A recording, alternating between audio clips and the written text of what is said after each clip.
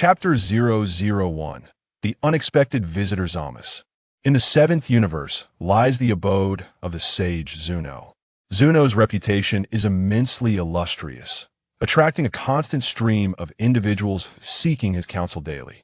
Both virtuous and nefarious figures alike flock to him. Thus, without prior appointment, one is generally unable to gain an audience.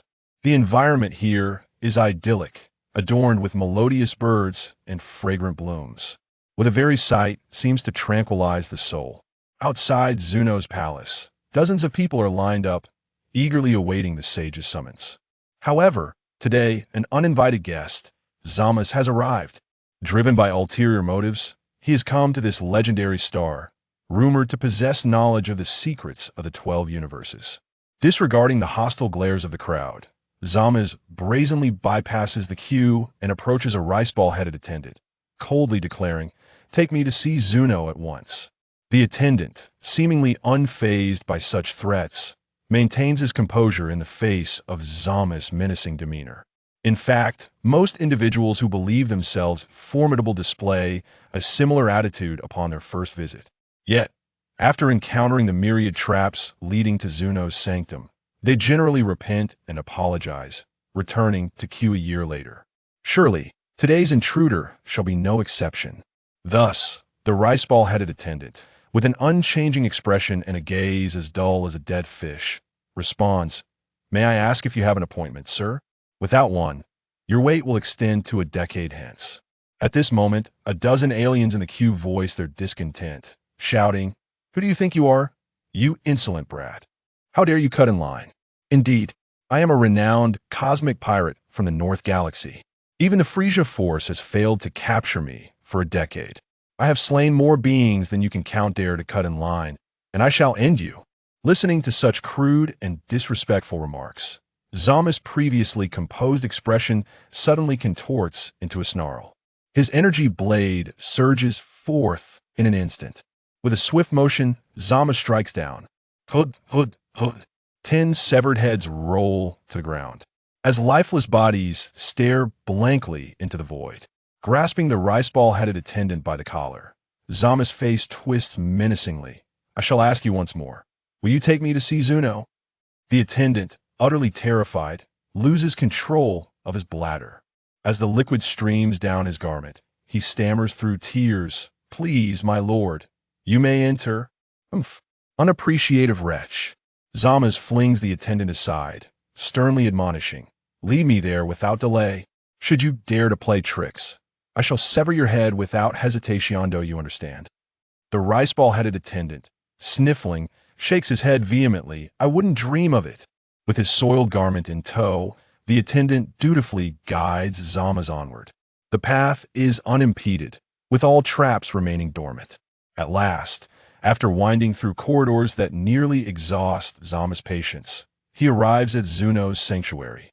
Upon entering the temple, a colossal rice-ball-headed figure seated upon a flying contraption regards him with lifeless eyes, declaring, "I am the legendary sage Zuno. If you wish to inquire, you must first bestow a kiss upon me." Zamasu, infuriated, seizes the guiding rice-ball-headed attendant and presses his energy blade firmly against his throat, seething, "I warned you 1,000 times. How dare you deceive me? This must be your father, is it not? You think I would fall for such a ruse? The wisdom of the divine cannot be obscured by the foolishness of you brawling rice-ball heads." The attendant, now utterly bewildered, pleads in a trembling voice, "I did not deceive you. I swear I did not. This is indeed the legendary sage Zuno." Observing the attendant's tearful, pitiful state, Zamasu, though skeptical, cautiously shifts his gaze to the enormous rice-ball head. Could it be? Is this fellow truly the fabled sage? Yet, no matter how he examines him, he appears to be nothing extraordinary, merely a simple rice-ball head. "Are you truly the omniscient sage Zuno?" Zamasu scrutinizes Zuno, frowning. "Very well, I have several inquiries. Should you fail to answer, I shall eliminate you all. Think wisely. It is not too late to speak the truth." Zuno, maintaining his defiance, replies, "Humph. I do not answer questions posed by rude villains. Depart. If you amend your ways within a year, I may grant you another chance." Alas, Before Zuno can finish his sentence, four of the attendant's companions, all with large earlobes, are swiftly decapitated by Zamasu. With the energy blade at Zuno's throat, Zamasu coldly inquires, "I am the Kaioshin. I could easily ensure your demise alongside this fool on the ground in an instant. Now, will you willingly answer my questions?" Zuno, trembling, stutters, "At your service, Kaioshin. You may ask 100 questions. Umph. At least you know your place." Zamasu slowly relaxes his grip, focusing intently. "I seek the location of the wish-granting Dragon Balls and how to collect them. Reveal all that you know." Chapter 002, Summoning the Dragon. In the GT universe, at the temple, the aged Pilaf and his companions stealthily ascend, locating the Black Star Dragon Balls crafted before the separation of Piccolo and the Supreme Kai, hidden deep within the sanctuary. As the incantation to summon the dragon is uttered, darkness envelopes the sky. A bolt of lightning erupts from the Black Star Dragon Balls, transforming into an immense, fearsome red dragon coiling above the temple. Opening its maw, the dragon booms with a voice like thunder. "Gather the 7 Dragon Balls, summon me, and state your wish."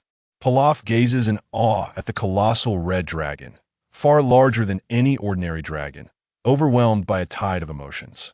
Reflecting on countless past failures, this moment, which should be joyous, finds Pilaf and his companions weeping. "We have finally awaited this day." Wiping his tears, Pilaf sobs with his 2 subordinates. "I, King Pilaf, shall finally conquer the world." "Boo-hoo." Shu laments, "But we have all become old men and women." The elderly Mai coughs softly, "Indeed, and every time we reach this moment, someone invariably interrupts our plans. Surely this time will be no different." "Hey, what are you 3 doing over there?" Pilaf and his companions tremble as they turn to see a middle-aged man with a spiky hairstyle at the temple entrance. "Son Goku."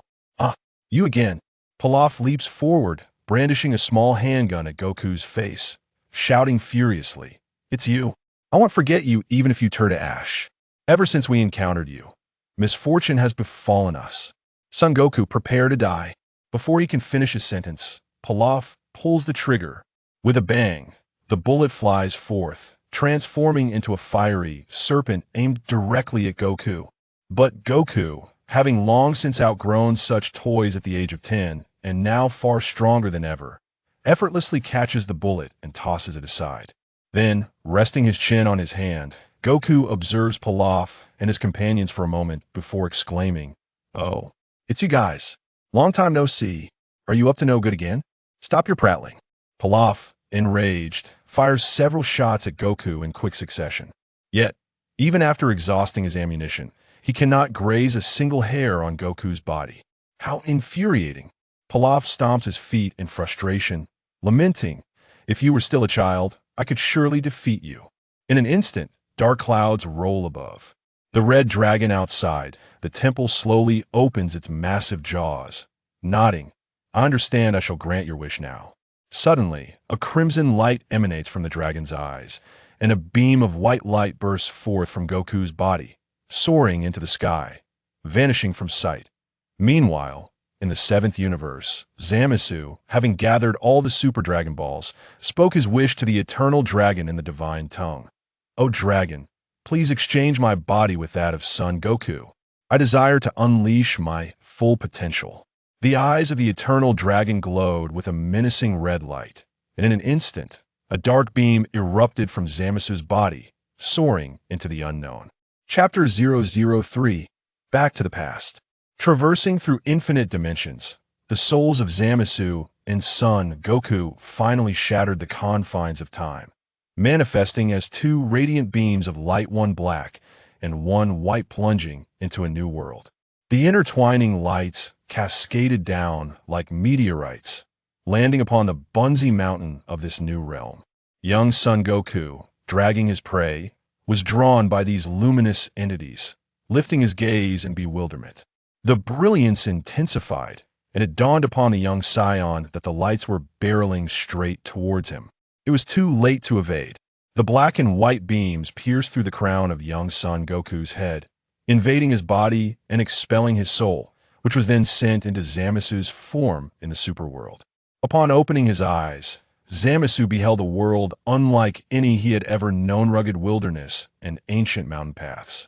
Ah yes, I wished upon the eternal dragon to exchange bodies with Son Goku. Does this mean I have become Son Goku? In a frenzy of delight, Zamasu spread his arms wide, lowering his head to inspect his newly acquired form. However, he was met with the peculiar sight of diminutive hands and feet. What is this? Have I been transformed into a child? Just as Zamasu was engulfed in suspicion, a terrified scream pierced the air nearby. Hey, move aside. Get out of the way. A girl with blue hair was careening towards him in a vehicle, swerving chaotically. The sudden appearance of Zamasu on the bumpy mountain road left Bulma with no time to react. Fearful, she squeezed her eyes shut and yanked the steering wheel to the right in a desperate attempt to avoid the boy. Alas, it was too late. With a resounding crash, the car collided with the boy. Yet, it was Bulma's vehicle that was tossed aside. A sensation of weightlessness enveloped her. And after a moment of astonishment, Bulma was horrified to realize that she had crashed into a young boy, only to find herself flung away. Frantically, Bulma cried out for help. Somebody, save me. But her pleas were in vain. Zamasu coldly observed Bulma's overturned vehicle, his eyes betraying no hint of emotion. The barbaric and ignorant humans act with reckless abandon, devoid of reverence. Their demise matters not. Struggling to crawl out from the shattered remains of her car, Bulma brandished her handgun, pointing it at Zamasu in rage. Hey, why did you suddenly appear in the middle of the road? You nearly killed me. Do you understand? Zamasu regarded her as one might regard an insignificant insect, uttering not a single word. This indifference finally infuriated Bulma, who without a second thought pulled the trigger, exclaiming, "How dare you? I will teach you a lesson." Bang! Bang! 2 bullets shot forth towards Zamasu, yet he dismissed these mere toys of humanity, effortlessly catching them in his hand. Feeling the searing heat and sting in his palm, Zamasu furrowed his brow. Why is this body so weak? How can it be harmed by human weaponry? Is this truly the body of Son Goku? Not far away, Bulma gaped in astonishment as the child caught the bullets barehanded, her mouth agape. How are you not dead? Dead? Zamasu scoffed, stepping forward to grasp Bulma by the throat. The foolish woman who dares to lay her hands upon a deity deserves to perish. With that, Zamasu raised his left hand, intending to conjure a key blade to sever Bulma's head, punishing this ignorant human for her transgression against the divine. However, the energy within was dense and dry, resisting his will as if it were a foreign entity. Most critically, the power contained in this body was laughably weak. This cannot be. How could I have exchanged bodies with the young Son Goku? Chapter 004. Son Goku. No matter what, I still possess the strength to kill this ignorant woman. With that thought, Zamasu tightened his grip, intending to strangle Bulma to death. Little did she know that after a seemingly uneventful journey, she would meet her end at the hands of a mere child. No, please. I'm still young. I haven't even experienced love yet. I don't want to die. Breath becoming increasingly labored, Bulma struggled to plead for mercy from Zamasu.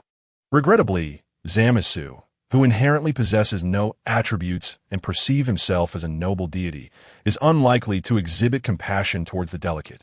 With a cold smirk, Zamasu slowly spoke. You fired at me without hesitation. Had I been an ordinary person, I would surely be dead by now. Now you plead for mercy. Did you ever grant me the opportunity to beg for my life, you wretched human? Upon finishing his words, Zamasu summoned additional strength into his right hand. Soon, the first human to perish after the body swap would be born, a truly memorable event. Indeed, ha ha ha. Just as Bulma, originally the foremost female protagonist of Dragon Ball, lay on the brink of death, a sudden flash of white light pierced Zamasu's mind.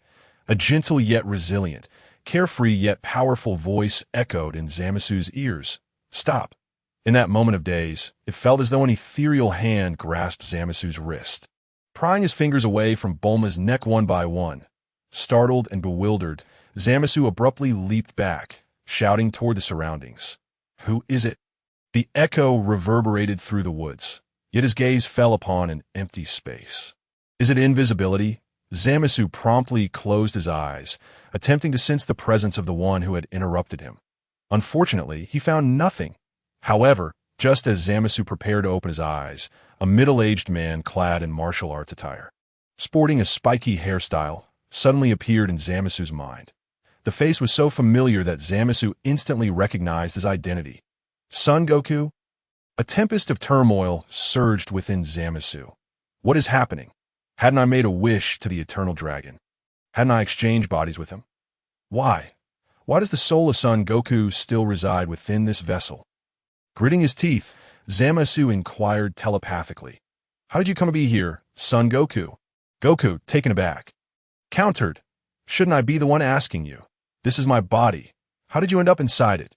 Zamasu coldly chuckled, lifting the corners of his mouth. What was once yours is now mine. From this moment forth, this body belongs to me, and you, Son Goku, shall utterly vanish from this world. With that, Zamasu immediately swung a fist toward Goku's apparition. Yet how could he strike a soul residing within his own body? Goku seemed to comprehend this as well, gazing intently at Zamasu. Stop wasting your effort. This is our consciousness space, and neither of us can harm the other. Can we sit down and have a proper conversation? Seeing his powerlessness, Zamasu bluntly sneered at Goku. There's nothing for us to discuss. Let me be clear. I have seized your body, and it is now mine to use, if you know what's good for you. Disappear at once. Otherwise, if I discover a way to eliminate you, your demise will be most tragic. Goku, astonished, retorted. You are clearly a thief, yet you speak with such audacity. Thief? Zamasu's expression darkened. No, all life is created by the divine, including you. As the creator, is it not my right to reclaim what is inherently mine? On the contrary, you should feel honored to be chosen for this body. With that, Zamasu disregarded Goku's protest in his mind, opened his eyes, regained control of the body, and once again reached out with malevolent intent toward Bulma, aiming to strangle her. Alas, I told you I won't allow you to succeed. Goku's voice rang out once more in Zamasu's ears. For some unknown reason, Zamasu's entire being suddenly became rigid, rendering him immobile.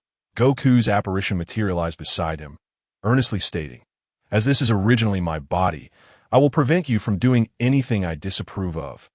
Veins bulged on Zamasu's forehead as he struggled with all his might to break free from Goku's control, but ultimately, he remained powerless. Reluctantly, Zamasu conceded. Fine, I shall not kill her. Upon hearing Zamasu's words, Goku finally breathed a sigh of relief. That's good.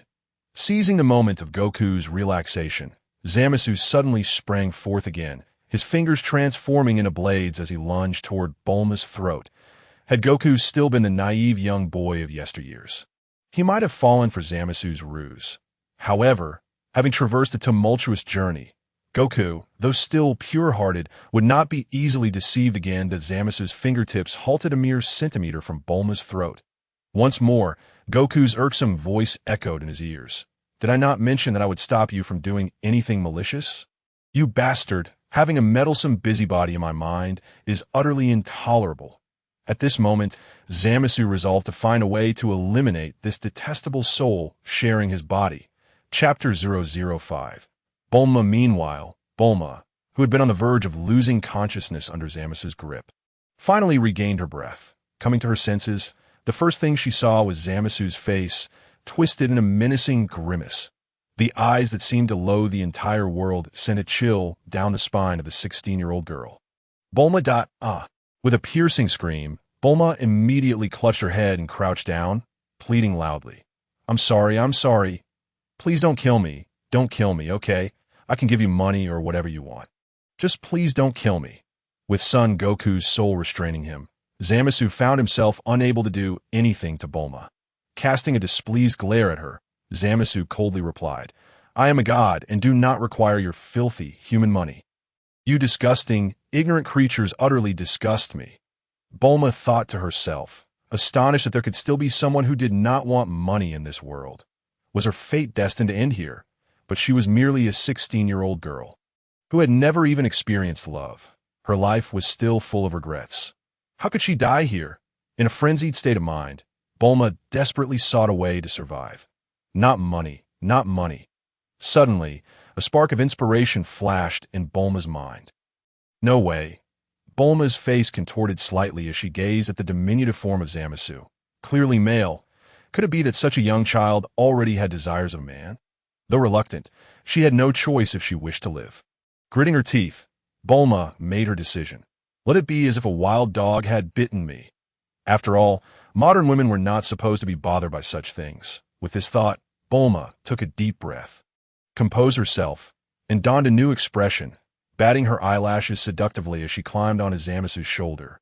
"Oh, I never would have guessed you were such a small but mighty one." Zamasu looked utterly bewildered.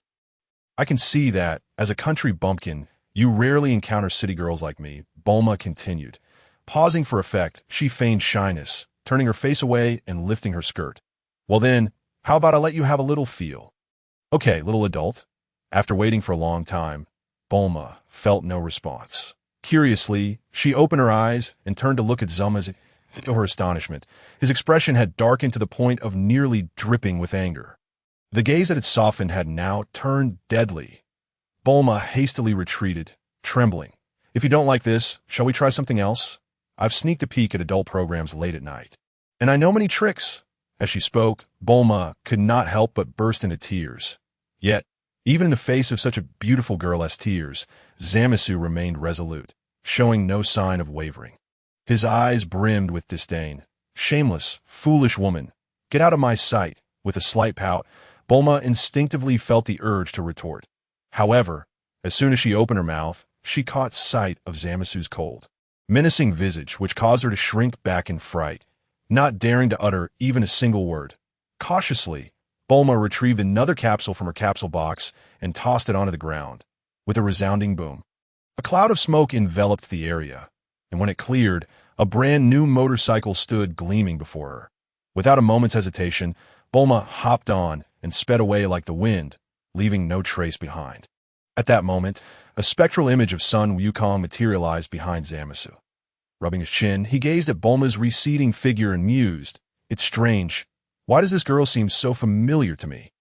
Zamasu let out a cold laugh, retorting, "You are late to the realization, and such antiquated methods of pursuing a girl are rather out of fashion, even in the mortal realm." "What do you mean by pursuing a girl?" Son Wukong replied, his expression one of confusion. "She just feels so familiar. I can't shake the feeling that I know her." Zamasu, arms crossed behind his back, coldly stated, "If my guess is correct, we are situated in a temporal realm of the past. In other words, we have returned to the world of your childhood. Do you understand?" Son Wukong's eyes widened in comprehension. "Ah, I see now, just like Trunks, right?" Zamasu, perplexed, questioned, "What Trunks?" Son Wukong grinned, scratching the back of his head. "Trunks is," but abruptly stopped as if struck by a sudden realization, and exclaimed, "That girl is Bulma, isn't it?" Immediately, Son Wukong's apparition soared into the sky, surveying the vast expanse of the mountainous forest. Indeed, this was Baozi Mountain. As he beheld the blend of the familiar and the unfamiliar, he murmured nostalgically, "This must be the day of my first encounter with Bulma." "Yes, that's right. I remember everything now." Zamasu, delving into his thoughts, inquired, "So, is that shameless woman significant to you? It's no wonder you could thwart my attempt to kill her solely by the strength of your will." Son Wukong floated back down, seemingly unfazed by Zamasu's mockery, and cheerfully replied, "Yes, she's extremely important to me. Upon reflection, if I had never met Bulma and embarked on the journey to find the Dragon Balls alongside her, I would likely still be a wild child to this day." Chapter 006. I will stop you listening to Son Wukong's heartfelt sentiments. Zamasu's gaze sharpened slightly, as if he wished to articulate something. Yet suddenly, two words from Son Wukong's previous statement seized Zamasu's attention. "Dragon Balls, Dragon Balls? What do you mean? Are you suggesting that there are Dragon Balls on Earth?" Zamasu exclaimed. Son Wukong, bewildered, glanced at Zamasu and replied matter-of-factly, "Of course. Dragon Balls were originally created by the gods. Weren't they? They exist on both Namek and Earth." Zamasu's heart raced at the mention of Namek and Earth. Indeed, this aligned perfectly with the account given by the sage Zuno of Universe 7.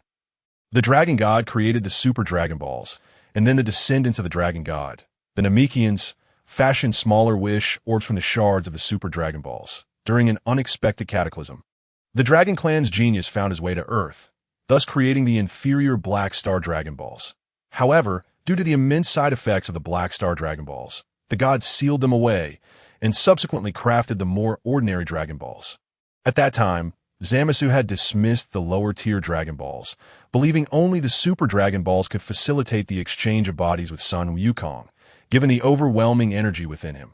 Yet now, it seemed that in order to unravel the mystery of his presence here, the most prudent course of action would be to locate the most basic ordinary Dragon Balls. Moreover, the crux of the matter was that Zamasu, glancing sideways at Son Wukong's ethereal form, let out a chilling laugh. To eliminate this bothersome soul, perhaps only the Dragon Balls could hold the solution, aside from the techniques of the Supreme Kai. With a calculated resolve, Zamasu slowly articulated, "Hey, Son Wukong, if I follow that girl, will I be able to find the Dragon Balls?" Son Wukong nodded affirmatively. Indeed, Bulma possesses a unique dragon radar that only she can create. Following the radar will easily lead us to the 7 Dragon Balls. I recall that the 4-star ball should be at my home, enshrined as a relic of my grandfather. Zamasu grinned sinisterly. This Son Wukong, though formidable in the future, was rather dull-witted, carelessly divulging such critical information. Heh.to repay your generosity. I, Zamasu, shall make that woman named Bulma my final target for elimination. Zamasu's mind brimmed with schemes, yet he overlooked a crucial detail.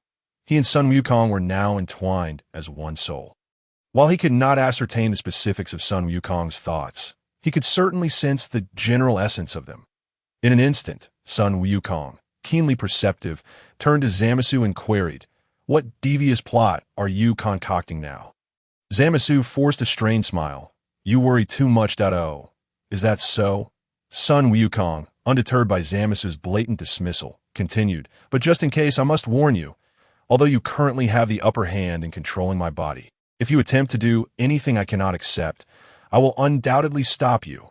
I possess both the confidence and the capability to do so." Zamasu's expression darkened. "I will keep that in mind." Having said that, Zamasu inquired, "Hey, Son Wukong, where's your home?" Curiously, Son Wukong asked, "Why do you want to know?" Zamasu, maintaining his composure, replied, "You just mentioned that the 4-star ball is at your home, correct? Since that woman named Bulma is on a quest to collect the Dragon Balls. If I possess the 4-star ball, I am certain we shall cross paths with her again. Am I not right?" Son Wukong paused for a moment, then playfully patted Zamasu's shoulder. "Ha, so you fancy Bulma. Huh, damn it," Zamasu retorted angrily. "Who would be interested in that shameless woman? I merely wish to collect the 7 Dragon Balls to fulfill my wish, you fool." Hearing Zamasu's words, Son Wukong turned his head away. Scoffing, "You're a villain. I won't allow a scoundrel like you to realize your wishes." Zamasu's mouth twitched in irritation. Why had Son Wukong suddenly become so astute? Yet Zamasu had a counterplan. With a cunning glimmer in his eye, he spoke to Son Wukong in a tempting tone, "Do not view me through such tainted lenses. The wish I seek to fulfill is actually related to you." Son Wukong, confused, replied, "Related to me? But I have no wishes to fulfill." Zamasu was at a loss for words. Was this person truly daft? His body had been seized, yet he claimed to have no desires. There must be a limit to such complacency. With no other option, Zamasu continued to coax. "Do you not wish to return to your original world? Do you not wish to understand why your soul was suddenly transported from the future to the past?" Son Wukong, resting his chin on his hand, pondered. "Now that you mention it, I am somewhat curious." "Very well, I shall tell you." Ultimately, Son Wukong acquiesced, but did not forget to warn Zamasu, "However, do not think you can use the Dragon Balls for nefarious purposes. I can stop you at any moment. Do you understand?" Chapter 007. Together we set off. Zamasu feigned sincerity. "I understand." Whether he truly grasped the insincerity of Zamasu's words was uncertain, but Son Wukong smiled. "Hey, even though you've taken over my body, I can sense that your essence isn't entirely malevolent. What is your name?" Zamasu let out a cold laugh, silently mocking Son Wukong's naivety. "Not entirely malevolent. What a joke. As a god, I stand on the side of justice." Humans, as parasites of the universe and nature, are the true embodiment of evil. Eradicating evil is the duty of a god. Have I done anything wrong? Zamasu, he declared coldly. My name is Zamasu. Consider yourself fortunate. Son Wukong. This shall be the true name of the singular deity, the one and only God of the entire world, the universe, and all past and future. Son Wukong exclaimed in astonishment. Wow, just hearing about it sounds incredibly powerful. Is this god akin to the King Kai and the others? They are in a completely different league from me. Zamasu raised his gaze to the heavens, gritting his teeth as he vowed. Whether it be the King Kai or the god of destruction, be it the Grand Minister or the Omni King, I shall eradicate all those gods burdened with antiquated ideologies, inept and self-righteous. One day, I shall achieve this, Son Wukong, utterly perplexed, queried. God of destruction. Omni King, what are those? Zamasu shook his head, casting a resentful glare at Son Wukong, and retorted. It is nothing. Thanks to your feeble body, all these grand ambitions are merely illusions that I must quickly enhance my strength to realize all that I yearn for. Thus, he demanded, where have you placed the 4-star ball? Hurry and lead me there, Son Wukong. Son Wukong blinked in surprise and remarked, wow, you really are quite rude. Zamasu, you are indeed gathering the Dragon Balls to ascertain why we have been brought here. Right? You aren't secretly plotting something behind my back, are you? Zamasu, with a cold gaze, assured him, you need not worry about that. I am equally curious about this matter. If there is a possibility to return to our original world, I certainly do not wish to start my training from scratch. In this manner, both parties reached a certain consensus. Upon learning the location of the 4-star ball from Son Wukong, Zamasu swiftly harnessed his still unfamiliar energy and soared towards Son Wukong's abode. Upon arriving, Zamasu immediately spotted a remarkably familiar motorcycle parked at the entrance of Son Wukong's home. The engine was still idling, and a jubilant shriek emanated from within the house. Zamasu recognized the voice immediately. It belonged to that woman named Bulma. With his hands clasped behind his back, Zamasu leisurely leaned against Bulma's motorcycle. When Bulma emerged from the house, joyfully clutching the 4-star ball, Zamasu sneered and raised an eyebrow at her. Thieving girl, has no one taught you that entering someone else's home to steal is punishable by imprisonment? What? You again? Bulma gasped, staring at Zamasu in horror. Did you not already let me go? Why are you still following me?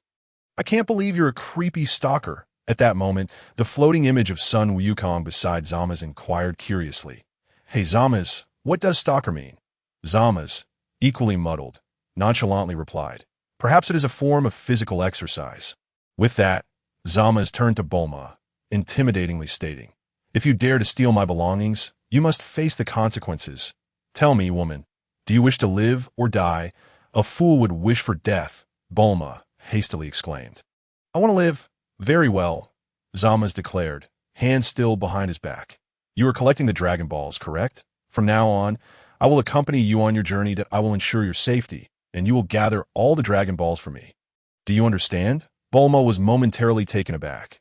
How do you know about the Dragon Balls? Zamasu snorted.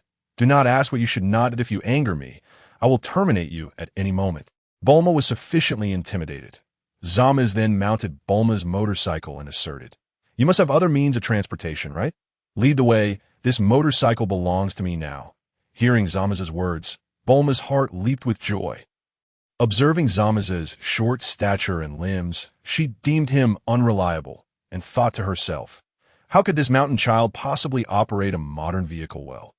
This might just be a splendid opportunity to rid herself of him. With that in mind, Bulma swiftly produced a capsule and conjured forth an off-road vehicle. Taking her seat inside for the recently acquired 4-star ball, Zamasu did not mention it, and Bulma pretended to be oblivious, purposely withholding the Dragon Ball from Zamasu and keeping it by her side. As long as she could shake off Zamasu, the sky would be the limit. How would he find her afterward? With her cunning plan taking shape, Bulma fastened her seatbelt, released the handbrake, and slammed the accelerator to the floor. Instantly, the rear of the off-road vehicle spewed forth a cloud of thick black smoke, and with a roar, it sped far away. However, Bulma's little scheme could not escape Zamasu's notice. With a mocking laugh, Zamasu swiftly turned the handlebars of the motorcycle. Utilizing his adept driving skills, he quickly caught up to Bulma's off-road vehicle. Meanwhile, the ethereal figure of Wukong trailed Zamasu through the dense forest, excitedly shouting, "Wow, Zamasu, your driving is incredible, truly remarkable." Though Zamasu prided himself on his aloofness, he couldn't help but feel a sense of pride, such mortal means of transportation. As a deity, I can master it with just a glance. This is the innate talent of a god, incomparable to that of mortals. Chapter 008. Before that pain, excruciating pain, groggily, Wang Jie slowly opened his eyes, only to behold a verdant, indistinct entity surrounding him. His body was riddled with tubes, and an oxygen mask was affixed to his face as he found himself enclosed within a treatment pod. Through the glass of the pod, Wang Jie observed numerous figures in white coats bustling about outside. What is happening to me? He pondered, still unable to grasp the situation. Suddenly, a cacophony of cheers echoed around him, and several figures in white coats approached, seemingly attempting to communicate with him. "Lord Frieza! Lord Frieza!" The muffled voices seemed to utter these words. Yet Frieza? Wang Jie's eyes widened in disbelief as he glanced down at his own body. Short limbs, distinctly visible veins, and a hardened shell enveloping his upper body. Everything sent tremors through him. Finally, he gazed at the glass of the treatment pod, where a familiar visage was reflected. "Frieza! I have transformed into Frieza." Wang Jie's mind raced with confusion, recalling the conversation he had with the mysterious orb of light before his crossing. If you could traverse worlds, what would you wish to become? What else is there to say? Of course, I would wish to be an emperor. Your request can be fulfilled, but he is not the emperor of China. Do you accept? What does it matter what kind of emperor, as long as I hold power and live long? I have no qualms. Thus Wang Jie sighed in dismay. This system is quite impressive. It directly bestowed upon me the title of a cosmic emperor. Just then, an ethereal voice resonated in Wang Jie's mind. Host has completed the traversal. The Super Ability Simulation Training Ground is now activated. Super Ability Simulation Training Ground. What is this? As Wang Jie pondered, a torrent of data surged into his mind, detailing the instructions for utilizing the training ground. With his eyes closed, he entered the system's guidance in his mind, and he could clearly perceive everything about this system. In the vast darkness of his mental realm, 10 blank humanoid interfaces appeared to his left, accompanied by various options below. With the manual comprehended, Wang Jie nodded in understanding. These 10 blank interfaces represented potential combat simulation targets, limited to 10, and the system could only read the combat data of individuals he had seen in person. Should the number exceed 10, the earliest scan target would be replaced by a new one. The various category options below included venues for selecting special environments, adjustments for both opponents and oneself, and intelligent controls to determine whether the combat targets would retaliate, among others. However, the option that thrilled Wang Jie the most was the final one: gravity adjustment. Gravity adjustment, what does this signify? It is widely known in the Dragon Ball world. The most effective and rapid means of enhancing one's power is through gravity training. This black tech training ground, straddling the line between the ethereal and the tangible, not only allows him to train without harm, but also directly transfers all training results to his physical body. In the Dragon Ball world, this is an incredibly unbelievable boon. Wang Jie envisioned a future not far away, where he would reign supreme at the pinnacle of the universe, looking down upon all beings. Just then, the doctors outside the treatment pod interrupted Wang Jie's mental journey with their inquiries. "Lord Frieza, do you feel any better?" Wang Jie, new to this environment, hesitated to speak freely, opting instead to feign aloofness with a nod. Observing that Frieza appeared unscathed, the peculiar doctors, who had been in a state of disarray, finally exhaled in relief. They pressed a switch beside the healing pod, opening the glass door, and respectfully stepped aside. Bowing as they said, "Great King Frieza, it is truly wonderful to see you unharmed." As the healing pod opened, a cascade of green nutrient fluid spilled out, and the treatment tubes attached to Chanrao fell away from Wang Jie. Wang Jie gazed at the scene before him with a complex expression, his heart swirling with unknown emotions. Well, since fate has made me Frieza, I shall embrace this identity. With this thought in mind, Frieza regained his composure, moved his powerful body a few times, and curiously inquired of the doctors, "How did I sustain these injuries? They seem quite severe." Initially, Frieza had not anticipated receiving an answer from the flustered doctors. But upon posing a question, a sudden silence enveloped the room. The previously slightly noisy medical chamber fell utterly quiet. Only a relatively young doctor in the corner seemed hesitant to speak. Sensing the tension in the air, Frieza paused slightly and asked, "What is the matter?" Nothing," stammered the doctor of apparent higher status, rubbing his hands nervously and forcing a smile. "Great King Frieza, Lord Krud requests that you see him immediately upon your awakening." "Krud, Frieza's father." Frieza nodded and gestured to the young doctor. "You, take me to see father." The young doctor was taken aback, seemingly surprised that Frieza had noticed him. Nevertheless, he quickly trotted to Frieza's side, bending in a gesture of invitation. "Great King Frieza, please follow me this way." Frieza nodded and followed the young doctor out of the medical room. The moment he stepped through the door, the cacophony of relief from the flustered doctors was palpable. In the corridor, seizing the opportunity while no one was around, Frieza asked the young doctor, "Young man, what is your name?" The young doctor glanced around cautiously, then knelt before Frieza, whispering, "Great King Frieza, my name is Chiteman." Frieza crouched down, pulling Chiteman to his feet, and quietly asked, "What was that all about? Why did they all fall silent when I inquired about my injuries?" Chiteman was taken aback, questioning, "Great King Frieza, do you not remember? A month ago, Lord Krud commanded you to attack Planet Atla. But not only was your entire force annihilated, you yourself sustained grave injuries. Lord Krud was exceedingly furious about this, so please be cautious when you meet him." "Annihilated?" Frieza could not contain his shock, exclaiming, "How is that possible? I am formidable. Who could possibly inflict such injuries upon me?" Chiteman replied cautiously, "My lord, it is said that your brother, Kvila, betrayed you by warning Planet Atla. Allowing them to prepare defenses, they launched a full-scale assault before you could transform." "Kvila?" Frieza thought, his heart racing. "Isn't he a character from the movies? Could it be that I have entered a world outside the canonical Dragon Ball history?" Chiteman, noticing the fluctuation of emotions on Frieza's face, spoke apprehensively. "Great King Frieza, please do not share this with anyone. I have confided in you out of concern. It was clear he feared Kvila might cause him trouble." Frieza nodded, yet turmoil brewed within him as he voiced, "Does my father remain unaware of Kvila's interference?" Chiteman replied softly, "Perhaps he knows, perhaps he does not. But forgive my impertinence. Your father has always favored Lord Kvila. Even if he is aware of this incident, he likely would not advocate for you, instead believing you to be incompetent, merely complaining like a child to his parents." Infuriating, Frieza clenched his fists, a surge of wrath welling up within him. How dare Kvila provoke me? I had yet to seek him out, yet he has already initiated conflict. Very well. Chapter 009. Kvila taking a few deep breaths, Frieza gradually calmed his agitated spirit and spoke solemnly to Chiteman. "Enough, I understand. I will remember your loyalty. Now, take me to see father." Chiteman nodded, refraining from saying more, leading Frieza through several checkpoints until they arrived at the entrance of the most opulent chamber.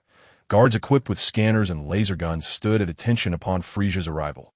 Saluting him, "Great King Frieza," Chiteman turned back, whispering to Frieza, "Great King Frieza, this is the chamber of Lord Krud that I can only accompany you this far." Frieza nodded, gesturing for Chiteman to withdraw, taking a deep breath.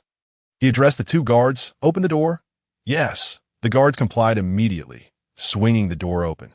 Before him lay a vast expanse of the cosmos, separated by immense sheets of transparent, reinforced glass. A robust figure, holding a glass of red wine, stood at the edge of a spaceship, admiring the celestial scenery. "I s at you, Frieza." The imposing figure turned, revealing himself as Frieza's father, the cosmic Emperor Krud, with a formidable stature and a somewhat sinister countenance. The sharp angles of his forehead and the royal cloak he wore exuded an aura of aggression. As this marked their first meeting, a strange thought flickered in Frieza's mind, and a resonant voice echoed within. Target identified for scanning. King Krud.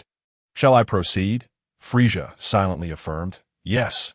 A crimson light flashed from Frieza's eyes, as the progress bar in his mind filled to 100%, transforming the topmost blank interface into an image of King Krud.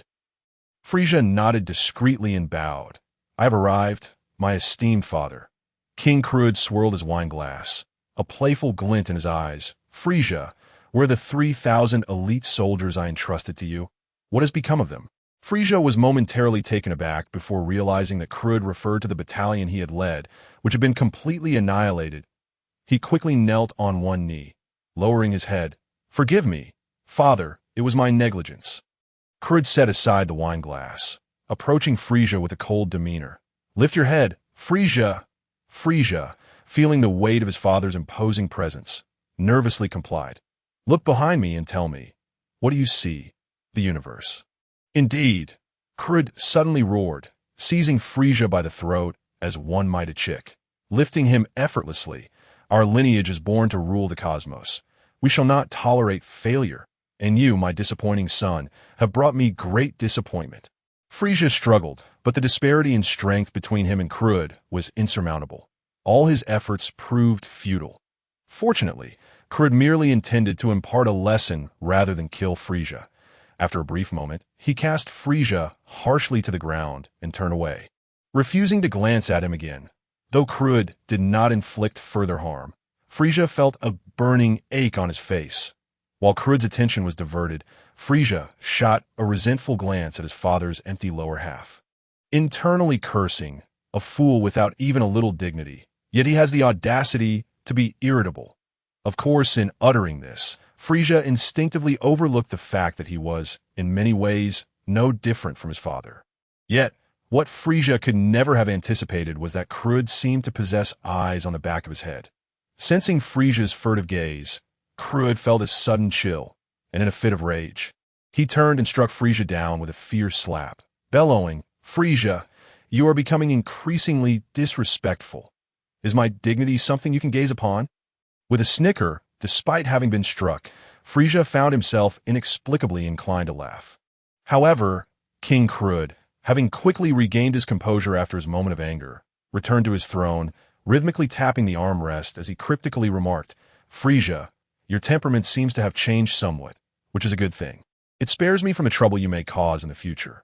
Frieza, still pondering the implications of King Krud's words, was interrupted as the large door to the room swung open once more. A towering figure, strikingly similar to King Krud, strode in. Upon seeing Frieza sprawled on the floor, a smug smirk crept across his lips. The newcomer was none other than Frieza's brother, Krud's eldest son, Kvera. "Father," Kvera began with a respectful bow towards King Krud, before turning his gaze to Frieza with a taunting edge in his voice. "Isn't this my dear brother, Frieza? I didn't notice earlier. I thought a stray dog had taken refuge here." Frieza seethed with anger. "Kvera, you!" But at that moment, the ethereal voice reemerged in Frieza's mind. "Target identified for scanning. Kvera. Proceed with scan?" Taken aback, Frieza confirmed the scan, and the second blank silhouette in his mind promptly morphed into Kvera's likeness. "Very well." King Krud interjected with a firm clap on the armrest, somewhat displeased. "Kvera, he is your brother. Refrain from provoking him further." With King Krud's authority invoked, Kvera dared not continue his taunts, merely snorting disdainfully at Frieza. Turning away without a glance, Frieza, disinterested in further quarrels with Kvera, was aware that King Krud, despite his emotional reservations regarding their rivalry, recognized that competition among his sons could spur progress for their clan's future. Thus, even knowing their clandestine feuds, King Krud refrained from intervening. With his eyes closed, contemplating his words, King Krud raised his glass of red wine and addressed the two below him leisurely.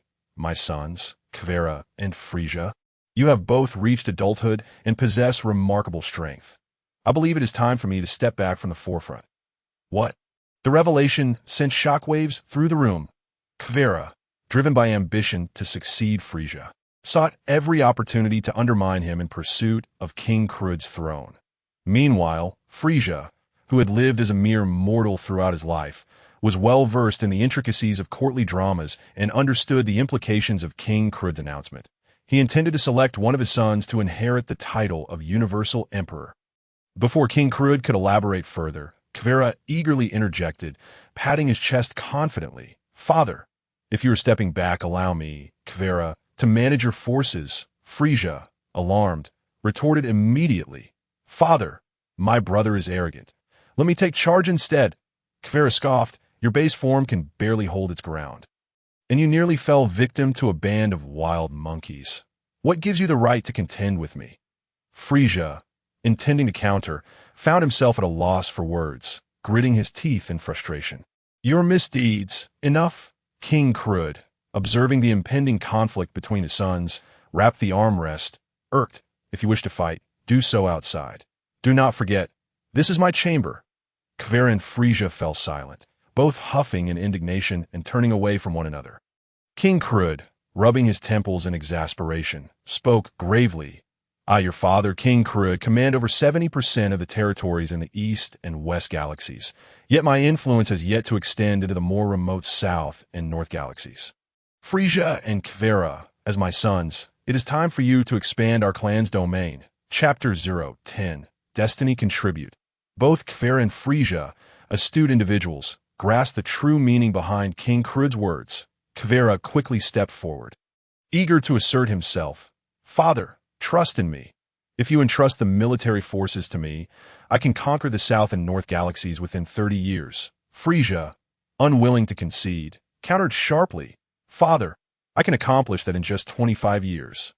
King Krud raised a finger, shaking it gently. You underestimate the powerful entities within this universe. Even I took almost 2 centuries to conquer the East and West galaxies, and an additional 3 centuries to ensure their obedience. While the South and North galaxies may be comparatively weaker, if you are careless, you may easily find yourselves annihilated. Kvera cast a disdainful glance at Frieza, scoffing. Only fools fall into such traps.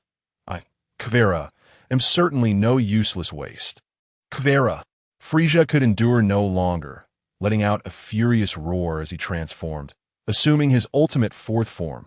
An overwhelming surge of energy erupted, causing the very deck beneath them to tremble in response to Frieza's astonishing power. With narrowed, dangerous eyes, Frieza lunged toward Kvera with a mighty punch. Kvera, unfazed, responded with a smirk, transforming into his ultimate form as well, engaging Frieza in a fierce clash. The colossal energy emanating from both combatants collided violently, causing the entire spaceship to creak as if on the verge of collapse. In that fleeting moment, King Krud intervened, appearing between the two and forcefully pinning them both to the ground. Yet, Frieza and Kvera continued to writhe restlessly, exerting every ounce of strength to strike at one another.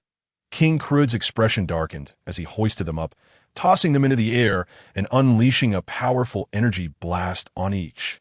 The once mighty duo was sent crashing to the ground. Struggling to rise, Frieza finally comprehended the sheer magnitude of King Krud's terrifying strength. Kvera, Frieza, you have both become increasingly audacious, King Krud admonished, pacing with a grim demeanor.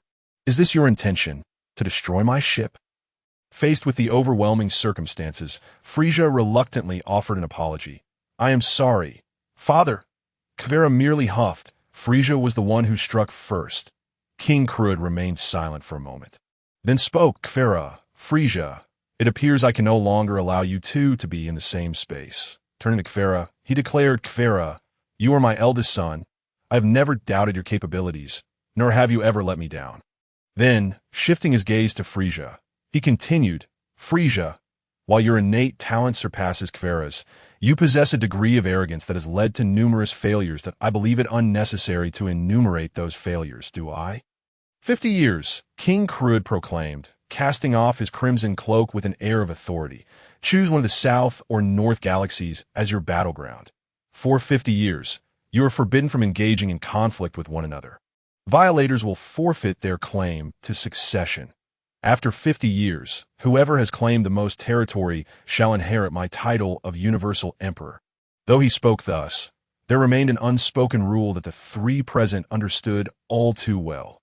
50 years hence, no matter how vast one's territory, should the opposing party's combat prowess far exceed one's own, all efforts would merely serve to benefit another. Kvera coldly remarked to Frieza, I hear the North Galaxy is notably weak. Which suits you perfectly. Frieza remained silent, reflecting carefully on the narrative of Dragon Ball. If memory served, Earth and Namek seemed to lie within the North Galaxy. Observing Frieza's apparent speechlessness, Kavera burst into triumphant laughter. Thumping his chest, "Father, it seems Frieza is eager to take advantage by choosing the North Galaxy. However, it is only right that, given Frieza's frail strength, I, as his elder brother, grant him some leeway." Huh. Disappointment flickered in King Kruda's eyes as he snapped his fingers.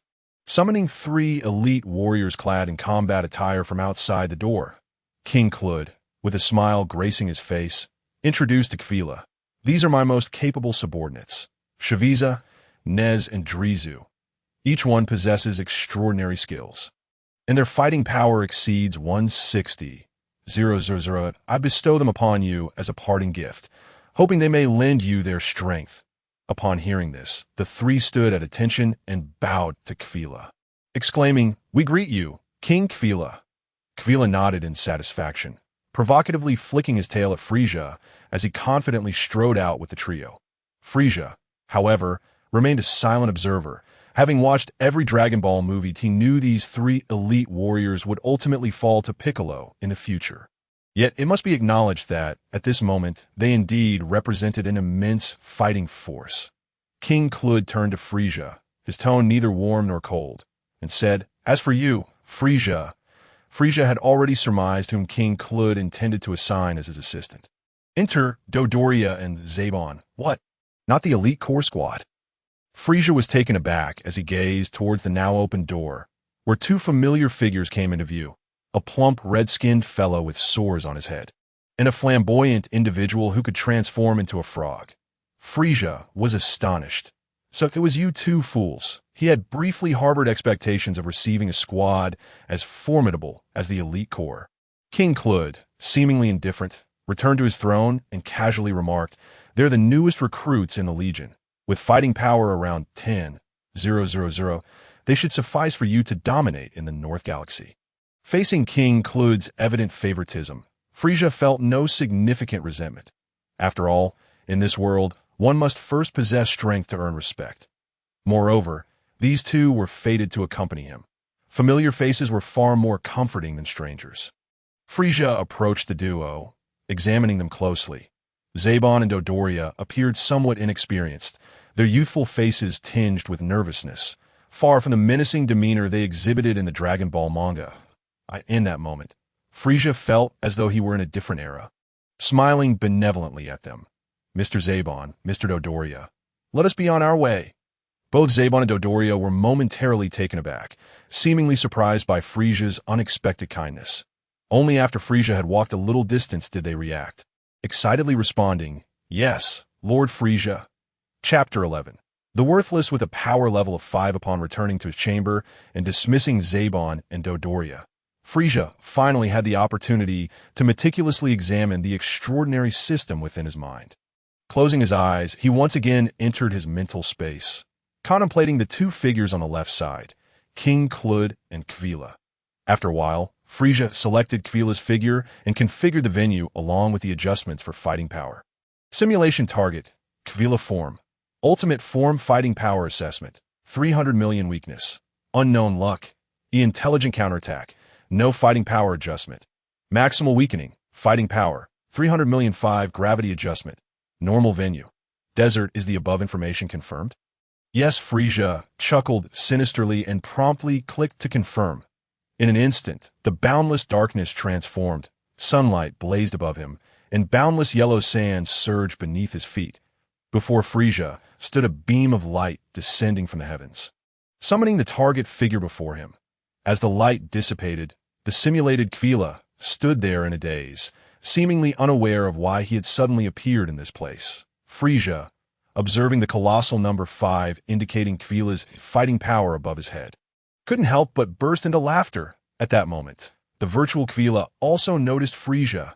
Kfila roared in fury, "Frieza, is this your doing?" Frieza laughed heartily 3 times and suddenly sneezed in Kfila's direction. It struck Kfila directly. Kfila, as if dealt a heavy blow, suddenly spat out a mouthful of blood, collapsing as if lifeless. Frieza approached, placing his foot on Kvila's head, and coldly remarked, "How does it feel to finally understand the might of your Lord Frieza? Just a sneeze from me, and you bleed from all 7 orifices." Yet the unseeing Kvila could no longer hear Frieza's arrogant proclamation, his body transforming into a beam of white light, vanishing from the simulated arena. Although aware it was all an illusion, Frieza's spirits were lifted significantly. Taking a deep breath, he cast a resolute glance at the figures of King Klud and Kvila, silently vowing, "Though I can only vent my frustrations in this manner for now. Just wait. One day, I, Frieza, shall trample you all beneath my feet." While harboring such grand aspirations, there remained a more pressing matter at hand. Knock, knock, knock. A sound of knocking echoed from outside. Frieza returned from his mental training ground, calmly stating, "Come in." The door opened, revealing Chitaman, the first subordinate to pledge loyalty to Frieza upon his awakening. Frieza seemed unsurprised by Chitaman's appearance and directly inquired, "Have you discovered who leaked the information?" Chitaman nodded, approaching Frieza's side and whispering, "It was Kvila's confidant, the strongest general of Kvila's legion, Beiel." "Good." Frieza's eyes gleamed with malice, his fists clenched tightly. "Chitaman, arrange for a spaceship immediately. Have Dodoria and Zabon wait for me aboard. Ready for takeoff at any moment. We need only bring enough scientists and pilots. I don't want any soldiers, understood?" Although Chitaman was puzzled as to why Frieza desired no soldiers, he nodded affirmatively, saying, "Yes, Lord Frieza." After speaking, Chitaman turned to leave, but Frieza suddenly asked, "Chitaman, where is Beiel now?" Chitaman was startled, realizing Frieza's intentions. Wiping the cold sweat from his forehead, Chitaman nervously replied, "He is said to still be on Planet Atla, preparing to coordinate with Kvila's legion for the next offensive." Frieza smiled coldly. "I see. Expedite the spaceship arrangements. After we depart, we should make a stop at Planet Atla. I have a grand gift to present to my dear brother." Chitaman nodded hastily, fleeing the room, while Frieza took this time to familiarize himself with the powers contained within his body. Simultaneously, Frieza discovered another small feature of the simulation training ground within his mind. It could scan his own being, creating a mirror image to battle against himself. Upon confirming the scan, Frieza was instantly informed of his bodily data. Simulation target: Frieza form. Ultimate form fighting power assessment: 110. 0000000 weakness. Unknown luck. Yet after reviewing his data, Frieza's mouth twitched slightly. Think his fighting power was several billion lower than Kvila's was already disheartening. But what was this luck in nonsense? However, soon after, Frieza seemed to recall something and quickly checked King Klud's information. This time, Frieza did not look at anything else, directly focusing on the luck value section. And as expected, a glaring capital E was prominently displayed. Truly, these three were of the same ilk. Their luck was simply outrageous.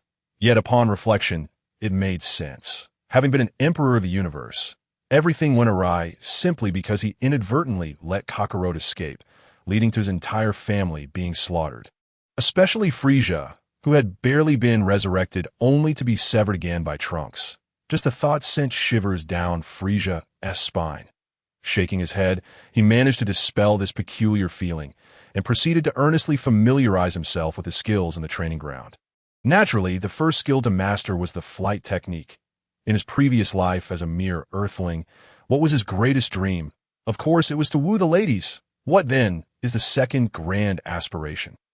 Naturally, it is to acquire a home. Well, in the days of my previous life as Frieza, there was indeed a period when I languished, consumed by daydreams, pondering whether I might soar through the skies. Now that I find myself in this world, how could Frieza possibly resist the allure of experiencing the liberating sensation of gliding through the heavens? As I endeavored to harness the energy coursing through my being, I gradually ascended from the ground, taking to the air with a slow, measured grace. This was a skill I had previously mastered, and familiarizing myself with it proved less daunting than I had anticipated. Before long, I had executed every technique that this body possessed within the training simulator, finally allowing me to live up to the title of Frieza the Great, feeling the omnipresent, surging energy enveloping me. I confidently clenched my fist and coldly remarked, Beiel, you'd best prepare yourself. Chapter 012. Planet Atla departing from Planet King Cold 7. Having forsaken all warriors save for Zebon and Dodoria, Frieza took with him merely 3 colossal spaceships and several compact space capsules. Seated in the vessel, Frieza gazed through the reinforced glass of the spaceship at the cosmos beyond, flanked by Zebon, Dodoria, and Chitman. Countless star systems whirled past in a dazzling display, and memories of every plotline from Dragon Ball flooded his mind. The current era was still in its infancy. According to the original tale, from this moment until the fateful encounter with Son Goku on Namek, Frieza's combat prowess remained in an exalted realm. With a mere combat power of 530,000 in his first form, he was more than capable of dominating the entire North Galaxy. Unlike the future, where cyborgs, demons, biohumans, and malevolent Dragon Balls emerged in rapid succession. The escalation of power had become explosive, of course, due to the early point in time Frieza had traversed, the Dragon Ball Super. Broly film had yet to debut in the mainland, leaving him entirely unaware of the existence of even more formidable deities of destruction, such as Beerus and Zuno. Though King Cold had previously alluded to these matters, the self-important Frieza had paid them little heed. Your Majesty Frieza, Zebon's voice interrupted Frieza's reverie. Frieza raised an eyebrow and inquired, What is it? Mr. Zebon? Zebon hesitated slightly before responding, Your Majesty Frieza, I fail to comprehend why you chose to relinquish all the warriors. Frieza blinked, surveying Dodoria and Chitman, and with his distinctive voice, he chuckled, Ah, it seems Mr. Dodoria and Mr. Chitman harbor some doubts as well. The two exchanged surprised glances but nodded in agreement, and as Frieza maneuvered the spacecraft higher, his tone remained calm and unhurried. Since you wish to understand my reasoning, allow me to elucidate. For I, Frieza, aspire to be a true cosmic emperor, not merely an invader, a pompous fool reveling in the conquest of countless colonies. A true emperor should inspire awe, not fear, while those soldiers, each a skilled killer who had served my father for over a decade, excelled in murder and plunder, what value do they hold in my grand design? Why should I retain them? Frieza's eyes glinted dangerously as he remarked, Do you believe that someone as powerful as I still requires their chaotic brawling to protect me? The 3 were taken aback, quickly kneeling on one knee, trembling, We would not dare, Your Majesty, observing their anxious expressions. Frieza's demeanor softened, and he reassured them, You need not be so alarmed. Once you become more familiar with me, you will find that I am, in fact, quite amiable. The trio exchanged puzzled glances, uncertain whether Frieza's words were sincere or a jest. Satisfied that he had successfully placated them, Frieza breathed a sigh of relief. Though his earlier statements seemed to possess a semblance of logic, they were ultimately mere drivel. The true reason behind his actions was singular. Frieza did not wish to become the infamous villain of the North Galaxy, as depicted in the original narrative. Nor did he desire to become adversaries with Son Goku. This sentiment stemmed not only from Goku's role as the protagonist of this world, but also from a profound respect for Goku's pure-hearted nature. At that moment, an announcement crackled through the intercom in Frieza's command room. Attention, King Frieza. In 3 minutes, the spaceship will arrive at Planet Atla. Please prepare yourself. How swiftly time passes. Frieza activated the display screen on the wall behind him, revealing a small red that steadily approached the target planet. Comparing it with the map, Frieza soon glimpsed his destination, Planet Atla, through the reinforced glass. Simultaneously, the continuously scrolling data about the planet captured his attention. Planet Atla. Frieza's eyes narrowed as he meticulously perused the information. Beyond the basic introduction of the planet, one detail piqued his interest: the inhabitants of Planet Atla, although individually weak in combat power, possessed numerous extraordinary abilities, such as instantaneous movement and time stasis. Moreover, their technology was remarkably advanced, particularly their latest invention, the planetary orbital cannon, capable of inflicting significant damage even on foes with formidable combat prowess. Exercise utmost caution. Instantaneous movement. A realization struck Frieza. In the original Dragon Ball, after Son Goku transformed into a Super Saiyan and bested Frieza, it was aboard the Elite Forces spaceship that he had arrived at Planet Atla. subsequently mastering instantaneous movement. The thought ignited a fervor within Frieza.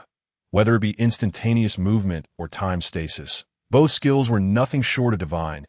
Mastering instantaneous movement would render one untouchable, and as for time stasis, surely any man would covet such a skill. Of course, at this moment, Frieza unconsciously overlooked the fact that he was no longer in possession of his former capabilities. Had it been the old Frieza, he would have dispatched his army to capture the Adderans and force them to teach him their powers, possibly lacking even the interest to learn due to his overwhelming arrogance. Apart from immortality, few things could capture his attention. However, the current Frieza was markedly different. He yearned to acquire those wondrous skills. Yet, having just been gravely injured by the Adderans' weaponry as an invader, seeking their instruction on superpowers seemed rather unrealistic. But soon, Frieza's eyes glinted with a cunning idea, and he clenched his fist, covering his mouth as a sinister smile crept across his face. Zebon and the others, confused by Frieza's sudden laughter, exchanged glances, uncertain of how to proceed. Chitman, being somewhat more astute, pondered briefly before boldly volunteering. "Your Majesty Frieza, please grant me a space capsule. I shall immediately go to Planet Atla and retrieve Beiel for you." Chitman's words sounded noble, yet as the strongest warrior under Kvila, Beel's combat power exceeded 200,000, while Chitman's was barely 5,000. This was hardly a sensible way to meet one's demise. Chitman was well aware that he was no match for Beiel. He merely sought to demonstrate his loyalty to Frieza. It was only then that Zebon and Dodoria realized the situation, swiftly kneeling and requesting to accompany Chitman into battle. However, Frieza did not acquiesce to the pleas of his three loyal subordinates, instead responding with his characteristic laughter. "No need for that. I have no time to waste on a mere mouse." Chapter 013. The Death of Beiel. Chitman immediately opened the top protective barrier. Chitman was momentarily taken aback, but quickly approached the control panel. After a series of operations, the spaceship's top responded with a resounding click. The reinforced glass barrier gradually lifted, and the vacuum of space surged into the spacecraft, creating a powerful suction that nearly toppled Zebon and Dodoria. Yet Frieza remained unfazed, effortlessly grasping Chitman, who was on the verge of being sucked into the cosmos, and tossing him to Zebon and Dodoria before controlling the spacecraft and launching into the void.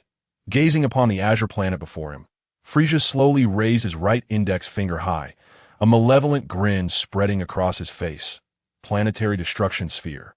Prepare. As Frieza's energy coalesced around his fingertip, a pulsating crimson energy sphere materialized at the tip, rapidly expanding at an astonishing rate. The frenzied, surging planet-destroying bomb relentlessly devoured nearby small meteors, generating a colossal gravitational force that even attracted and engulfed nearby asteroids into this immense sphere of energy. Meanwhile, Beiel, who was still masquerading as the savior of Planet Atla, remained blissfully unaware that death was imminent, indulging in the countless gifts bestowed upon him by the Atla people in gratitude. Until suddenly, look, how can there be two suns in the sky? A child's innocent exclamation from outside jolted Beiel into alertness. After all, his current mission was to act as an insider until Quila's army arrived to conquer, coordinating with the Quila Legion to swiftly extinguish all resistance from the Atla people. Any minor disturbance warranted his immediate attention. Thus, Beiel approached the window and gazed outward, the planet-destroying bomb. Upon this sight, Beiel nearly lost his wits in terror. This was Frieza's signature technique for annihilating planets and races. How could he not recognize it? The bomb grew larger, quickly nearing its critical launch point without hesitation. Beiel decided to abandon everything here, rushing to the backyard, entering a makeshift spaceship, and frantically pressing the launch button, propelling himself into the cosmos. Soon, Bell's spaceship pierced through the atmosphere, while Frieza's planet-destroying bomb appeared to be still unprepared. It was only at this moment that Beiel, feeling he had escaped danger, let out a sigh of relief. He quickly deduced the reason for Frieza's presence here. Given Frieza's vindictiveness, it would be more surprising if he did not return for revenge. Gritting his teeth, Beiel activated the communicator within the spaceship, preparing to contact Quila and report everything that had transpired. This time, Frieza had made the first move. Even if Quila managed to kill Frieza, King Krud would have nothing to say. With this thought, Beiel couldn't help but chuckle, realizing how fortunate it was that Frieza had come to seek his own demise. The communicator connected, and Quila's somewhat triumphant voice came through. "Beiel, I was just about to contact you. I have good news to share." "Huh," Beiel replied with a smile. "What a coincidence, King Quila. I happen to have even better news to tell you." "Oh," Quila on the other end, skeptical, queried, "How can you be so sure that your news is better than mine?" That is because, before Beiel could finish a statement, a blinding red light swept across the spaceship's hatch.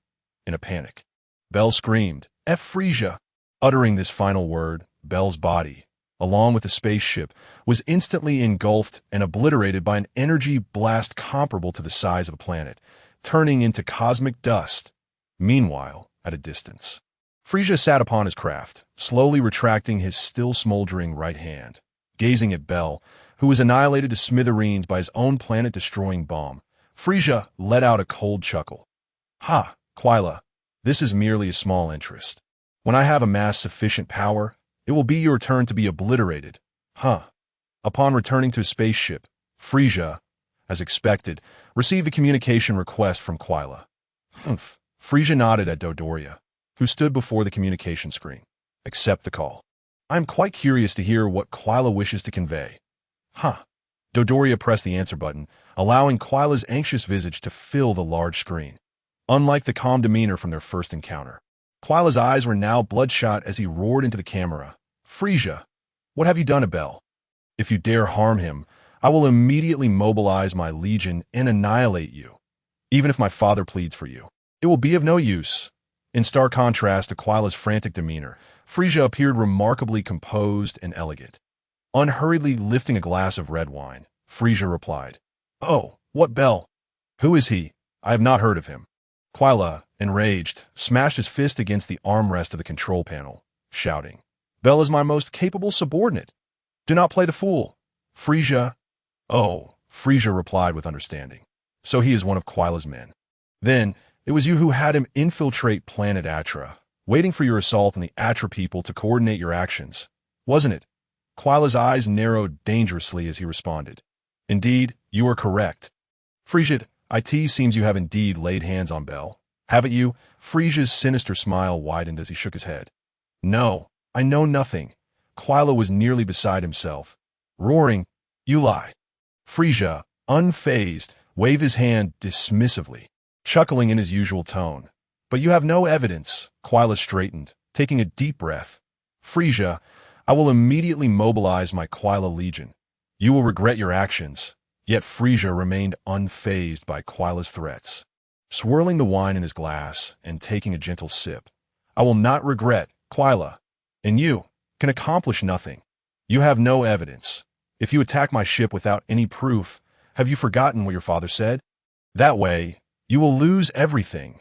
Quila would not back down, countering Frieza. "If you die, I will be the only son left from my father, and he will have no choice, but you wouldn't dare try. Would you?" Frieza laughed heartily. "Quila, you always are this way, arrogantly overconfident, yet as pitiful as a clown, reckless yet cowardly as a mouse. Your life has been nothing short of a failure. You..." Quila, infuriated, left behind a final harsh word before abruptly terminating the video call. "Frieza, 50 years from now, I want you to die without a trace." Frieza scoffed, silently resolving, "No need for 50 years. 20 years from now, I will eliminate you and King Krud together. I will make you understand that what is given to you by others is ultimately unstable. Only what you strive for yourself is truly yours." Chapter 014, Wave of Light Bathing. This was not a particularly pleasant conversation, and the relationship between Frieza and Quila had deteriorated to an irreparable extent. Yet Frieza did not seem to care much for Quila's threats, instead wearing a smirk of triumph. "Mr. Dodoria, did you record the video call just now?" Dodoria immediately stood erect, his face glowing. "Yes." "Lord Frieza, I have recorded the entire video, ensuring every word is crystal clear." Frieza laughed heartily. "Foolish Quila, he has not only lost his most important subordinate, but he has also provided me with the crucial evidence to gain the trust of the Atla people." Truly, he is my dear brother. Haha. The entourage of Frieza's henchmen erupted in cheers, praising Frieza's cunning. Frieza relished the compliments, even if they were not entirely sincere. The feeling of being admired by everyone was simply delightful. However, the sudden broadcast echoing from the main control room quickly shattered the joyful atmosphere. Lord Frieza, the Atla people seem to have discovered us. They're already setting up the planet's orbital cannon. Planetary orbital cannon, Frieza murmured, a blinding white light flashing in his mind. Then, without warning, a sharp pain seized Frieza's head. Clutching his head, he took several deep breaths, feeling slightly better.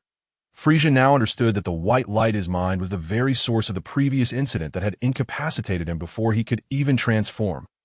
Dodoria, Sabun, Kaidaman, Frieza suddenly bellowed. You three, immediately alter the spaceship's course and activate the jamming systems to prevent them from locking on. The three complied, swiftly moving to the control panel to initiate the systems and issue commands to the navigation room.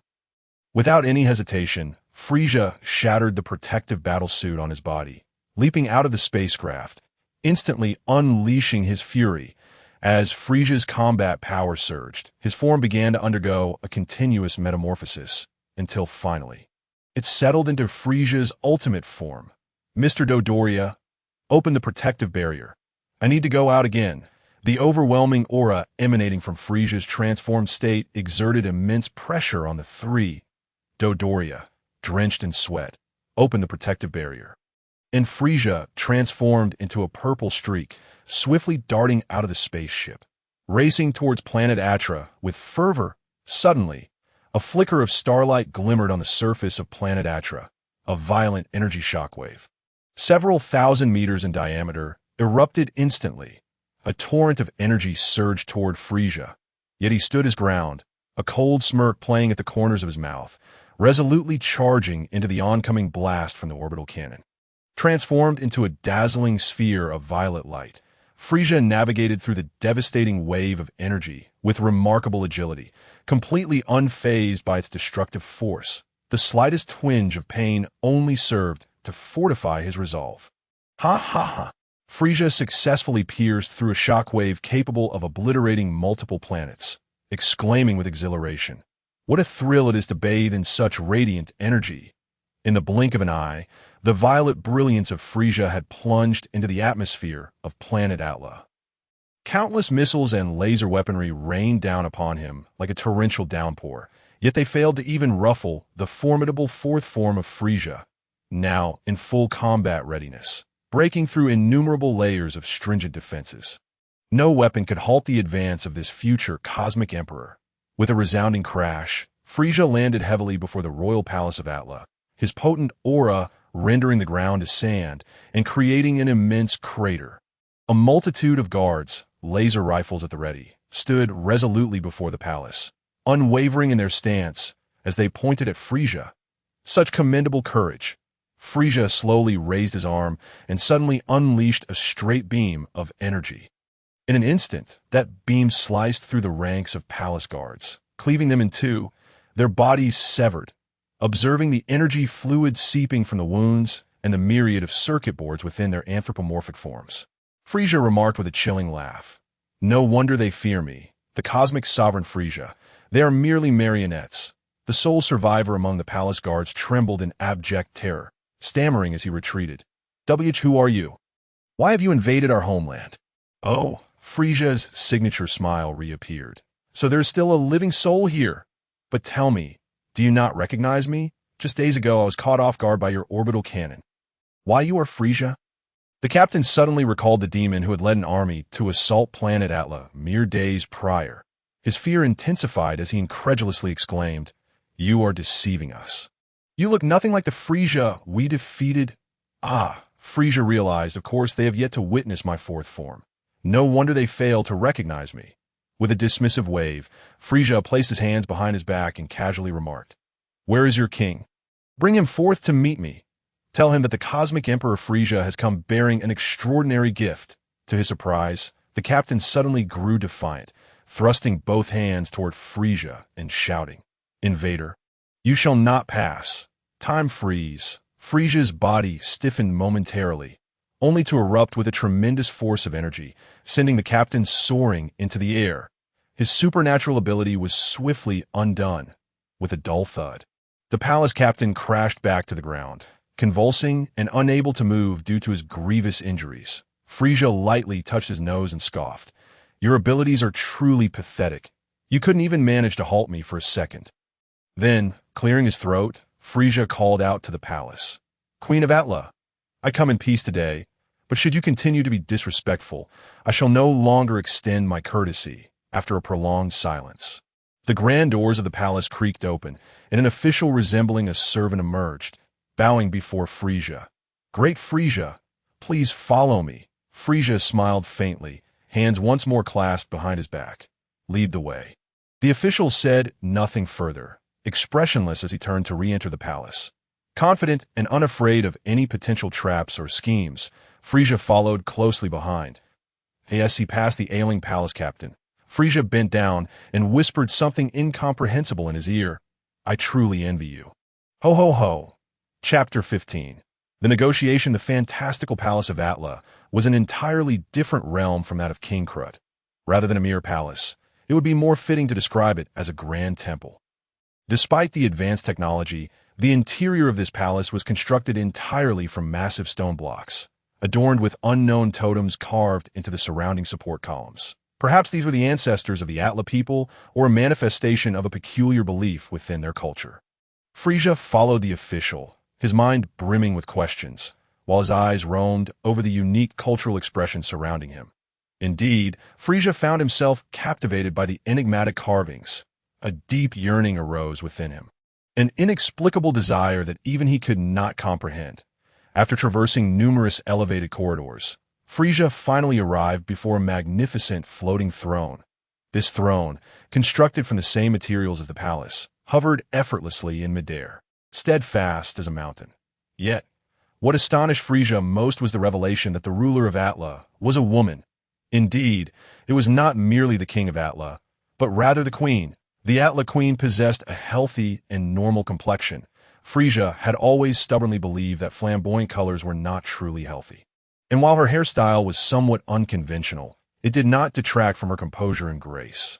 Clutching a scepter and adorned in a distinctively styled garment, she descended gracefully from her throne and floated before Frieza. In her beautiful eyes resided boundless wisdom and acceptance. "Greetings, Frieza."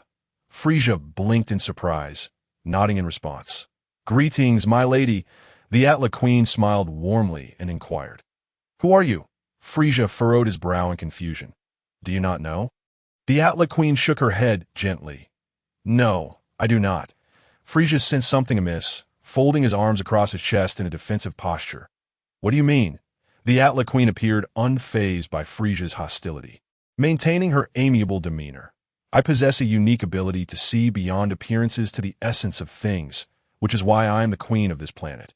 However, dear king, might you guess what I have perceived through your facade?" Feigning humor, Frieza replied, "My internal organs?" The Atla queen slowly shook her head, lightly tapping her scepter. "A shell named Frieza and a soul that eludes my understanding." Frieza's habitual smile began to fade, his eyes growing cold and filled with menace. "You tread a perilous path." Yet the Atla queen showed no sign of fear, her smile unwavering, as if she were impervious to the threat. "No, you will not kill me, for I know that you are different from Frieza. Rest assured, if I meant you harm, I would not be foolish enough to reveal this to you. This secret shall remain with me until my dying breath." A dangerous red light flickered in Frieza's hand, an ominous energy sphere primed for release. "Or perhaps I shall grant you the opportunity to forget this secret forever." The Atla queen chuckled softly, shaking her head. "If you spare my life, in return, I shall provide you with a piece of information that could be vital to your existence." The Frieza's gaze was laced with sarcasm as he sneered. "Super Saiyan?" "No, it is Frieza what?" Although the Atla queen still wore a smile, the sincerity and gravity in her tone were profoundly persuasive. "You must be cautious, Frieza. He still resides within you." Never having dissipated, Frieza was taken aback, hastily dispersing the energy sphere and adopting a serious demeanor. "What is happening? Explain yourself. You may find it difficult to perceive, but now consider carefully. Has not your every action been influenced by another will? Be it certain habits, speech patterns, or even your thought processes? Frieza fell silent for a long moment, recalling instances since his arrival in this realm. Unexplained rage, the echoing laughter, the slightly deranged arrogance. Too many so very many. Suddenly enlightened, cold sweat beaded on Frieza's forehead. I understand now. Taking a deep breath to calm his tumultuous emotions, Frieza sincerely nodded in gratitude toward the Atla Queen. Thank you, my lady. Queen Atla smiled and shook her head gently, saying, There is no need for thanks.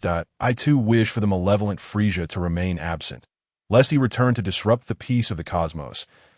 As she spoke, Queen Atla glanced at the visibly shaken Frieza, tilting her head with a smile and adding, You need not be overly concerned.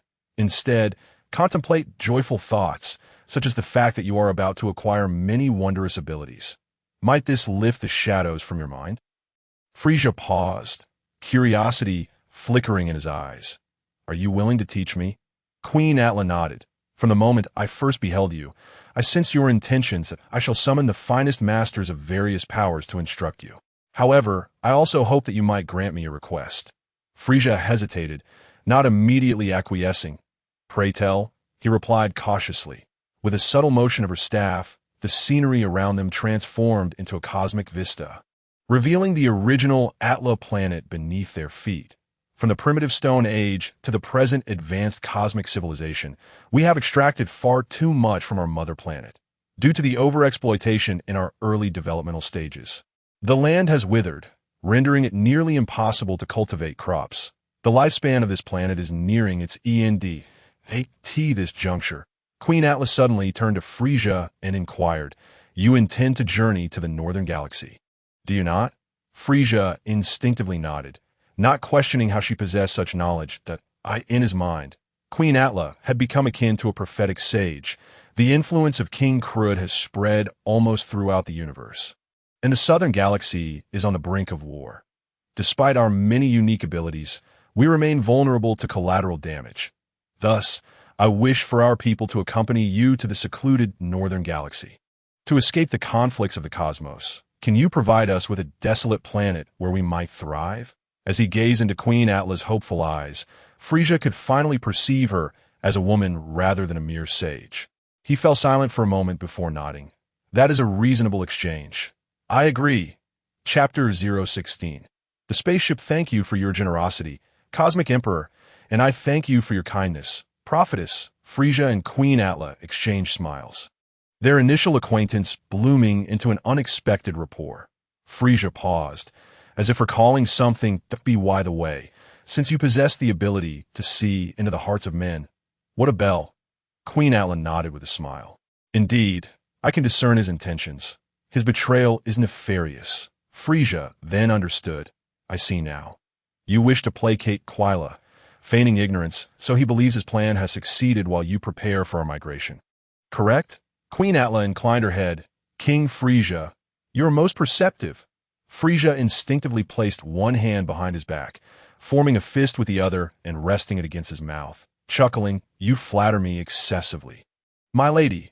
However, before Queen Atla could comment, Frieza's expression shifted to one of seriousness as he murmured, Had you not mentioned it, I would not have realized how profoundly he has influenced me. Queen Atla lightly tapped her staff, sighing, You need not fret excessively. The habits of life do not impinge upon your spirit. I shall find a solution for you. Frieza nodded gratefully, taking a step back and bowing with gentlemanly grace. Might I be honored to learn your name, my lady? Queen Atla hesitated for a moment, then nodded. You may call me Chinrui. Chinrui. Frieza blinked, taken aback by the beauty of the name belonging to such a graceful sage. Chinrui nodded, her smile tinged with awkwardness. Chinrui is merely a transliteration. If rendered in Atla's language into the universal tongue, it means eating peach little dog egg. Frieza could not suppress a laugh, exclaiming, A sage named Dog Egg. Truly, the universe is full of wonders. A peculiar silence enveloped the scene to alleviate the awkwardness. Frieza awkwardly shifted the topic. You mentioned accompanying me to the northern galaxy. When shall we depart? My subordinates remain in the cosmos. And if it takes too long, I hope you can arrange a refuge for them. Chinrui lightly tapped her staff, smiling now. In an instant, a brilliant light burst forth from the base of the staff. A clear, transparent water sphere slowly rising from the ground. With a gentle touch, Chinrui transformed the water sphere into a smooth, transparent mirror, reflecting every city of Atla Star. Raising the tip of her staff to her lips, she proclaimed, "My people, look!"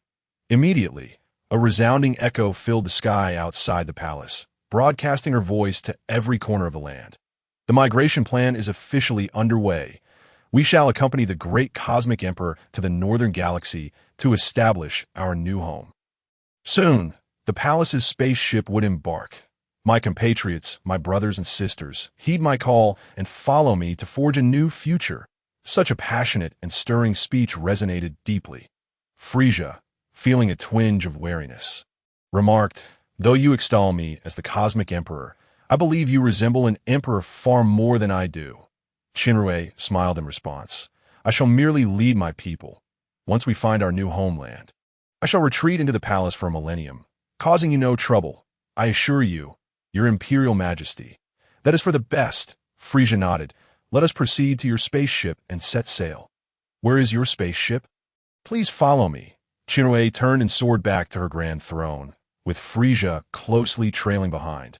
Only then did Frieza truly behold the entirety of the throne's splendor. Essential, mysterious totems adorned the space, and each stone was etched with peculiar runes, while a recess at the front perfectly matched the size of her staff. "Is this an altar?"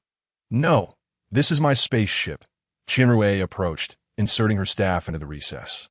In an instant, four vast floating screens materialized around the throne, displaying the scenery outside the palace. Frieza exclaimed, "Is this your spaceship? The entire palace?" "Indeed." Chinrui raised her palms upward, gradually lifting them. As she moved her arms, the palace began to tremble and shake. "The runes have activated the propulsion sequence. The Atlas ship is ready for departure." In an instant, every rune on the stones began to glow, illuminating the entire palace. The palace, radiating an inexplicable, sacred light, suddenly unleashed a tremendous force, soaring into the sky, breaking free from the Earth's gravitational pull. Quickly, so swift, in a heartbeat, the spaceship had breached the atmosphere, entering the boundless expanse of the universe. Through the rear display screens, Frieza beheld countless lights twinkling on Atlas Star. At least thousands of spaceships were closely trailing behind the palace ship. This was the essence of kingship. This was true sovereignty. Countless subjects willingly followed their emperor, even if it meant leaving their homes behind or facing a murky future. A fire ignited within Frieza's heart. Just wait. There will come a day when the entire universe will shout his name with fervor. "Frieza, great king, is that your spaceship?" Chinrui's gentle call roused Frieza from his lofty ambitions. He turned to look in the direction she pointed, and there were his 3 spaceships, faced with the thousands of ships. They appeared somewhat flustered. Frieza's expression darkened as he nodded. "Indeed, that is my spaceship. That I believe it is time for me to return." "Please hold." Chinrui gently tapped the top of her staff, and soon the official who had previously guided Frieza reappeared. Chinrui gestured to the official, introducing him to Frieza. "This is Suking, my attendant, my aide, my priest, and my family. He is the most renowned master of super abilities on Atlas Star. From this moment forth, he shall accompany you, imparting all the superpowers you wish to learn." Shuqing paused for a brief moment, yet bowed respectfully to Frieza without any dissent, exclaiming, "Your Majesty Frieza." Frieza surveyed Shuqing with satisfaction, a gentle smile gracing his lips as he remarked, "Ah, you are indeed a paragon of virtue. Shuqing, as long as you diligently impart those wondrous skills to me, I shall grant you numerous privileges." Chapter 017. Vital energy upon returning to his spacecraft. Frieza seated himself upon the elevated throne, casting his gaze upon his 3 subordinates who appeared somewhat anxious: Zabo, Dodoria, and Cheatman. Frieza lightly tapped the armrest, gesturing towards Shuqing who stood nearby, and said without revealing any bias, "This is Mr. Shuqing, our new addition.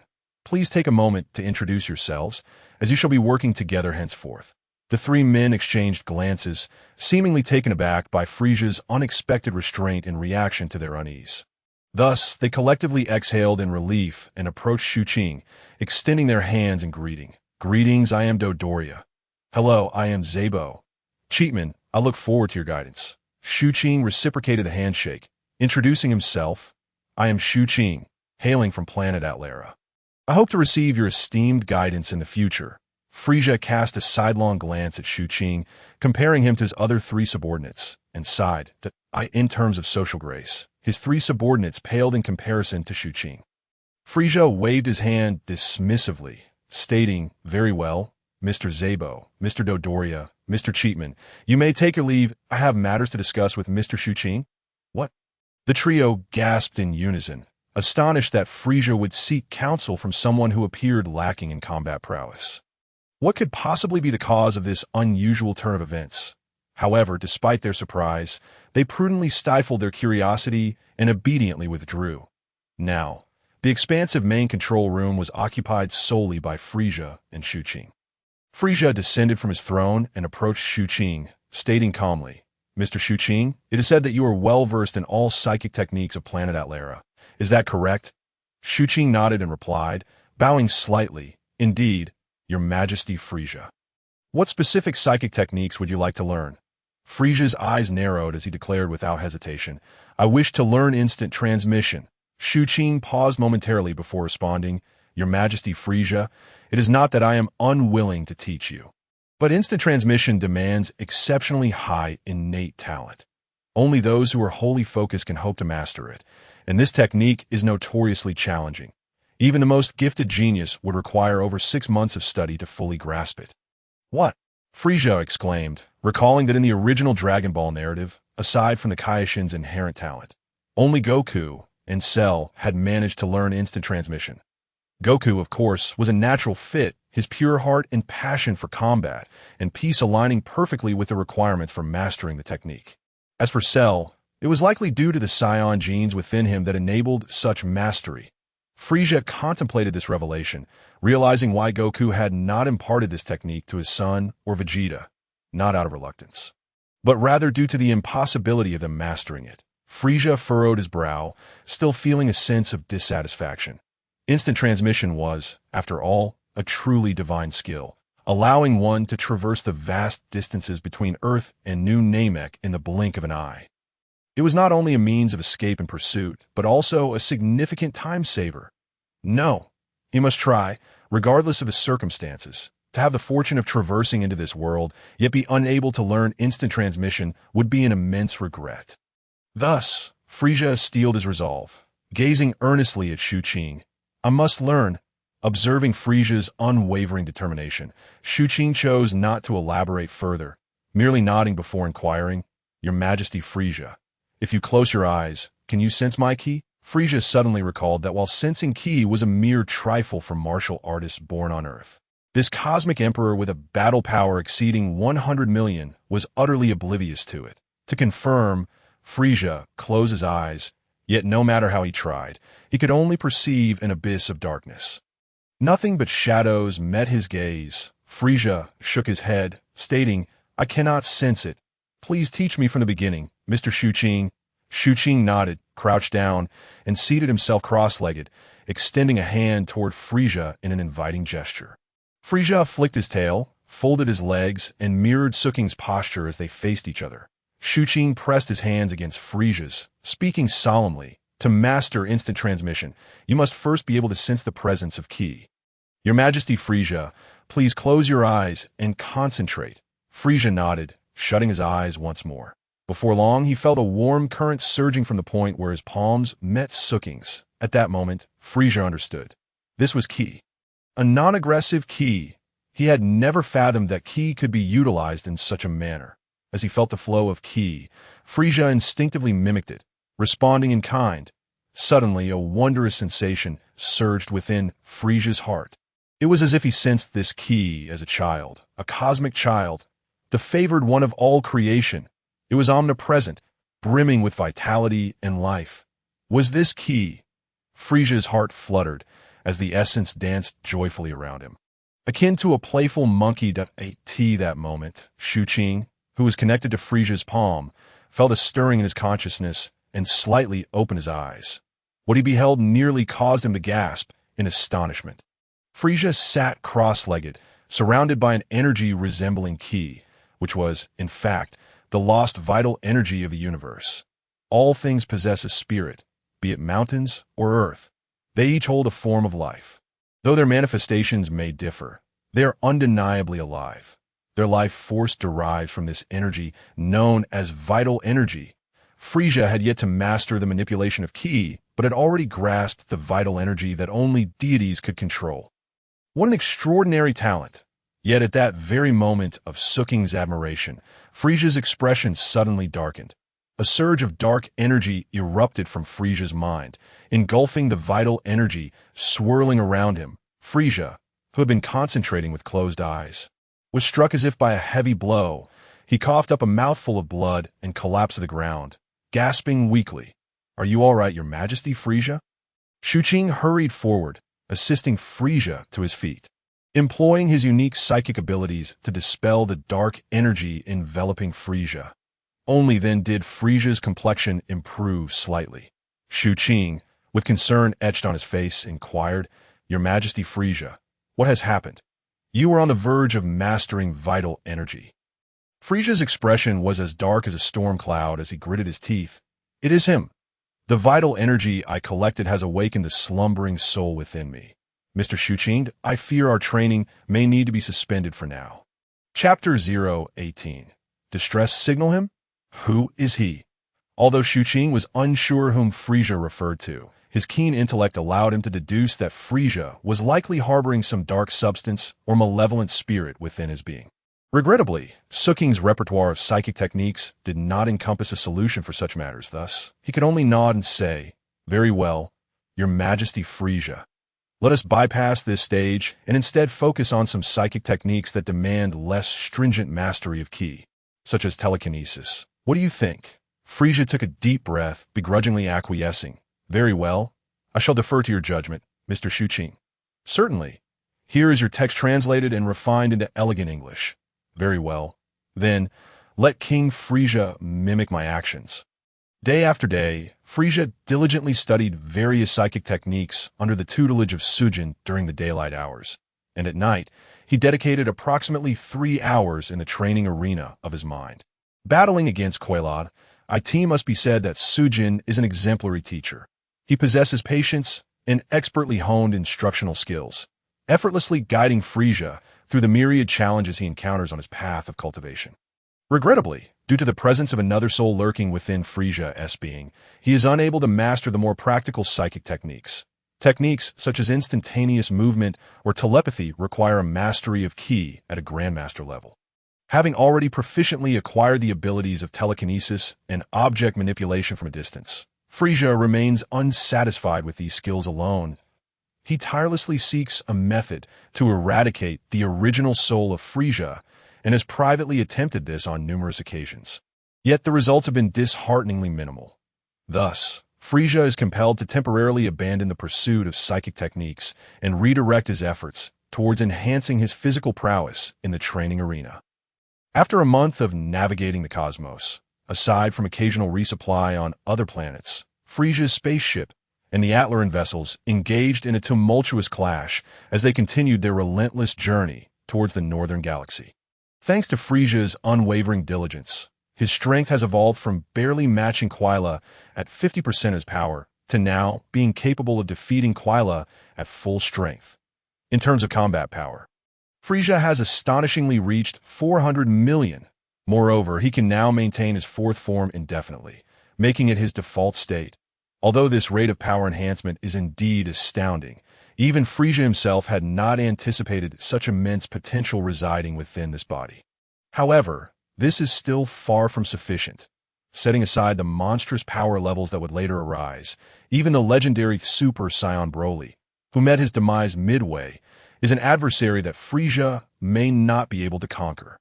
Thus, each time Frieza emerges from the lounge, drenched in sweat, confronted by the bewildered expressions of Dodoria and Zabon, he remains resolute.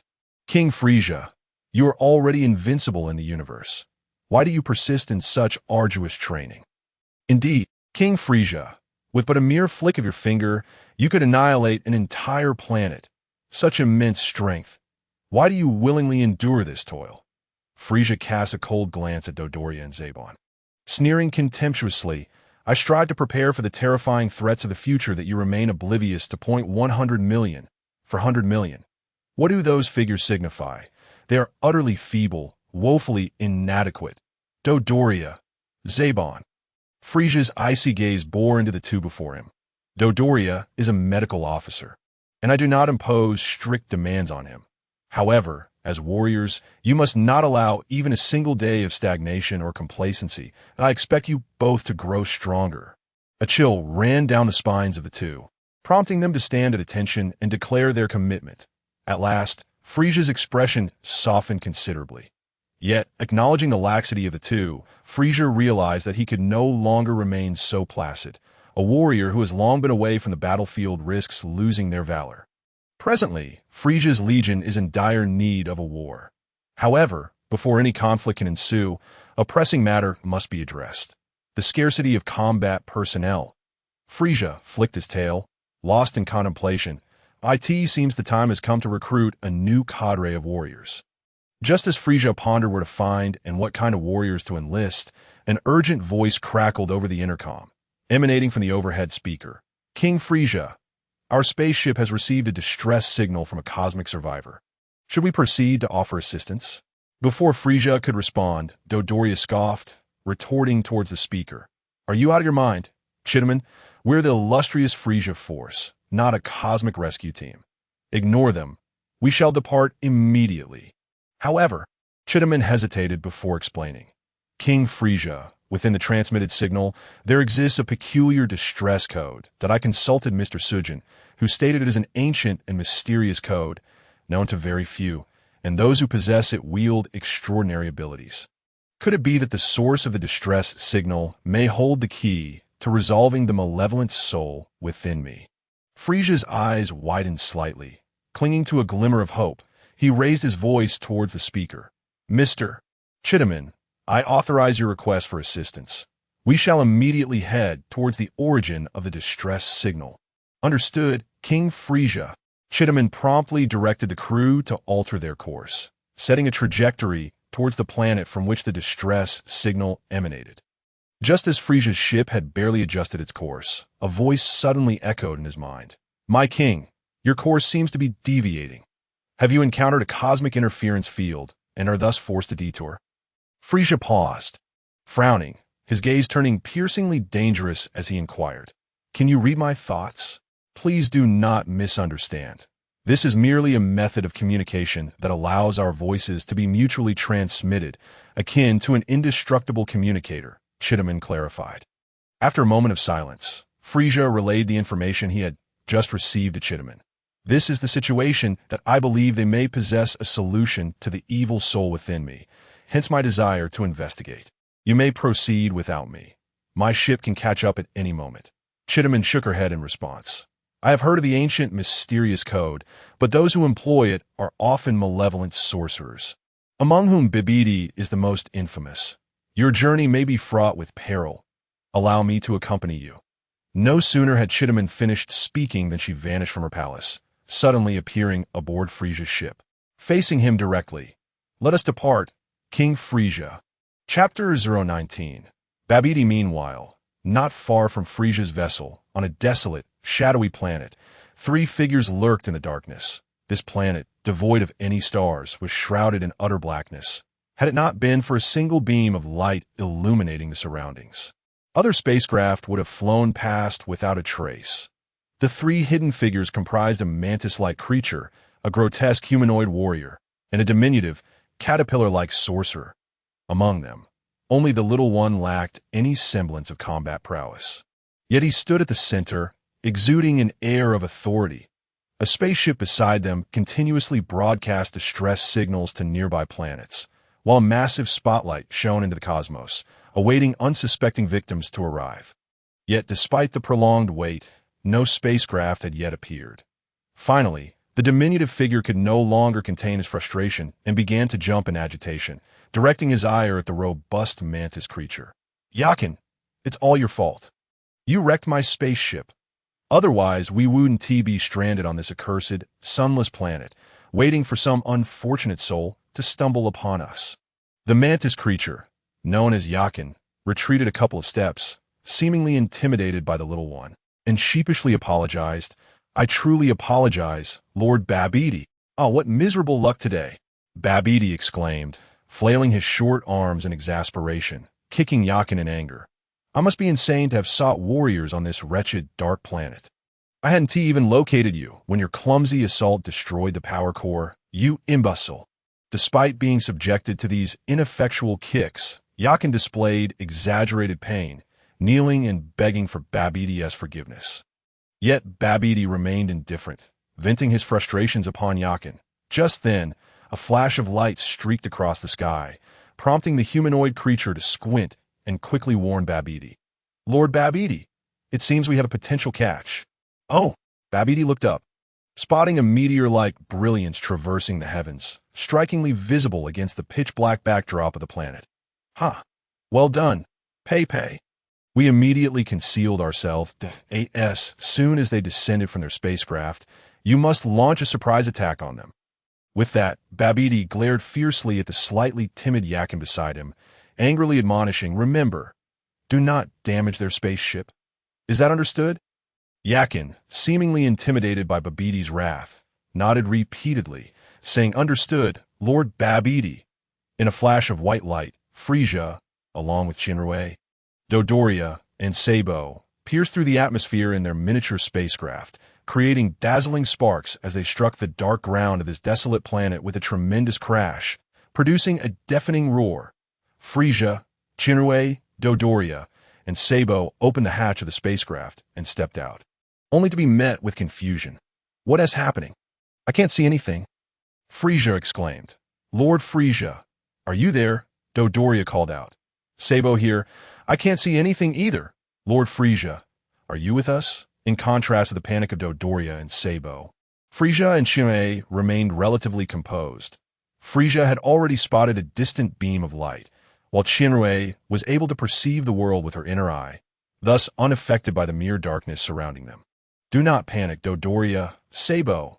Frieza spoke calmly. The universe is vast. Such planets are not uncommon. Do you see the light beam in the distance? Let us head towards it. With those words, Frieza suddenly erupted with power. A surge of formidable energy enveloped Frieza, radiating a brilliant purple glow. As Dodoria and Sabo regained their vision, their anxious hearts were slightly eased upon seeing Frieza. Since they could see, there was nothing to fear. Both of them thought. Yet Frieza understood that on a planet shrouded in perpetual darkness, there were either no signs of life or the creatures that inhabited it were the most perilous hunters. To recklessly emit light here and draw the attention of nocturnal beings was exceedingly dangerous. Nevertheless, Frieza was undaunted. He was confident that with his current strength, few monsters in the universe could threaten him. The four proceeded step by step toward the light beam, unaware that Babidi, who had retreated to his spaceship, was observing them through a crystal ball. Although Babidi possessed little combat power, he was highly perceptive. He quickly discerned that Frieza's aura was extraordinary, suggesting he would be a formidable opponent. However, he mused, Fortune smiles upon me today. Although the damage to the spacecraft vexes me, the heavens have gifted me 3 warriors, especially that little imp in the middle. He shall be the perfect servant for me. The sorcerer Babidi. What captivated Babidi in the crystal ball was none other than Frieza, who shimmered with a dazzling purple light. He certainly does not appear to be a good person. This is simply splendid. I can almost feel the malevolence radiating from him. It is truly astonishing, Babidi murmured to himself, beginning to wave his hands. Excitedly exclaiming, Babalaraba, answer my call and become my mightiest warrior. At that moment, as Frieza walked, he suddenly felt a piercing pain in his mind. The malevolent spirit that had been suppressed by Suyo erupted violently. Countless tendrils of dark energy surged within him. In an instant, Frieza was engulfed in unimaginable agony, his soul seemingly twisted as he howled in madness. What? stunned by the sudden turn of events. Dodoria and Sabo stared wide-eyed at the frenzied Frieza, anxiously inquiring, "Lord Frieza, are you all right?" But Frieza paid them no heed. With a swift motion, he unleashed energy blasts, knocking them both to the ground. He writhed on the ground in torment. In this critical moment, Shinrui hurriedly stepped in front of Frieza, her hands emanating a gentle divine light, pressing firmly against the sides of Frieza's temples. A miraculous occurrence unfolded. The dark energy, seemingly afraid of Shinrui's divine light, retreated back into Frieza's body, severing Babbidi's magical connection in an instant. Babbidi, through the crystal ball, watched in disbelief as Frieza's expression began to stabilize, exclaiming in astonishment, "How is this possible?" The malevolence had clearly invaded his soul. Yet how could he suddenly break free from my magnificent sorcery? Babbidi? No one could answer Babbidi's question, and meanwhile, Frieza had regained his composure, despite feeling the lingering effects of the throbbing pain in his forehead. Frieza was overwhelmed with rage. The despicable rodent dared to ambush the Cosmic Emperor. Frieza, with a darkened gaze, Frieza suddenly erupted in a frenzied roar. "How dare you!" Instantly, an immense aura swept across the land. Frieza's power grew stronger, transforming into a beam of purple light. He soared into the air, smirking as he raised his right hand, laughing maniacally. "Vol rodents, be reduced to cosmic dust." In that instant, an intensely bright crimson energy sphere materialized at Frieza's fingertip, beginning to swell violently. Babbidi, observing through the crystal ball, quickly deciphered the catastrophic power contained within the energy sphere. Panicking, he shouted, "Yakin! Pepe! Stop him immediately! Hurry!" Yakin and Pepe, fully aware of the grave situation, abandoned their ambush and swiftly revealed themselves, racing toward Frieza. Yet, Frieza awaited this moment. Feigning madness, he struck without hesitation, anticipating these self-proclaimed hunters to be mere weaklings. Frieza's expression shifted from twisted to calm, a sinister smile creeping across his face. "Ho! So you finally dare to show yourselves, little rodents. Now, taste the sincere greetings from the Cosmic Emperor." Haha! Frieza ceased gathering energy and hurled the planet-destroying blast toward Yakin and Pepe, though Pepe had not heard of Frieza's infamous reputation. The terrifying energy within the sphere sent chills down his spine. He swiftly dodged to the side. However, Yakin, having dominated this dark planet for centuries as its supreme ruler, had only ever been the one to kill, never the victim. Thus, without a moment's thought, it charged headlong into Frieza's planet-destroying blast, eager to experience what it was like to bathe in that radiant wave. What a fool! Outside the crystal ball, Babbidi let out a despairing roar as Yakin was instantly engulfed by Frieza's planet-destroying blast. Obliterated in a flash, without breaking a sweat, Frieza had effortlessly dispatched a monster, a turn of events he had not anticipated. After all, in this era, deceivers abound, but fools are hard to find. His surprise. He had encountered one unafraid of death today. Ho! Frieza casually flicked his imposing tail, a sardonic smirk forming on his lips. This brave soul met a glorious end. Then, Frieza cast a glance at Pepe, who was frozen in midair, paralyzed by fear, and politely inclined his body, saying, "So, brave warrior, do you wish to exchange a few blows with me?" Ho! Pepe, already intimidated by Frieza's overwhelming presence, dared not approach for a second time. As he swayed left and right, preparing to flee, his eyes caught sight of Qianrui standing not far away. This woman had come with him and appeared to lack any fighting prowess. Considering this, Pepe devised a plan, swiftly landing on the ground and kneeling before Frieza, pleading, "Please do not kill me. Do not kill me." Just as the last words escaped his lips, Pepe suddenly sprang into action, surging toward Qianrui with all his might. If he could capture this woman, perhaps his mission would not be a total failure. Witnessing the narrowing gap between him and the woman, Pepe's face gradually broke into a victorious grin. "But, Pepe, do you wish to flee? You wretched scoundrel!" Outside the crystal ball, Babbidi, unable to see Qianrui, could only watch as Pepe turned his back and fled. The first thought that flashed through Babbidi's mind was, "He has betrayed me." He seeks to abandon me and escape alone. You shan't escape unscathed. Babalaraba. In an instant, Babidi activated his control magic, unleashing his dark energy to strike Pepe severely. Pepe coughed up blood, his right hand reaching forward in desperation, as if trying to grasp something. Yet, the immense pain rendered him powerless to take another step, collapsing to the ground, filled with anguish and resentment. Frieza approached Pepe, ensnaring him with his tail and lifting him effortlessly, his voice cold and unyielding. "Speak, who sent you? That distress signal was a trap, was it not?" Pepe, with a feeble smile, raised his right hand with what little strength remained, unleashing the last of his energy in a desperate ki blast aimed at Frieza. Caught off guard by the close proximity, Frieza was momentarily struck, half of his body charred by the explosion. Pepe swayed unsteadily, mustering his final reserves of strength, and laughed maniacally, exclaiming, "Huh, you want me to betray Lord Babidi?" "A fanciful delusion." Frieza, consumed by rage, let out a chilling laugh, an inexplicable fury surging within him. Gritting his teeth, he remarked, "Your skills are commendable. You have managed to inflict pain upon the mighty Frieza, the Emperor of the Universe. Truly, you are." Frieza slowly raised both hands, bellowing, "What audacity!"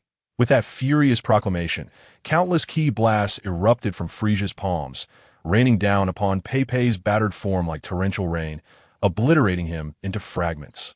Yet, Frieza's wrath intensified, and he continued to unleash a relentless barrage of ki blasts upon Pepe's remains, until nothing but ashes remained. Babidi, oblivious to his role as an unwitting ally, witnessed the destruction of Pepe, his loyal follower of many years, through the crystal ball. And instead of sorrow, he erupted in furious exclamations. "Good. He deserved it. All traitors to me shall perish." Such vitriol rendered Pepe's unwavering loyalty appear tragically futile. As Frieza's fury began to dissipate, he seemed to finally process the events and turned to Shinrui. What did he just say? He would never betray anyone. Shinrui's expression turned grave as she articulated clearly, "Babidi. Babidi?" Frieza furrowed his brow, a vague recollection of the name surfacing, but unable to pinpoint where he had heard it before. "Yes, Babidi," Shinrui reiterated, explaining. "Lord Frieza, do you recall the most nefarious sorcerer I spoke of, Babidi?" Frieza nodded. "I remember." Shinrui's eyes glinted with an inexplicable hatred as she clenched her teeth, declaring, "Babidi is the son of the sorcerer Bibidi, the continuation of that malevolent bloodline." Chapter 21. Escape, is it him? Frieza suddenly recalled. The final boss from the original Dragon Ball, Majin Buu, was indeed the creature conjured by the sorcerer Bibidi, who later, fearing Buu's power, sealed him away, allowing the Supreme Kai to eliminate Bibidi.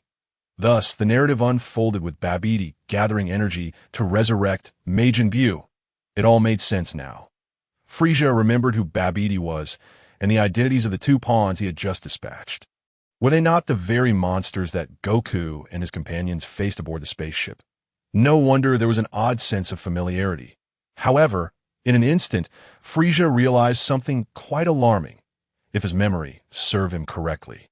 The guardian of the first layer was Pepe, the very one he had just reduced to ashes, while the guardian of the second layer was that mantis creature he had just vanquished.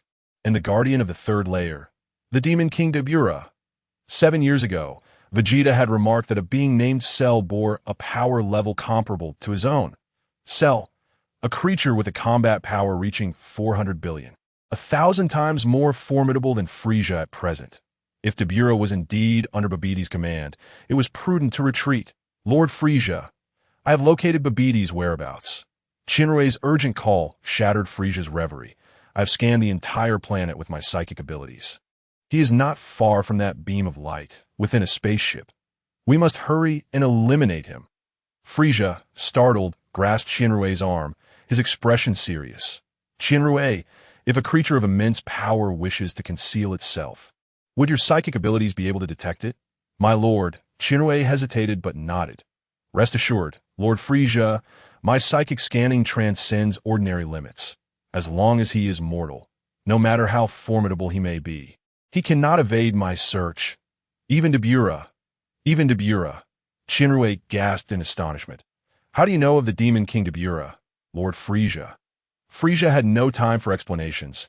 If Dabura truly existed, they were in grave danger. Do not concern yourself. Answer me swiftly. Shinrui earnestly nodded. Trust in my psychic abilities, Lord Frieza. I assure you, even the Demon King Dabura cannot escape my psychic search. Very well, let us proceed immediately, with Dabura absent. What had Babidi to fear? Frieza's fury ignited anew, and he prepared to move. Yet, unexpectedly, Shinrui grasped Frieza's hand, affirming, "We shall go now." Instant transmission. In an instant, Frieza and Shinrui vanished from sight. Meanwhile, Babidi, observing from his crystal ball, suddenly felt a sense of foreboding. Spinning around, he beheld Frieza and Shinrui materializing within his spaceship. Instant transmission. Babidi, recognizing the ruse, cursed, "Damn it, how did you discover me?" You are you." Frieza paused, but Shinrui had already stepped forward. Her eyes filled with hatred. "Indeed, it is I." Babidi appeared fearful of Shinrui, retreating nervously as he stammered. "How can it be you?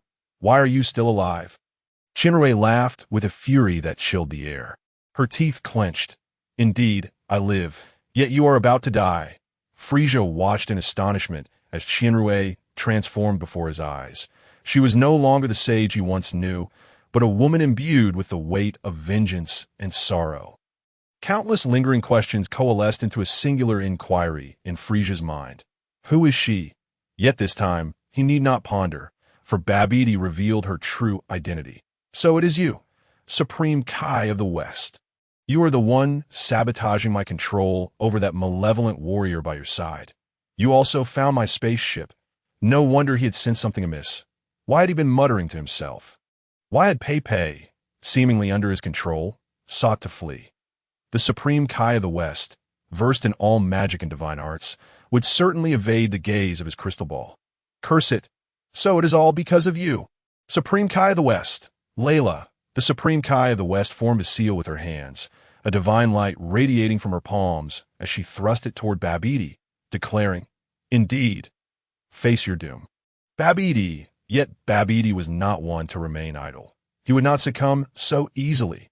Ba. In an instant, Babidi activated a protective shield, blocking the divine light of the Supreme Kai. He then swiftly turned, tearing open a chaotic void. "Ha ha, Supreme Kai! If you dare, come chase me. Should I escape, I will one day return with Majin Buu to truly vanquish you." With that, Babidi leaped into the black hole, disappearing within.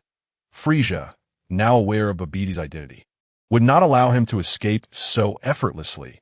He pushed aside the Supreme Kai and, with a swift motion, unleashed a bolt of energy that cleaved Babidi in two with a piercing scream, casting him into the black void from which he vanished.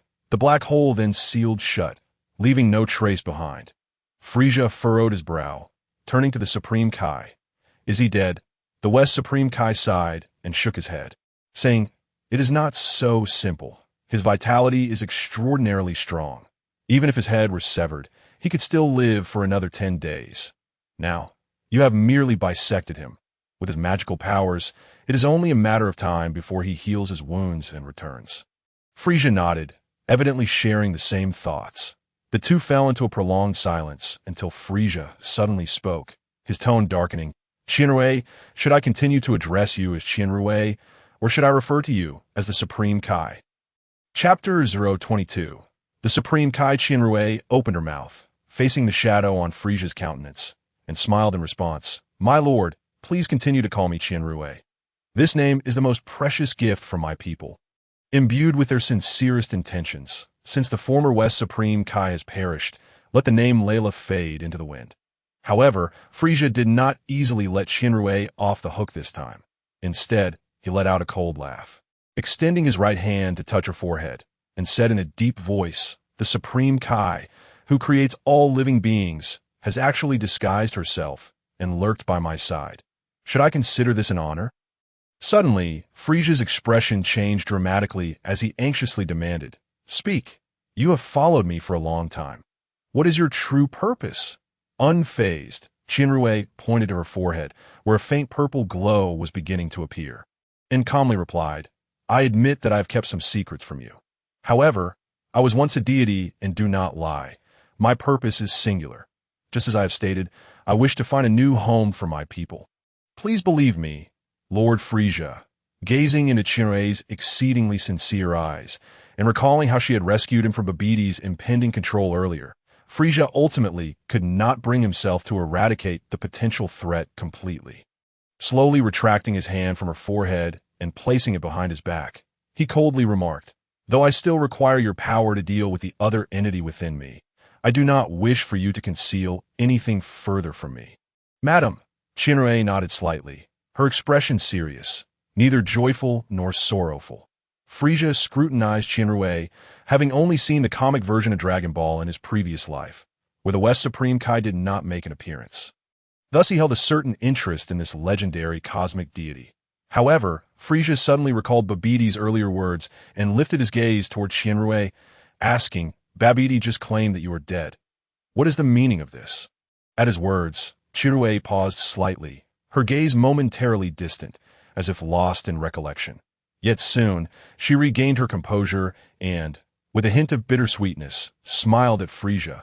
Lord Frieza, have you heard of the pantheon of deities in this universe? Frieza nodded. On certain planets, there are celestial beings. Above them are the Kais, above the Kais are the Grand Kai. And finally, the most exalted is the Supreme Kai, as the legends say. Shinrue nodded, sighing, Indeed, since you are aware of this, I can convey my thoughts to you more succinctly that in the distant divine realm, inaccessible to humanity, there exists a divine tree. This tree bears fruit every 100,000 years, and when the fruits fall, they become the Kais. Among them, the 5 most powerful ascend to become the legendary Supreme Kais. The most exceptional among them becomes the Grand Supreme Kai, while the other 4 Supreme Kais each have distinct roles and talents. One is a leader, benevolent and gentle, poised to become the next Grand Supreme Kai. Another as a warrior, courageous and fearless. The third as a diplomat, eloquent and persuasive. And the fourth as a master of divine arts, possessing boundless capabilities. Frieza understood. You are the master of divine arts from the previous generation of Supreme Kais? Shinrue confirmed. Indeed, almost all of the previous Supreme Kais perished, and the instigator was the monstrous Majin Buu.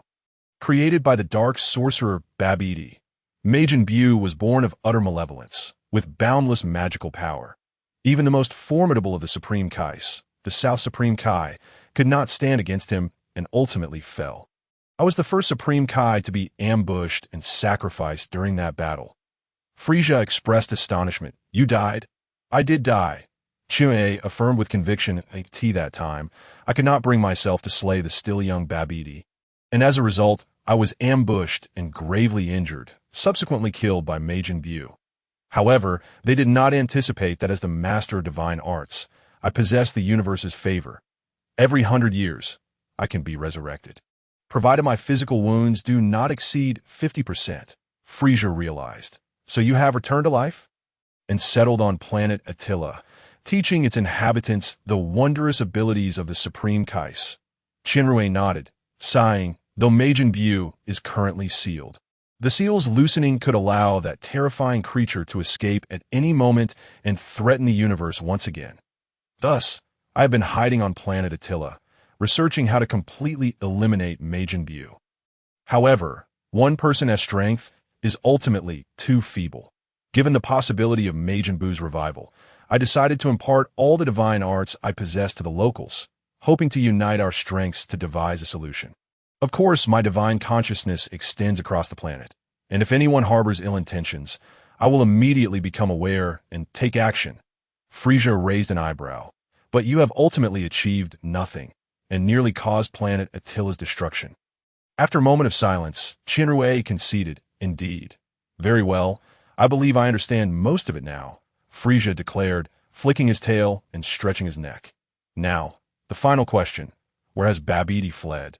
The Cosmic Emperor Frieza intends to bring him to an end. Shinrue's expression turned grave as she shook her head. I advise you against pursuing this matter. Although you are incredibly powerful now, if you were to become ensnared in the demon realm, even with your strength. You would find no escape. The demon realm? Frieza momentarily froze, his mouth agape, as if engulfed by tumultuous waves and thunderous storms.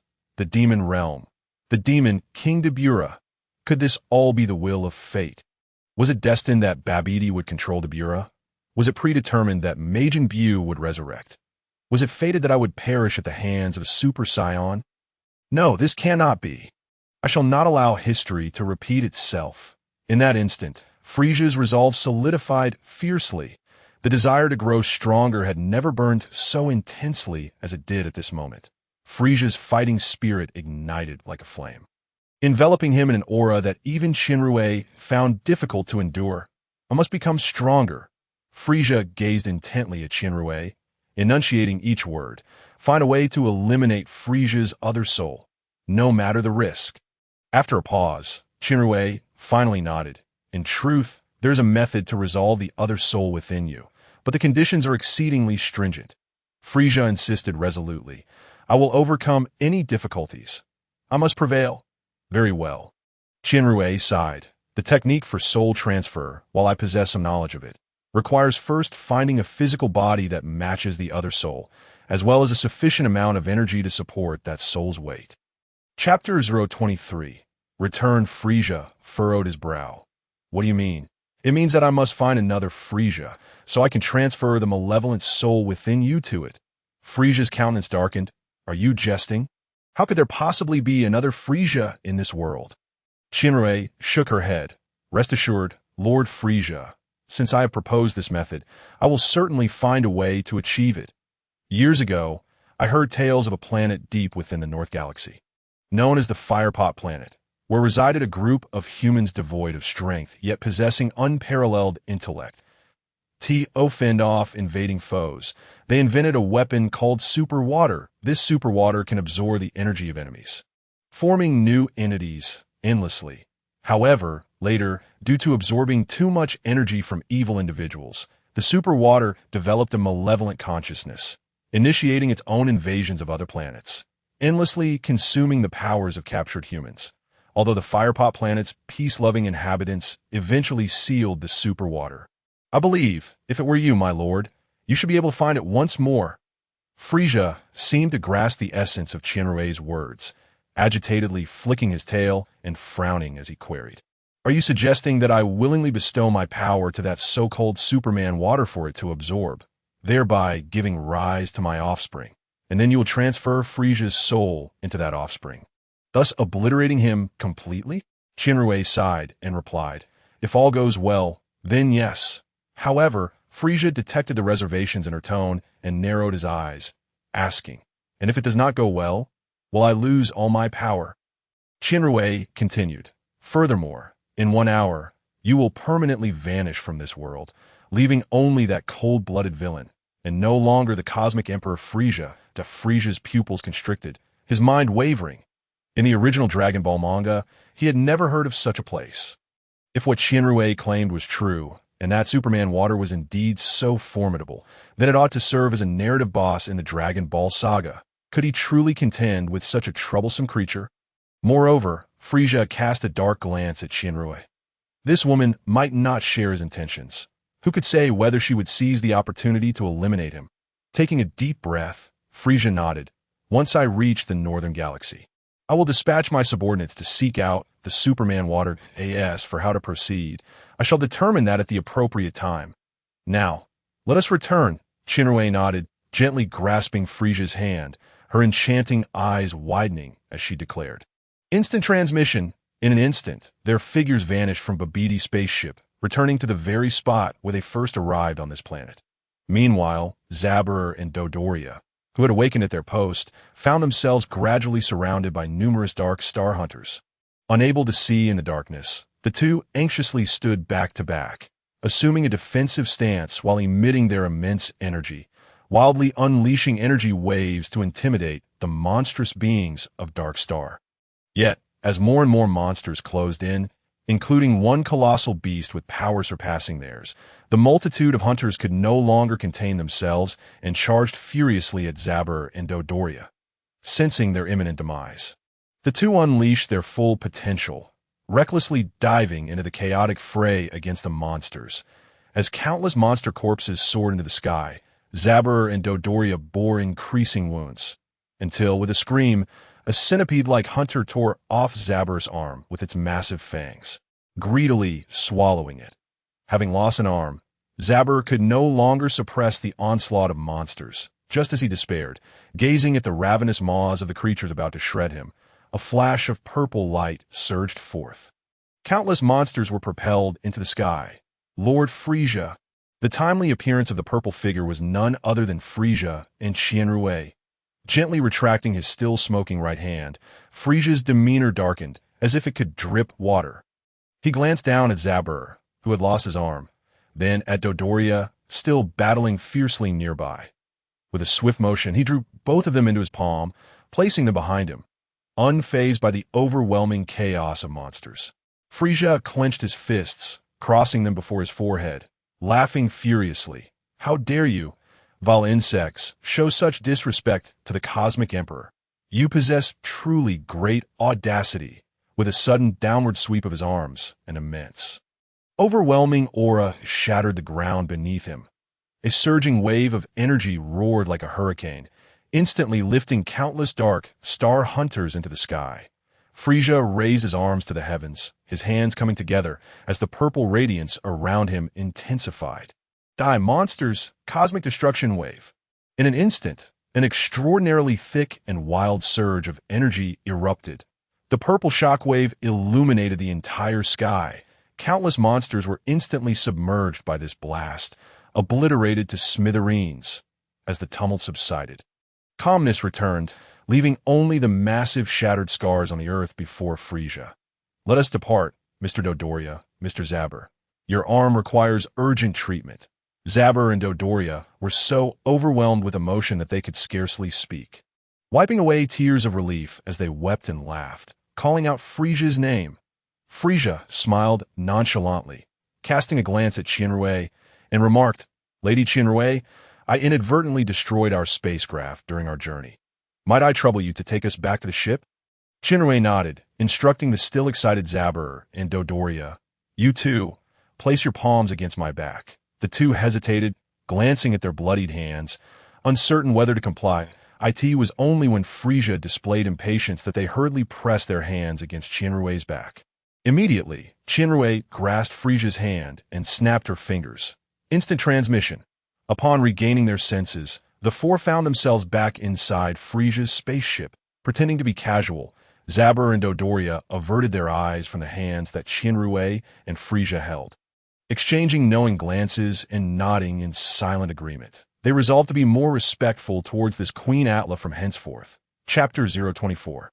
Northern Galaxy. After the minor interlude with Dark Star, Frieza and Qianrui's spaceship Tumult finally entered the Northern Galaxy's domain the following day. Chidaman busily operated the main console, the display screen revealing all the planets within a radius of tens of millions of miles, with a small red indicating Frieza's spaceship at the center, continuously radiating expanding ripples. Frieza, impatient, paced restlessly beside Chidaman. "Mr. Chidaman, have you not yet located a planet with intelligent life?"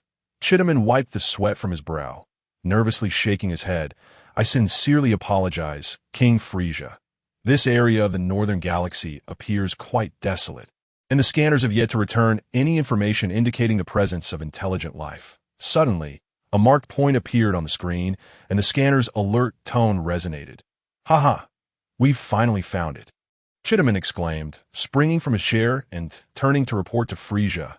"King Frieza, an intelligent life planet has been discovered 10 million kilometers away." However, before Chidaman could finish, the large screen displayed numerous marked red points. These points formed a perfect circle, as if meticulously drawn with a compass. The scanner's alert tone grew increasingly urgent. Frieza furrowed his brow. "Chidaman, what does this signify?" Chidaman glanced at the screen, hesitatingly replying, "The overly regular orbital patterns of these planets are highly unlikely to be naturally formed. Those marked points should be artificial planets." "Artificial planets?" Frieza clasped his hands behind his back, his tail flicking thoughtfully as he mused. "The fact that we can detect signs of life on these planets indicates that they are inhabited." Moreover, the artificial nature of these planets suggests that the inhabitants possess highly advanced technological capabilities. Haha. Frieza lightly stroked his nose, a dark smile emerging. This is truly splendid, seeing that Frieza was evidently pleased with the discovery of these planets. Chidaman eagerly inquired, King Frieza, shall we choose to land on this planet? Frieza nodded affirmatively. Of course, planets with life are challenging to locate, and since we have stumbled upon one, there is no reason not to pay a visit. We might also inquire about other intelligent planets they have connections with. Chidaman promptly adjusted the course, setting a rapid trajectory towards the planet. After completing these arrangements, Chidaman turned back, rubbing his hands together with a sheepish grin. Your wisdom, King Frieza, is unparalleled. Furthermore, their technological foundation will indeed save us considerable effort. Ha ha ha. We will arrive at our destination in about an hour. Would you like to rest a bit, King Frieza? I will notify you upon our arrival. Frieza nodded, turning to exit. However, just as he was about to step out, he seemed to remember something suddenly and addressed Chidaman. Mr. Chidaman, do remember to inform Lady Qianrui as well. Understood? Chidaman promptly stood at attention. Saluting, yes, I will certainly keep it in mind. Frieza nodded in satisfaction before turning to leave. Meanwhile, Chidaman, who remained in the control room, cautiously peeked outside the door after confirming that Frieza had indeed departed.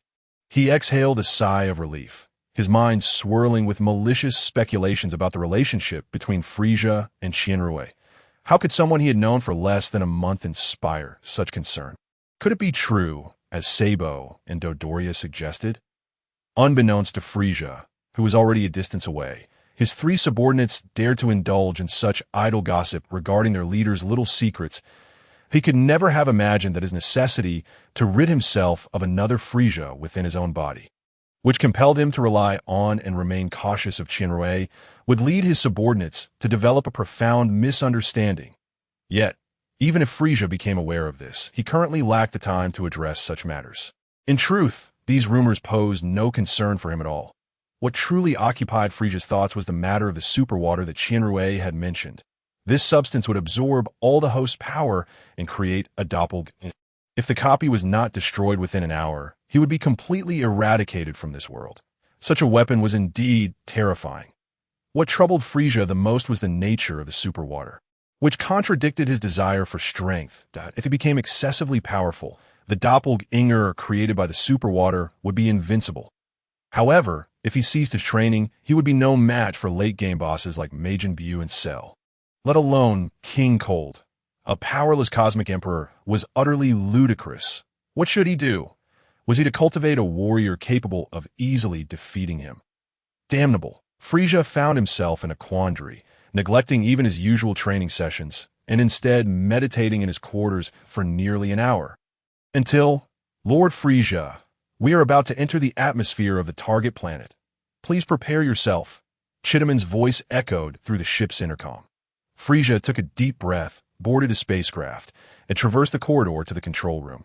Upon entering, he discovered that Dodoria and Chidaman were already prepared, while Sabo was absent, still occupied with the healing apparatus for his arm. However, this was of little consequence. Given Sabo's current strength, his presence was not critical, and the ship indeed required someone with a modicum of combat capability to remain behind. Through the control room's display screen, Frieza beheld the target planet after passing through the atmosphere, only to find nothing visible. A dense gray haze enveloped everything. Frieza furrowed his brow and turned to Chidaman, inquiring, Mr. Chidaman, what is going on? Chidaman hurriedly leaned over the control panel, activating the ship's hover mode. I sincerely apologize. Lord Frieza, it seems that the surveillance probe is damaged. I will immediately investigate the cause of the malfunction. However, after a prolonged examination, Chidaman remained baffled. How strange, there appears to be no issues. Why? At that moment, the ship's communicator within the control room suddenly blared to life, relaying distress signals from two other spacecraft. Astonishingly, their reports mirrored the situation encountered by Frieza's ship. All vision lost, nothing to be seen. Dodoria exclaimed in surprise. Could it be that upon our arrival, we were attacked by the planet's natives? Frieza shook his head. If this were indeed an ambush, they should have already concentrated their fire to bring down our ship. Then, Frieza gestured towards Chidaman, commanding, "Mr. Chidaman, immediately open the spacecraft's hatch. Dodoria, you go out and ascertain the situation." "Yes, Lord Frieza." "Yes, Lord Frieza." Chidaman pressed the hatch release, and Dodoria promptly rushed towards the spacecraft's exit. Yet before long, hurried footsteps echoed from the corridor outside, accompanied by Dodoria's muffled shout. "Chidaman, quickly close the hatch! Hurry!" Unsure of what had transpired, Chidaman acted swiftly, activating the procedure to seal the spacecraft's entrance once more. At that moment, a disheveled Dodoria, covered in grime, staggered back into the control room. Covering his mouth, surprised by Dodoria's filthy appearance, Frieza inquired, "Mr. Dodoria, what happened to you? You look as if you just returned from coal mining." Dodoria wiped his face clean, removing the dust, before responding in a disheveled manner. "Lord Frieza, I believe I have discerned the cause. Ahem. The ship is fine. The issue lies with the atmosphere here?" "Ugh. The atmosphere?" Frieza queried, intrigued. "What seems to be the matter with this planet's atmosphere?" Dodoria inhaled the fresh air within the ship deeply. "Still shaken to report to you, Lord Frieza.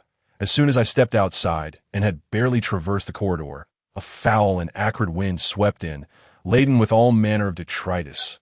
It was horrendous. I suspect this planet may be an artificial world severely afflicted by industrial pollution. We are likely still within its atmosphere."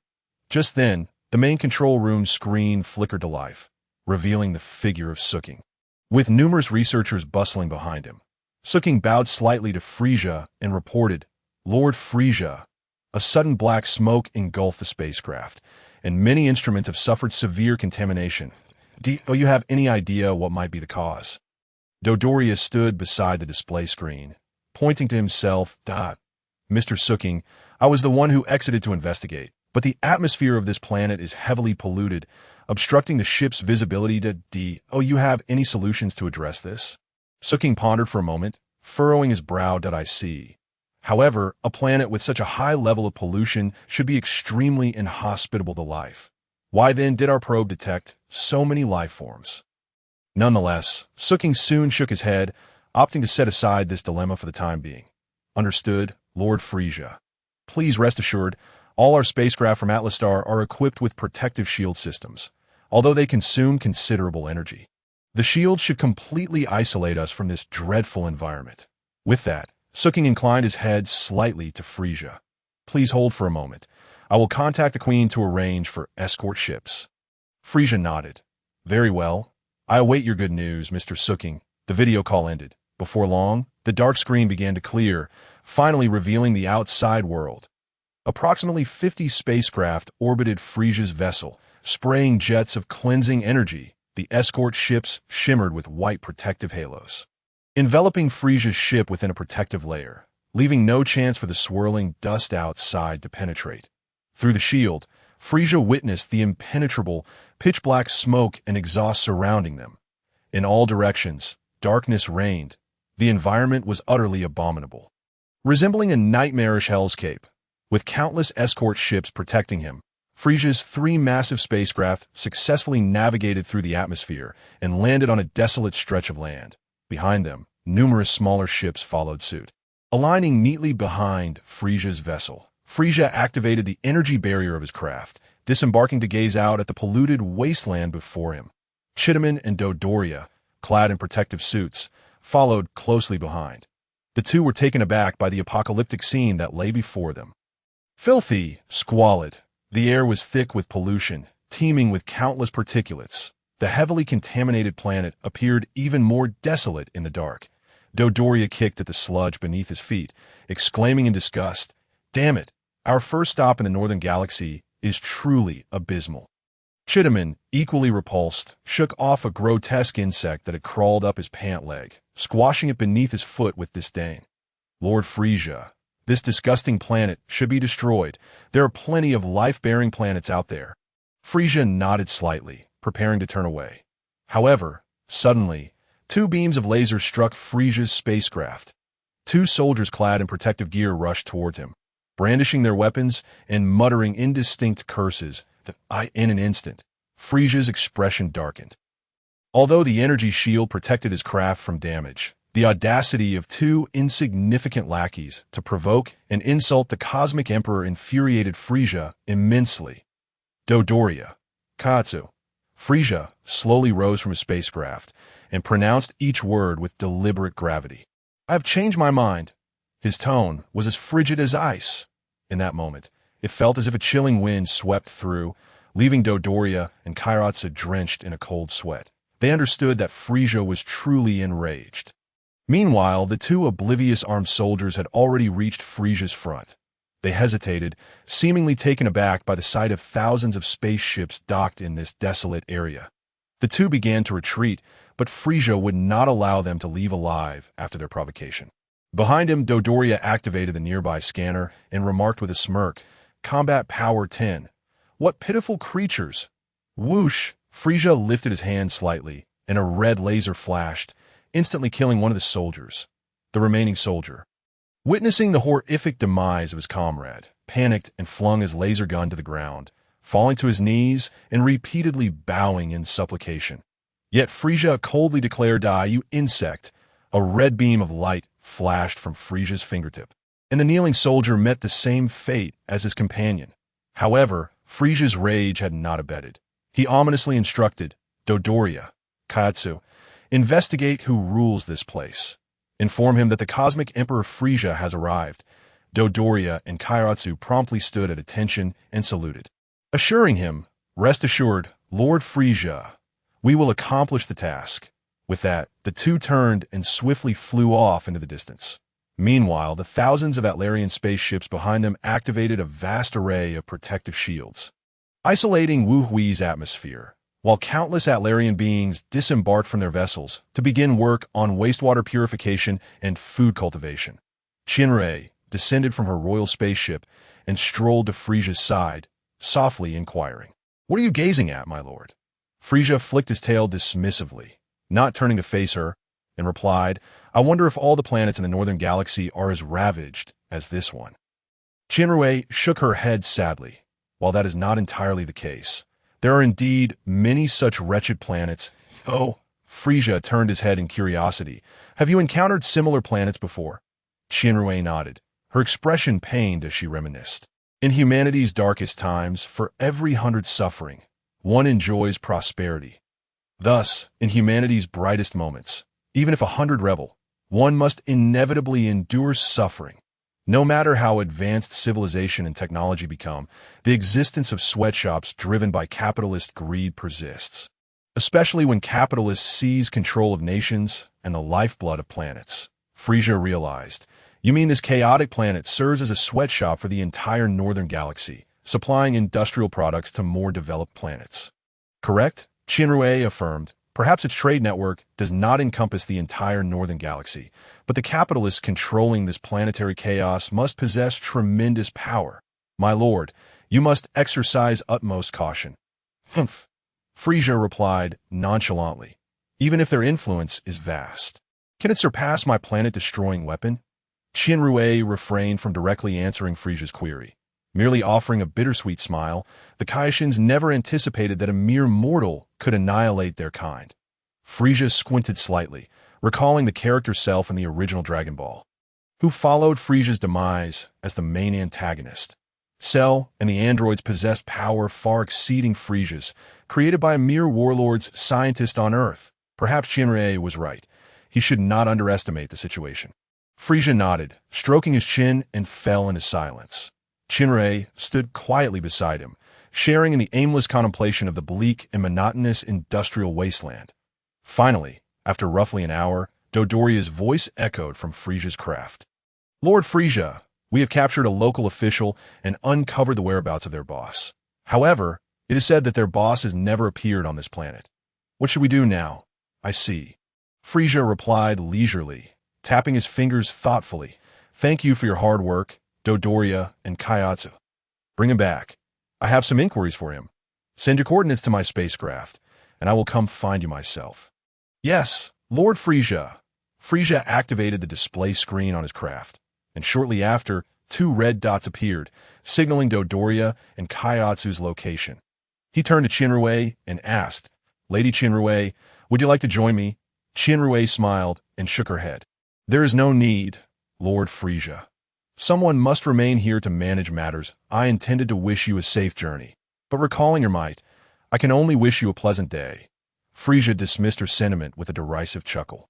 Humph, don't all Kaioshins possess the power to annihilate me in one blow? Your flattery sounds quite jarring. Lady Chinrue? Chinrue found herself at a loss for words, as Frieza spoke the truth, apart from herself, who lacked any combat capability. Even the youngest East Kaishin was indeed far superior to Frieza. Ultimately, Chinrue could only manage a somewhat awkward smile. I mean, no offense. Among mortals, you are undeniably exceptional. Frieza gave a cryptic smirk. Indeed, at least for now. With that, he suddenly activated his spacecraft, piercing through the Atlarian protective barrier and soaring into the sky towards the destination marked by the red dots. The location of Dodoria and Kairatsu was situated in industrial chaos not far from Frieza. So it wasn't long before he arrived above the tumultuous scene. At the entrance to the industrial chaos, heavy security was in place, with soldiers in isolation suits patrolling the streets in pairs. While overhead, electric grids and massive searchlights swept across the sky. It was impressive that Dodoria and Kairatsu had managed to locate the leader here without alerting anyone. Frieza spotted a gap and gracefully descended amidst the shanty structures of the industrial chaos. This area appeared to be a lodging zone, albeit extremely rudimentary, with a metal door secured by a lock and windows sparsely barred to prevent escape, surrounded by countless electric fences to the entrance. A guard posted within dozed off with his gun in hand. However, all of this was utterly trivial for a being of Frieza's caliber. A single laser could reduce the place to rubble. Yet, Frieza had devised a plan to unearth the mastermind behind this chaotic industrial planet. So he refrained from causing a ruckus. Just as Frieza was about to set off, a flickering light caught his peripheral vision. He frowned slightly. If he were discovered by the patrolling personnel, his plans would be thwarted. With that thought, Frieza's gaze hardened, and he directed his spacecraft toward the alley where the light had flashed, his fingertips gradually coalescing into a faint violet glow. Controlling the spacecraft, Frieza stealthily approached the corner, pressing against the wall, awaiting the appearance of the patrol. However, after a considerable wait, Frieza grew increasingly impatient as no one emerged from the alley. Curiously, he cautiously maneuvered the spacecraft, tilting his head to peer into the alley. To his astonishment, he discovered it was a dead end. Yet that radiant light. Frieza, utterly perplexed, maneuvered the flying craft into the alley, casting his gaze towards the windows of the adjacent residences at long last. Before the final window, Frieza beheld a figure nestled amidst a chaotic mound of blankets adorned with an array of balls. Glimmers of faint light seeped through the fabric, occasionally shifting in such a grim sweatshop. One would hardly expect to encounter something so peculiar. Intrigued, Frieza extended a finger, beckoning the bed shrouded in blankets. Suddenly, as if in response to his gesture, the bed floated towards the window. Remarkably, the individual concealed beneath the covers remained oblivious, continuing to tamper with something in their grasp. Growing impatient, Frieza thrust his hand through the bars of the window and yanked the blanket aside. A disheveled child came into view. The child had set up a modest homemade lamp on the bed, its faint glow emanating from the little light, while she bowed her head, seemingly unaware that Frieza had unveiled her blanket, persistently tinkering with her small toy. How fascinating! It was utterly captivating. Frieza, eager to amuse her, reached out once more, tugging at the toy gun in her hand. In an instant, the toy was wrested from the child's grasp, zipping into Frieza's possession. Only then did the child register the change. Lifting her head in confusion, her gaze meeting Frieza's somewhat sinister and eerie visage beneath the dim sky. Just as she was about to scream, she clamped her hand over her mouth, casting fearful glances at the other slumbering figures around her. Once assured that none had awakened, she exhaled a sigh of relief. Frieza, intrigued, raised an eyebrow and remarked, "Little one, you seem quite apprehensive about rousing them." Upon hearing Frieza's loud voice, the child momentarily forgot her fear and, placing her finger to her lips, whispered urgently, "Keep your voice down. We mustn't alert the guards." Chuckling, Frieza flashed his signature grin. "Rest assured, little one, I have enveloped us in an energy barrier. Even if your head were to explode right now, they would remain blissfully unaware that, yes, that's so. How splendid. Wait, why do you have to say it in such a chilling manner? The child, now irate, stretched out her hand toward Frieza, demanding, and hurry, give me back my light gun. Frieza casually tossed the toy gun in his hand, sneering, what is so special about this toy you crafted? I doubt it could even swat a mosquito. The child, unable to tolerate Frieza's derision, flushed with indignation and retorted, if you don't believe me, you can certainly try taking a shot yourself. Frieza recognized her words were born of frustration, yet he still clutched the toy gun tightly, pressing it against his palm, scoffing, now, little one, watch closely as I demonstrate the true might of your toy. With that, Frieza suddenly pulled the trigger. A fierce, swirling energy pulse erupted from the gun's muzzle. A searing pain shot through his left palm. Frieza's pupils constricted. Though he maintained a composed exterior, his heart surged with tumultuous waves. How could he, with such formidable physical prowess, be harmed by this seemingly rudimentary toy gun? Even amidst a planetary explosion, he would emerge unscathed. Yet this innocuous toy inflicted genuine agony.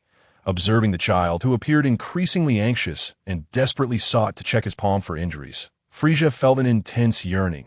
This child, under such oppressive conditions, had managed to create a weapon of such formidable power. What a prodigy! The Frieza force must possess her. Narrowing his eyes slightly, Frieza returned the laser gun to the child and gently raised his left hand, revealing his palm. Though charred, Frieza merely wiped it clean, restoring it to its original state, seemingly unscathed. The child, witnessing Frieza's unharmed hand, initially beamed with relief. I'm so glad you're okay. I almost got you into trouble. However, her expression quickly shifted to one of melancholy as she wiped away a tear from the corner of her eye, tucking the light gun beneath her pillow, her small frame radiating desolation and helplessness. Frieza called out to her, hey, little one, what is your name? The child turned her head, her eyes slightly puffy. My name is Fu Ermin. Fu Ermin, Frieza nodded, inquiring further, Ms. Fu Ermin, I have a few questions for you. It will be prudent to answer truthfully, understood? Yes, sir, Fu Ermin mumbled, burying her head and sniffling quietly, perhaps still enveloped in sorrow over her weapon, which she had painstakingly crafted yet found useless. She failed to notice the change in Frieza's tone. Frieza, unfazed, maintained a congenial demeanor. All right, Miss Fu Ermin, I wish to inquire about the name of this planet, and its ruler, Fu Ermin, somewhat distracted, replied, this planet has no name. We generally refer to it as Industrial No. There are 9 other industrial planets orbiting the artificial sun, and the factory director is named Toli, while the shadowy owner is called Most at this point. It seemed Fu Ermin suddenly recalled the peculiarity of Frieza as presence at her window in the dead of night, leading her to raise her gaze toward his neck. Upon realizing he bore no collar, she gasped in disbelief. You come from the outside? Following Fu Ermin's gaze, Frieza glanced at his own neck, then back at hers. Finally discerning the clue. Miss Fu Ermin, what is that around your neck?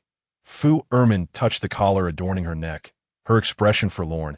This is the shackles that strip us of our freedom, a demon that can terminate our lives at any moment. Frieza surveyed the other sleeping individuals in the dormitory. Noting the diversity in their skin tones, physiques, and even physical features, he conjectured, have you all been captured to serve as laborers? Fu Ermin nodded sadly.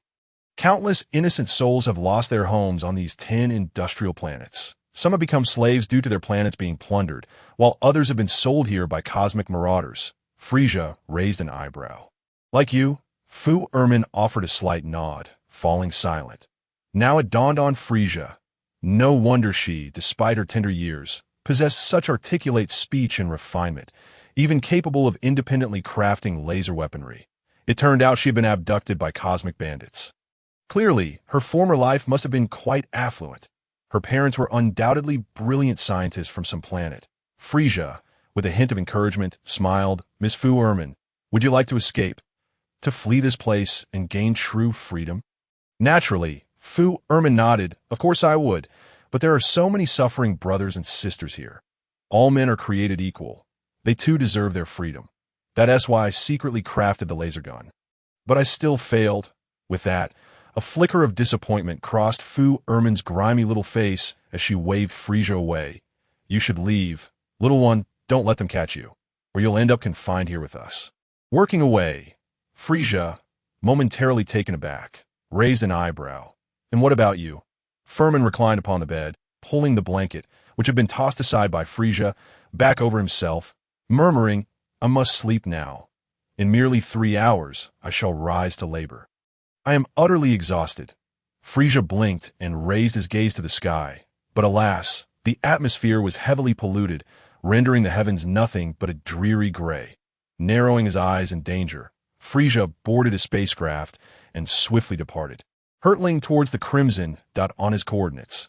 With the automatic navigation of the vessel, Frieza soon arrived at the opulent residence of the factory manager amidst the chaotic industrial battleground, in stark contrast to the hellscape outside.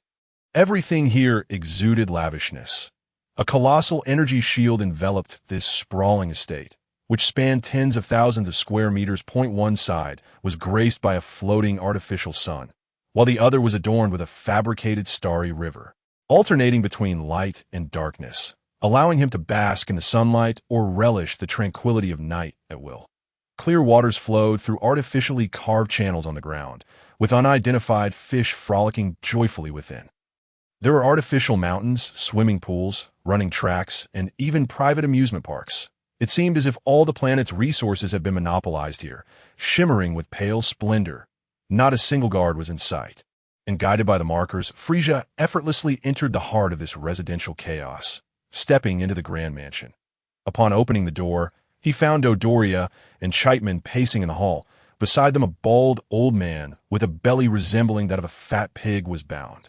King Frieza, Dodoria and Chapman exclaimed, rushing towards him.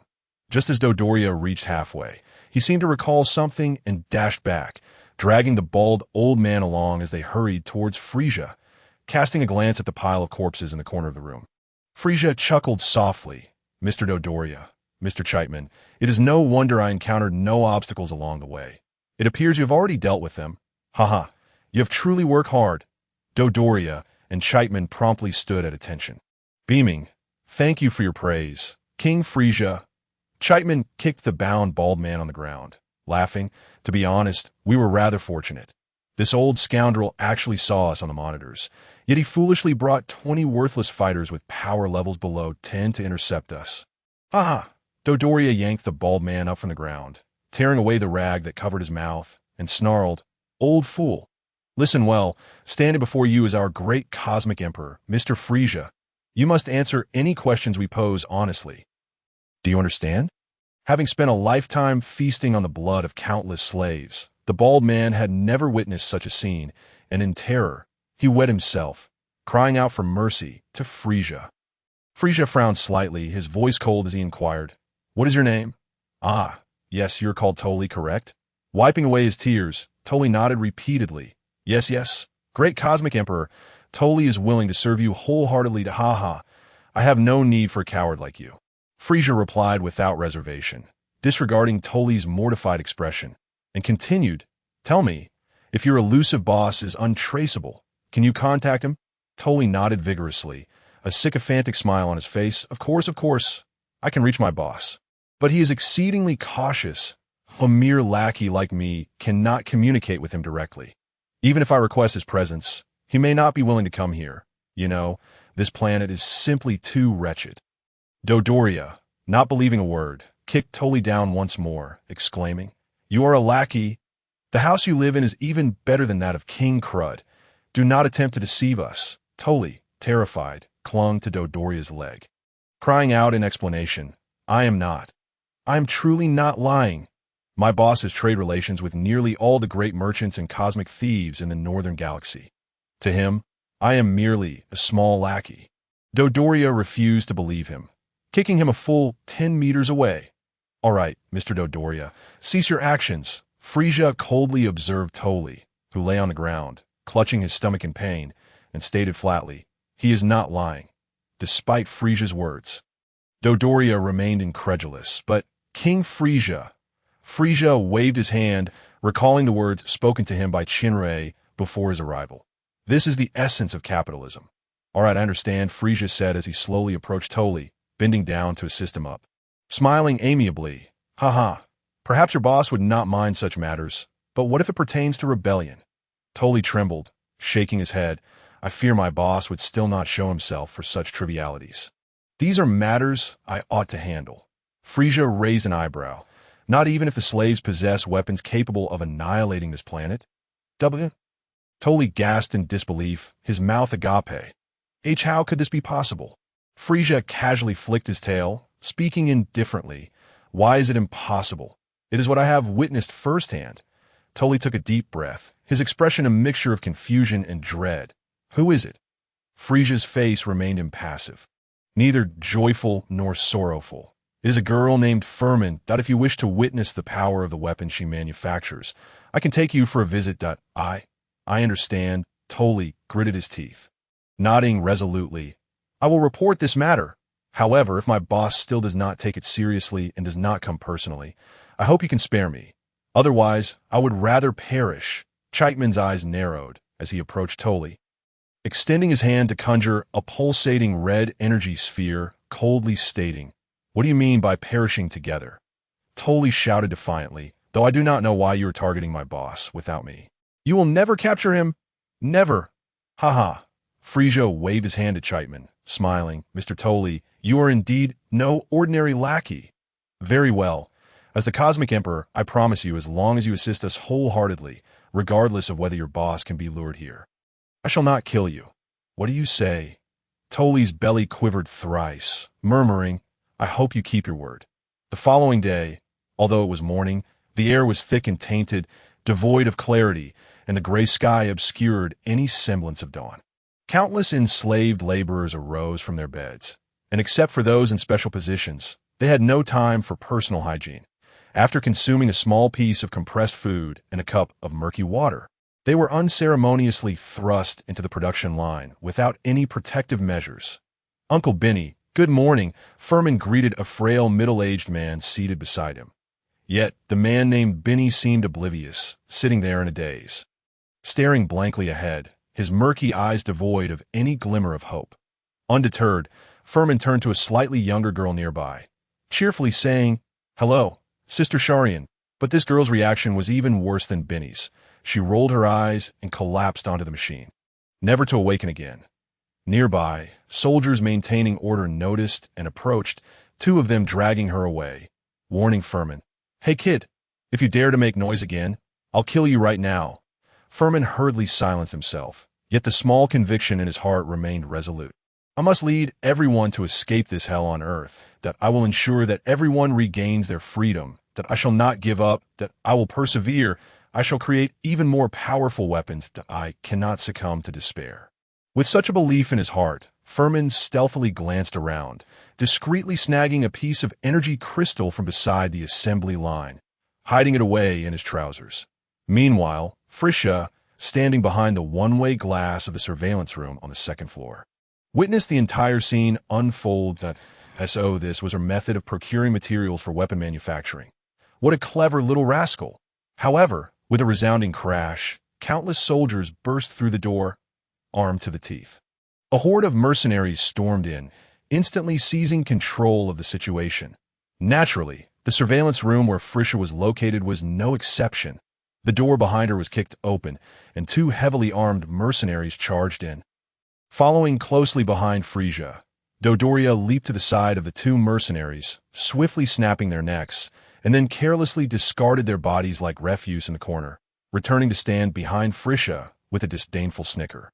These provincial tycoons certainly know how to put on a show. Frieza shook her head, remaining silent as she continued to observe the unfolding events below and on the first floor of the factory. Amidst a throng of bodyguards, a middle-aged man clad in an exquisitely tailored suit strode in with an air of arrogance, adorned in opulence. He wore 12 rings, each set with a different gemstone, 6 on each hand. He radiated wealth, exuding an aura of extravagant confidence. He wore no protective gear, for the 4 strongest bodyguard beside him had already erected a mobile shield to safeguard the health of this sweatshop owner. Before the middle-aged man could utter a word, a supervisor rushed forward, bowing and smiling ingratiatingly. Boss, What brings you here personally? You could have at least given me a heads up to arrange a welcome ceremony for you. The newcomer was none other than the capitalist overlord of this industrial star system.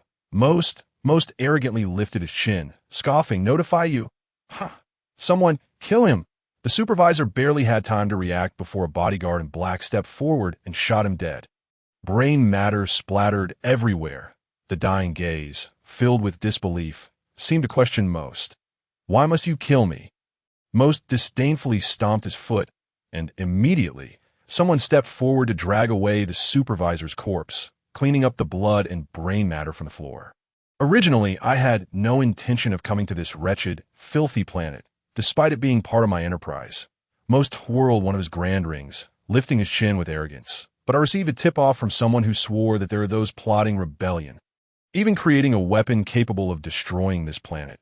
As he spoke, Most gestured discreetly to one of his black-clad bodyguards. The bodyguard understood and retrieved a crude toy pistol from his pocket, tossing it to the ground with force. Yet I never anticipated that the so-called weapon capable of annihilating a planet would turn out to be such a piece of junk. Most chuckled. "I suppose today is not a day for jest, is it? A holiday popular on the fringes of the northern galaxy, akin to April Fool's Day." Suddenly, Most's expression darkened, his face clouded with fury as he gritted his teeth. "I am furious, infuriated. I will not let that deceiver go unpunished. But first, I must capture the creator of this pathetic weapon to relieve my anger." Chapter 030. Torment at the moment the toy gun was tossed aside. Furman's face paled in terror. In that instant, her mind went blank. She knew it was all over. Sure enough, Most, with his head held high, coldly commanded the thousands of enslaved workers, "Who is Furman? Step forward." Instantly, countless eyes turned toward the young Furman. Those once apathetic, dull gazes were now filled with urgency and hunger, yearning to deliver the girl who desperately sought to save them into the jaws of a beast to preserve their own lives. How filthy and grotesque! Furman did not know how she stood before the scrutinizing crowd, lost in their stares, nor could she comprehend the expression on her own face. All she knew was that she was about to die. By the time Furman regained her senses, she found herself standing before Most, who reeked of copper and arrogance. Most seemed taken aback that such a small child would dare to defy him. But upon reflection, it made sense. After all, only a child of her tender age would be unafraid of death. Most kicked Furman away, disdainfully flinging his shoe at her face. Immediately, someone brought forth an identical new shoe for Most to wear. Most strutted proudly to where Furman lay, clutching her abdomen, placing his foot on her head, causing a dull thud. "Think you can resist me?" Most laughed heartily. "You, with your toy gun? You wish to defy me?" "The wealthy Most? Ha ha ha! Do you not fear for your life?" The last words were delivered with a tone of chilling menace. Furman gasped for breath, racked with pain, yet this suffering only fortified her resolve. In that fleeting moment, an overwhelming surge of power coursed through her veins. That power was called courage. Furman twisted her small head, unwaveringly meeting Most's gaze, gritting her teeth. "You filthy vampire! I am already living in hell. Your threats only serve to amuse me." Most was momentarily taken aback by Furman's fierce spirit, hesitating to continue staring into the eyes of this seemingly frail girl. Very well, very well." Most, infuriated, gestured violently to the black-clad bodyguards, bellowing, "Strike! Torture her mercilessly! I want everyone to witness the fate of those who dare oppose me." Most, four merciless black-clad bodyguards advanced, seizing Furman's limbs, lifting her slowly into the air. Crack, crack, for crisp sounds echoed. Furman's limbs were brutally broken by their bare hands. A piercing, heart-wrenching scream, tender yet agonizing, reverberated through the blood-soaked factory, lingering in the air. The bodyguards simultaneously released their grip, and Furman fell to the ground like a marionette with severed strings. Her limbs lay twisted at unnatural angles, broken bones protruding from her flesh. Exposed to the air, she wanted to cry, yet the pain rendered her incapable of even weeping. Silence enveloped the scene, as thousands of slaves bore witness to this living nightmare. Yet none dared to intervene, apathetically watching. "Ha!" Most laughed maniacally, stepping forward to seize a steel knife from the bodyguards, plunging it into Furman's abdomen. With a swift twist, he extracted her intestines. Do you see this? Look, you lowly scum! Most brandished the dagger triumphantly, proclaiming, any who dare defy me, most shall meet this very fate. Lying in a pool of her own blood, Furman's gaze gradually dimmed, her mind racing through countless fragmented memories. Ultimately, the images coalesced into a family dinner featuring 4 faces: father, mother, brother. Furman longed for you all. Dodoria, Chitaman, do you see this? This girl is doing everything within her power to liberate these enslaved souls, yet these soulless wretches are unwilling to risk their lives for her. How tragic. Seeing most despicable actions, Dodoria could no longer bear witness. Frieza, I cannot stand by any longer. Allow me to eliminate this trash. Frieza nodded. Dodoria, you handle the trash, and Chitaman, you protect that girl. Immediately take her back to the spaceship for treatment, and ensure she suffers no further harm. Yes, Frieza. Dodoria and Chitaman shattered the one-way glass of the observation room in an instant, leaping from the 2nd floor with remarkable force. Chitaman swiftly positioned himself in front of the ailing Furman. Resembling an impregnable fortress, he bent down to lift her, unleashing a shockwave that obliterated a significant portion of the factory wall. Without a backward glance, he soared towards the outside. Meanwhile, Dodoria roared, single-handedly pulverizing the heads of 4 black-clad bodyguards with his fists. He was like a vengeful deity from the depths of hell. You wretches, today allow me, Lord Dodoria, to demonstrate my might. With a battle power exceeding 10,000, Dodoria charged towards most. Countless bodyguards and mercenaries were sent flying as Dodoria barreled through them like a tank. With unstoppable force, he carved a bloody path. Most, taken aback by this sudden turn of events, froze in place. Paralyzed by fear, his legs turned to jelly. Just as Dodoria reached him, hand outstretched, moments away from seizing most. A blinding red energy wave surged towards Dodoria's eyes. He quickly sidestepped, but it was too late. A long gash marred the side of Dodoria's face, blood oozing forth. Who dares? Dodoria bellowed in fury. Who ambushed Lord Dodoria? As his words echoed, a blue-skinned alien clad in a red jacket and black tight pants emerged leisurely from outside the factory, his voice calm and measured. It is I, the #1 assassin of the North Galaxy. Lykic! Haha, Lykic! At last, you have arrived. Most, seeing his savior, hurriedly scrambled behind Lykic, gasping and pointing furiously at Dodoria, shouting, Quickly! Help me kill him! Lykic, I will pay you whatever it takes. Chapter 031. My territory. Lykic slightly recoiled in disdain, pushing most aside with a cold remark. I am an assassin. As long as you pay, I will certainly fulfill my mission. Now, step aside. Most choked, his face flushed with anger, yet he had no choice but to rely on this individual. Grudgingly withdrawing to the side, Dodoria, with a look of utter disdain, flexed his arms and sneered. In this remote North Galaxy, I never expected to find a warrior of your caliber, but alas, you are unfortunate to have crossed paths with me. Lord Dodoria, Lykic remained impassive, seemingly unfazed by Dodoria's contempt, instead pointing towards Dodoria's ear, inquiring, You, who consider yourself a powerful extraterrestrial, should surely be wearing the battle power detector developed by the Crud Legion. Correct? Dodoria paused, then smirked. Indeed, it seems even in this secluded North Galaxy, there are those who have heard of King Crud's name. Huh.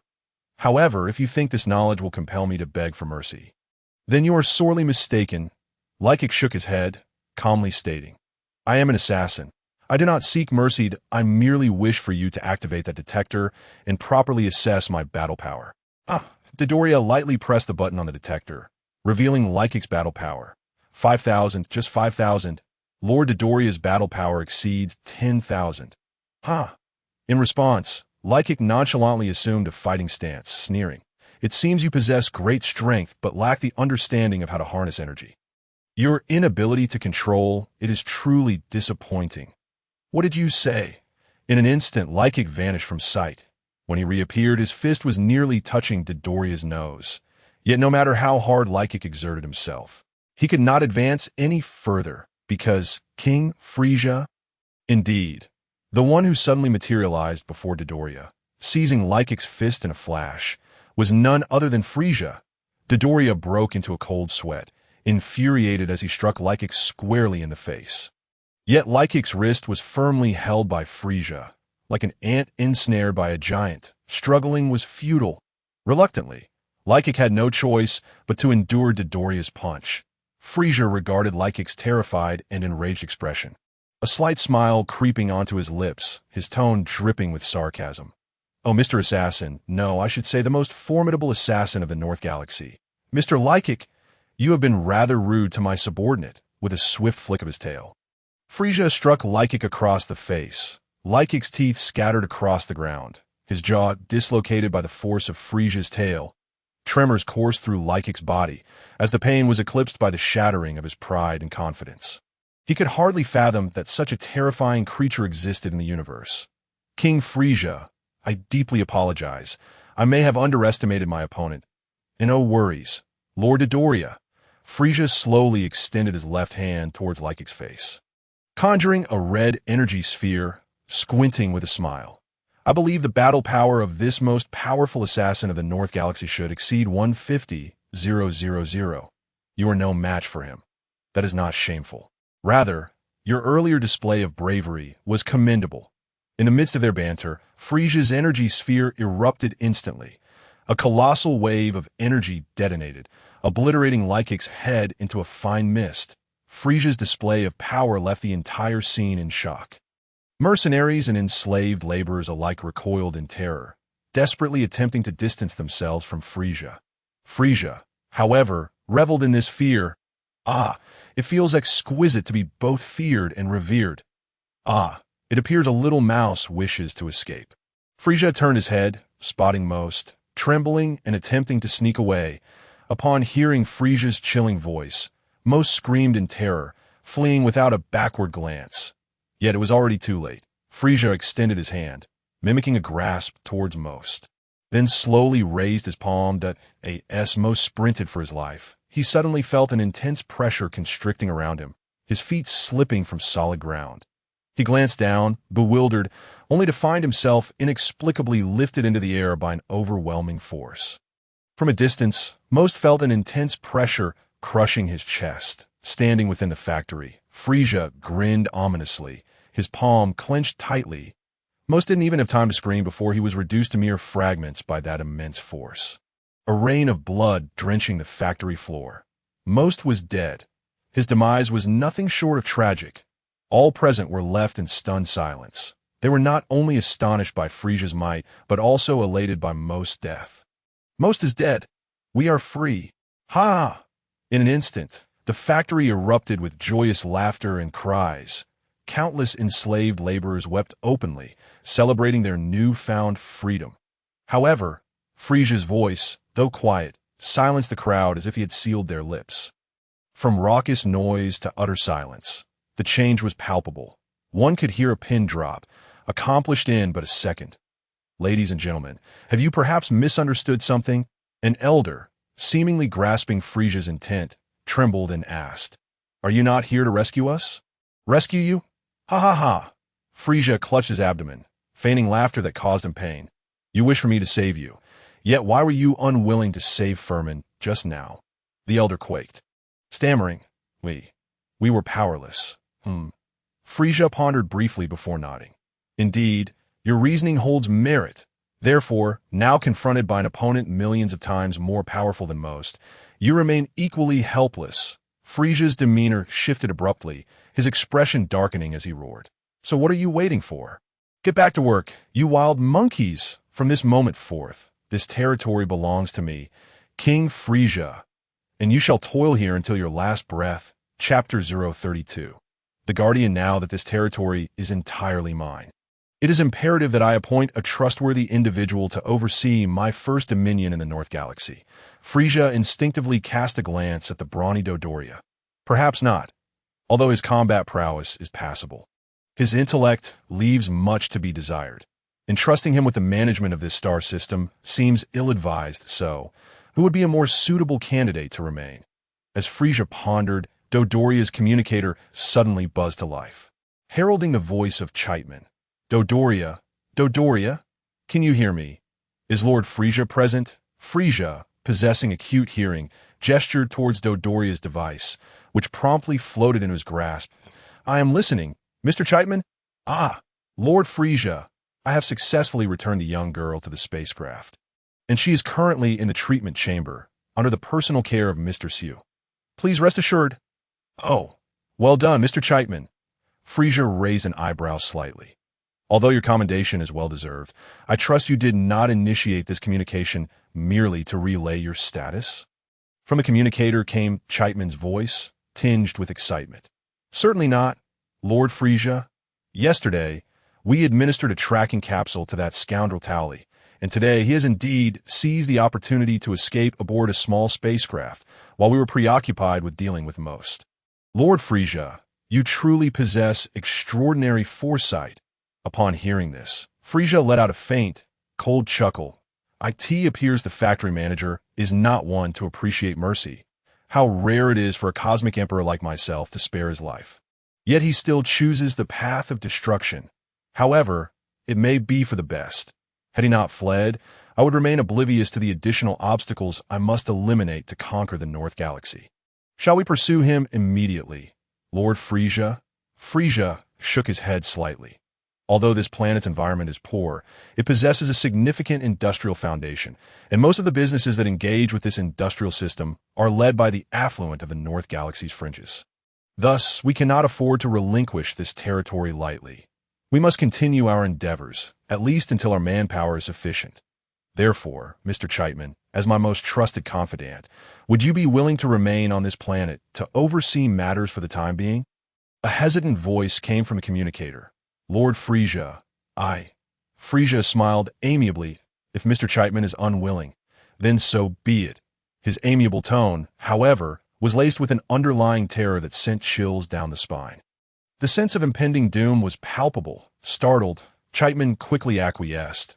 "Rest assured, Lord Frieza, I will safeguard this territory with utmost diligence. I'm always ready to dedicate everything for you." Frieza chuckled with delight. "Excellent, Mr. Chapman. I do not require you to do much. Given our current shortage of personnel, you may temporarily disregard the other 9 planets. Simply manage this one, ensuring that the news of most demise does not spread to incite chaos. I shall leave you a portion of scientists to develop the industrial products we require. As for the future, I will promptly arrange for a contingent of warriors to assist you in managing this star system. It will not be long, so rest assured." Chapman's smile was strained. "Well, yes." Frieza pressed the button on the communicator, terminating the call, and tossed the device back to Dodoria. He then beckoned a figure who appeared to be his supervisor, who approached timidly. Frieza smiled and said, "Greetings. I'm the Cosmic Emperor, Frieza." The supervisor stammered nervously. "Why, yes, hello. I'm the supervisor here. My name is Trell. Mr. Trell," Frieza said, his tail swaying as he continued amiably, "please be informed that one of my subordinates will arrive shortly to take over this facility and everything on this planet. Kindly notify your colleagues to comply with his orders. Will you, for reasons unknown?" The more Frieza smiled warmly, the more Trell felt a profound sense of dread. Trell forced out a smile that was more akin to a grimace. "I will, Your Majesty." "Huh. You are far more discerning than your factory manager." Frieza turned and began to float away, addressing Dodoria. "Mr. Dodoria, it is time for us to return. All subsequent matters shall be entrusted to Mr. Chapman." Dodoria hurriedly ascended, following Frieza closely. "Yes, Lord Frieza." Frieza nodded slightly, and the two of them transformed into a violet beam of light, vanishing from sight, leaving behind thousands of enslaved laborers and a few surviving mercenaries in a state of bewilderment.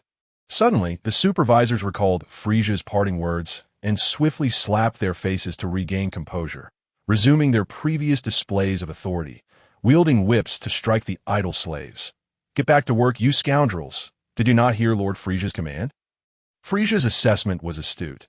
In order to effectively manage this unruly mob of slaves, reliance upon these overseers, who had long instilled fear in their hearts, was essential. He had alleviated some of Chapman's burdens, and now it was up to him to handle the rest. In a flurry of speed, Frieza and Dodoria swiftly returned to the site where their spacecraft had landed. To Frieza's astonishment, the previously desolate and polluted wasteland had been transformed. The water had been purified, the earth rejuvenated, and a small, artificial sun hung in the sky, with green shoots sprouting from the soil. Achieving such a feat on a planet heavily tainted by metal pollution was nothing short of miraculous. Observing the scene before him, Frieza felt a sense of foreboding. Indeed, from a distance, he spotted Shinrei approaching gracefully, smiling at Frieza. Why, Lord, my people wish to settle here for the time being. They cannot accompany you on your further journeys. Chapter 033. Kiddo. Frieza turned to regard the thousands of Atlanteans diligently laboring to improve their surroundings, and then glanced at Shinrei, inquiring, "And what of you? Will you remain as well?" Shinrei shook her head, turning to her people with a gentle smile. "Though they wish for me to stay, I believe that, in your future endeavors, my assistance may still be of use. May I continue to follow you." The great cosmic emperor, Frieza, however, was not swayed by Shinrui's flowery words, and merely smirked coldly. "Truly, you are deserving of your title as the Supreme Kai. You possess a remarkable ability to navigate social intricacies." Unfazed, Shinrui replied with a slight smile, "I merely wish to put your mind at ease, my lord." After a moment of contemplation, Frieza nodded. "Very well. Since your people are willing to remain and rehabilitate this environment, that is indeed for the best. Moreover, Chitman certainly requires some reliable subordinates. Your intentions are noted, but do not expect my gratitude." Shinrui smiled subtly. "And one can afford the gratitude of an emperor. I do not wish for you to feel indebted to me." "Your cunning is somewhat irksome," Frieza remarked as he turned and returned to his spacecraft. A clear voice emanated from within. "Please enter, Lady Shinrui." Shinrui blinked and gestured for Dodoria to precede her. "You go ahead." "Mr. Dodoria." Initially taken aback, Dodoria soon regained his composure and, with sweat beading on his brow, bowed to Chin. "I couldn't possibly." "You truly flatter me. Lady Shinrui, please you first. It is an honor to follow you and close the door behind you." Observing the comical antics of Dodoria, Shinrui could not help but let out a chuckle.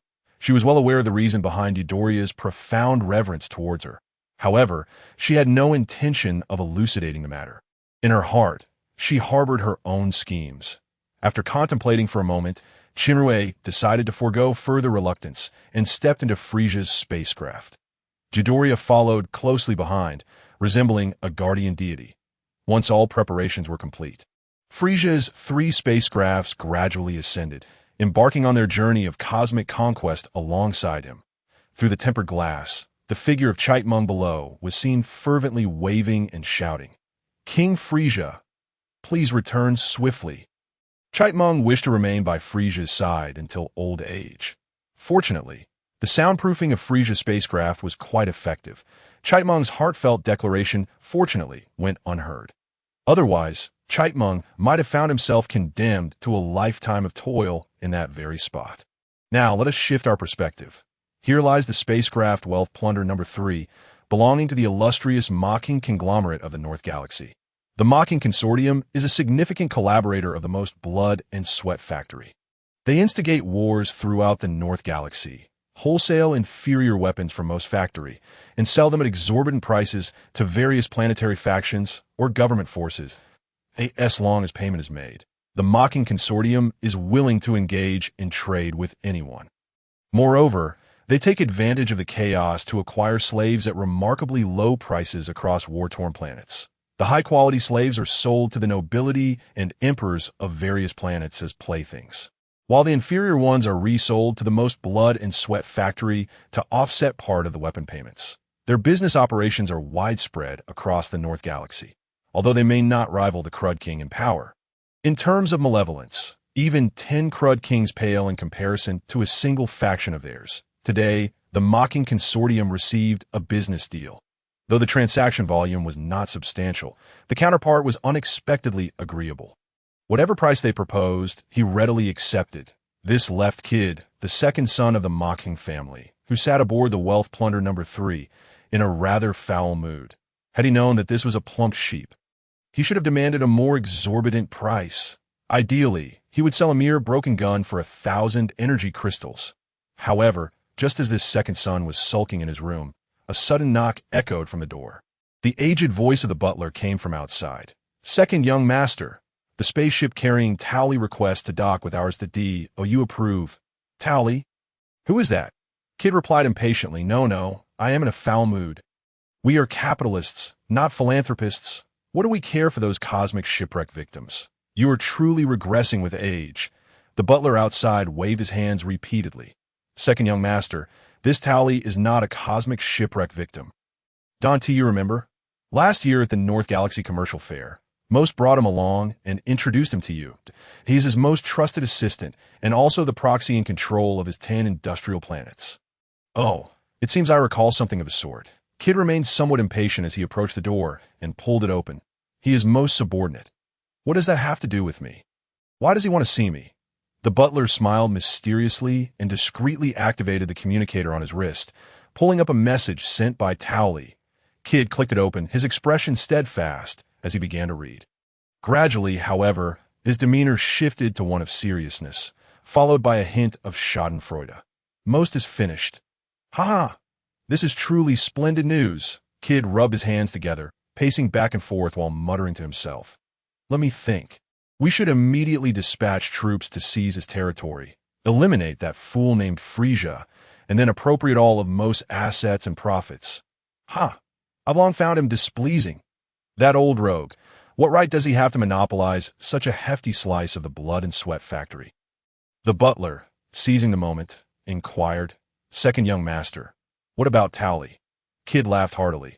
He brings me such a splendid gift. He is my most esteemed guest. What kind of host would turn away a guest? Hurry and approve his docking request. Bring him here. I have matters to discuss with him. Yes, the old butler quickly turned to leave, leaving Kid to excitedly pace back and forth, his mind swirling with unspoken schemes.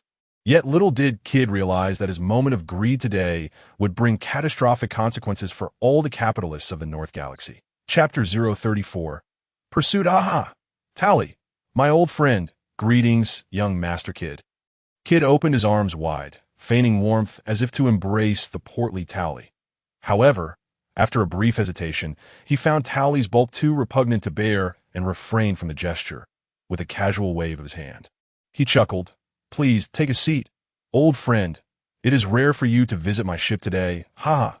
Towley glanced around, realizing there were no chairs available for him to sit, and awkwardly forced a smile. No, I have come to seek young Master Kid's assistance regarding a very important matter.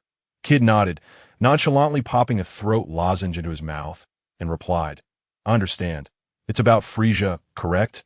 Upon hearing Kid mention the matter, Towley's worries eased slightly, and he joyfully said, Yes, young Master Kid.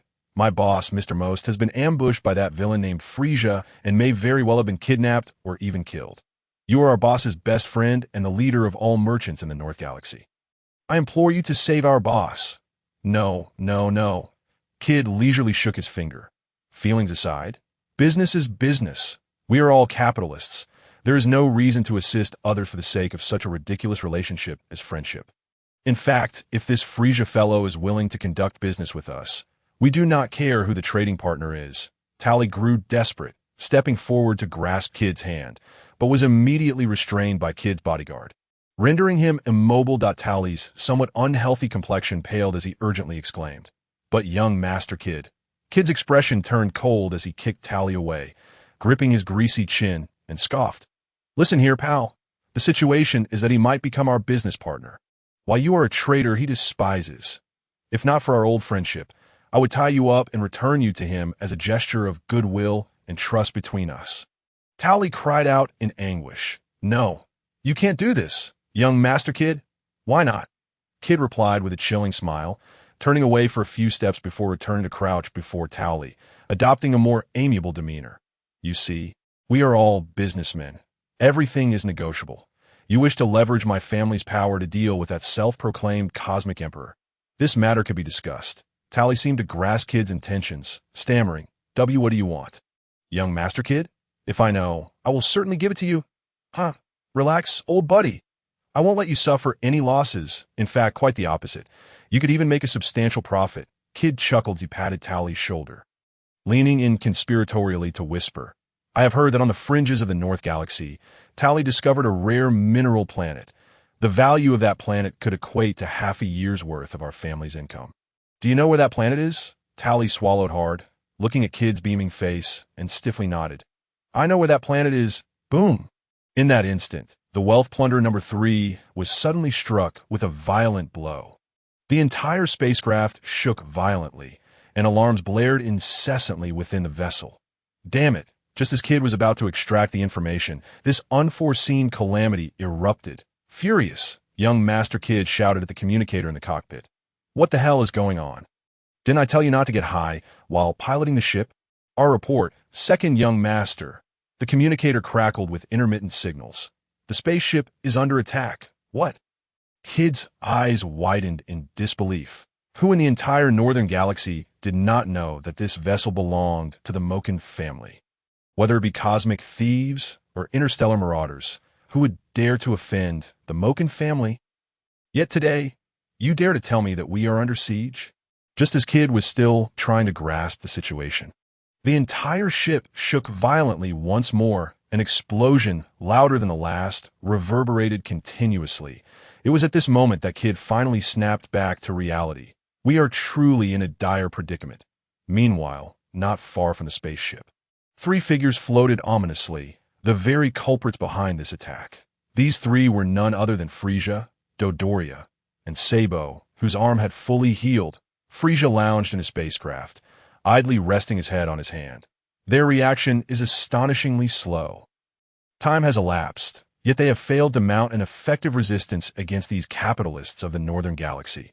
They are truly pathetic, as Sabo relentlessly fired energy blasts at Wealth Plunderer No. 3, he disdainfully scoffed. These arrogant landowners are so clueless. I could eliminate them all with just one hand. Lord Frieza, may I obliterate this bothersome spaceship? No. Let us wait a moment longer. We did not travel such a great distance merely to kill a couple of mice for amusement. Suddenly, Frieza raised an eyebrow and laughed at Sabo. Mr. Sabo, look, they are coming. Hearing this, Sabo and Dodoria glanced up. Indeed, dozens of warriors clad in spacesuits and wielding laser guns emerged from the opposite side of the spaceship, opening fire on Frieza and his companions. Ah, these warriors truly possess commendable courage, Frieza remarked with interest as he tapped his fingers. Mr. Sabo, Mr. Dodoria. The two immediately positioned themselves in front of Frieza, raising their arms high and effortlessly deflecting countless energy bullets. Mice of the Northern Galaxy, taste the might of your Lord Dodoria. Capitalist vermin. This is a greeting from the Frieza force. Dodoria and Sabo became mere blurs, swiftly closing in on the Moken warriors. Before the warriors could react, Dodoria and Sabo had already dispatched 7 or 8 of them. The death toll continued to rise. Hiding within the spaceship, Kid was utterly horrified. These elite warriors from his own family were being slaughtered with ease by 2 monsters. What kind of fiends have I angered? Chapter 035. Grant him a quick in just as the warriors were on the brink of annihilation at the hands of Dodoria and Sabo. Kid could no longer restrain himself and activated the external communication system, shouting in rage, "Stop! Who are you? Why are you attacking us?" Sabo, grasping the last remaining warrior, glanced coldly at Kid, then suddenly swung his hand. Without a trace of mercy, he severed the warrior's head with a swift chop. "You!" Kid's fury threatened to erupt. As the second son of the illustrious Moken family, he had humbled himself to plead for mercy. Yet this monster disregarded him entirely. What audacity! What arrogance! Kid's eyes nearly bled with rage. He glared at Sabo, vowing to etch that face into his memory. One day, he would make him pay for today's transgressions.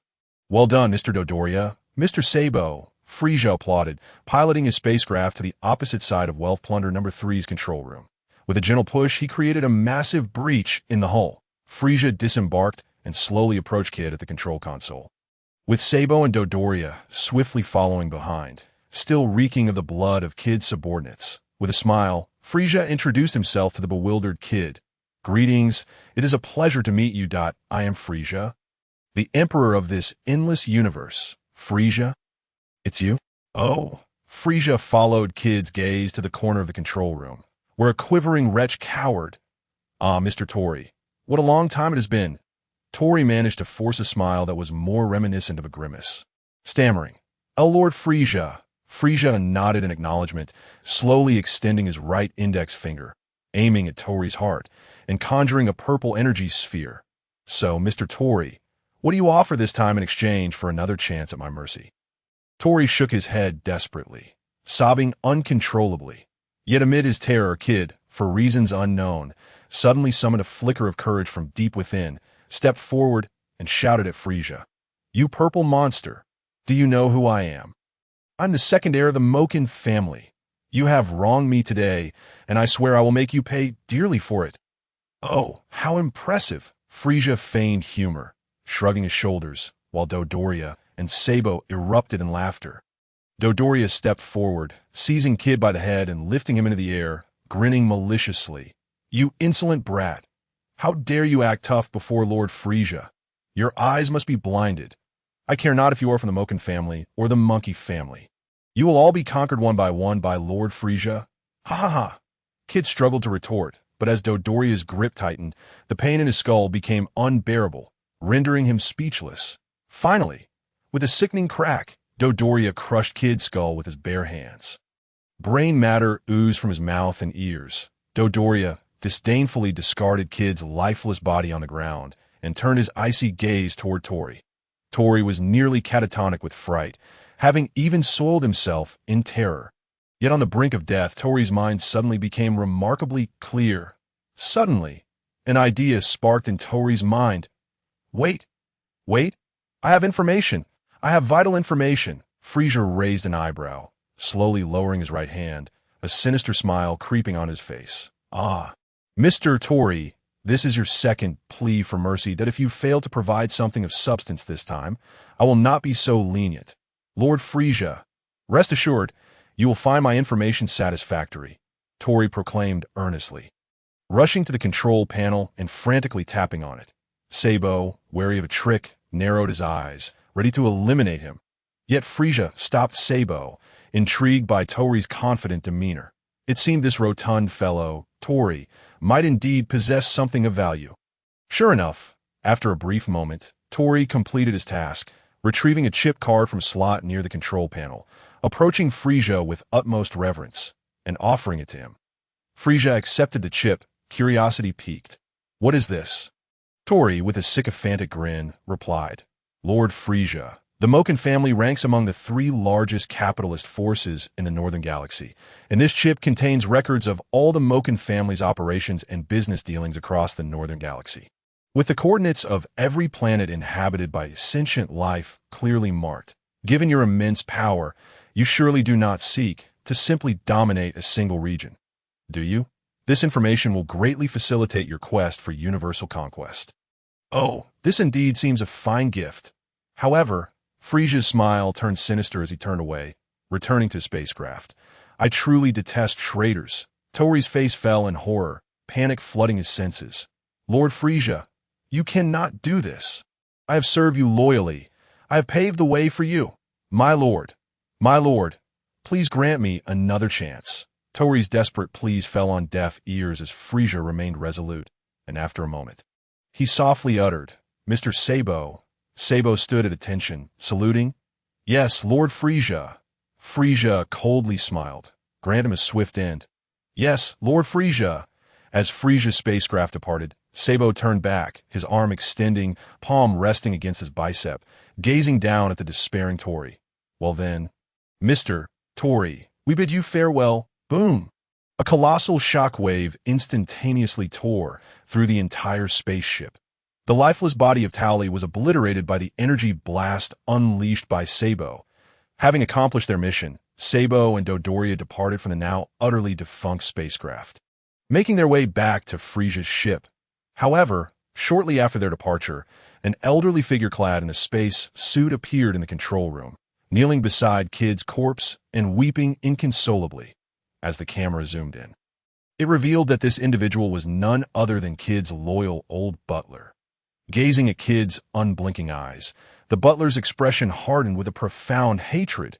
Through gritted teeth, he vowed, "Frieza, take heed. our Moken family will surely return to exact vengeance upon you.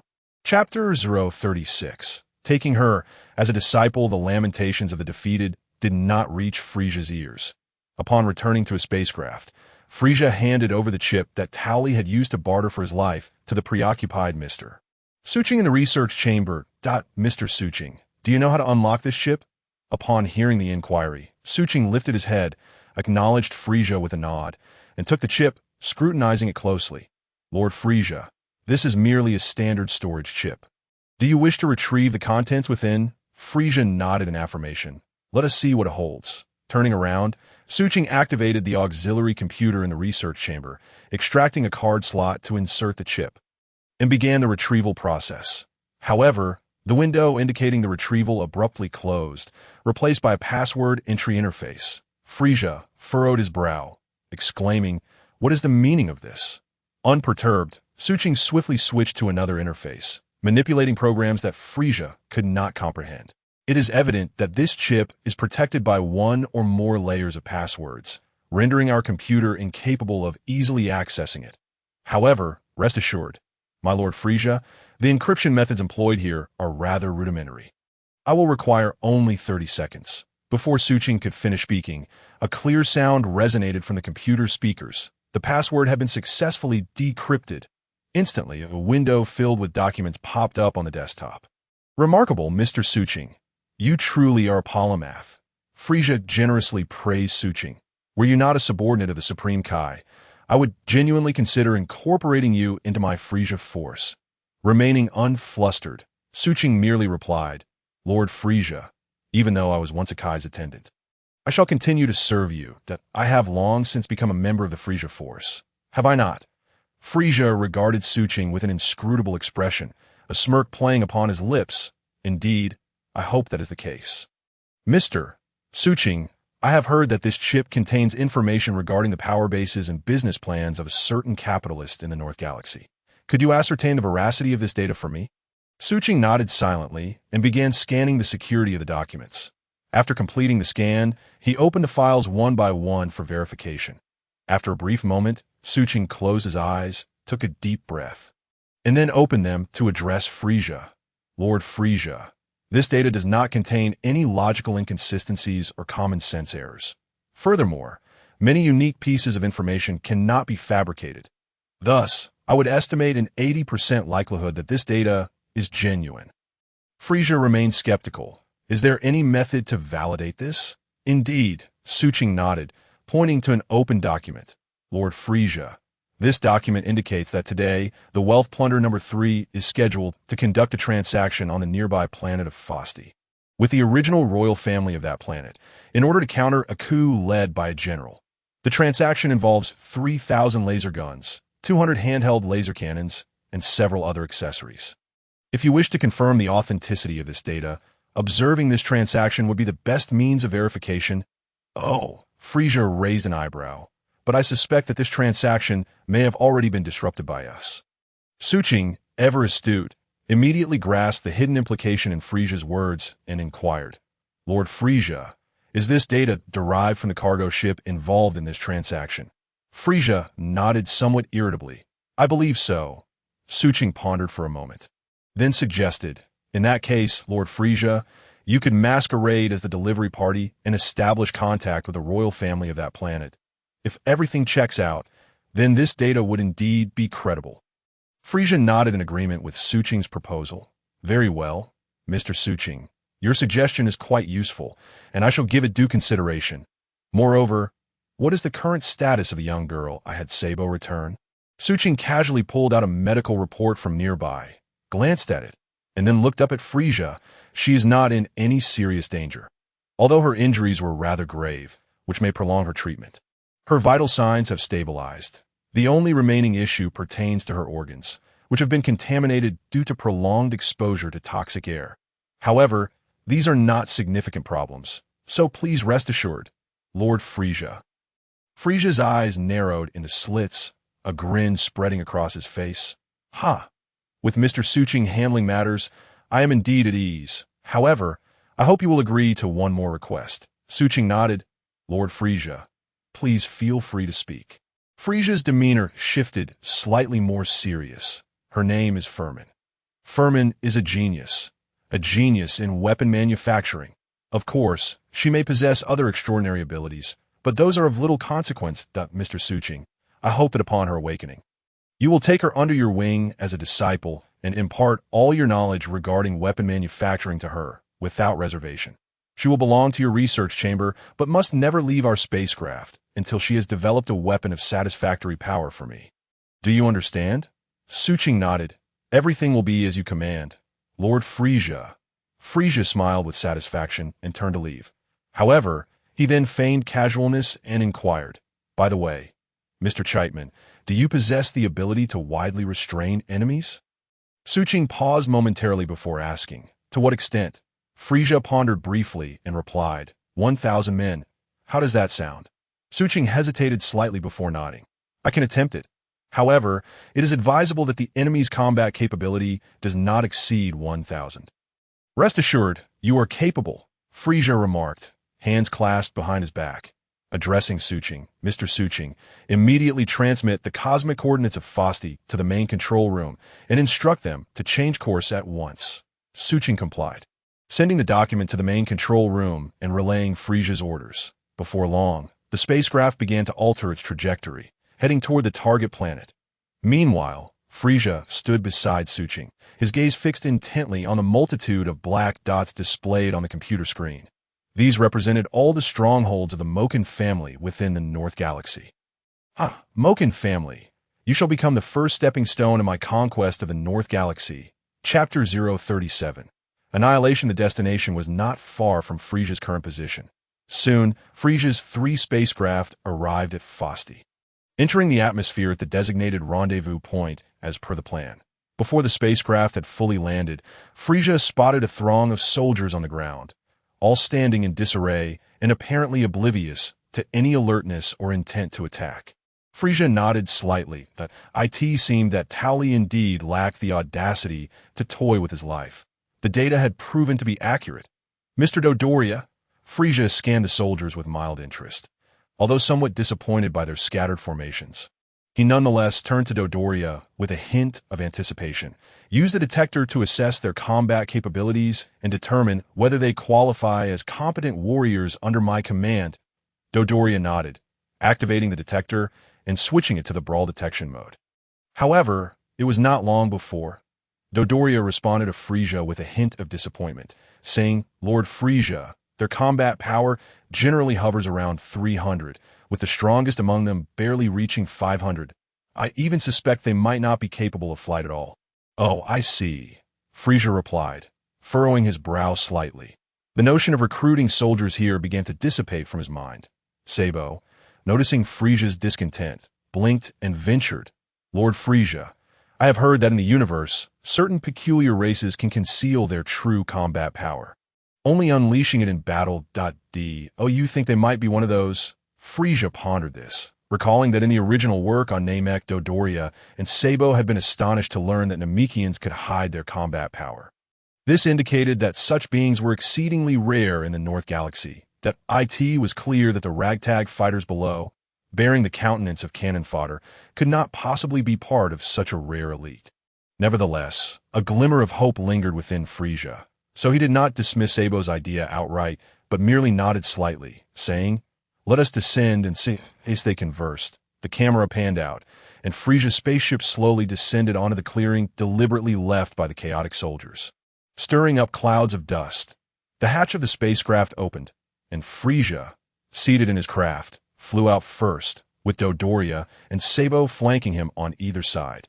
They glided towards the throng of people, with Frieza seemingly unconcerned by the myriad of soldiers eyeing them with trepidation, moving through the crowd with utter ease. Behind him, Dodoria and Sabo wore expressions of calm composure, following Frieza with an air of superiority. Though only 3 individuals, they exuded an overwhelming presence akin to a tiger amidst a flock of sheep. Especially Frieza. His formidable aura rendered some soldiers breathless with anxiety. Ho-ho! Frieza's signature laughter broke the tension. He surveyed the surroundings with a nonchalant demeanor, raising his right hand in a mock gesture, and chuckled. Where is your king? Bring him forth to meet me. This seemingly simple inquiry rendered the multitude of soldiers momentarily speechless. Their voices stifled by an unseen pressure. At last, a bold soul shouted from the center of the chaos. Who are you? Me. Frieza erupted into laughter. Your king himself sought me out to purchase weapons. And now you inquire about my identity? How amusing! Upon hearing Frieza's words, the surrounding soldiers visibly relaxed. Finally, from behind the throng of soldiers, a regal figure emerged, adorned in royal attire and crowned. An elderly man who eyed Frieza with suspicion and asked tentatively, Are you from the Moken family? Indeed. Dodoria respectfully gestured towards Frieza, declaring, This is our Lord Frieza. Young Master Kid has other pressing matters, so from this moment on, we will be handling this transaction. The old king appeared perplexed, unable to fathom why a businessman would refer to himself as a king. However, Frieza did not afford him the opportunity to inquire further, casting a disdainful glance at the throng of thousands of cannon fodder and sneering. Ho ho, king, while it is true that we need only to finalize this transaction, I must say, even if your rabble were equipped with the most advanced weaponry, it would be of no consequence. They are simply too weak. What should have been a brazen provocation instead instilled an inexplicable dread among the thousands present, none daring to voice a rebuttal. Thus, Frieza's disappointment deepened as he confirmed that these chaotic soldiers were indeed the commonplace low-tier fighters of the North Galaxy. They were hardly warriors at all. With a sigh, Frieza exchanged a knowing glance with Sabo and Dodoria. The two nodded in understanding. Despite having thousands on their side, they were rendered silent by just 3 individuals. The old king's face paled in anger as he sought to salvage some dignity, shouting at Frieza, Do not concern yourself. We have already enlisted the galaxy's premier assassin to deal with Jinyu. As long as my soldiers are armed, those traitorous forces will pose no threat to us. Jinyu, could it be? Frieza's pupils constricted slightly, a dangerous smile creeping onto his face as he murmured, Ho ho, so that is the case. You are adversaries of Jinyu then? How delightful. The old king, unaware of the looming peril, calmed his breath and curiously inquired of Frieza, Do you know that traitor Jinyu? Frieza nodded, maintaining his smile. Indeed, I am quite familiar with him. Mr. Dodoria, Mr. Sabo, Frieza suddenly sneered, his expression turning menacing. The old king finally sensed something amiss and, filled with terror, attempted to retreat into the crowd, exclaiming, What do you intend to do? Dodoria and Sabo stepped forward, arms outstretched. Laughing maniacally, By the orders of Lord Frieza, we shall send you to the heavens. Ha! Accompanied by their devilish laughter, countless energy blasts erupted from Sabo and Dodoria towards the chaotic throng, the sounds of explosions reverberating endlessly. Cries and wails filled the air as countless soldiers were torn apart, their remains scattered like confetti.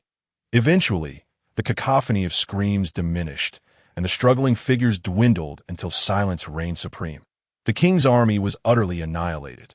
Chapter 38. The Jinyu force as Dodoria and Sabo unleashed chaos. They leveled an entire mountain. Such a commotion could not go unnoticed, especially if the current ruler of this planet was indeed Jinyu, the future leader of the elite force. True to form, moments later, 5 distinct flashes of colored light appeared on the horizon. 5? The unexpected arrival sparked a surge of excitement in Frieza. Could it be? Swish, swish, swish, swish, swish. 5 figures of varying heights materialized before Frieza. Although he did not recognize the individual at the center, he was all too familiar with the 4 flanking him. The pineapple-haired Berta, the blue tempest known as Gold, the red magma, the handsome member of the Special Forces, G's, and the one with various extraordinary abilities, Guldo. Frieza's gaze landed on the muscular figure in the center, a smile forming on his lips. Ah, so this is your true form. Mr. Jinyu, ho ho. Jinyu shot a puzzled glance at Frieza, then turned to survey his surroundings, pointing at Frieza and his companions. Hey, you 3 were the ones causing a ruckus here just now, weren't you? I, Jinyu, am officially placing you under arrest. Come with us, Sabo scoffed, ready to provoke Jinyu, but Frieza raised a hand to stop him. With a beaming smile, Frieza greeted Jinyu. Ho ho, Mr. Jinyu, it has been a while. Jinyu, standing opposite Frieza, appeared bewildered and scratched his head. You know me? Knowing me won't help you. You've been causing havoc on my planet, and you must face the consequences. However, since you know me, I might consider sparing you the handcuffs. Ho-ho, Frieza spread his arms wide. Gesturing dramatically, no one in this world has ever managed to place handcuffs on the Cosmic Emperor. Jinyu paused, intrigued. Cosmic Emperor? Who might that be? Sabo interjected, exasperated. Of course, it's the strongest in the universe. Our Lord Frieza. The strongest in the universe. The future Jinyu force exchanged incredulous glances before erupting into laughter. Jinyu guffawed. What a joke. Blue-faced freak. The strongest in the universe should be me, Jinyu. The other four joined in, laughing heartily. Blue-faced freak. Blue-faced freak. Yet after only a couple of shouts, the five suddenly fell silent, the four casting awkward glances at Berta, who was left bewildered, sniffling. Berta also had a blue face. The blue-faced freak? Sabo's expression darkened, and he was instantly consumed by rage, ready to charge at Jinyu for a severe lesson. However, Frieza was acutely aware that even though Jinyu had yet to assume the body from the original work, the current Jinyu had managed to become the leader of five, indicating that his combat power was undoubtedly above 40,000. Such strength was far beyond what the current Sabo could contend with. Nonetheless, Frieza had no intention of hindering Sabo. Firstly, it was because the Jinyu force was still considered outsiders, and he had no justification to prevent his subordinates from teaching a lesson to those who insulted him. Secondly, it was due to Frieza's own strategy. The so-called Frieza force was currently lacking in combat prowess, and the Jinyu force would undoubtedly be of great importance in the future if Sabo did not experience a convincing defeat now. It would surely lead to resentment between him and Dodoria later. Allowing Sabo to suffer a minor setback now would ultimately be beneficial. Indeed, just as Frieza was contemplating how to recruit Jinyu, Sabo was already struck in the abdomen by Jinyu's fist. He was sent flying like a cannonball, crashing heavily to the ground and struggling to rise. Frieza lightly clapped his hands, exclaiming in admiration, "Such astonishing strength! I never expected to find a master like you in this remote North Galaxy." Jinyu and his companions proudly held their heads high, responding in unison. Of course, Frieza's smile widened. "I hold you in high regard. Would you be willing to follow me and join my Frieza force?" Guldo, standing beside Jinyu, scoffed. On what grounds? Frieza's smile slowly faded as he descended from a spaceship, landing gracefully on the ground before suddenly unleashing his energy. Countless powerful energy waves erupted from Frieza, overwhelming Jinyu and his team with an unparalleled pressure. Frieza's combat power, capable of annihilating the world, even altered the very skies, shrouding them in dark clouds and thunder. The immense energy waves crashed repeatedly against Jinyu and the others' hearts, causing them to tremble in fear. Frieza straightened his posture, maintaining a neutral expression. Is this sufficient? However, Frieza's intimidation did not compel Jinyu and his team to surrender. Rather, it strengthened their resolve. Jinyu roared in fury. "You will not bend us to your will through force?" "Oh, not through force." Frieza gradually retracted his aura, smiling faintly. "Then what would entice you to follow me?"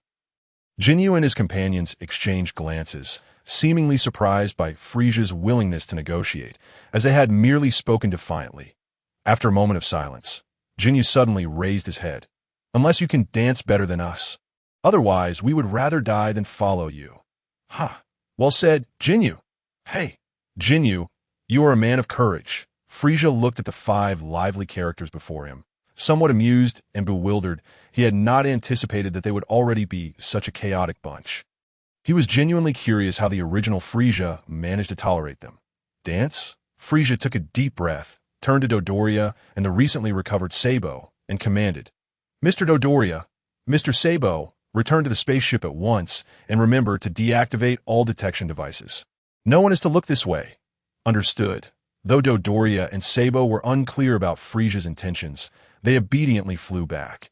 Before leaving, Dodoria reminded him, "Lord Frieza, please be cautious if they intend to harm you. Do not hesitate to call for us. I'm always at your service." Chapter 039.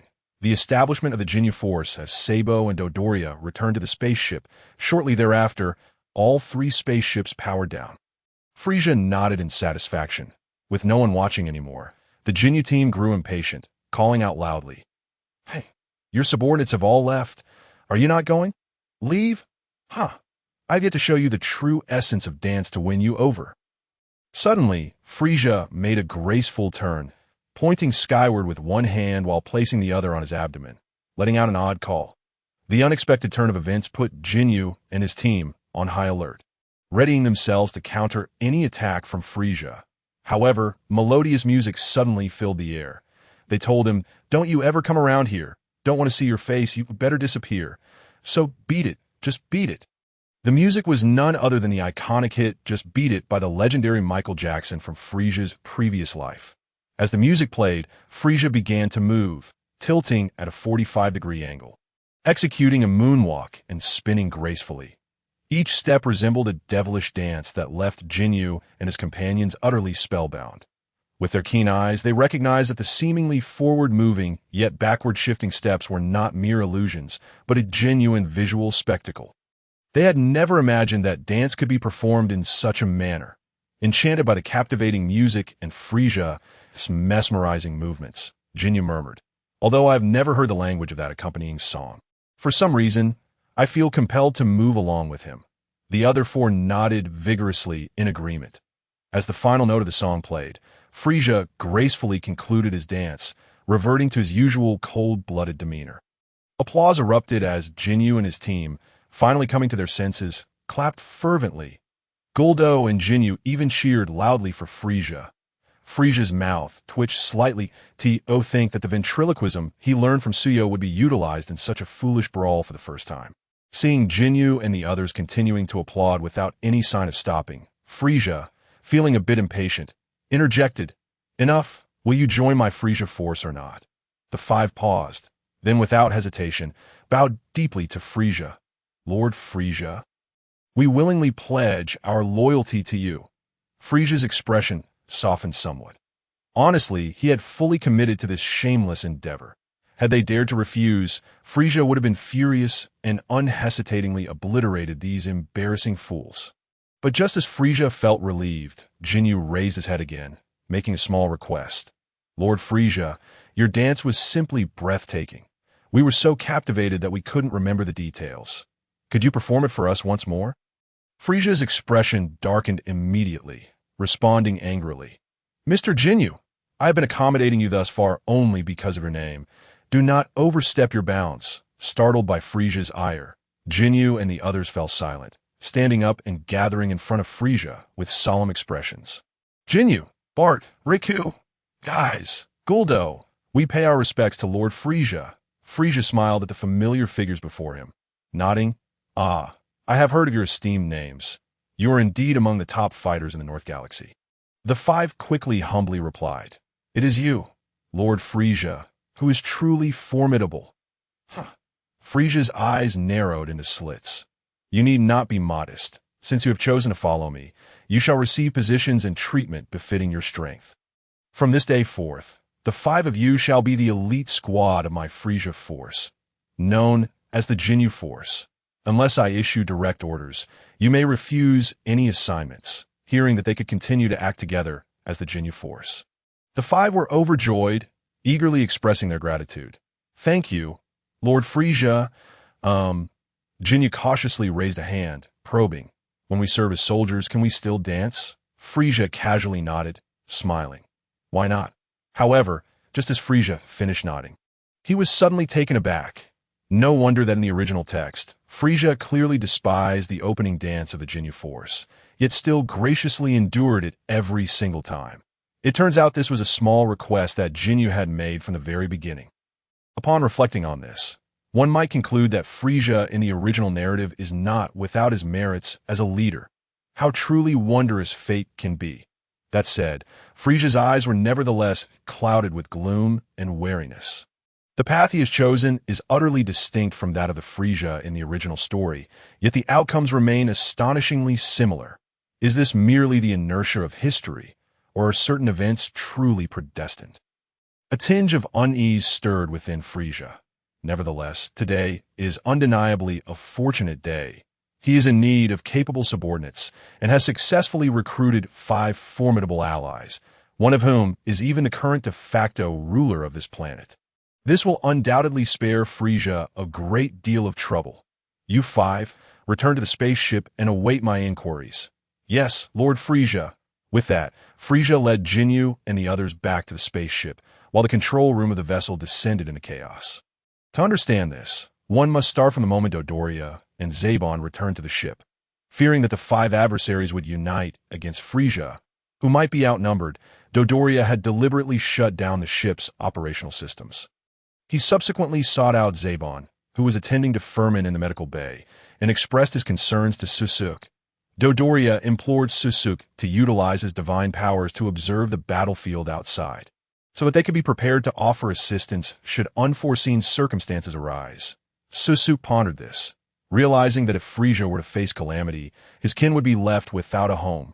Thus, he activated the Eye of the Heart and, accompanied by Dodoria and Zebon, directed their gazes towards the battlefield beyond. Chapter 040. The entertainment revolution. After witnessing Frieza's astonishing performance, the 3 stood in collective bewilderment, jaws agape. Following a prolonged silence, Suzuki was the first to break it. What transpired today must remain a secret. Let us all act as if we have not seen it, shall we? Dodoria and Zebon nodded in perfect accord, their hearts still racing. However, Zebon, unable to contain his displeasure, delivered a punch to Dodoria's head, exclaiming, "This is all your fault. If you hadn't dragged me here, I wouldn't have witnessed such a life-threatening spectacle." Dodoria retorted, "I was merely concerned for Lord Frieza's safety. Did we not agree to feign ignorance? And yet, you still complain." Stifled by Dodoria's retort, Zebon could only huff in resentment and turn away. Meanwhile, Suzuki sighed in exasperation. "Given your current state, it would be miraculous if Lord Frieza did not discover you. Can't you maintain a calm demeanor?" Dodoria and Zebon simultaneously complained. "We are not you, Mr. Suzuki. Maintaining composure is far from easy." Suzuki, resting his chin on his hand, contemplated carefully before suggesting, I possess a divine technique that allows one to bury certain memories deep within the subconscious. Unless provoked by specific stimuli, such memories will remain inaccessible. Would you like to give it a try?" Just as he was about to elaborate, Suzuki's expression shifted, and he exclaimed, "Oh no! Lord Frieza has successfully recruited those 5 individuals and is now returning." Dodoria and Zebon immediately panicked, urging, "Mr. Suzuki, quickly employ your divine technique. It will be too late if we delay." "Understood." Suzuki refrained from further discussion, placing his hands on Dodoria and Zebon's foreheads as a golden light flickered in his eyes. A gentle aura began to swirl above their heads before vanishing without a trace. As he withdrew his hands, he observed their dazed expressions and smiled mysteriously. "Dodoria, Zebon, do you feel better now?" The 2 snapped back to reality, nodding with delight, but soon their brows furrowed in confusion. "We feel splendid, but what exactly did we ask you to do?" Suzuki was about to respond when, suddenly, the spaceship's backup power activated, triggering an alarm. This indicated that the spaceship's entrance had been forcefully breached. Moreover, Suzuki was certain that the method employed was unique to Frieza, a red high-energy laser. Stunned, Suzuki shook his head with a chuckle. "Nothing to worry about. Lord Frieza has returned. You should go welcome him. I will arrange for maintenance personnel to replace the door to—" "Oh no." The 2 quickly became alert and rushed towards the spaceship's entrance, ready to greet Frieza. As Suzuki watched them hurry away, he slowly closed his eyes. Moments later, he reopened them, a mysterious smile gracing his lips as he made his way to the maintenance workshop. In the lounge, Frieza sat at the head, surrounded by Jinyu and the other 5, who stood respectfully in a semicircle before him. "This is my spaceship. For an emperor of the cosmos, it may feel somewhat confined, yet I find it satisfactory for the time being."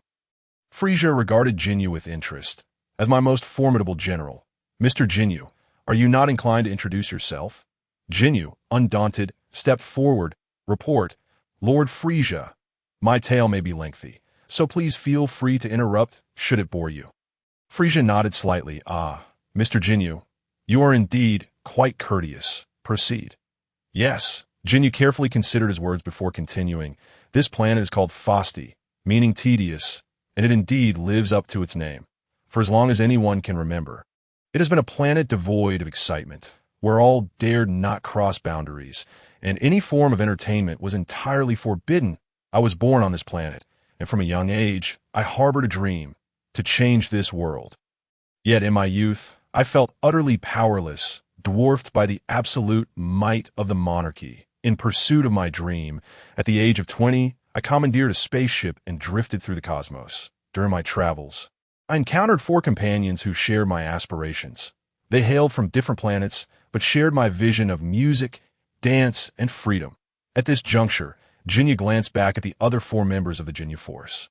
It was evident that the companions he spoke of were indeed them. Until one day, I discovered my innate ability to swap bodies, and I was overwhelmed with joy. We grew increasingly powerful, no matter how formidable the enemy. We could join forces to overcome them. Frieza raised an eyebrow. Body swapping? Without hesitation, Jinyu affirmed, "Indeed, Lord Frieza." "Ah," Frieza replied with a sinister smile. "Mr. Jinyu, it appears you possess a rather perilous skill. This ability of yours could easily catch an unsuspecting enemy off guard. However, having disclosed this to me, are you not concerned that I might, out of caution, choose to eliminate you?" Jinyu gazed earnestly at Frieza. "I trust you, Lord Frieza." "Oh," Frieza, emotionless, tapped his fingers. "Your trust seems devoid of rationale." Jinyu declared with utmost seriousness, "Trust among dancers requires no justification."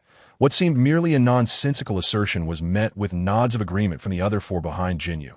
Indeed, is there any ulterior motive among artists?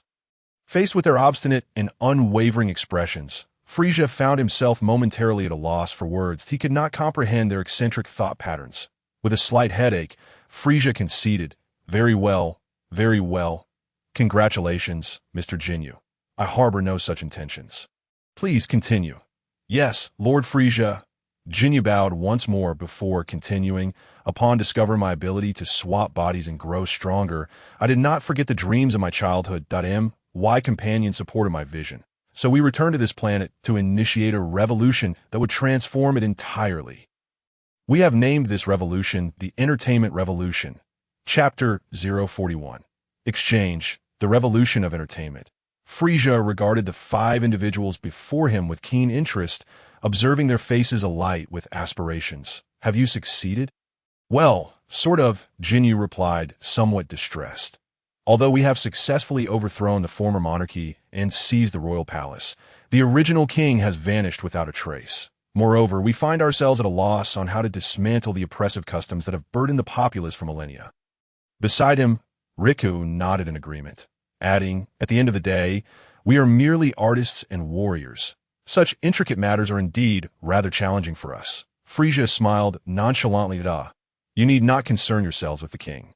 I have just eliminated him along with his thousands of soldiers. Thus, we are free from any lingering worries." He continued, "This planet shall serve as the inaugural step in my conquest of the North Galaxy.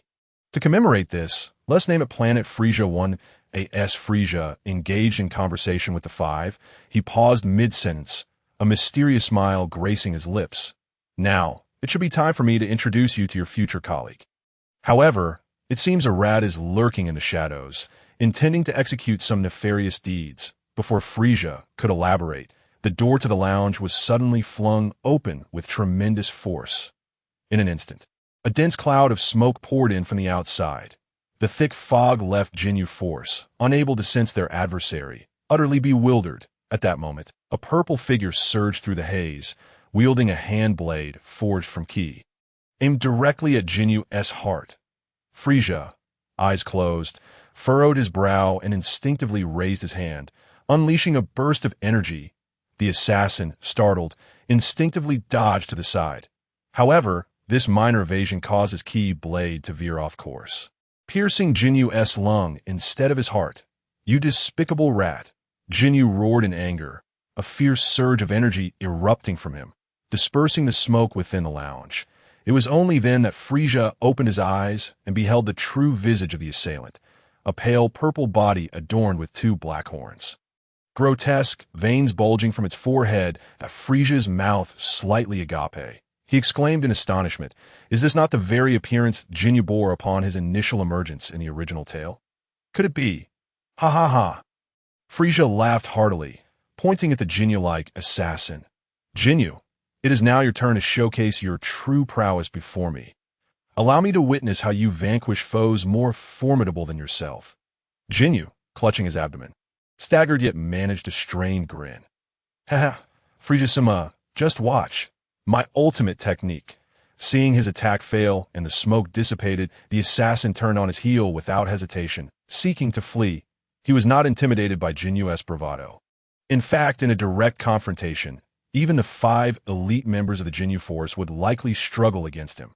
However, the purple monstrosity seated at the head of the room, its unfathomable terror, was not something he could afford to provoke. Without a moment's thought, he summoned his swiftest speed to escape this perilous situation. Trying to flee, Jinyu's eyes reddened as he bellowed, "Goku!" Goku's eyes snapped wide open. He aimed his hands at the retreating assassin, his voice piercing as he shouted, "Where do you think you're going? Behold my binding technique." In an instant, the assassin felt an overwhelming force immobilizing him, as if an immense power had rendered him utterly still. Damn it! The assassin struggled against the invisible bonds, while Goku's forehead glistened with sweat, his limbs growing numb, veins bulging with exertion.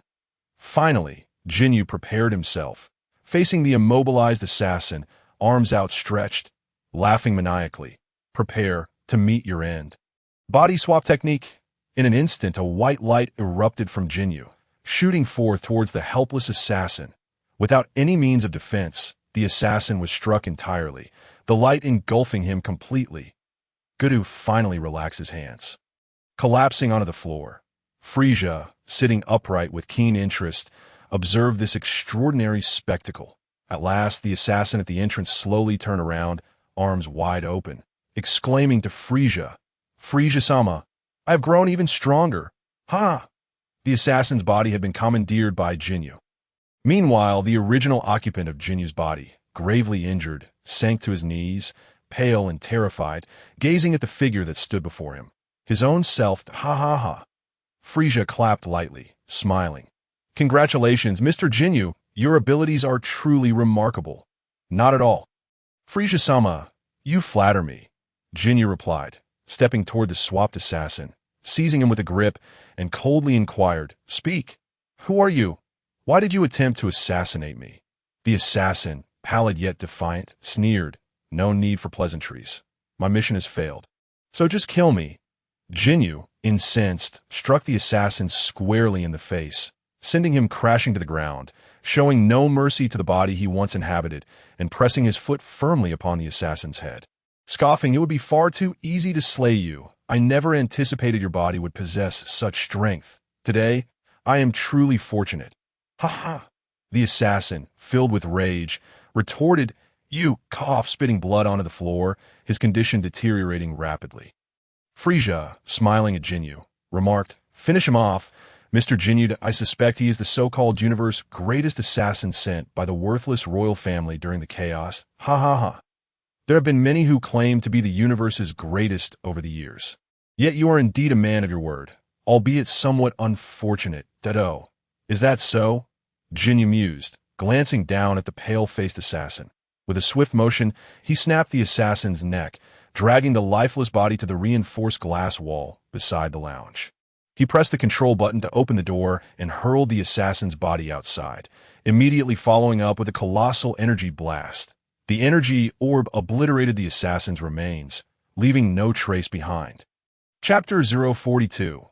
Preparing to depart. Haha. "Well done, Mr. Jinyu." Frieza, observing Jinyu's execution with practiced precision, nodded in satisfaction. "I had presumed that your dedication to dance would render you weak, but it appears you are indeed true warriors." Jinyu turned, nodding earnestly. "Revolution, dance, freedom. Though these are our dreams, we are equally competent warriors. Dreams alone cannot sustain life amid the cosmic expanse. We are acutely aware of this. Frieza-sama, splendid, absolutely splendid." Frieza exclaimed with hearty laughter. "Your character aligns perfectly with my desires. This is precisely the sort of warrior I, Frieza, Emperor of the Universe, admire. The entire Jinyu force stood at attention, proclaiming in unison, "It is our honor to receive your praise, Frieza-sama." Just as Frieza was about to continue, the doorbell rang abruptly. Frieza furrowed his brow, glancing toward the entrance. Upon seeing that it was Su Qian, his expression softened slightly. "Come in, Mr. Su Qian. The door is already open. You need not ring the bell, Mr. Su Qian." Upon hearing this name, Goku shuddered instinctively, exclaiming without thought. Su Qian turned, casting a disinterested glance at Goku, and remarked, "Oh, it's you seated at the head." Frieza regarded Goku and Su Qian with curiosity. "Mr. Su Qian, it appears you are acquainted with Goku." "Ah," Su Qian nodded. "Many years ago, there was a spaceship owned by a cosmic capitalist that was transporting slaves. During the journey, it was inadvertently struck by an asteroid and crashed on a Planet Atla, where Goku was the sole survivor of that ill-fated vessel." As he recounted this, Su Qian cast a meaningful glance at Goku, smirking subtly. "Speaking of which, when you suddenly went missing one day, I was so concerned for your safety that I searched for you all day." "Goku, I'm truly sorry, Mr. Su Qian." Goku stammered, overwhelmed with regret. Goku, terrified by the tone of Si Yuqing, stumbled backward and stammered, "At that time, I was utterly frightened that I feared that you would treat me with kind words. Only to deceive me onto a spaceship and sell me to a sweatshop. I sincerely apologize, Lord Si Yuqing." Si Yuqing nodded slightly, seemingly unconcerned. "It is understandable. I do not hold it against you." Goku then sighed in relief. Yet his 4 eyes continued to dart around, unwilling to meet Si Yuqing's gaze again. "Oh, so that's how it is." Frieza snapped his fingers and remarked, "So Mr. Goku's extraordinary abilities were learned on the Planet Atla." Si Yuqing nodded, his expression inscrutable. "Moreover, I personally imparted that knowledge. Ah, how fortuitous it is that you two can meet again today." Although Frieza held a deep fondness for the Jinyu Force, they indeed fell short when compared to Si Yuqing. A subordinate of a mere mortal pales in comparison to a servant of a deity. Frieza did not wish to delve into what Goku had done on the Planet Atla. For now, they were all his subordinates, and the best course of action was to bypass that topic altogether. As if suddenly recalling something, Frieza turned to Si Yuqing and inquired, "By the way, Mr. Si Yuqing, what brings you here?" Si Yuqing, with keen awareness, nodded and replied, "Yes, King Frieza. Regarding the matter of the planet Fireboil, the Queen has uncovered some leads about the superwatered." "Oh, so soon?" Frieza exclaimed, overjoyed, and promptly rose, addressing Si Yuqing. "Quick, bring Miss Shinrui here at once." "No, I shall go find her myself. Let us proceed." Yet, Frieza had barely taken a few steps when he suddenly halted and called out to Jinyu, "Mr. Jinyu, I have some pressing matters and cannot stay any longer. Now that you have become a part of my Frieza force, please ensure the medical and scientific personnel aboard the spaceship are settled. Should you have any questions, feel free to ask Mr. Si Yuqing. You are familiar with Doria or Zabon. I trust you will get along splendidly." The Jinyu force responded in unison, "Yes, King Frieza." Frieza nodded, adding, "Also, I may be away for some time, but do not worry. I shall return swiftly. I have eliminated numerous individuals rumored to be from the Moken family, and they are likely to seek trouble with you soon. However, with the 5 of you here, I believe no one in the North Galaxy can pose a threat to you." Jinyu proudly declared, "King Frieza, rest assured, I will ensure everything is in order and await your return." With Jinyu's assurance, Frieza finally felt at ease and hurried towards Shinrui's quarters. Upon Frieza's arrival, Shinrui was already fully prepared. "Greetings, King Frieza." "Hello, Miss Shinrui. I believe we should get straight to the point. Have you located the planet Fireboil?" Shinrui nodded, stating, "Yes, I utilized the authority of the Kaioshin to search the North Galaxy. Although my efficiency was hampered since it is not within my jurisdiction, I'm pleased to report that I have indeed found it." Frieza, without doubt but slightly concerned, replied, "However, even if we successfully locate the super water and create my doppelganger, how shall I, devoid of all power, contend with him?" Shinrui paused, considering her words. Historically, the Kaioshin with divine abilities possess a unique skill to unlock the full potential of an individual, though I am still too young to fully wield the power of this divine technique. I can do my utmost to maximize your potential. That if your potential surpasses your current combat power, we can easily vanquish the superwater. However, if your current state is your limit, then you shall be doomed." Frieza's expression darkened as he clenched his fists, feeling the immense energy within his body. Gritting his teeth, I agree to attempt it. I am convinced that my potential cannot merely be limited to this meager 400 million combat power. Absolutely not. Chapter 043. Planet Fireboil Shinrei, slightly apprehensive, remarked, I too believe in your boundless potential, King Frieza. However, the super water has granted us a mere hour.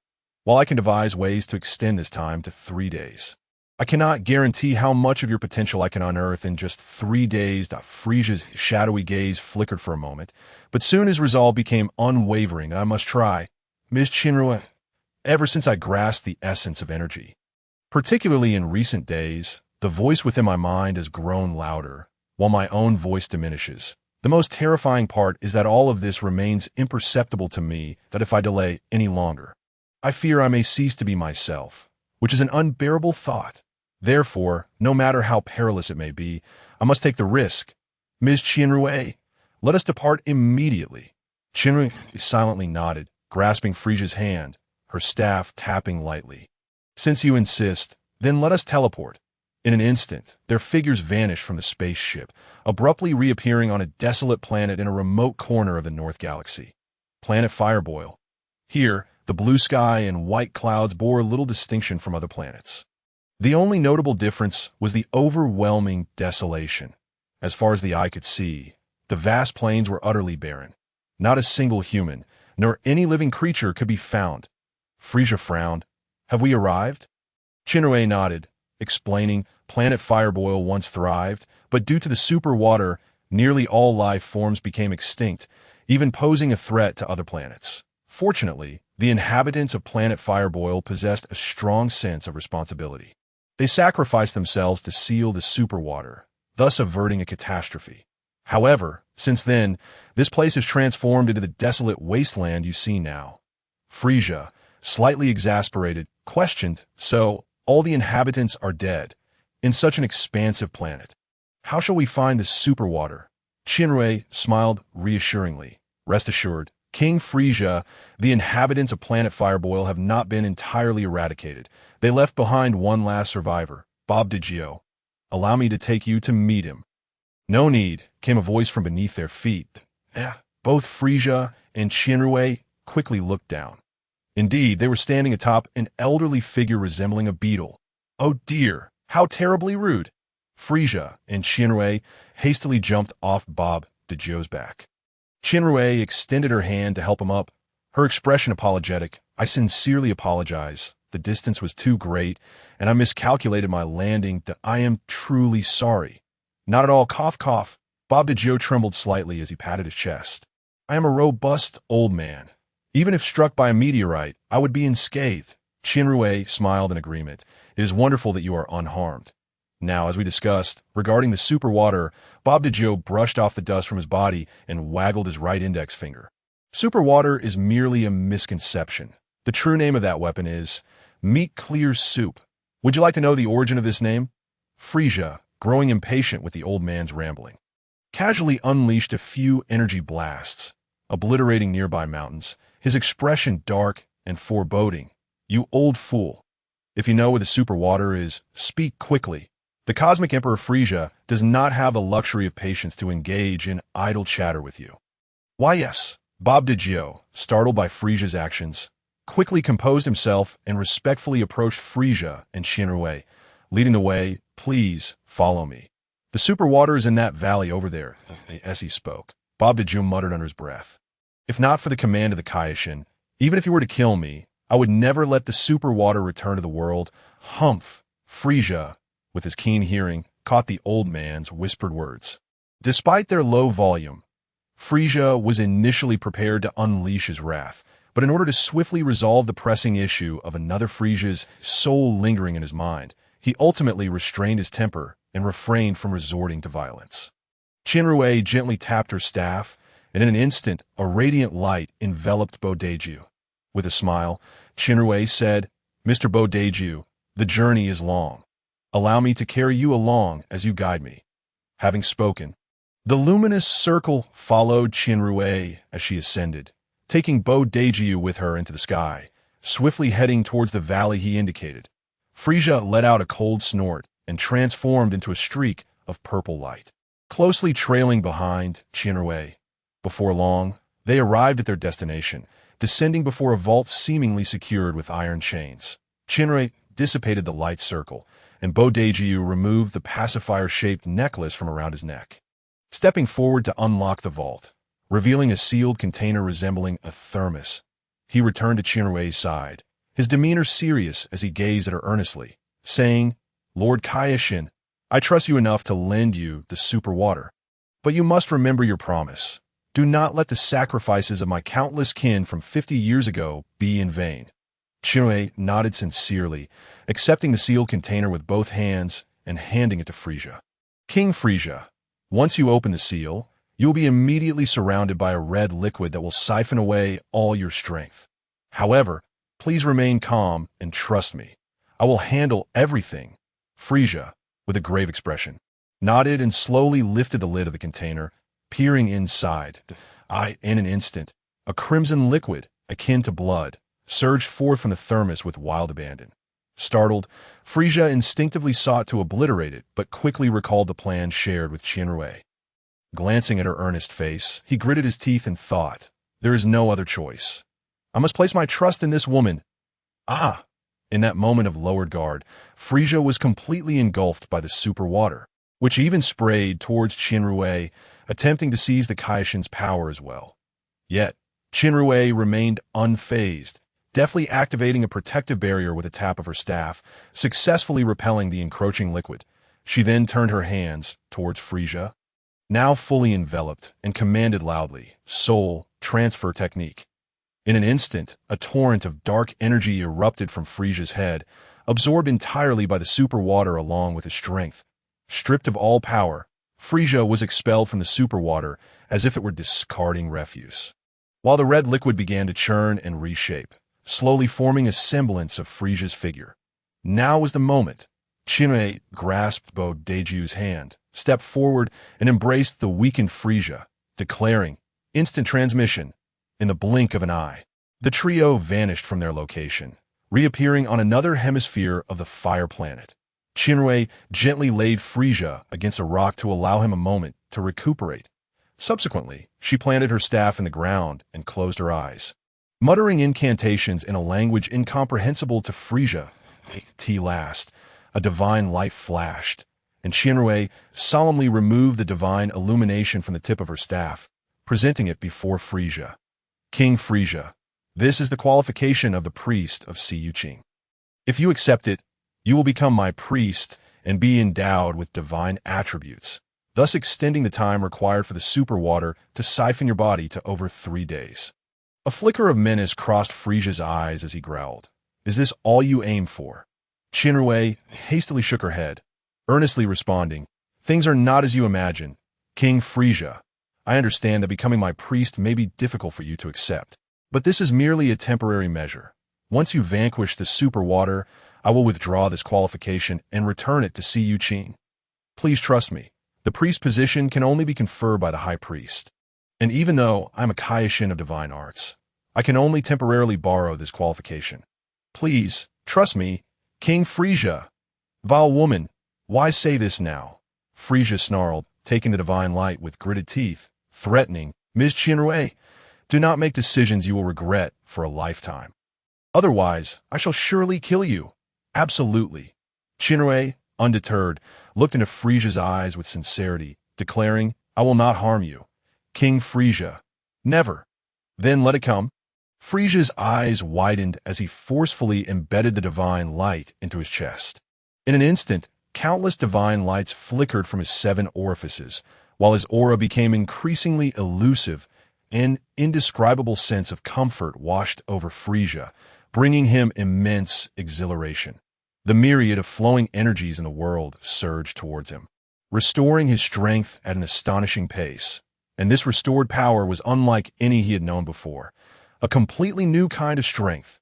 Frieza slightly opened his eyes, perceiving the world with newfound clarity. Every subtle shift in the environment was felt distinctly. He could even hear the breath of the sky and earth, the exuberance of wind and rain, the dance of clouds and moon, and the low murmurs of light and darkness. Is this the realm of the divine? The malice once etched on Frieza's face faded, replaced by an aura of tranquility and serenity. However, in an instant, this peace was shattered as Frieza felt his power waning. The miraculous state he had just grasped slipping away. The emptiness of gaining and losing left him deeply disappointed and furious. Frieza glared at Shinrui, shouting, "Did you orchestrate this?"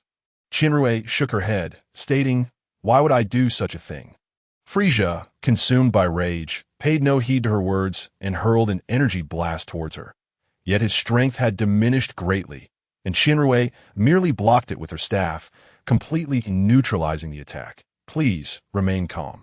King Frieza, I have promised not to harm you, and I shall never do so." Shinrui approached Frieza, taking his hand and gazing into his eyes as she explained, "Your body is incomplete without Frieza's soul. Currently, his soul has been severed, making it challenging for you to unleash the full power of your body. However, rest assured, this situation is merely temporary. Once your soul fully occupies the void left behind, you will become even stronger than you are now." Frieza, irate, shook off Shinrui's hand and darkly replied, "Temporary. How long must I wait?" Shinrui hesitated, then sighed. "You must await an opportunity. This opportunity may arise in the next moment or may never come at all." Frieza inhaled deeply. Though he was indeed furious, he now found himself at a point of no return. He chose to abandon further complaints, sitting cross-legged on the ground and coldly stating, "I shall temporarily overlook other matters. You mentioned developing my potential. So what are you waiting for?" Frieza's tone was exceedingly curt, yet Shinrui remained unperturbed. She sat opposite him and conjured a disguise barrier, enveloping the three of them within it. In response to Frieza's skeptical gaze, Shinrui smiled. "Originally, you would not perceive energy signatures, so the replicas of the super water will naturally not detect our presence. However, it is wise to exercise caution." With that, Shinrui gently shook her staff, producing an enormous package from its tip, which she tossed in front of Bojack, saying, "Mr. Bojack, I am immensely grateful for your assistance. However, we must remain here for 3 days. It may be perilous outside, so I prepared food and water for you. Please do not hesitate to partake." Bojack waved his hands repeatedly, exclaiming, "Not at all. The Kaioshin has granted us life. It is my honor to serve you. Please do not hesitate to ask anything. I shall ensure I do not intrude upon your endeavors." Shinrui smiled, narrowing her eyes. "I truly appreciate it." She then turned back to Frieza, extending her hands towards him, and earnestly stated, "King Frieza, during the development of your potential, please refrain from moving, as it may disrupt my divine techniques. Do you understand?" In Frieza's mind, the image of the old Kishin developing Gohan's potential from the original work surfaced, causing him to sneer and exclaim, "I understand now. Enough with the trivialities. Let us commence. Lady Shinrui." Chapter 045. Battle Power. 5 billion. For 3 days, Shinrui and Frieza sat in silence, with Frieza growing increasingly anxious. Initially calm, he became restless, fearing that disturbing Shinrui's incantation might thwart the mystical process of unlocking his potential. Yet, despite his heightened senses, he felt no increase in the energy within him. The crux of his worry lay in the fact that he had read the original story, which revealed that Gohan, too, was oblivious to any growth in his energy during the old Kaioshin's enhancement. Thus, in a state of both worry and anxiety, Frieza endured 3 long days of this monotonous ritual. Finally, on the afternoon of the 3rd day, it reached its conclusion. Shinrui slowly opened her eyes, appearing slightly weakened but wearing a look of satisfaction. She gently roused the dozing Frieza, saying, "Lord Frieza, you may now test your true power." Frieza, filled with skepticism, rose to his feet, stretching his somewhat stiff body and attempting to gather his energy. In an instant, his eyes widened in disbelief as he gazed at his own hands. The strength he felt now far surpassed what he had possessed 3 days prior. This seemingly silent yet immensely powerful divine energy thrilled him to no end. With a deep breath of fresh air, Frieza reveled in the surging power within him, feeling as though it might overflow. He was elated. "Lady Shinrui, I apologize for my rudeness 3 days ago. You are indeed a true sage. With newfound strength, Frieza's spirits lifted considerably. Time is of the essence. I shall eliminate that impostor and rid myself of that repulsive rotten soul. Chinrue chuckled nonchalantly. Although you have already been drained of energy by him once, preventing a second absorption by the super water, you must still exercise caution that I can sense that his energy has surged significantly over these 3 days. Lord Frieza, would you like me to escort you there? Frieza shook his head and ascended into the sky slowly, stating, no need. I can already feel his presence, with the burden of his previous limitations lifted. He felt remarkably unencumbered. Well then, Lady Chinrue, I shall return to you in 10 minutes. With that, Frieza unleashed an astonishing wave of energy. The purple aura flickered, and even the slightest hint of his power sent shivers down the spine. With a whoosh, Frieza transformed into a streak of purple light, darting across half the planet and arriving at the canyon where the super water seal had been broken. There, the black-purple form of the super water stood with eyes closed and arms crossed, gazing skyward, awaiting Frieza's arrival. Finally, as Frieza's feet touched the ground, the super water slowly opened his eyes and greeted him with familiarity. Hello there, Mr. Thief. No, I should say Mr. Bandit. You finally summoned the courage to face me. Frieza remained unfazed by the taunts, retorting with a scoff. The villain mocks the bandit. We are both cut from the same cloth, yet you still have the audacity to show your face. The super water laughed instead of becoming angry, lightly applauding and saying, well said. We are indeed both rogues. Whatever deeds we perform are merely those befitting our nature. Mr. Bandit, you truly align with my sentiments that if you were not destined to become my nourishment, I would genuinely consider recruiting you. Frieza smirked coldly and suddenly vanished from sight. The super water's expression shifted to one of focus as he crossed his arms defensively. When Frieza reappeared, his fist was met by the super water's guard. The super water forcefully swung his arms, sending Frieza staggering back. Chuckling softly, you should have lost all your power and been eliminated 3 days ago, yet here you stand, stronger than ever. That Queen Atla must have intervened. Frieza shot 3 energy waves at his opponent, coldly huffing. You seem quite informed. The super water deflected the energy blast with ease, darkly smiling. When we were one, I was like a specter, observing your every move. I know all your plans, but fret not. With the assistance of Queen Atla, or rather, the Kaioshin, this merely prolongs your existence by 3 more days.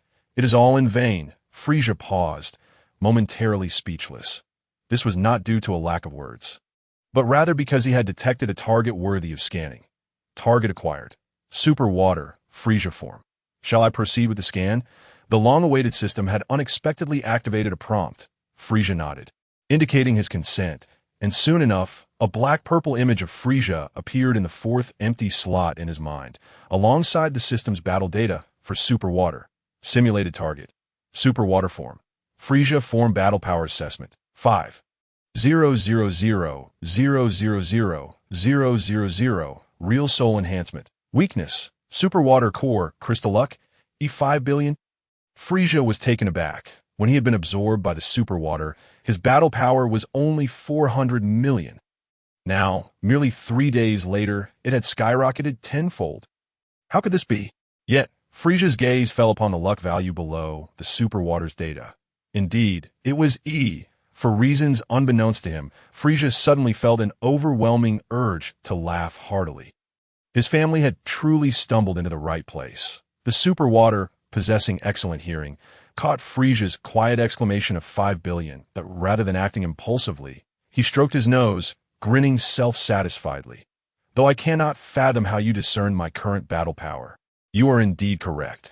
It stands at a terrifying 5 billion, a realm you shall never reach. Frieza regarded the super water with a hint of pity. He was so pleased with a mere 5 billion. He would surely be devastated when figures in the thousands of billions came to pass in the coming decades. The super water, pointing at Frieza, cackled, Are you astonished? I am as well. I never anticipated your strength would rise so swiftly. Truly, you are worthy of being my cosmic empire's vessel. Chapter 046. Returned Frieza asked curiously, How did you achieve this? The super water erupted into laughter. Ah, a splendid question. In the past, I never trained, for I was far too powerful, even needing to transform to suppress my energy, lest I inadvertently obliterate my own planet. Although I could not fully access your thoughts due to peculiar interference, fragments of your memories lingered in my mind. Androids. Majin Buu, baby, evil dragons. Who would have thought the future of this world would be beset by such a myriad of monsters? The majesty of the Cosmic Emperor sounds like a jest. Thus, I resolved to train for a brief period to surpass them. Look, it has only been 3 days, and I have managed to astonish you. Quite effective. Wouldn't you agree? Frieza's pupils constricted, a hint of surprise flickering within. It seemed that in the world he had traversed to. Frieza's abilities were indeed extraordinary. To train for 3 days and escalate from 400 million to 5 billion. If he possessed such capabilities, why fear the Super Saiyan? Yet, thankfully, he had not arrived too late. Frieza's shoulders trembled slightly as his laughter grew, escalating to a fevered pitch. Frieza, you remain utterly unchanged, arrogant, conceited, just like your father and brother. Utterly revolting. What did you say? The Super Water's expression darkened, veins bulging on his forehead as he unleashed a massive energy wave towards Frieza. Impudence. Do you wish to know why you cannot access all my memories? Because you are simply too foolish, too feeble. The Cosmic Emperor is I, not you. Frieza effortlessly caught the shockwave of Superman water with a single hand, bracing himself against the immense force as he steadily advanced towards Superman water, step by step. You! Superman water bellowed in a frenzied roar, desperately amplifying his energy output. This is impossible. How could you possibly contend with my overwhelming power? Yet, regardless of how much Superman water increases output, Frieza continued to push the shockwave barehanded, advancing with unwavering determination, drawing ever closer. Damn it, suddenly, Superman water ceased his energy output and vanished from sight in an instant. However, Frieza remained unfazed, effortlessly dissipating the colossal shockwave with a flick of his wrist before delivering a powerful punch into the air.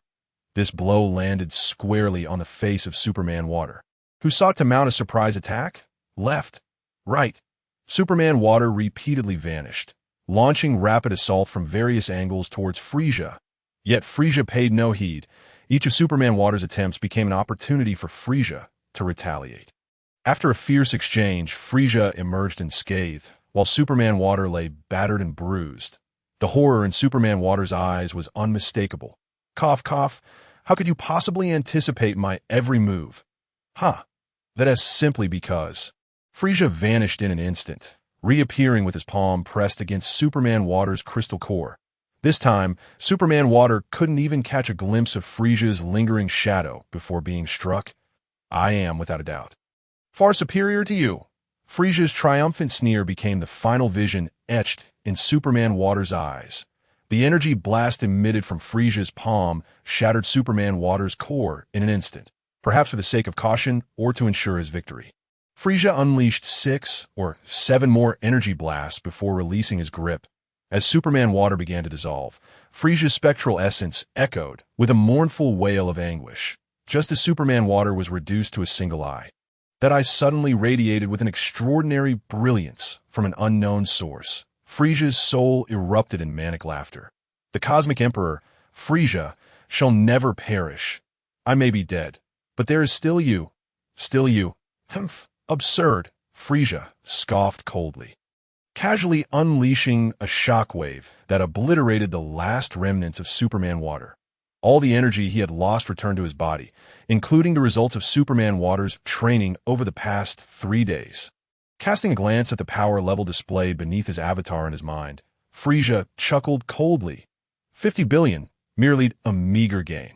With that thought, Frieza turned to retrace his path back, after traversing half a planet. Frieza swiftly returned to his starting point. Frieza the Great, Shinrue exclaimed with a hint of delight upon seeing Frieza's safe return. You have succeeded, Frieza the Great.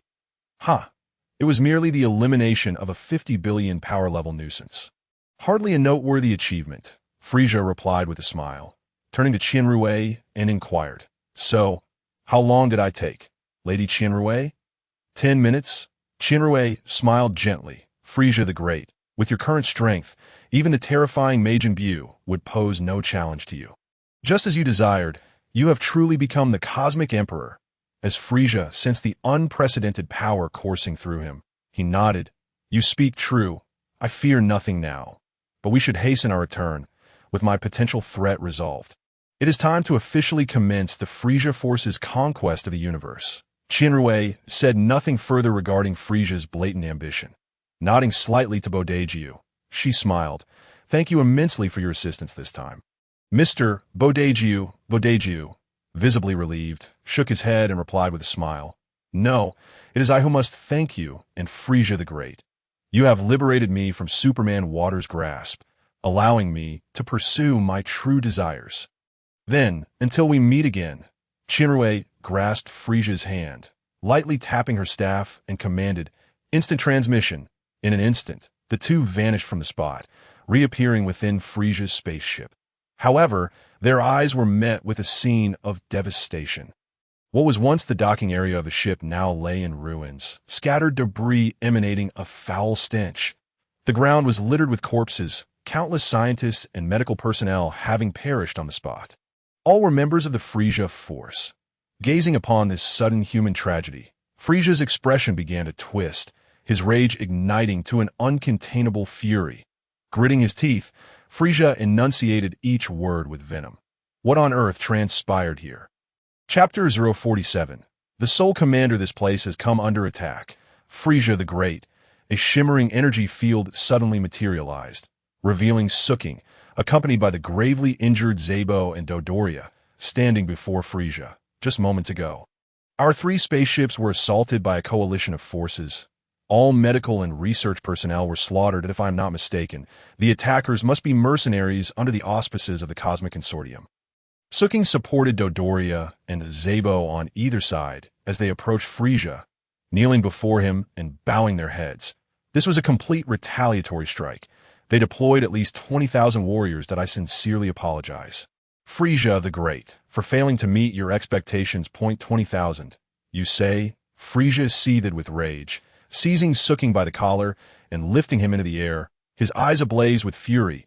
You allowed yourselves to be so thoroughly defeated by a mere 20,000? The illustrious Frieza Force, under the command of the Cosmic Emperor, reduced to shambles by a band of raucous swine. You dare stand before me with such audacity? Before he could finish speaking, Frieza thrust his hand forward, unleashing a shockwave that gravely injured Suking, hurling him to the ground. Zabo and Dodoria immediately rushed to plead for Suking. Frieza the Great, cough, cough. You cannot place the blame solely on Mr. Suking this time. A peculiar smile crept across Frieza's face as he turned to regard the two, delivering a chilling gaze that silenced them with terror. Duh. You two incompetent fools still have the gall to make excuses? Dodoria and Zabo, petrified by Frieza's expression, turned pale, unable to utter a word. However, Shinrui seemed to grasp the situation, pondering aloud. Logically, given your combined combat strength, there should be no adversary capable of overcoming you in the Northern Galaxy. Especially you. Suking, whose power level should exceed 200,000 according to the scouter. It is inconceivable that a mere 20,000 mercenaries could defeat you. What of the Ginyu Force? With Shinrui's subtle reminder. Frieza's clouded mind began to clear. Observing the wounds on Dodoria and Zabo, Frieza's pupils constricted. Could it be that the Ginyu Force betrayed me? And no, the Ginyu Force consists of 5 true warriors. They would never betray you. Frieza the Great, Suking, battered and bloodied, struggled to rise from the ground, gasping. Indeed, if it were merely the Northern Galaxy, our 8 would be more than sufficient to sweep through. However, cough, cough, the Cosmic Consortium not only deployed heavy forces to besiege us, but also contacted your brother. Kvila, what? Frieza exclaimed in disbelief. Kvila? Isn't he in the Southern Galaxy? How could he possibly be here? Suking clutched his chest, struggling for breath. He has apparently been tracking us all along. Until today, he suddenly appeared and decimated us in an instant. We were no match for him. Cough, cough. Fortunately, he cannot sense energy, which allowed me to use magic to hide our 4. However, the Ginyu Force was completely captured. Frieza the Great, it is fortunate you returned in time. This truly is a blessing. Ah, So that is the case. Frieza suddenly grasped the situation. His mind replayed the moment he had slain his most trusted subordinate, Bru, recalling Kvila's furious visage and his indignant roars. He had spoken those words of vengeance with utmost seriousness. Frieza fixed his gaze upon Dodoria, Zabo, and Suking's wounds. Indeed, the wounds bear a striking resemblance to Kvila's signature moves. Kvila's power level exceeds 300 million. Even 100 of the likes of Dodoria would be no match for him. Enlightened by the realization, Frieza suddenly erupted into laughter, filled with unrestrained joy. Kuvira, you have truly astonished me. You feigned desperation to lower my guard, and then stealthily tracked me, biding your time for revenge. Suddenly, Frieza's countenance twisted into a grotesque mask of rage, the fury within him no longer containable, as he ground his teeth and proclaimed, "You are truly seeking your own demise." Mr. Suking, Frieza enunciated each word with deliberate precision. You claim Kuvira just departed? Suking hesitated briefly, then nodded. Indeed, just moments ago. How could he possibly allow you to vanish right beneath his very eyes? Frieza raised his gaze to the heavens, his expression grave.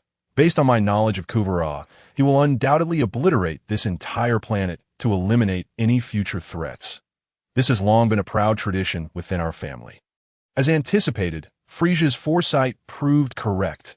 In the distant sky, a fiery crimson sun re-emerged. It was none other than Kuvira's ultimate technique for planetary destruction. The death ball, a sinister smile, crept across Frieza's lips, his voice dripping with malice. Kuvira, I have found you. In an instant, Frieza vanished from sight, piercing the atmosphere with astonishing speed, launching himself into the cosmos. Just as Kuvira released the death ball, Frieza, without a hint of hesitation, spread his limbs and tail wide, a maniacal grin on his face, hurtling directly towards Kuvira's deadly projectile. Before Kuvira could react, Frieza collided violently with the death ball. The moment the death ball made contact with Frieza, it detonated with cataclysmic force. The chaotic energy, potent enough to annihilate entire planets, surged through the starry expanse. Countless mercenaries and Kuvira's lackeys, oblivious to the impending catastrophe, were swiftly obliterated by the explosion. Damn it! Kuvira barely regained his composure, hastily coiling his tail to defend against the onslaught of destruction. As the smoke cleared, everything Kuvira had just possessed was gone. His legions, his ships, the representatives of his cosmic consortium, all utterly annihilated. Not even a trace of ash remained. Kuvira stood in stunned silence, gazing at the desolation before him, his mind racing back to that violet figure. Has Frieza lost his mind? Kuvira ground his teeth, his thoughts a blank slate. This madman dared to confront my death ball head-on. He willingly chose to perish alongside my Kuvira army? Chapter 048. Farewell, Kuvira. Note: the content of the current chapter from the downloaded novel source may be in image format, making it impossible to export as a TXT file. Please use the Xiaochong reading client on your computer, official website, www.xiaoq8.com, to read this chapter or export the novel as an EPUB file.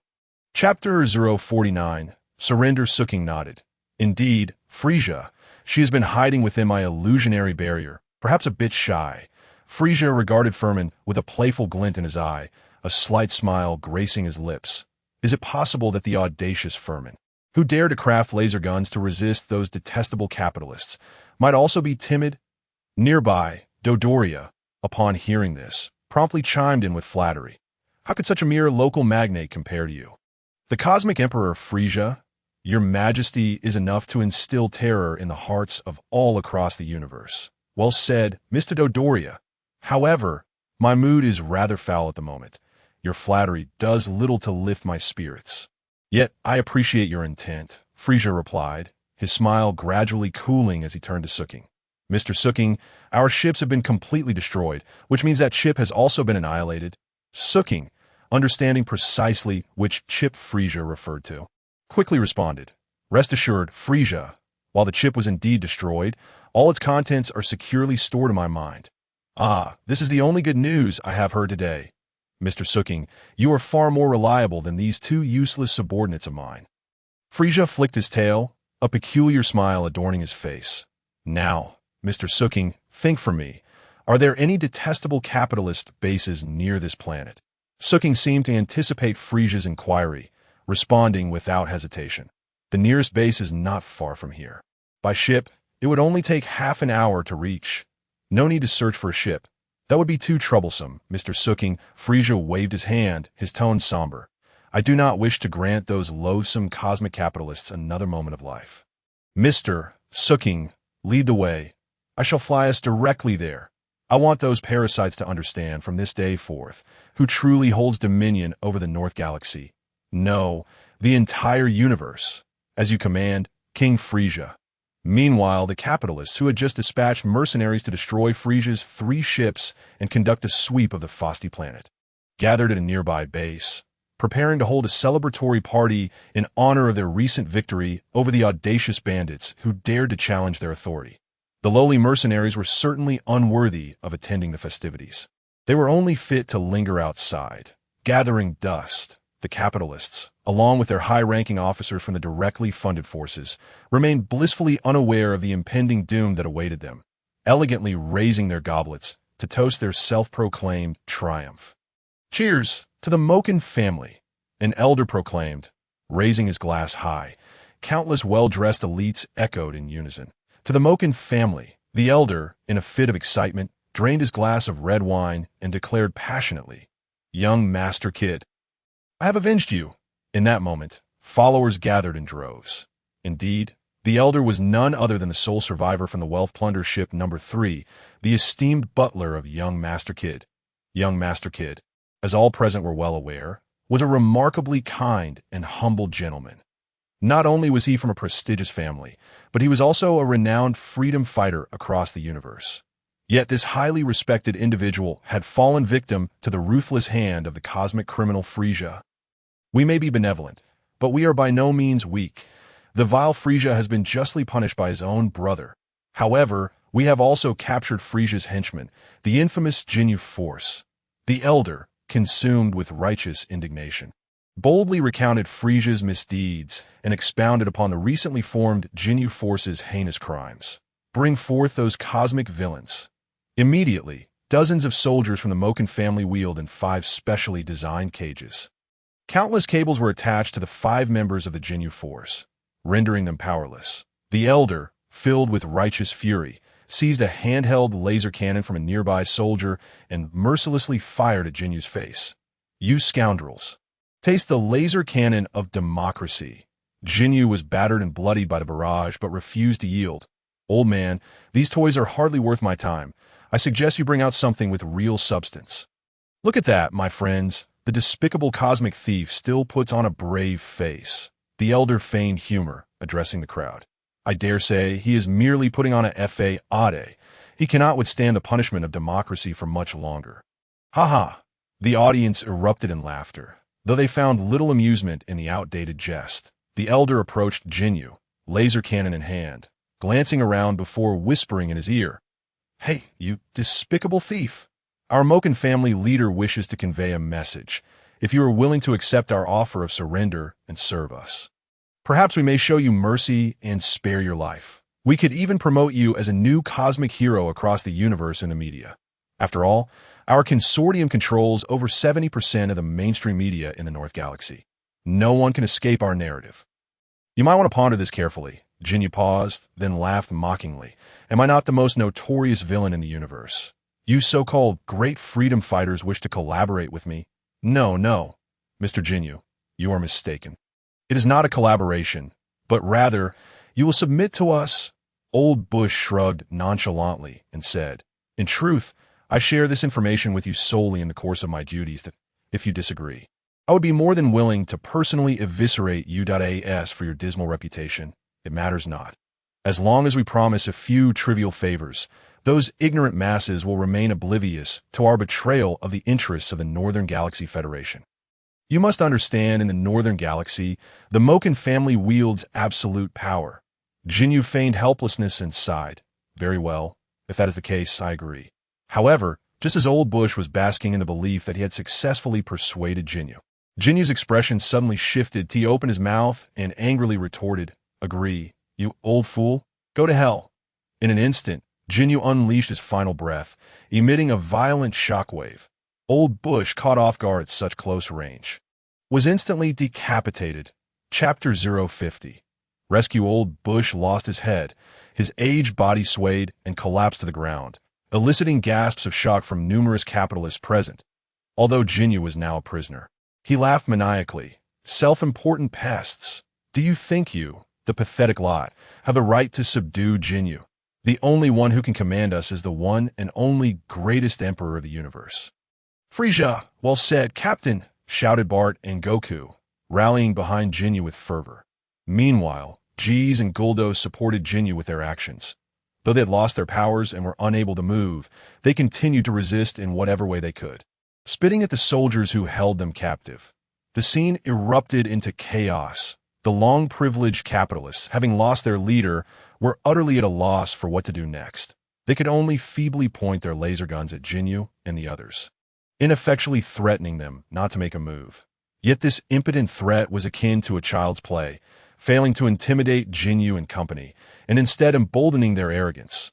Finally, just as the situation seemed on the brink of spiraling out of control, the true mastermind, who had remained hidden in the shadows, was compelled to step forth. Everyone, do not panic. They are merely our prisoners. They can do nothing. A well-dressed, ruddy-faced, middle-aged man emerged from the darkness and pressed a button in his hand. In an instant, a powerful surge of electricity pierced through Jinyu and the others, rendering them powerless against the prison bars, unable to muster even an ounce of strength. The moment the middle-aged man appeared, he swiftly subdued the unruly criminals, restoring order to the scene. He walked slowly to Jinyu's side, casting a glance at the headless corpse of Old Bush without a second thought, and coldly remarked to Jinyu, "I truly fail to comprehend the reasoning behind your irrational decision." Jinyu displayed no concealment of his disdain for the middle-aged man and retorted with a sneer, "How could a tiger bow to a tortoise? You are merely deluded. You." The middle-aged man seethed with rage, understanding full well that Jinyu was mocking him, daring to remain in the shadows until the very last moment. Very well. That thief named Frieza indeed possesses some skill. Even in death, he inspires such loyalty from you. The middle-aged man's casual remark struck Jinyu like a bolt from the blue. Jinyu's jaw dropped in disbelief as he gasped. "What did you say?" "Frieza is dead." "That is impossible. You are lying." The middle-aged man's eyes narrowed slightly as he coldly retorted, "What stature do I hold that I would deceive a mere cosmic thief? Let me tell you plainly. Frieza has been slain by his own brother." Jinyu roared in fury. "That is impossible. Lord Frieza is so powerful. No one in the universe could ever defeat him." The middle-aged man scoffed disdainfully. "That is merely your ignorance. Do not speak of Frieza. Even the legendary Kaioshin, who created all life in the universe, my Moken family, could eliminate him as well." After saying this, the middle-aged man, with a hint of curiosity, inquired, "To be honest, I find it difficult to understand your loyalty to Frieza. As far as I know, you have only met him once, and your conversation lasted less than an hour. Yet you are willing to risk your life for such a fleeting acquaintance? Why?" Jinyu regarded the middle-aged man with a look of pity until the man felt somewhat uncomfortable. At which point Jinyu suddenly regained his composure and shouted indignantly, "The bond between artists. What do you mere mortals understand?" The scene fell into a profound silence. Everyone stared, dumbfounded, at Jinyu, who appeared to radiate an inexplicable brilliance. Unable to utter a word, suddenly, applause erupted from an unknown source. "Well said, Mr. Jinyu. These foolish monkeys could never comprehend the depth of the bond between the Cosmic Emperor and his most trusted subordinate." Frieza appeared from the distance, with Su following closely behind. As Frieza spoke, the two began to approach Jinyu step by step. The middle-aged man immediately recognized Frieza's visage, his face paling in shock, and he urgently commanded, "Fire! Fire! Do not let him advance any further." Countless soldiers, upon receiving the order, hurriedly aimed their laser guns at Frieza, unleashing a torrent of fire. Yet Frieza remained unfazed, maintaining his calm demeanor as he advanced steadily. Unafraid, just as countless lasers were about to strike Frieza, Su suddenly activated a protective shield, deflecting all attacks beyond the energy barrier. No assault could penetrate this seemingly thin membrane. The middle-aged man was horrified and fled, scrambling desperately backward. Meanwhile, the elite members of society finally reacted, screaming and scattering in panic. Yet Frieza paid them no heed. He walked directly to the Ginyu Force, smiling slightly as he said, "Ah, Mr. Ginyu, Mr. Bart, Mr. Goku, Mr. Jeez, and Mr. Guldo, I am delighted to see that I have not arrived too late. You are all still alive." With a flick of his wrist, Su dismantled 5 specially designed cages, liberating the entire Ginyu Force. From the moment Ginyu saw Frieza, he was overcome with excitement.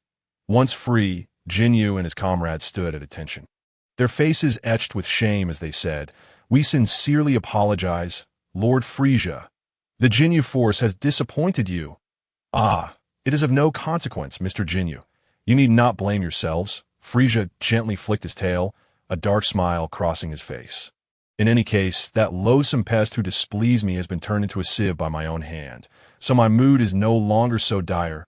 "Yes, that's so. That is truly splendid." Ginyu felt a significant weight lift from his chest upon hearing Frieza's words. By the way, Lord Frieza, I have a proposal." Frieza raised an eyebrow in curiosity. "What proposal?" After exchanging knowing glances, Ginyu and his comrades shouted in unison, "Let us celebrate by dancing together, Lord Frieza."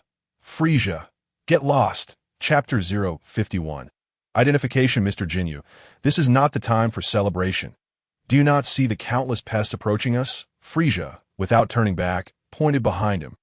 Following Frieza's gesture, Ginyu and the others looked up to see throngs of mercenaries and the direct forces of the Moken family converging towards them.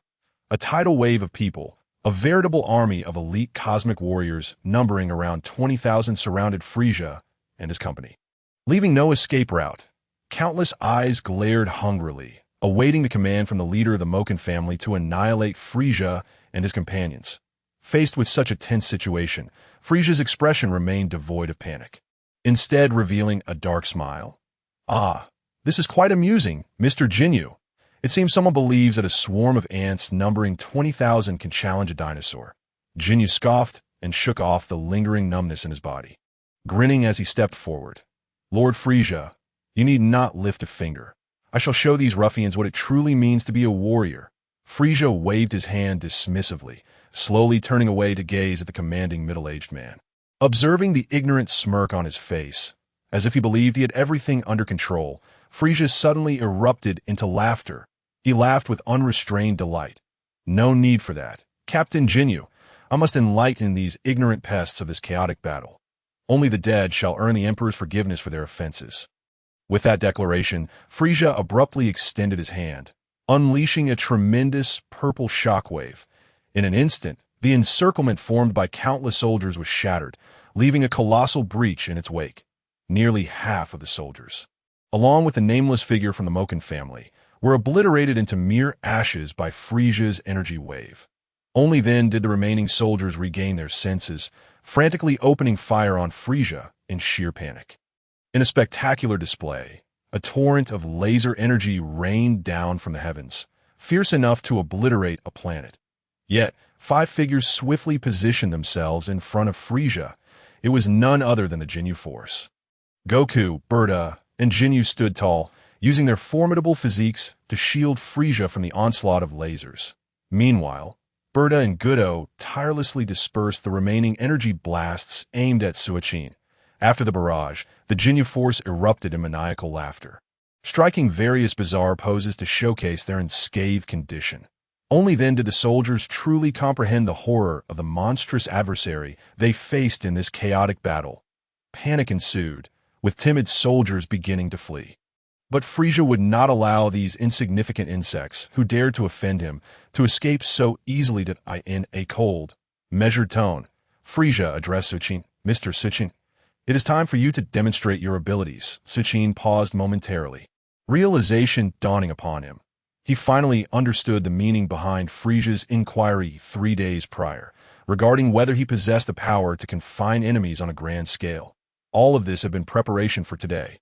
With that thought, Suicune resolutely extended his hands and bellowed, "O vast sky, become my indomitable cage." Binding technique of the golden chains. In an instant, the air seemed to freeze. A heavy, transparent barriers suddenly materialized in the previously empty sky. No matter how the soldiers attacked, the barrier remained utterly unyielding. No one could escape. "Well done, Mr. Sachin," Frieza commended, gracefully ascending into the air. Countless soldiers, overwhelmed by terror, scrambled to evade Frieza, while the cowardly soldiers of the Moken family broke down into tears on the spot. Cough, cough. Frieza cleared his throat, and in that moment, all the cacophony ceased. Countless soldiers gaped in horror, their mouths agape, yet unable to utter a single sound. "First, allow me to introduce myself," Frieza said, gently stroking his chest. Exuding an air of gentlemanly sophistication, "I am Frieza, the Cosmic Emperor, the mightiest being in the entire universe. No one shall stand against me. Even if you outnumber me, it is of no consequence that I trust this is a point that requires no further elaboration." Frieza's demeanor shifted, his smile morphing into that of a demon. "I have always been a benevolent being, loath to slay the innocent. Therefore, if you can identify the Moken family's direct forces that have angered me, I may consider sparing you mercenaries. What do you say? Is this not a most advantageous deal?" With that, Frieza lifted the silent spell, taunting, "What are you waiting for? You have 10 minutes." Among the soldiers who realized they could speak again, one astute individual shouted, "Don't fall for his trick. He wants us to turn on each other." Whoosh! A red beam flashed, and the shouting soldier's head was obliterated by Frieza's energy blast. Frieza lowered his hand, a contemptuous smile gracing his lips that, in truth, he was correct. "I do wish to see you turn on one another, but you have no other options. This is your only chance at survival." At that moment, another bold mercenary stepped forward, declaring, "Or we could unite and slay you. That way, we too could attain freedom." "Well said." Frieza raised his hand, his fingers poised, and with a swift motion, a slender energy blade materialized, cleaving through hundreds of soldiers in an instant. Countless dismembered corpses fell lifelessly to the ground, leaving the remaining soldiers too terrified to resist. They finally recalled the dreadful truth.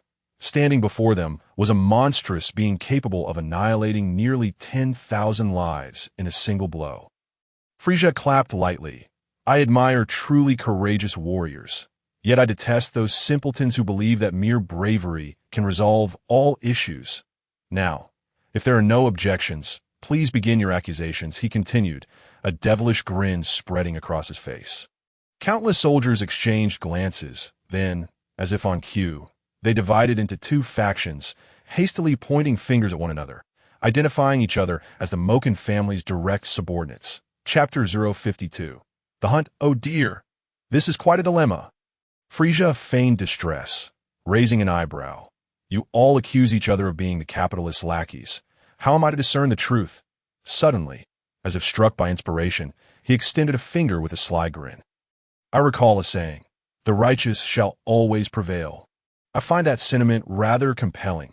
So, why not this? Engage in battle until the last of your opponent falls. The victor shall earn my trust as the Cosmic Emperor." "Frieza, what do you think?" With that proclamation, Frieza gracefully descended back to the ground, lifting his chin and regarding them with a twisted smile. The soldiers hesitated for a moment, but then erupted into a thunderous battle cry, resolutely opening fire on one another. In an instant, the fallen bodies began to pile up like dumplings, all because of Frieza's words. Countless lives were harvested. They were not without their share of clever minds. Yet, as Frieza had stated, they were left with no other choice. Captain Ginyu, standing behind Frieza, voiced his confusion. "Lord Frieza, while one side is well-equipped but somewhat sluggish, the other is poorly armed yet fiercely skilled. Is it not evident who to distinguish?" Frieza, unfazed, replied in a leisurely tone, "You are correct, Mr. Ginyu. Precisely because it is easy to identify the true mercenaries, I encourage them to engage in mutual slaughter. My forces are nearly depleted, and I must recruit new personnel swiftly. They are, of course, the best candidates. If they eliminate the capitalist subordinates, they will have no choice but to serve me. Of course, if they are unfortunate enough to lose." Frieza's expression darkened, a sinister smile creeping across his face. "I shall simply obliterate this planet and use it as fireworks for their funeral." Armed with high-tech weaponry, the soldiers relentlessly slaughtered one another with chilling efficiency. Soon, the once dense figures in the sky became less prominent, and the duel finally determined a victor. As expected, the mercenaries emerged triumphant. However, even as the victors, they were now reduced to a mere 2,000. All battered and bruised, a soldier, appearing to be the leader of the mercenaries, knelt before Frieza alongside his remaining subordinates. Lord Frieza, we have annihilated the opposing forces. Frieza nodded with satisfaction. Well done. I am pleased. You are indeed worthy warriors of this chaotic battle. I had expected you to show some mercy towards your employer. Congratulations. You have earned the right to join my Frieza force. The leader's face betrayed a hint of reluctance. But he quickly lowered his head, feigning overwhelming gratitude. Thank you, Lord Frieza, for forgiving our previous offenses. We shall serve you wholeheartedly from this day forth. Frieza nodded slightly. That is certainly for the best. By the way, what is your name? The leader promptly replied. Reporting to you, Lord Frieza, my name is Hegemonly, the head of these chaotic brats. Of course, our leader is now you, Lord Frieza. The 2,000 mercenaries behind Hegemonly echoed in unison. We salute you, Lord Frieza. The sound resounded through the heavens, entirely contrary to the disorganized and undisciplined reputation of the cosmic mercenaries. However, Frieza paid no heed, instead chuckling as he flicked his tail, saying, Ho ho, Mr. Hegemongly, you truly possess an admirable knack for managing affairs. Now, listen closely, for here comes my first command. Suddenly, Frieza's amiable demeanor transformed, revealing a hint of cruel delight as he continued. Those capitalists and nobles who were invited by the so-called Moken family have greatly displeased me. Before they escape this planet aboard their spaceship, I expect you to eliminate them completely. Do you understand? Hegemongly gasped in fright, his body trembling involuntarily. The list of invitees today included not only members of the Moken family, but encompassed all the capital forces of a northern galaxy. The death of soldiers mattered little, for in the eyes of the capitalists, those soldiers were scarcely regarded as human. There was still room for negotiation. Yet if he dared to slay the nobles of the various capital forces, the inevitable response would be a frenzied retaliation from the entire northern galaxy. Having navigated the northern galaxy for decades, Hegemongly understood all too well what that entailed. The moment he took action, he might as well be signing his own death warrant. With this thought, Hegemongly shivered, stammering, Lord Frieza, I. But even as he began, words failed him. For when Hegemongly lifted his gaze, he beheld Frieza's grim visage and the chilling cruelty in his eyes. Should he dare to refuse Frieza's request, he would undoubtedly be obliterated without hesitation, along with all his chaotic brethren behind him. In the face of such terror between life and death, Hegemongly steeled his heart. Gritting his teeth, As you command, Lord Frieza. Ho ho, you're quite wise, Mr. Hegemongly, Frieza said, lightly cupping his left hand near his mouth, chuckling softly. So what are you all waiting for? Hurry and get to work. After a moment, Frieza seemed to recall something, raising a finger and arching an eyebrow. Ah, yes, to prevent any slacking on your part, let me establish a rule. If you allow even one of them to escape, I shall execute 100 of you. Ho ho, you even have 20 quotas to utilize. I truly am exceedingly merciful. Upon hearing this, Hegemongly was drenched in cold sweat. He quickly turned around, anxiously shouting to the chaotic mercenaries. Hurry up. Brothers, eliminate those swine completely. Leave not a single one alive. 2,000 mercenaries scattered with a resounding roar. Meanwhile, Siyuking silently expanded the barrier until it enveloped the entire planet. Countless cries of slaughter and screams echoed incessantly. And with Siyuking's barrier in place, the nobles could not flee far. Faced with the mercenaries, who were as ferocious as ravenous wolves, these gluttonous nobles were utterly defenseless, mercilessly slaughtered like swine. Chapter 053. Target. Namek ho ho ho. Frieza burst into jubilant laughter. What a delightful sound. The thrill of vengeance is indeed unparalleled. Yet beside him, Jinyu approached Frieza with a hint of concern, quietly inquiring, Lord Frieza, do you truly intend to incorporate them into our ranks? Frieza, still smiling, replied, Why not? Jinyu hesitated before cautioning.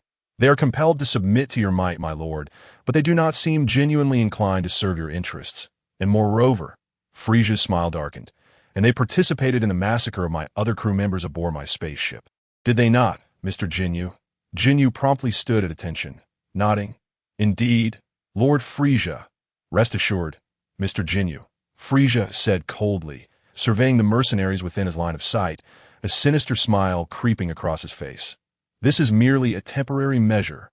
Those who dare to offend the Cosmic Emperor Frieza shall not find reprieve. The bloody slaughter in the vicinity had concluded, aside from a hapless soul who was inadvertently struck down by the noble's defensive weaponry. The 2,000 mercenaries emerged unscathed, having fulfilled their task. Upon returning to Frieza's side, Hijimengli meticulously adjusted his appearance, wiping the blood from his face before saluting. Reporting to you, Lord Frieza, the task has been successfully completed. Please give your orders. Frieza nodded in satisfaction, pacing slowly as he spoke. You have done well, but this is merely the beginning. The Moken family, and indeed all the capital forces of the Northern Galaxy, since they dared to offend me, Frieza, shall learn what the wrath of a Cosmic Emperor truly entails. Frieza turned to Jinyu's elite team. Mr. Jinyu, our next target will be the capitalists of the Great Chaos. I will have Mr. Siyuking inform you of all their strongholds and bases. You and your elite team are tasked with carrying out decapitation operations against the more troublesome adversaries. The 5 members of Jinyu's elite team promptly stood at attention, pounding their chests in assurance. We shall complete the mission, Frieza replied expressionlessly. Last time, you made a similar promise to me. I hope this time you will not let me down. Jinyu, somewhat embarrassed, wished to explain, but Frieza swiftly interrupted. Enough, the previous incident was an exception. I do not hold it against you. However, having eliminated Quila, I trust that you will not fail again, and if time permits, do not spend all your days dancing. You must train diligently. If you do not strive, one day, you shall be outdone by those who work harder than you. Having learned from this experience, Jinyu regained some of the survival instinct from his wandering days in the cosmos, promptly assuring, I shall heed your command. Lord Frieza, from now on, our elite team will reduce our dancing time to 4 hours daily. We will certainly strive to train. Frieza, slightly exasperated, replied, Very well, do as you please. And Frieza turned to the blood-soaked mercenaries of the Great Chaos, flicking his tail gently. You shall follow my 2 subordinates, Dodoria and Zabon, responsible for sweeping through and slaughtering the capital bases post-decapitation. Remember, Frieza's eyes narrowed, his face twisted in malice. Aside from the laborers, I want not a single one spared. Hijimengli showed no hesitation, immediately acquiescing, for cosmic mercenaries often engaged in such trades in the Northern Galaxy. It was the norm.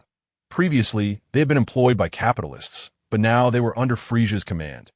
Presently, Frieza was at the outset of a bloody phase of primal capital plunder, and when new forces clashed with old ones, many would inevitably perish.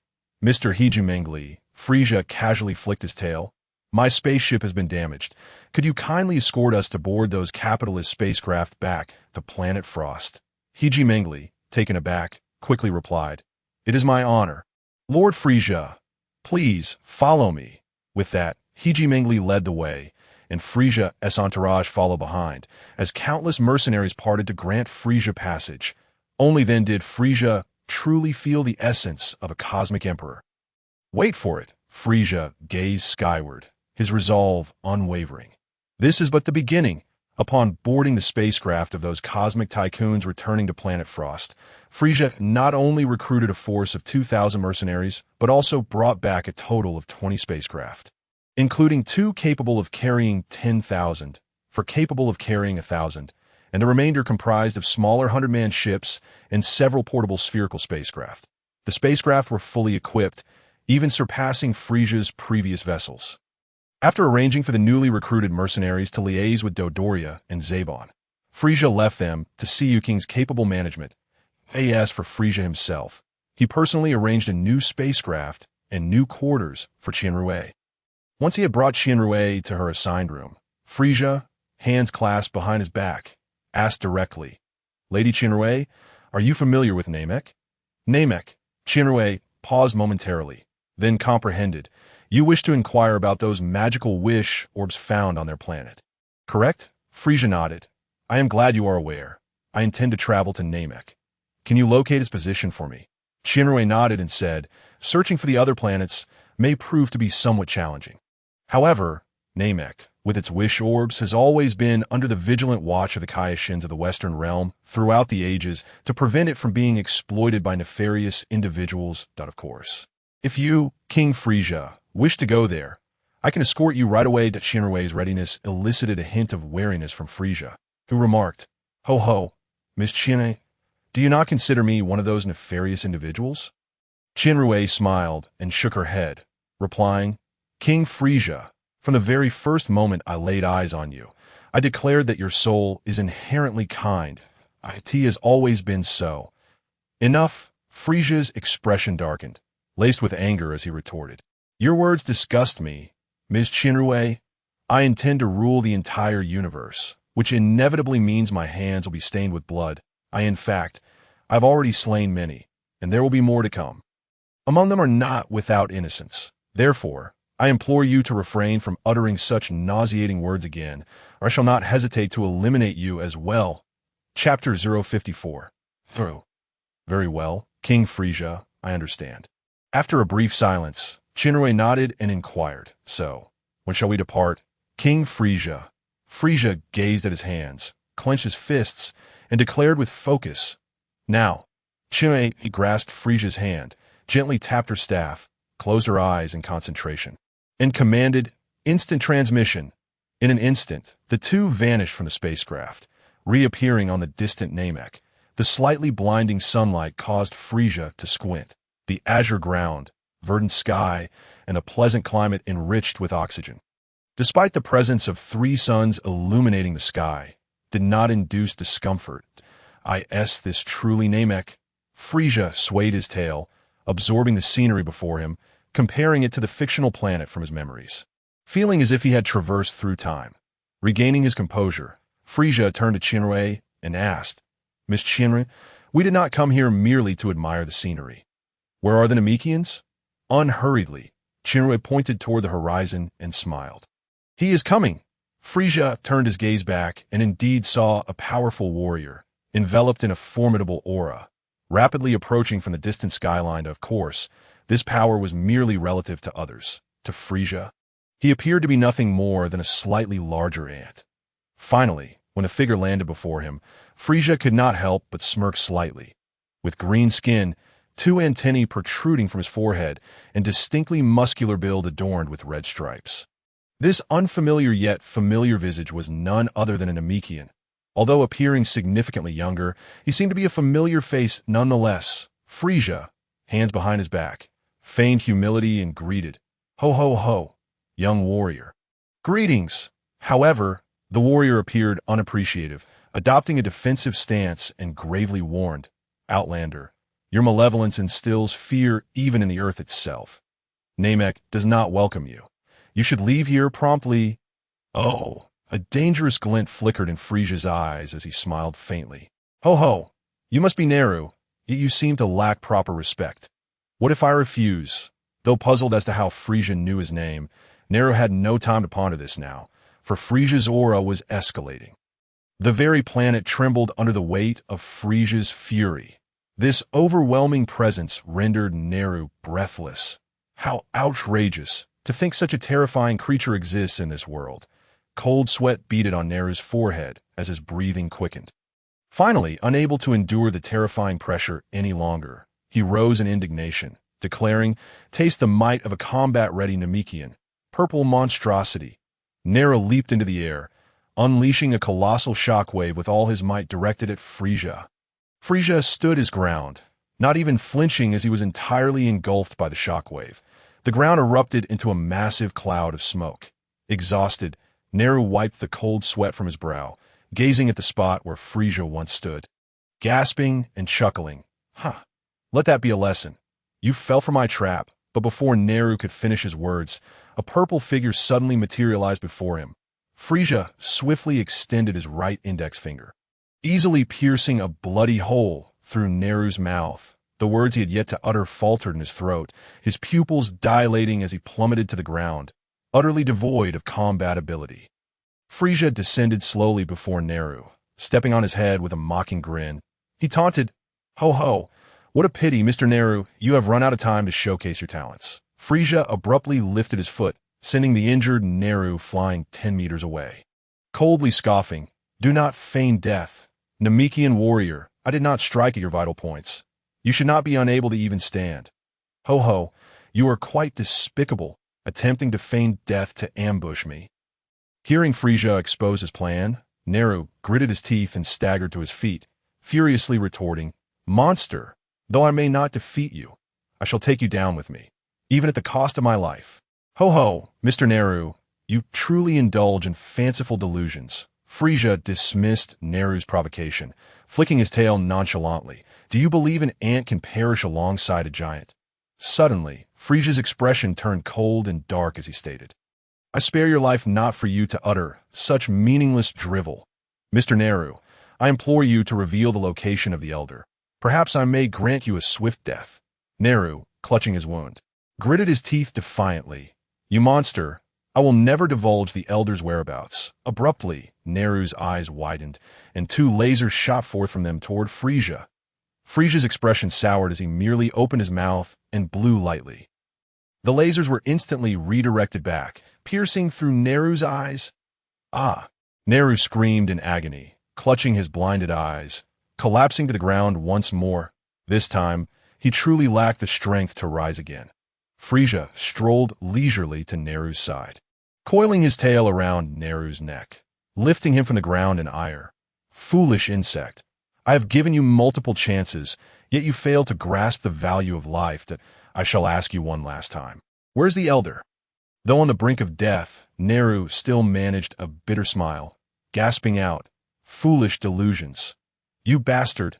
Frieza's expression turned as frigid as ice, lifting Neru into the air, revealing a sinister grin. "Ho ho ho, you truly are a tough nut to crack, Mr. Neru. However, your stubbornness will only serve to further incite my wrath. I no longer wish to seek the Elder. I shall." Frieza's face twisted with madness as he cackled. "Destroy all of Namek. Your brethren, your kin, and everything shall be utterly obliterated." Chapter 055. The Elder. Neru gasped in horror, shouting, "You demon! Demon?" Frieza retorted with a chilling smirk, a fitting description. Indeed, with that Frieza disregarded Neru's increasingly feeble struggles. Raising his right hand high to gather a red, destructive energy, "Ho ho ho! What a pity, Namekian warrior! Had you not been blind, I would have relished the opportunity for you to witness your homeland, your planet, as I lay waste to it. Your kin shall be eradicated, all because of your foolishness. You have angered me, the most formidable cosmic emperor in existence." "Frieza," Neru wailed in anguish, "no. Then this shall be your final mercy." Frieza remarked, observing Neru, whose sanity was on the verge of collapse, revealing a hint of triumph in his smile, that he slowly inquired, "Now, will you take me to meet your Elder?" I, Nailu, struggled with my emotions but ultimately conceded, saying, "I will take you there, but you must guarantee that you will not harm the Elder." Frieza raised an eyebrow slightly, dissipating the energy sphere in his hand, allowing it to fall to the ground as he released Nailu, remarking with a chuckle, "If only you had recognized the situation sooner, you could have avoided so much suffering. Rest assured, my purpose here is solely to acquire the Dragon Balls you possess, as long as you do not obstruct me. I have no desire to eliminate you." Green-skinned creature, at that moment, Shinrue stepped forward and placed her hand over Nyla's wound. Nailu instinctively recoiled, but his weakened state rendered him incapable of any further resistance. He could only grit his teeth and resign himself to fate. Sensing Nailu's wariness, Shinrue smiled gently while administering her healing magic, saying, "You need not be anxious. I'm here to heal you, that if you wish to survive. Do not resist, and you will soon recover fully." Frieza cast a cold glance at Shinrue, but did not intervene. Initially hesitant, Nailu surrendered his resistance the moment he felt the first wave of healing energy. Allowing Shinrue to proceed, the white energy in Shinrue's hands grew brighter, Nilu's injuries began to mend until he was completely healed. Rising from the ground, he shot Shinrui a defiant look, saying, "You are in league with him. Do not expect my gratitude." However, Nilu soon found himself puzzled, scrutinizing Shinrui and hesitantly inquiring, "But your energy is undeniably pure, even somewhat divine. Why do you associate with him?" Shinrui shook her head, offering no reply to Nilu's question, instead returning to stand beside Frieza like a loyal attendant. Frieza glanced at Shinrui, his voice cold as he stated, "You need not have saved him. I can sense the life force in this vicinity. With a little searching, I will ascertain the elder's whereabouts." Shinrui smiled and shook her head, replying, "Your Majesty Frieza, to fulfill wishes using the Dragon Balls of Namek, one must speak the language of the Namekians. If you kill him, the elder will certainly not yield." "Humph, consider yourself fortunate, Namekian warrior," Frieza replied, his expression darkening. "That my mood is rather foul at the moment. The Dragon Balls are not something I must possess. But should you dare to play any tricks, I will obliterate your planet. Do you understand?" Nilu gritted his teeth and replied, "I understand, but I hope you can assure me that once you achieve your wish, you will leave Namek forever. Can you do that?" Frieza's face broke into a smug smile. "No problem, that I am the Cosmic Emperor. My desires are few. Although your planet appears to hold significant value, I have no interest in trading with those cosmic parasites." "May you keep your word." Nyla took a deep breath and turned to fly into the distance. Frieza and Shinrui followed closely behind, and on the verge of obtaining the Dragon Balls, Frieza's mood soared to great heights, even to the point where he felt the urge to annihilate one or two planets to vent his exhilaration. That Frieza's voice echoed in Shinrui's mind. "You performed well in our earlier cooperation." Miss Shinrui. Startled for a moment, Shinrui smiled and responded mentally, "Thank you for your compliment, Your Majesty Frieza." The trio swiftly ascended to a high, solitary cliff, where stood a vast structure reminiscent of a snail shell, complete with round windows. Having read the original story, Frieza recognized this as the dwelling place of the Elder of Namek. This time, Nyla dared not play tricks. It seemed his intimidation had achieved the desired effect. Entering the building and ascending to the second floor, Frieza finally laid eyes on the elder responsible for creating the Dragon Balls of Namek. Although he was not as frail as depicted in the original work, he appeared aged and corpulent, struggling to move in his chair. As the three settled, the elder slowly opened his mouth and began, "I am aware of the particulars, Nyla." He then turned his gaze to Frieza, blinking as he said, "You are the Cosmic Emperor Frieza, are you not? Such formidable presence. Even the most talented warriors of Namek cannot rival you." Frieza snorted disdainfully. "Old man, since you comprehend my intentions, there is no need for further pleasantries. Quickly hand over the Dragon Balls and grant my wish. Otherwise, I shall destroy Namek without hesitation." The elder nodded slightly, laboriously extending his right hand overhead to retrieve the one-star Dragon Ball from atop his chair. Frieza's eyes narrowed as he used telekinesis to draw the Dragon Ball to float behind him. Beside him, Nyla spoke with disdain, "You have acquired the Dragon Ball. Why do you not hasten to leave our planet?" "Acquire the Dragon Ball? Ha ha!" Frieza replied, striking Nylu with his tail, knocking him to the ground. He then raised his head, coldly addressing the elder. "Old man, it seems you still harbor hopes that you think I am unaware that there are 7 Dragon Balls? Do you believe I do not know that one must use the Namekian language to grant wishes? Your repeated schemes have begun to test my patience." The elder shook his head with difficulty, saying, "I have no intention of concealing anything. I am more aware of your might than anyone else. I have already instructed the elders of each village to send their strongest warriors here with the Dragon Balls. Please do not misunderstand." Chapter 056. Grant me immortality, sending them this way.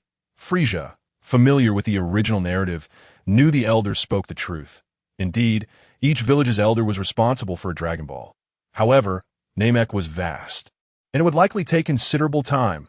Frieza frowned and asked, "How long will it take?" The elder pondered briefly before responding. "The furthest is from Zuno village. Their warriors will need at least 3 days to reach here." 3 days? Frieza replied with an unwavering expression. "I cannot wait that long. Have them bring the Dragon Balls outside and stand ready. I will personally retrieve them one by one." and tell them to avoid any futile resistance. I will not show mercy. The elder nodded slightly, saying, Understood. You may have Nyla guide you, and oh need. Frieza exclaimed, casually unleashing an energy wave that shattered the circular glass window, then suddenly releasing his energy and grinning menacingly. The life force of this entire planet is within my grasp. I am fully aware of their locations. With that, Frieza transformed into a purple streak of light, vanishing into the horizon.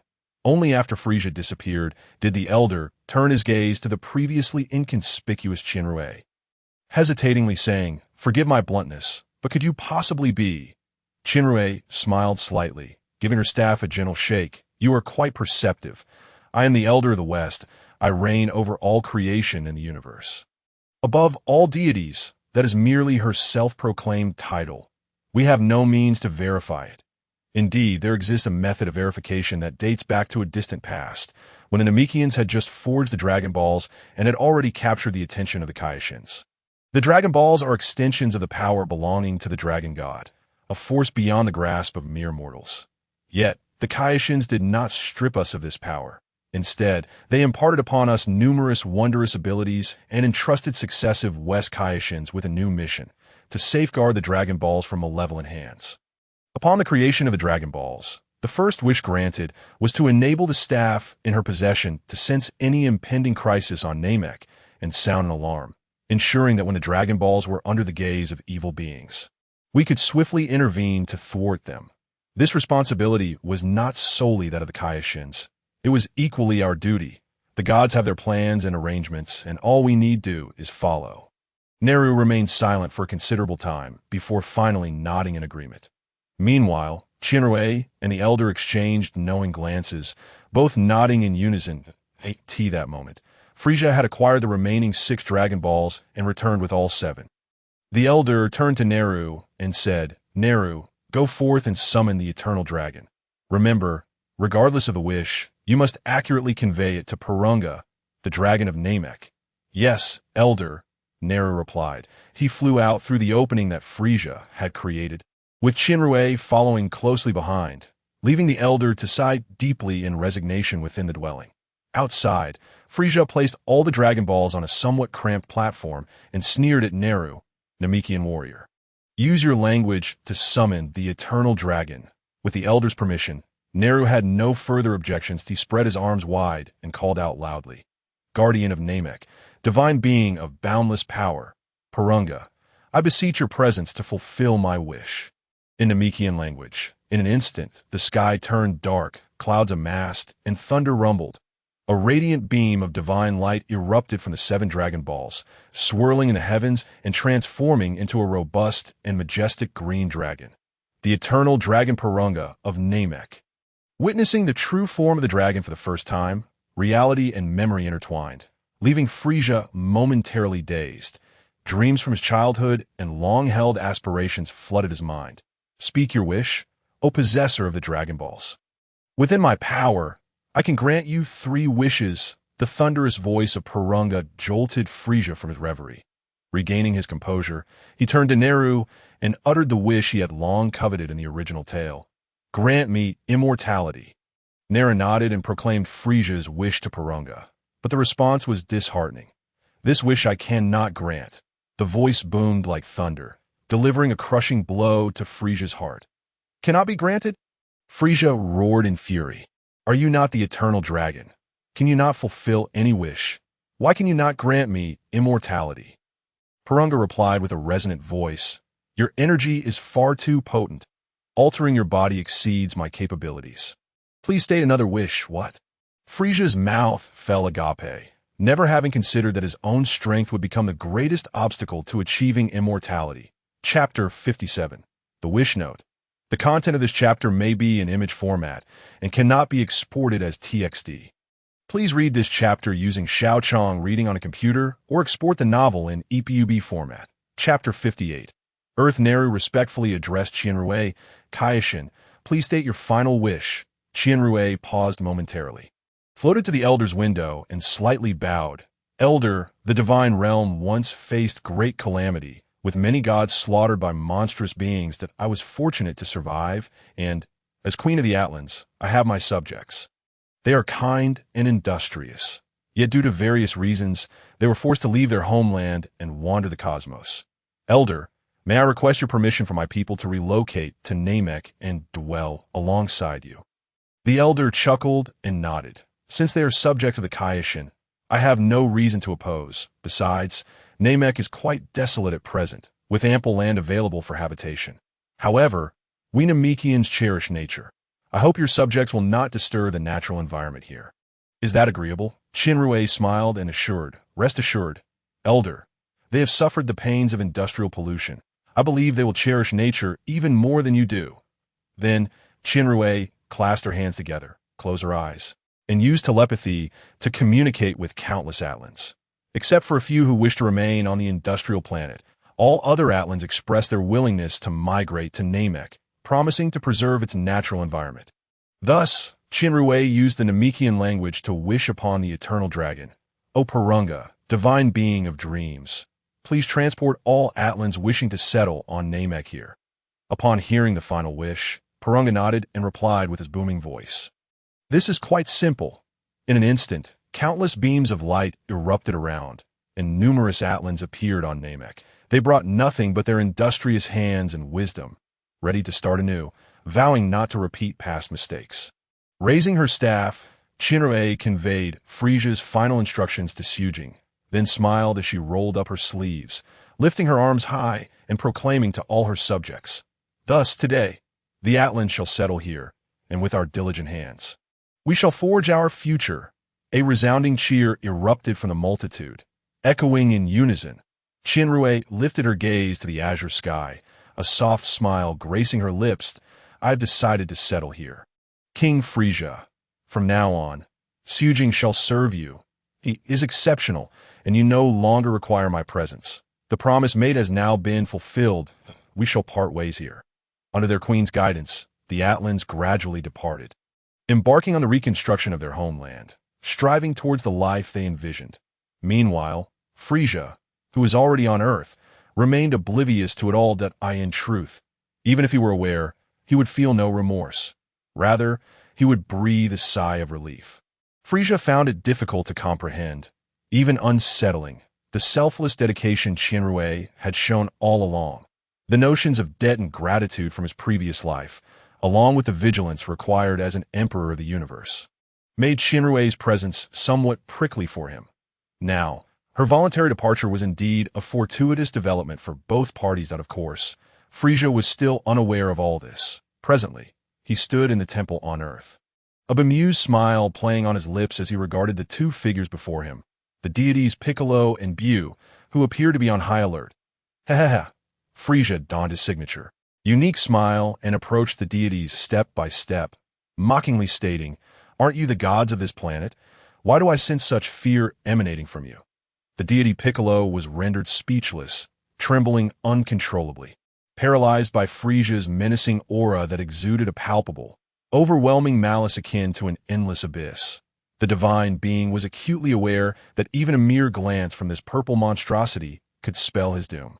Good heavens, such a horrifying creature exists in this world. Well, there's no need to be so tense, Frieza remarked casually as he strolled around the temple. When I'm in a good mood, I'm actually quite cordial. The deity stuttered. Who are you? Why have you suddenly appeared in the temple? Me? Frieza feigned surprise. Allow me to introduce myself. I am Frieza, the emperor of this universe. You may also refer to me as King Frieza or Your Majesty. This is indeed a rare privilege, the deity stammered. Fr Frieza. Frieza's eyes narrowed dangerously, and with a mere flick of his hand, he unleashed a crimson energy wave that pierced through the deity's arm in an instant. Slowly parting his lips, Frieza coldly remarked, "It is King, you foolish green-skinned alien." Only then did the deity begin to register the situation, the excruciating pain in his arm finally relaying to his brain.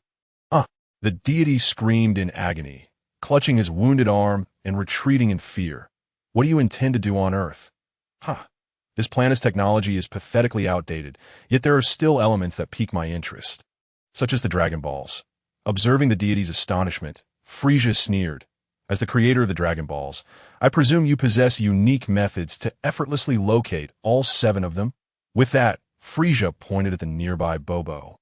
Immediately send this black creature to gather all the Dragon Balls here. I shall return in approximately 1 day, and if I do not see the Dragon Balls upon my return, I will annihilate the entire Earth. Ha ha ha! Frieza mocked, raising an eyebrow. Of course, perhaps you could also summon some of Earth's so-called masters to confront me collectively, or you might utilize some formidable weapons. The choice is yours.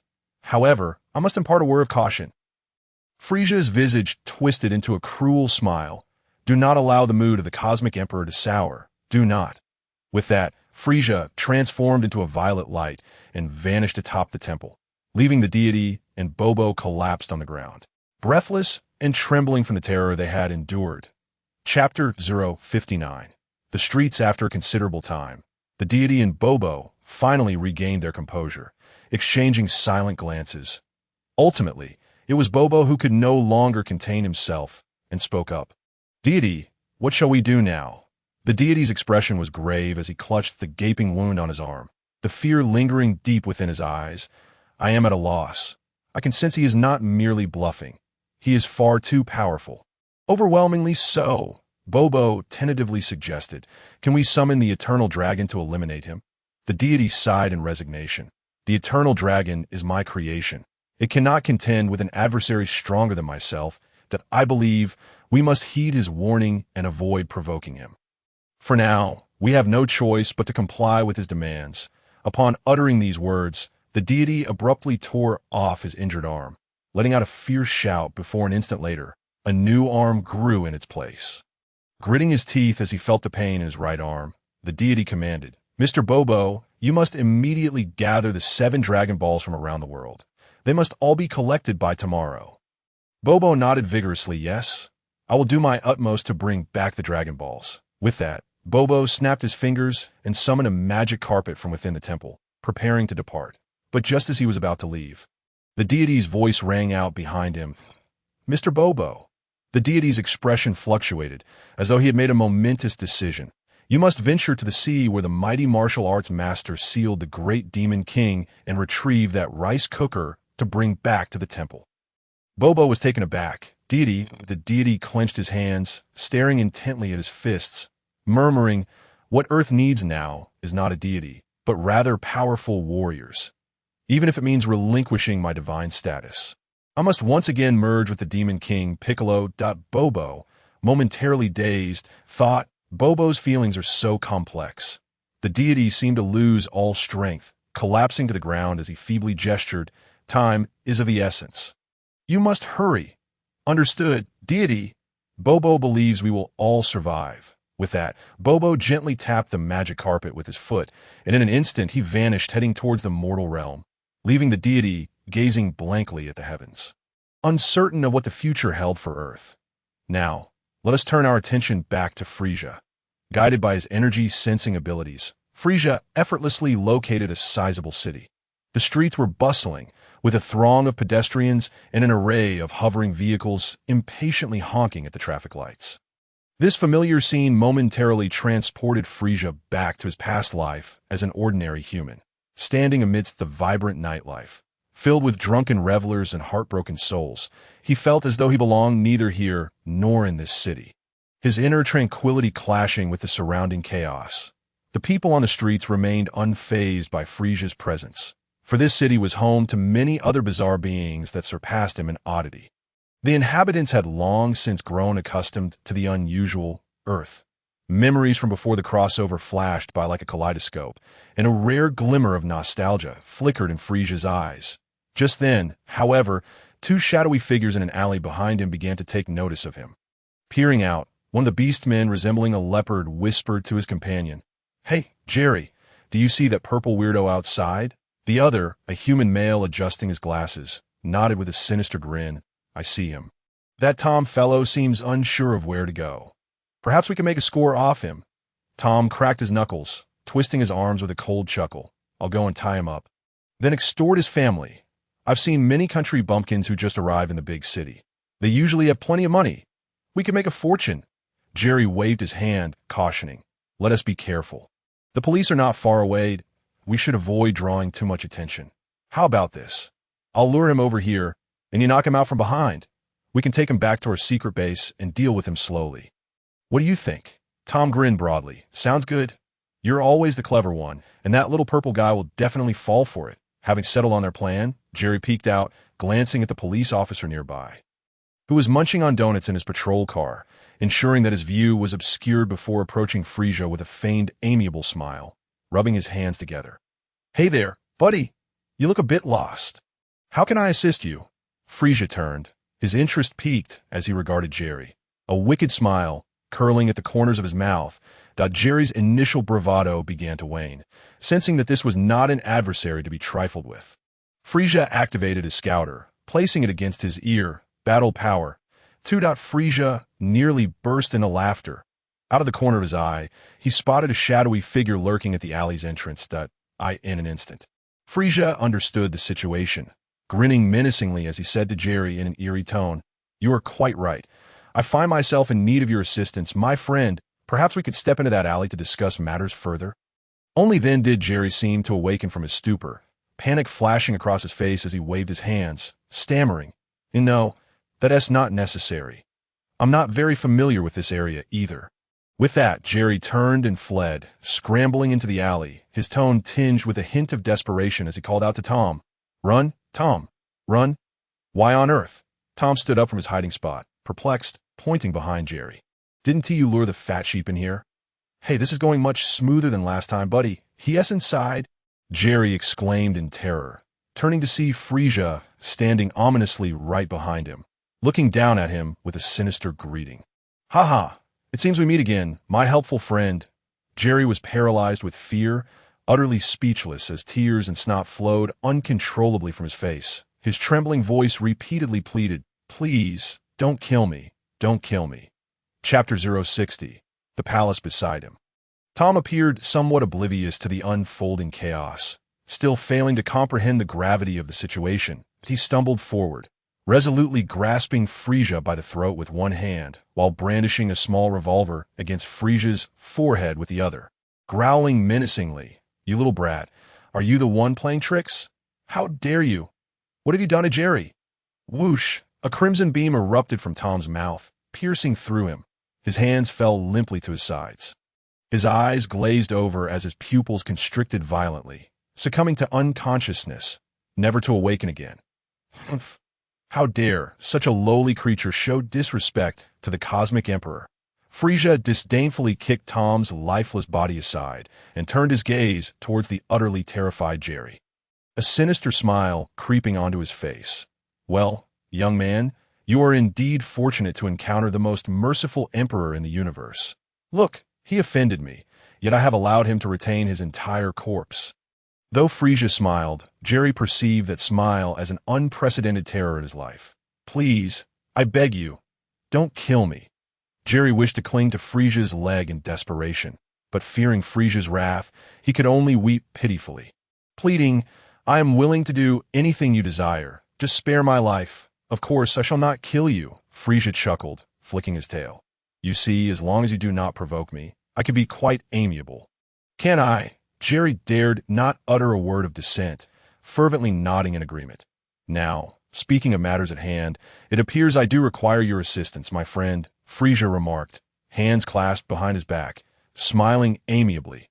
"Tell me, where is the palace of the King of Earth? As the Cosmic Emperor, I wish to pay a visit." Upon hearing such a simple inquiry, Jerry finally breathed a sigh of relief, eagerly nodding, "I know." "Oh, great Cosmic Emperor, the city of the king is not far from here, and if we take a plane, it would only take 2 hours. I will go fetch one for you right away." With that, Jerry gritted his teeth and grabbed Tom's handgun, ready to rush out. However, Frieza's gaze sharpened, and he immediately employed his telekinetic powers to immobilize Jerry, pulling him back effortlessly, wrapping his tail around Jerry's neck.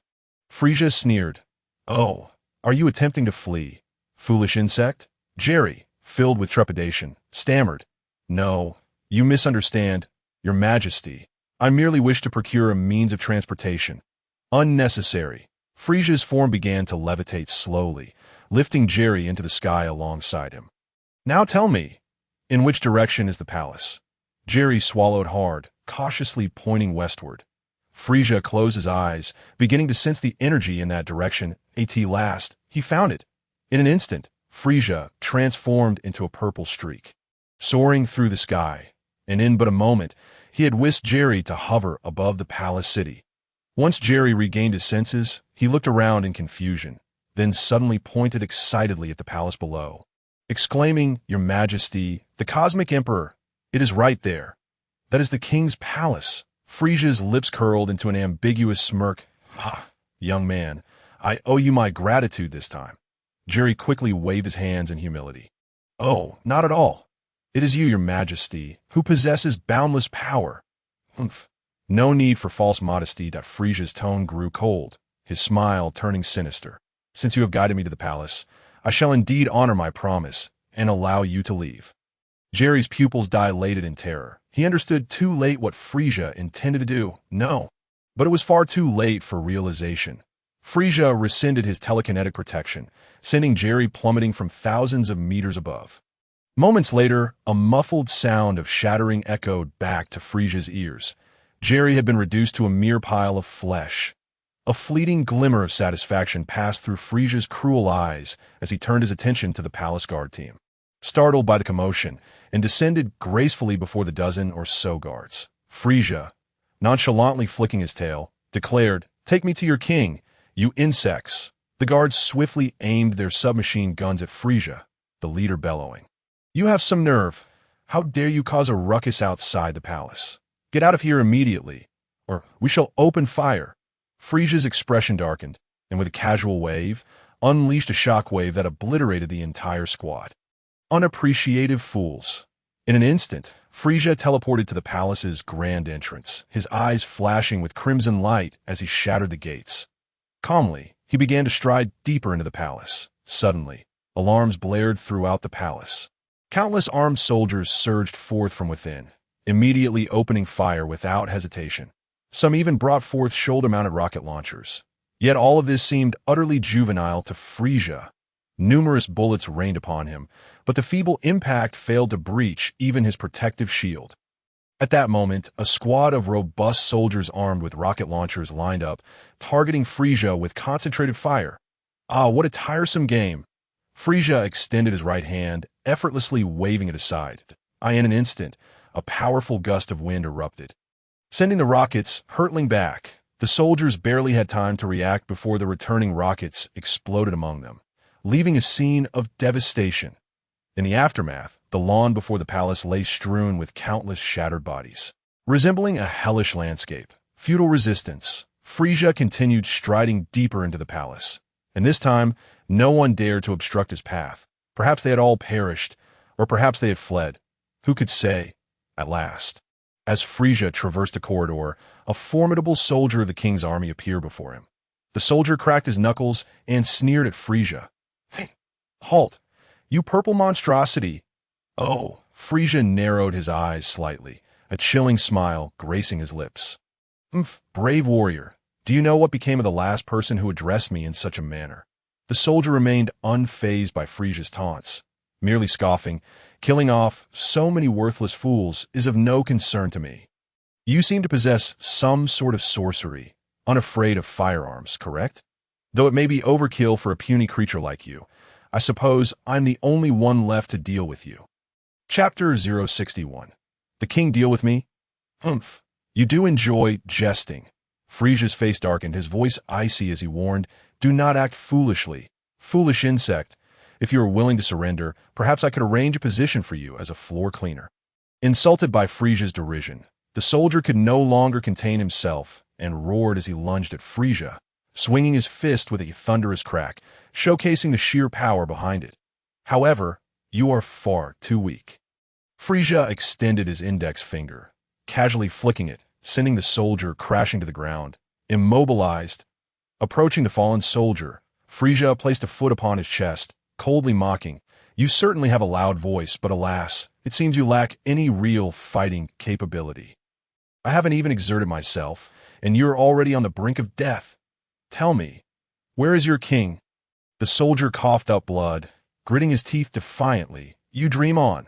Frieza's smile turned frigid. It appears that both on Namek and Earth there are plenty of tough men. What a pity. With a swift kick, Frieza crushed the soldier's life out of him, then slowly closed his eyes, beginning to search for any remaining targets in the vicinity. The man he had just slain was undoubtedly the last line of defense for the palace.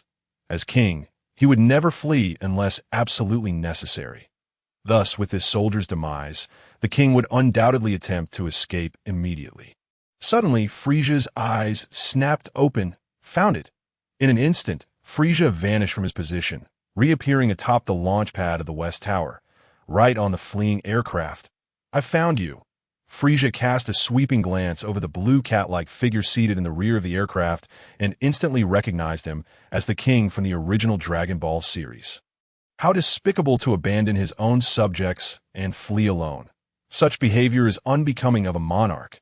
Frieza's eyes narrowed slightly as he flicked his tail, sending a nearby bodyguard, who had attempted to draw a weapon, sprawling across the floor. With a cold smile, he remarked, "Wouldn't you agree, Your Majesty the King?" True to his royal status, the king remained composed even as his subordinates fell victim to violence. He steadied himself and inquired, "Who are you? Why have you come to disturb the palace?" Disturb? Huh. Frieza swept the king off his feet with a flick of his tail, pressing his foot upon the monarch's head with a derisive grin. "Put aside your royal airs, old man. You must understand, your life hangs by a thread. Who am I? I am the sovereign of the universe, the Emperor Frieza. I have come to claim the planet that rightfully belongs to me." "Dear king," the king gritted his teeth and replied defiantly, "I shall not surrender my nation to an evil fiend like you. Your eyesight is commendable." Frieza retorted with a sinister smile. "However, I did not intend to seek your approval." With that, Frieza lifted his foot from the king's head, grasped his chin, and forced him to meet his gaze, commanding, "Look into my eyes." Soul capture technique. In an instant, a wave of psychic energy coursed through the king's mind. The feline monarch shuddered, his expression turning vacant and dazed. At last, he struggled to rise from the ground and bowed deeply to Frieza, exclaiming, "Lord Frieza." With the spell successfully cast, Frieza proudly lifted his head and said, "No need for excessive formalities, Mr. King. The Frieza Force will require your utmost support for our operations on Earth." The Cat King nodded fervently, declaring, "It is my honor to serve Lord Frieza." "Good. In a few days, or perhaps months, or even years, my subordinates will arrive here to provide you with protection." Frieza squinted thoughtfully and replied, "As long as your daily affairs remain unchanged, there is no need for any alterations. However, there is one thing you must heed. Are you familiar with the Capsule Corporation in West City?" The Cat King nodded vigorously, stating, "Dr. Briefs is an acquaintance of mine. We communicate regularly." That's good to know." Frieza said sternly that I require you to align all core policies to serve the Capsule Corporation. They must hold an absolute advantage in the market. Do you understand? The Cat King immediately responded without hesitation. "I shall abide by your command, Lord Frieza." "Very well. I shall remain on Earth for a while longer. Kindly arrange accommodations for me." Frieza regarded the Cat King with keen interest, adding with curiosity, "I find it peculiar. Despite Earth's advanced technology and the omnipresence of capitalists, one would expect society to have progressed to a capitalist stage. Yet, why is it that you, a seemingly ineffectual cat, have risen to become king over the 43 regions of Earth?" The blue feline hesitated momentarily, but quickly provided an answer. "It is because in my youth I gathered the Dragon Balls. Lord Frieza, I wish to become the eternal king of Earth." "Oh, I see." Frieza snapped his fingers, recalling. "I remember in the original story, when Bulma first encountered Goku, she mentioned that the last person to collect the 7 Dragon Balls wished to become king. So it was indeed you." How amusing." Frieza ascended into the sky and addressed the Cat King. "I must attend to some matters and will briefly take my leave. You may handle the situation here, be it a terrorist attack or an alien invasion. Concoct any excuse to cover it up. I do not wish to return only to find impertinent fools pointing fingers at me. Do you understand?" The Cat King stood at attention and saluted, stating, "Rest assured, Lord Frieza, leave everything to me." Frieza nodded and swiftly flew back towards the temple. His speed had increased tremendously, and in the blink of an eye, the temple was already within sight. Outside the temple, in the square, stood an Namekian clad in divine robes, next to an open rice cooker. Before him lay 7 Dragon Balls, neatly arranged in the size of fists. "You certainly have a remarkable efficiency." Frieza descended gracefully onto the temple square, a playful smile crossing his lips. "Huh, where has that black fellow gone? Did he abandon you?" The deity remained composed, neither pleased nor saddened, and stated, "I have gathered the Dragon Balls. Since you are so familiar with them, you should know how to make a wish. Please, proceed at your leisure." Chapter 062. Demon Seal Wave. Very well. Frieza narrowed his eyes dangerously, calling out to the 7 Dragon Balls, "Come forth, dragon!" The sky suddenly darkened, and a golden light burst forth, transforming into a colossal green dragon. While not as majestic as the Namekian dragon, it still radiated an impressive aura. The dragon gazed down at Frieza and spoke in human tongue, "Brave soul who has gathered the 7 Dragon Balls. State your wish. I can fulfill any desire you have." "Huh. Though the previous dragon made similar boasts, I shall grant you one more chance," Frieza replied, clasping his hands behind his back and raising his chin. "Many of my subordinates were slain by my foolish brother, Cooler, on Planet Frost. That planet is quite distant from here. Can you resurrect them?" The dragon paused for a moment before nodding. "You wish to resurrect all your subordinates who perished at the hands of Cooler, correct?" Frieza affirmed. "Indeed. That is quite simple." The dragon's eyes ignited with a red glow, and after a few seconds, the light faded. "Your wish has been granted. Farewell." The dragon transformed back into the 7 Dragon Balls, soaring into the sky and scattering across Earth once more. With his wish fulfilled, Frieza finally shifted his gaze to the Namekian warrior draped in divine robes before him. "Huh, you seem somewhat different." "Mr. Deity," Frieza pondered his words carefully, raising an eyebrow. "You appear to have transformed from a feeble ant into a slightly more formidable ant." "Ha, this change is so subtle that I nearly failed to notice." The deity remained unfazed by Frieza's taunts, responding calmly. "Now that your wish has been granted, you should leave this planet swiftly." A glimmer of menace flickered in Frieza's eyes as he responded with a dark smile. "What if I choose not to?" An oppressive silence ensued. The deity sighed softly. "I have witnessed all your actions in the lower realm. You truly are a dangerous creature. I should not harbor any false hopes." "Oh." Frieza raised an eyebrow in derision. You believe that merging with Piccolo will make you a match for me?" "Ha, ha. You certainly possess a wealth of knowledge." The deity slowly raised his hands, focusing intently. "I do not believe that I am currently your equal. Rather, I have become acutely aware of your strength. I am like mere sand compared to the stars, utterly incomparable. Yet, even in my relative weakness, I possess my own means to unleash our fury. Did you think I retrieved the rice cooker merely to merge with Piccolo? You are mistaken." As Frieza recognized the familiar gesturing of the deity and heard his current words, realization dawned upon him. "Demon Seal Wave?" "Precisely." The deity suddenly unleashed a thunderous roar that reverberated through the heavens, his hands swirling with countless strands of green wind. Demon Seal Wave.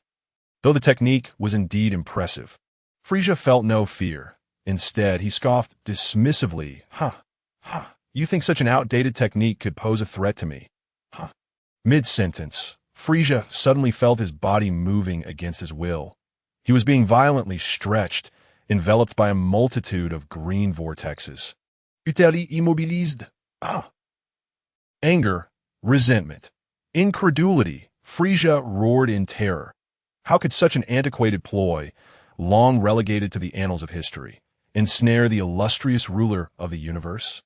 As the magic seal wave began to take effect on Frieza, the deity casting the spell finally felt a sense of relief. Prior to this, the deity had harbored doubts about whether such a vast disparity in power could yield any result from the magic seal wave. Now, everything was unfolding in the most favorable manner. How fortunate indeed. The self-righteous tyrant of the cosmos was about to be defeated by a technique devised by mere mortals. The deity raised both hands high, aimed at the opening of the rice cooker, and swung downward with force. In an instant, Frieza was swept up in a swirling green tempest, propelled toward the rice cooker with the speed of lightning. Having witnessed the original story, Frieza's mind flashed with images of King Piccolo, who had been sealed away for countless years, emerging only to find himself aged and frail. That Frieza's eyes widened in disbelief, and he roared with indignation. How could I, the mighty emperor of the universe, be brought to an end in such a place by an ant like you? Feel my wrath, golden binding technique. In a heartbeat, the deity felt as though an invisible force had ensnared his entire being. His limbs and muscles froze, rendering him utterly immobile. Finally, with a resounding crash, the whirlwind carrying Frieza narrowly missed the rice cooker and struck the ground with tremendous force. The wind subsided. The magic seal wave had failed. The deity's eyelids began to grow heavy.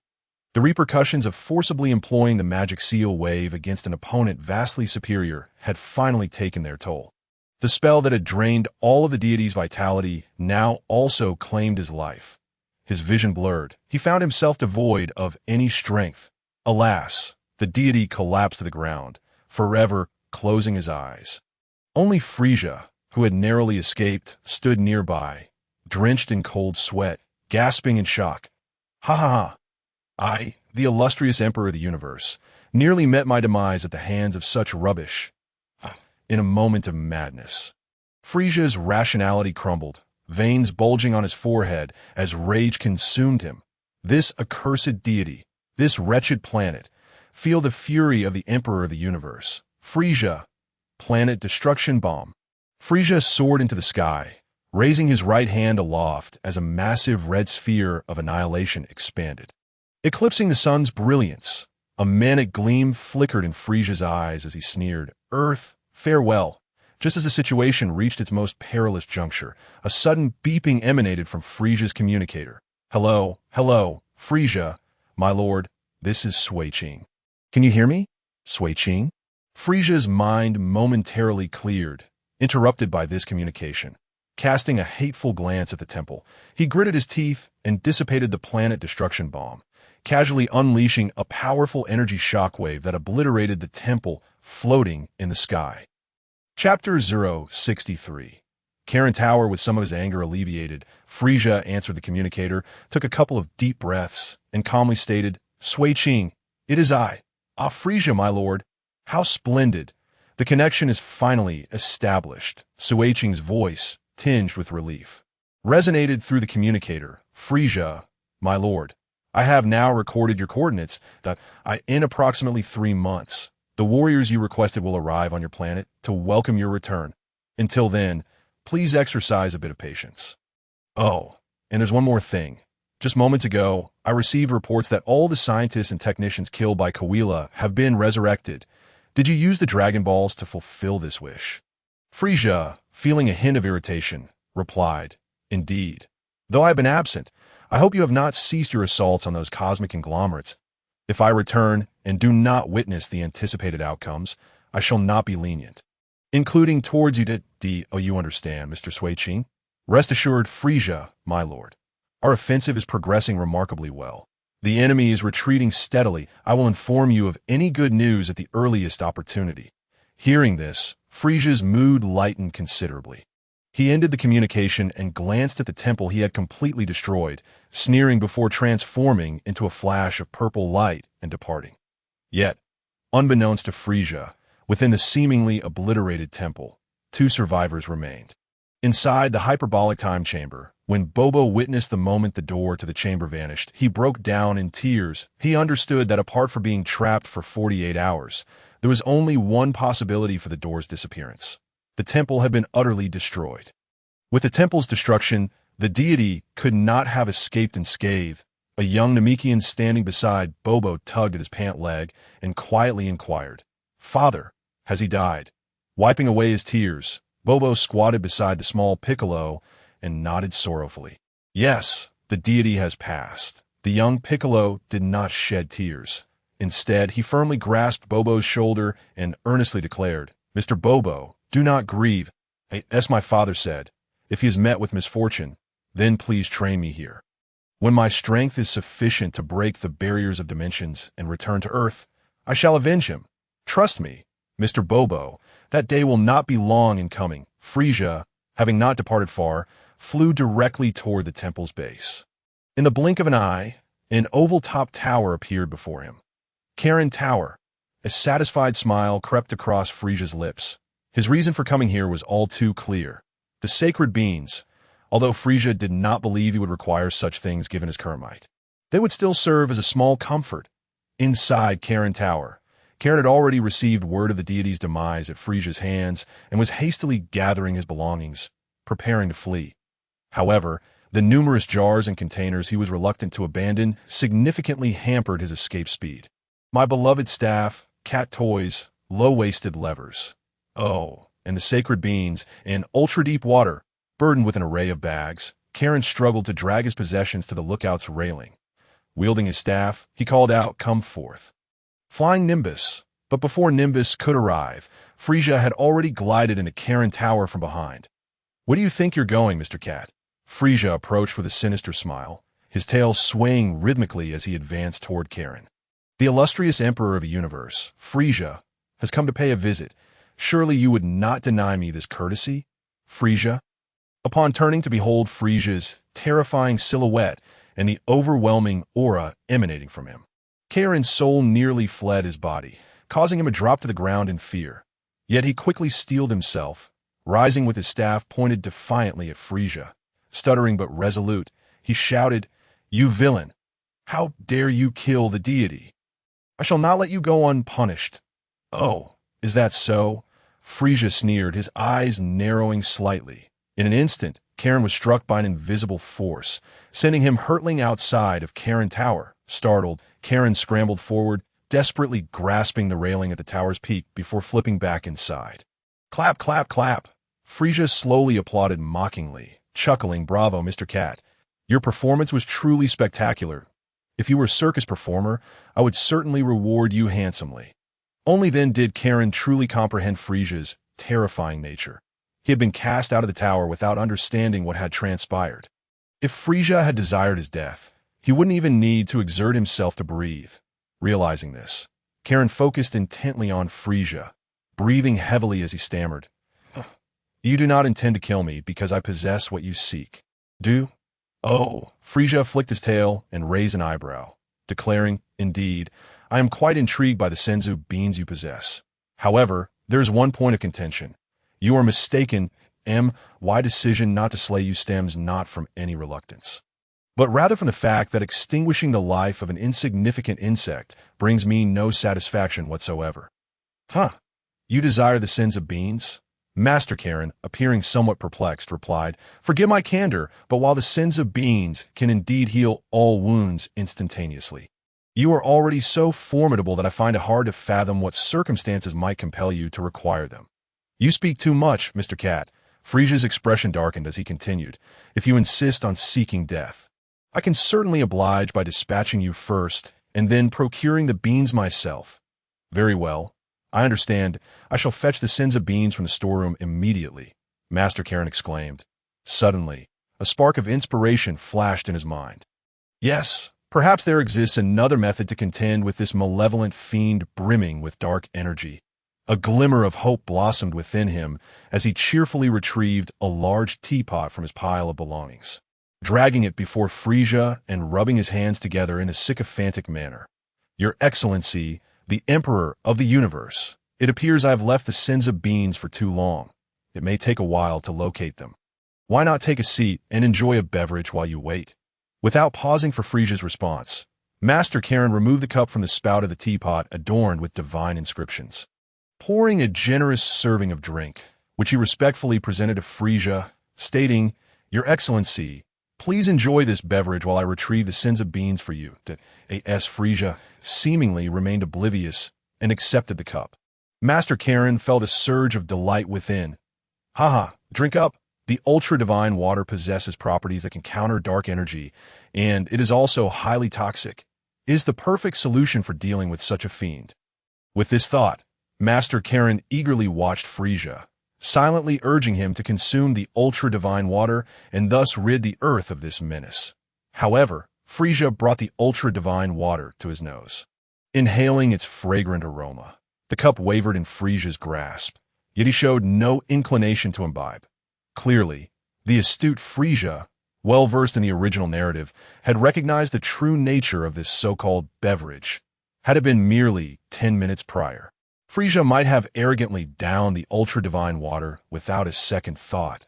But having narrowly escaped being ensnared by the demon seal wave in a rice cooker, how could he allow his hubris to lead him astray once more?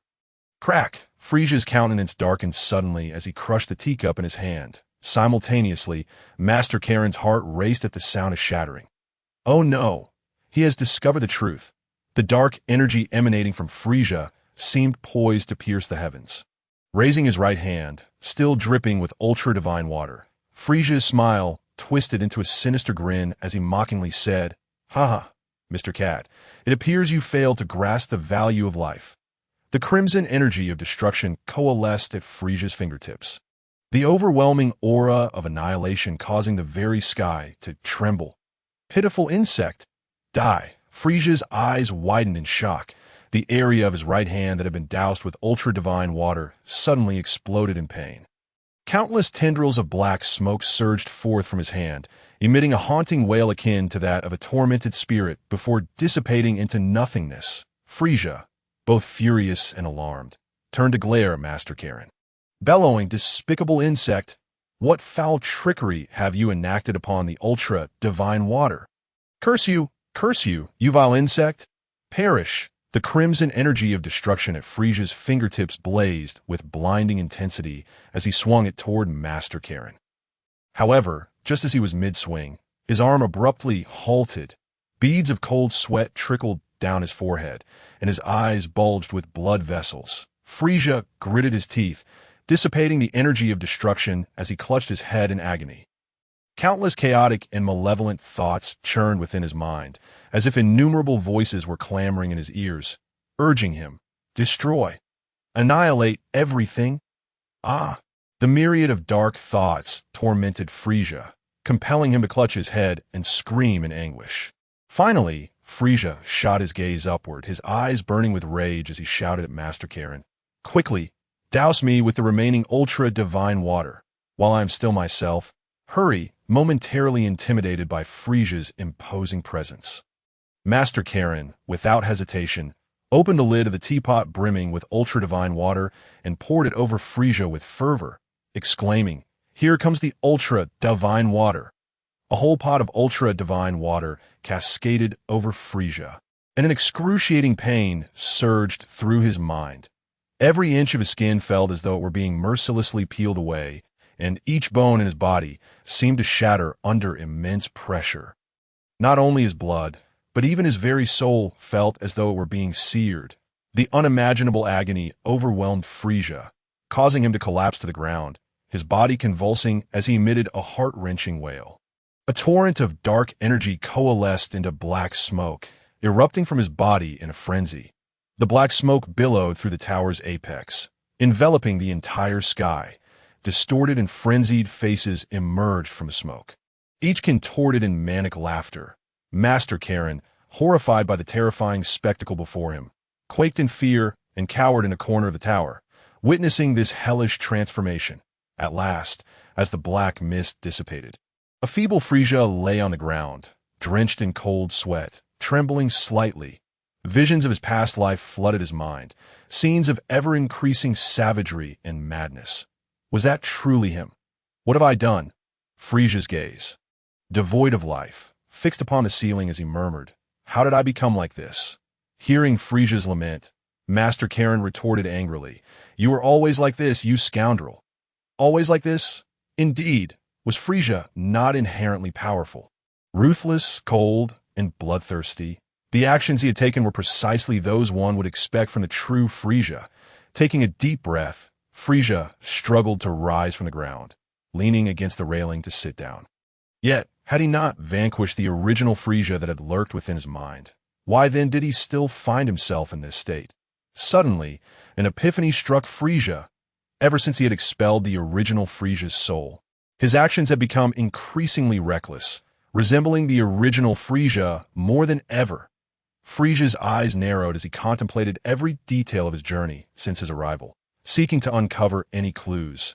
Yet, everything had changed silently, making it difficult for him to pinpoint when the trouble had begun. Ultimately, Frieza arrived at the only possibility he could conceive. It was Thousand Blossoms who had meddled with him. But she was the Supreme Kai. Was she not? What possible advantage could there be for her in transforming him into the malevolent Frieza of the original narrative? Frieza's thoughts became muddled, his head aching from the confusion.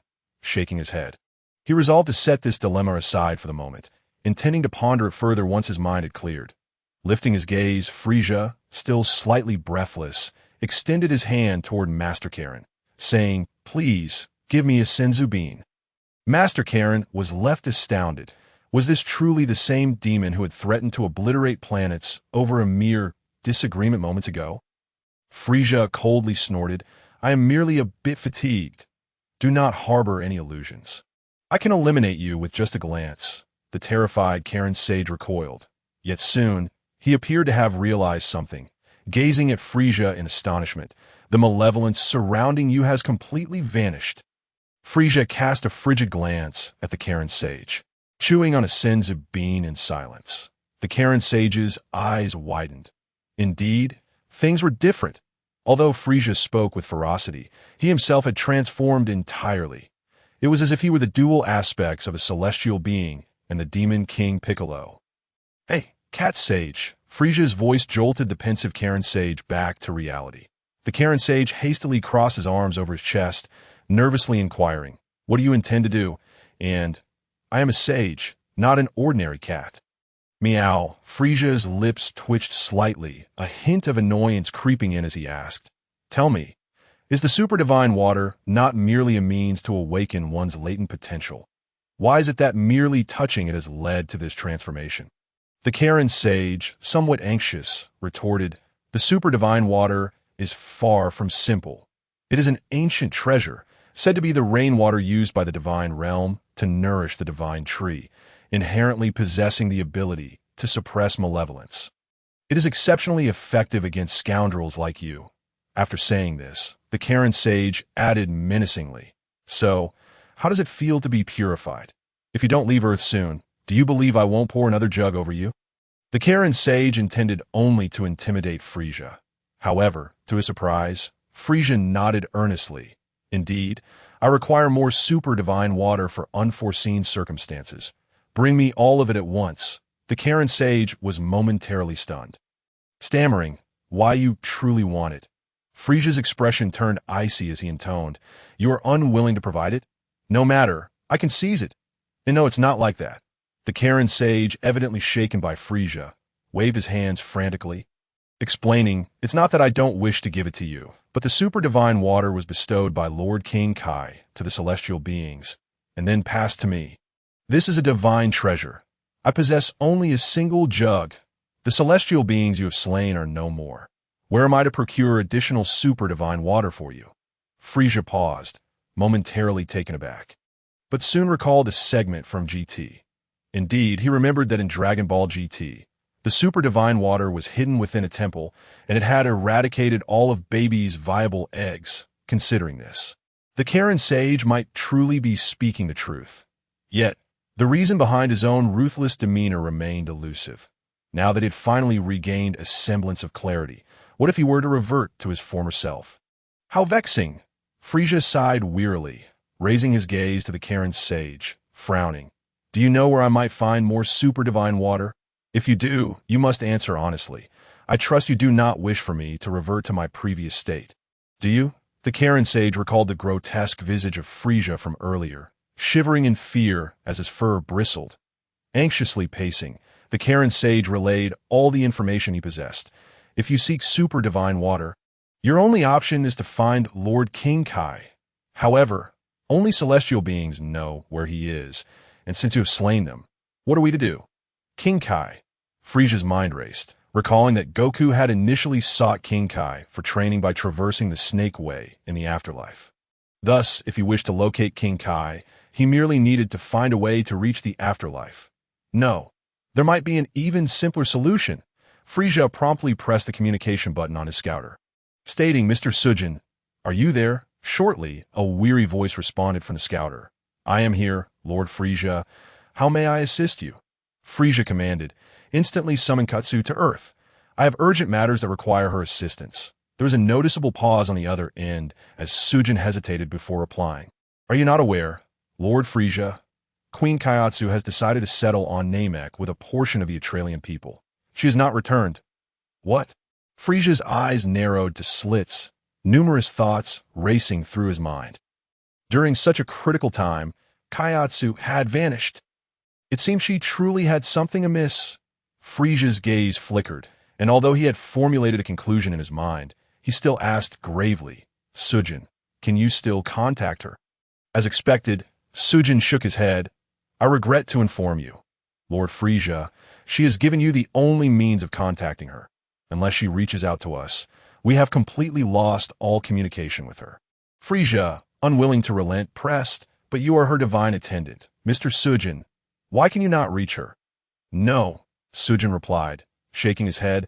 I have long since been stripped of my status as divine attendant. Lord Frieza. What? This revelation struck Frieza like lightning. He suddenly recalled that during their time on Planet Fire, Kaiatsu had transferred Sujin's divine attendant status to him. In other words, he was now the true divine attendant of Kaiatsu. Chapter 066. Kintown, how infuriating. Frieza's thoughts became muddled. Kaiatsu had clearly stated that she could only temporarily borrow the status, and that the appointment of divine attendants was solely within the purview of that being known as the Grand Minister. Could it be she was deceiving me? In that instant, a wave of violent thoughts surged within Frieza's mind once more. Alarmed, he quickly sought to calm his turbulent emotions, striving to maintain his composure. All right, Mr. Sujin, teach me how to contact King Kai through the divine attendant.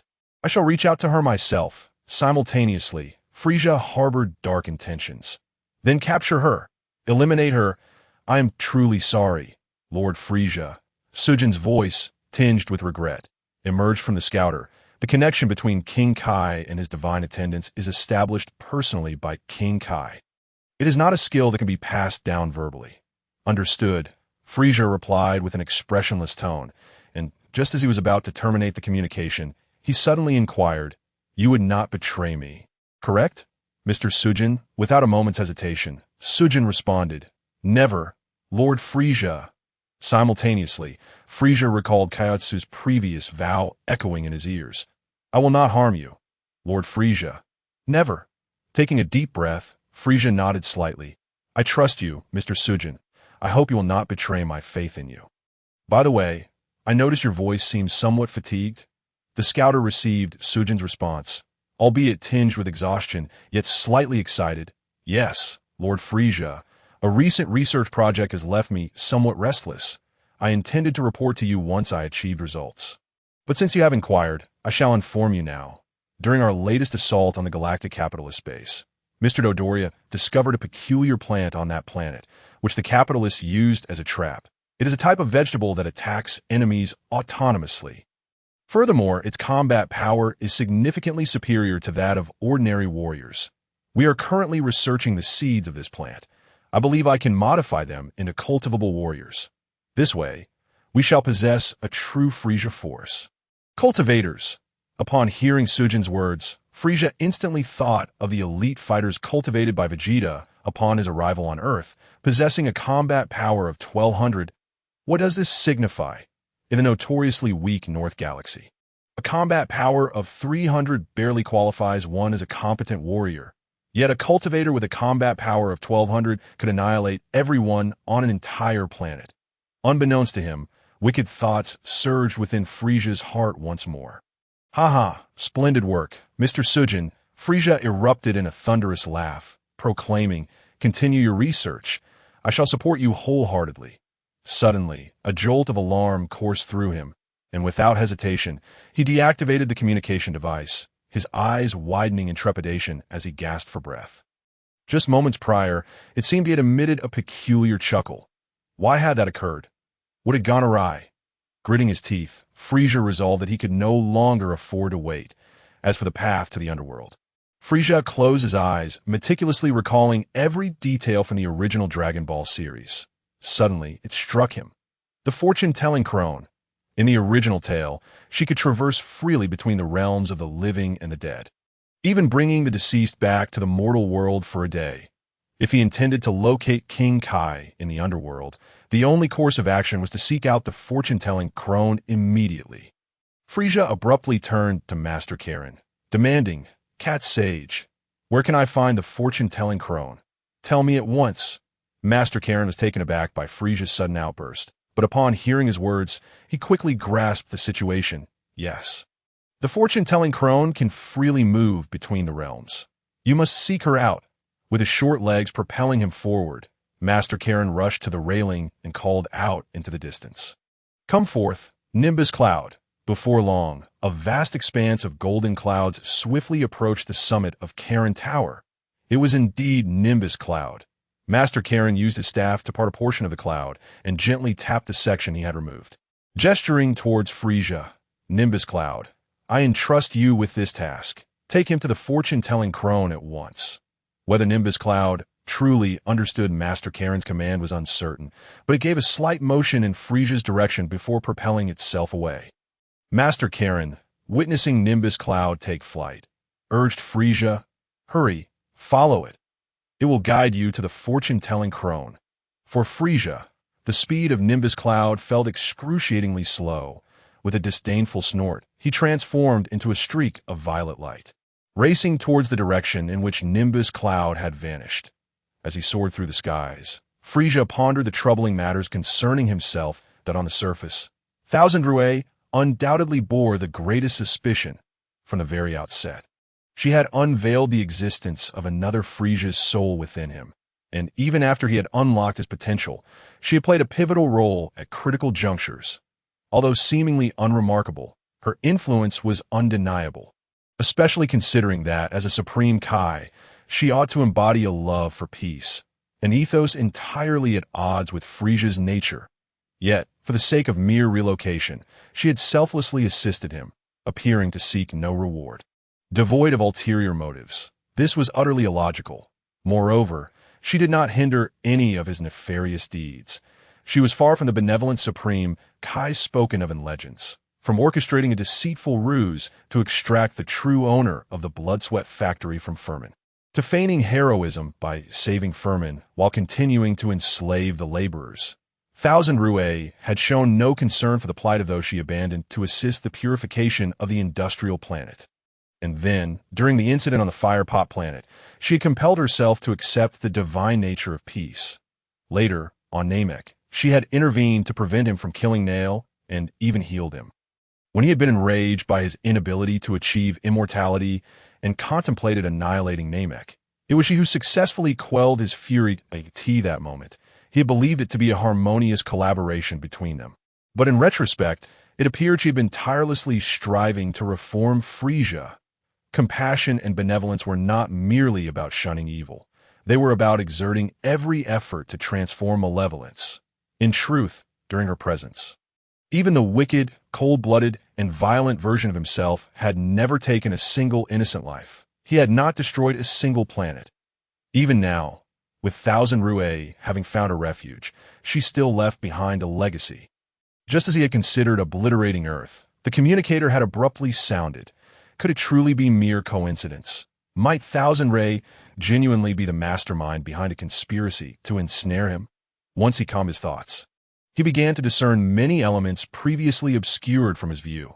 Immersed in a torrent of thoughts and ideas, Frieza unconsciously followed Nimbus Cloud, landing on the fortune-telling crone's tournament platform, oblivious to his surroundings. He stood there, motionless. Meanwhile, two combatants, one human and one vampire, were engaged in a match. Upon noticing Frieza's sudden appearance on the platform, they regarded him with disdain, his arms crossed and his demeanor unchanging, igniting their ire. The vampire, clad in boxing gloves, shouted at Frieza, "Where did this oversized lizard come from? Get lost, or I shall drain every drop of your blood." Frieza, taken aback, regained his composure. He glanced around, only to realize he had indeed arrived at the fortune-telling crone's palace. The scene was unchanged from the original tale. Even the same vampire from the first or second round of the tournament was present. Observing Frieza's silence, another challenger, a burly man with a fearsome countenance and a visage marred by scars. Approached, he contemptuously patted Frieza on the head, sneering, "You little dumpling head. This contest is not for scrawny little ones like you. Hurry back home to your mother's milk. Ha ha." At that moment, the fortune-telling crone, who had just divined Frieza's identity, cried out in alarm, "No!" But it was too late. Frieza slowly raised his head, fixing his gaze on the burly challenger, his eyes narrowing with intensity. In an instant, the man staggered back as if struck, his face draining of color as he clutched his chest, retreating step by step until he ultimately collapsed, lifeless on the ground.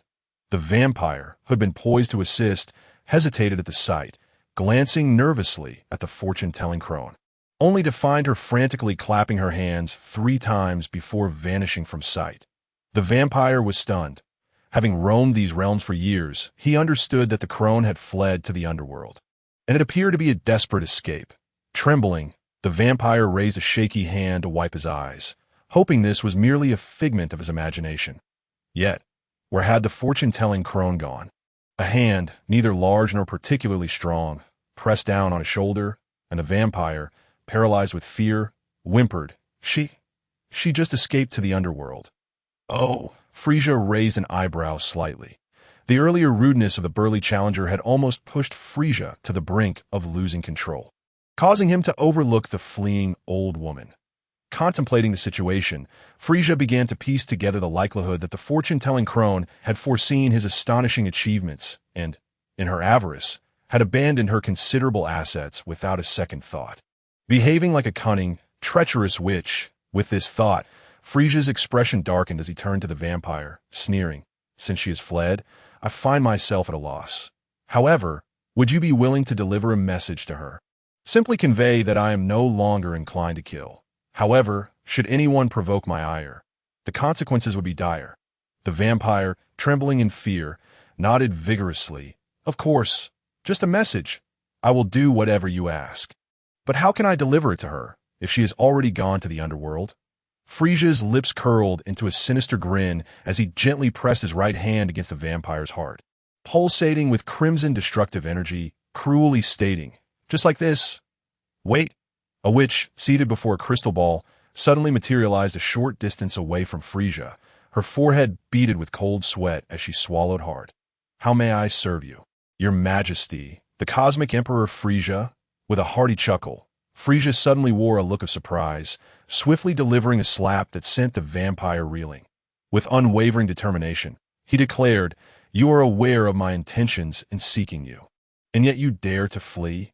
The fortune-teller, wiping the increasing beads of cold sweat from her forehead, spoke in a trembling voice, "Though I have lived for many years, I am not yet ready to embrace death."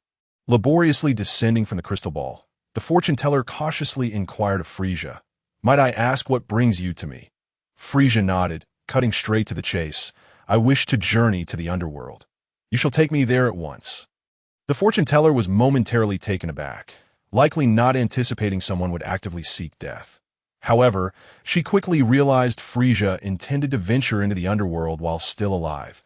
Thus, she hastily waved her hands, exclaiming, "A living soul cannot enter the underworld, unless granted special permission by King Yanluo. Yet, even with his approval, you must find your own means to reach the underworld." Frieza's gaze narrowed. "Is it not within your power to escort me there directly?" The fortune-teller shook her head. "I can only guide the deceased back to the realm of the living, but I am incapable of leading the living to the underworld. Do not despair. I shall consult the crystal for a method to reach the underworld." With that, she positioned her hands before the crystal ball and began to chant an incantation. Before long, the once transparent orb revealed numerous images, ultimately settling upon a grand, open door. Frieza furrowed his brow. "What place is this?" The fortune-teller peered into the doorway, but could only discern a vast darkness. Her gaze eventually landed on a sword that obstructed the door's closure. Chapter 68. The Outer Demon Realm. Could this be the entrance to the Outer Demon Realm? The fortune-teller murmured, "I have heard that the Outer Demon Realm not only connects to the Inner Demon Realm, but also harbors a hidden path to the underworld.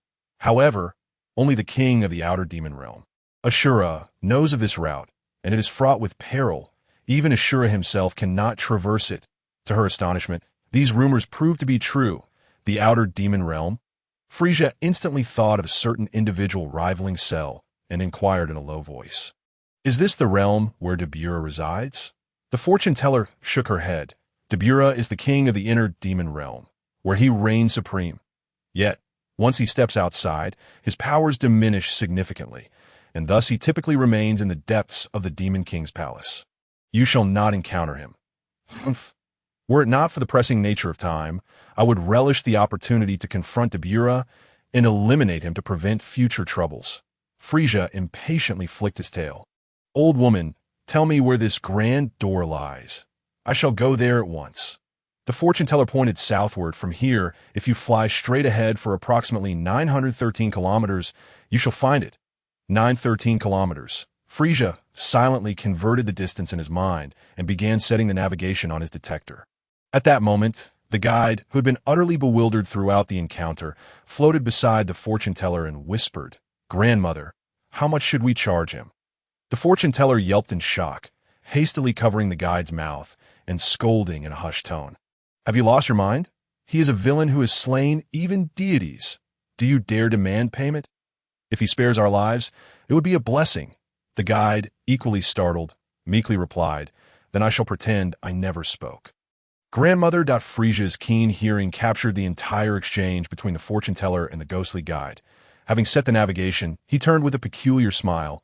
Ah, indeed, you have rendered me a great service, and I should offer some form of recompense. Though those words seemed like expressions of gratitude, they sent chills down the fortune teller's spine as she frantically waved her hands. And no, I insist, it is not necessary. Humph. As the Galactic Emperor Frieza, I never retract my words. Frieza's gaze fell upon the line of challengers waiting to face him, a sinister grin spreading across his face. Very well. Allow me to assist you in dispatching them. What? The fortune teller exclaimed, rushing toward the bewildered challengers, urgently shouting, You there!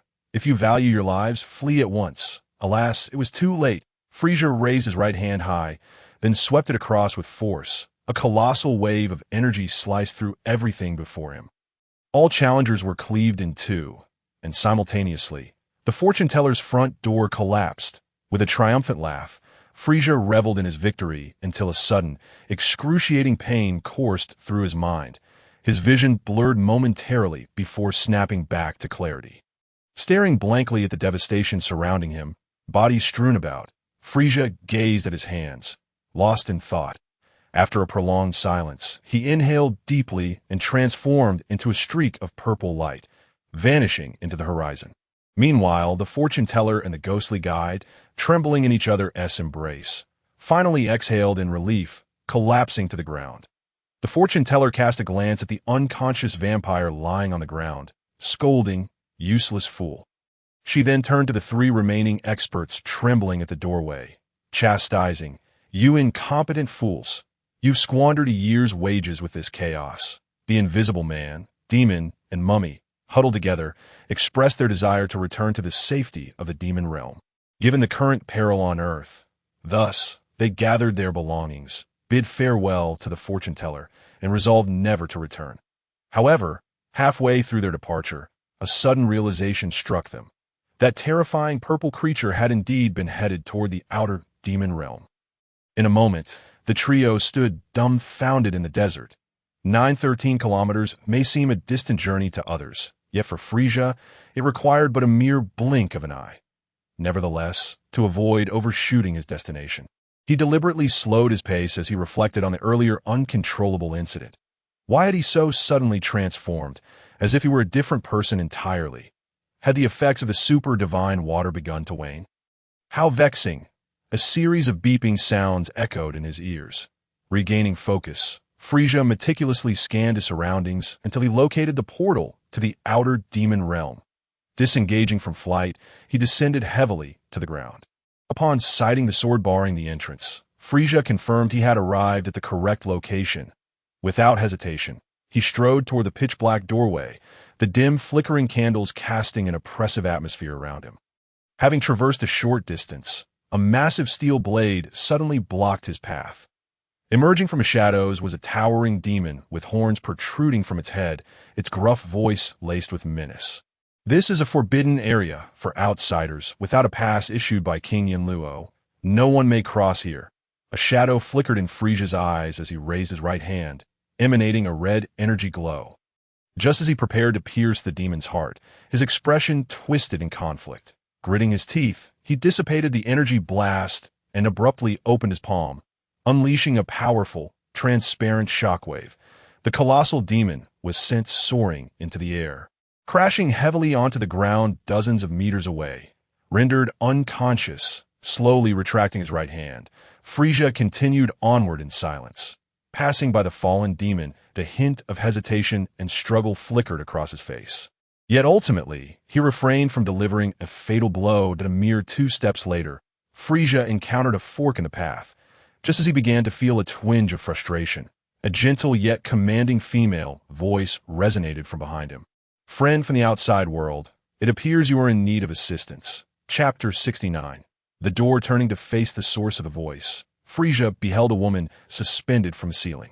With pointed ears and revealing attire, she bore a sword at her waist, unmistakably a native of the outer demon realm. Indeed, I am in need of help. That Frieza's expression darkened like the depths of a murky river as he declared. I intend to seek out Ashura. Are you aware of the location of his palace? Ashura. The demoness from the underworld leaped down from the ceiling with a hint of caution, inquiring, what business do you have with Ashura?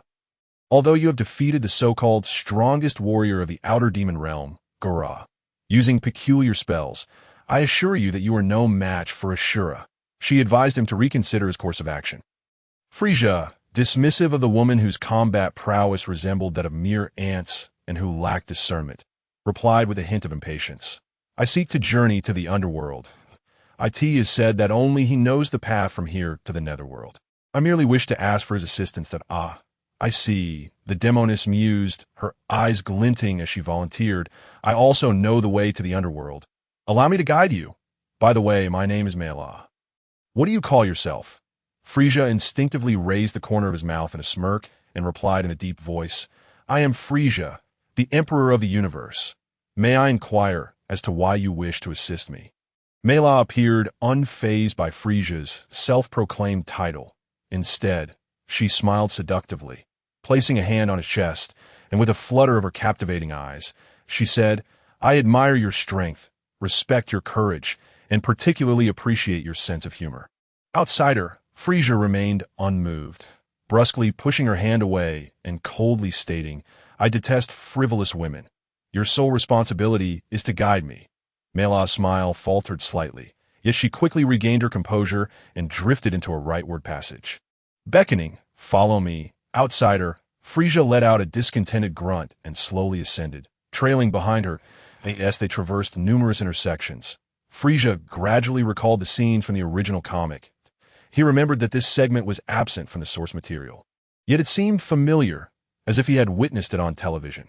Regrettably, the passage of time had dulled many of his memories. Navigating through various corridors, they encountered demon guards at every checkpoint.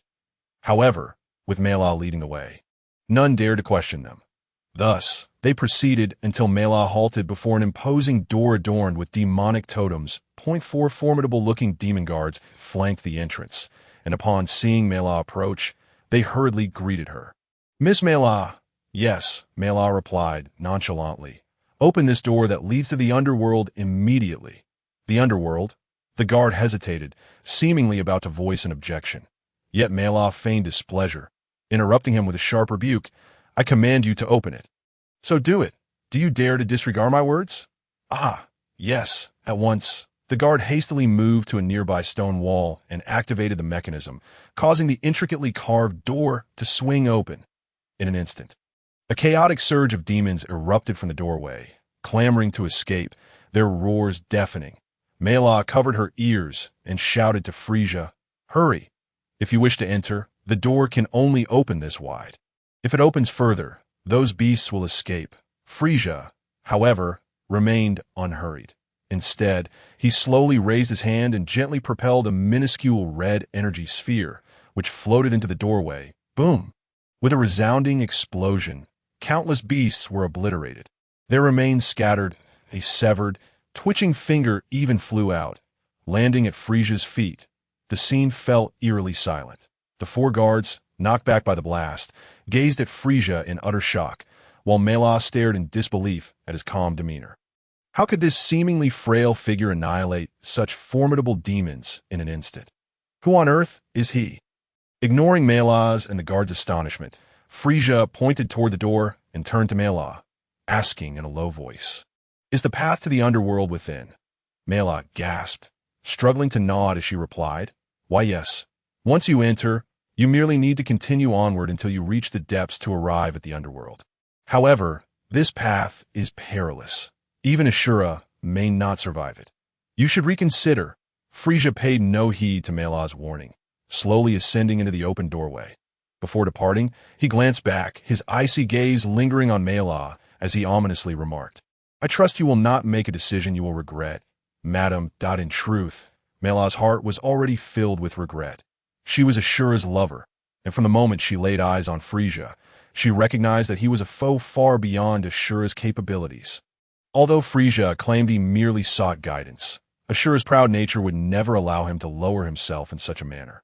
Moreover, this purple creature, named Frieza, exuded an aura of overwhelming malevolence merely by standing there.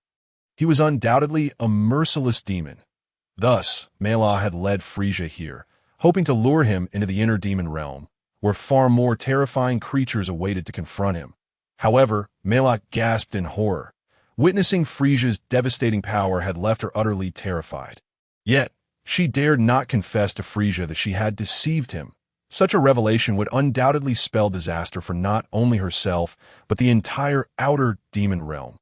Consequently, until Frieza vanished into the depths of the inner demon realm, Mela remained silent. "Quick, close the door."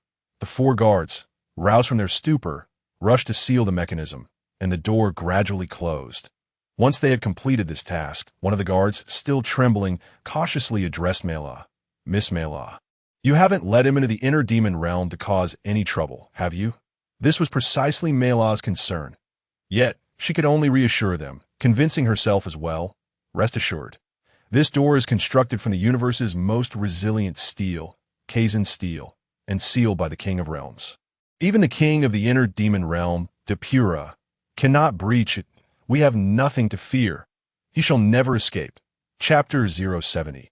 Depura, the Demon King. Deep within the inner demon realm resides Depura, the Demon King, who reigns supreme over all demon kind. His power is unmatched, and no one in the demon realm can rival him. Yet this formidable figure now cowers beneath another's foot. Depura, your inner demon realm is truly abysmal.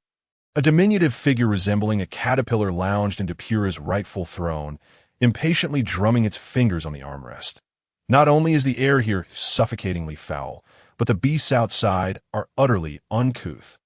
And worst of all, my dimensional black hole cannot expand in this wretched place. How could I have ever thought to escape to the demon realm? Indeed, this was Babidi, the one who had fled to the demon realm after being pursued by the King of Worlds and subsequently cleaved in two by Frieza. Now he appeared fully healed and thriving. Kneeling beside Babidi was a robust demon with crimson skin. The immense belt around his waist bore the symbol of infinity, signifying his boundless power and unparalleled wickedness. This was Depura, the Demon King. Yet, the black mark resembling an M on his forehead clearly indicated his current status. He had been entirely subjugated by Babidi's magic, becoming his most loyal minion. Depura bowed his head. A hint of trepidation in his voice. "I sincerely apologize for the disturbance, Lord Babidi. I shall promptly go out and eliminate all the beasts outside." "No need for that," Babidi replied, boredom evident in his tone.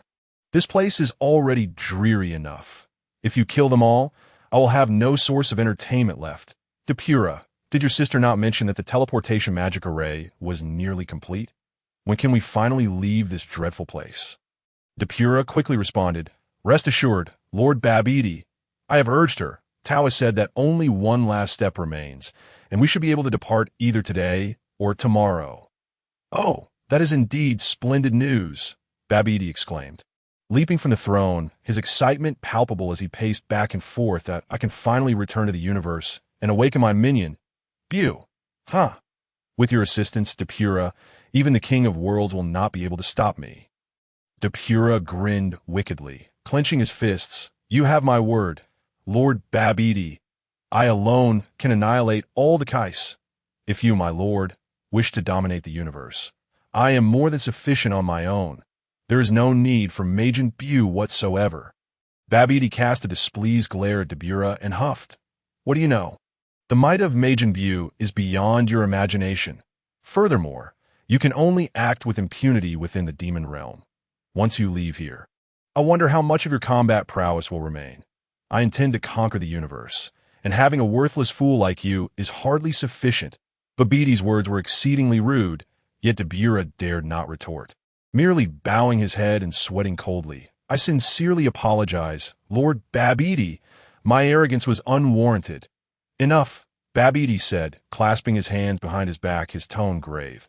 Your combat ability is decent enough, at least in the North Galaxy. No one can rival you. How infuriating. If it weren't for your sister's magic circle only being able to transport 2 individuals at a time, I would have preferred to bring her along.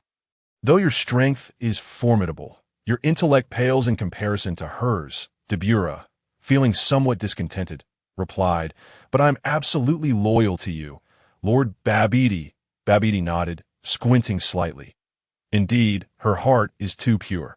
I cannot control her, which is precisely why I chose to take you instead. How ironic. The most malevolent being in the demon realm, the sister of the esteemed demon king, is unexpectedly virtuous? Ha ha ha. However, if she were not a good person, I would not have received healing when I was gravely injured. Perhaps I would have long since perished. Babidi took a deep breath, turning away as he strode towards the door. Very well. Let us see how the magic circle is faring. I can no longer tolerate this wretched place.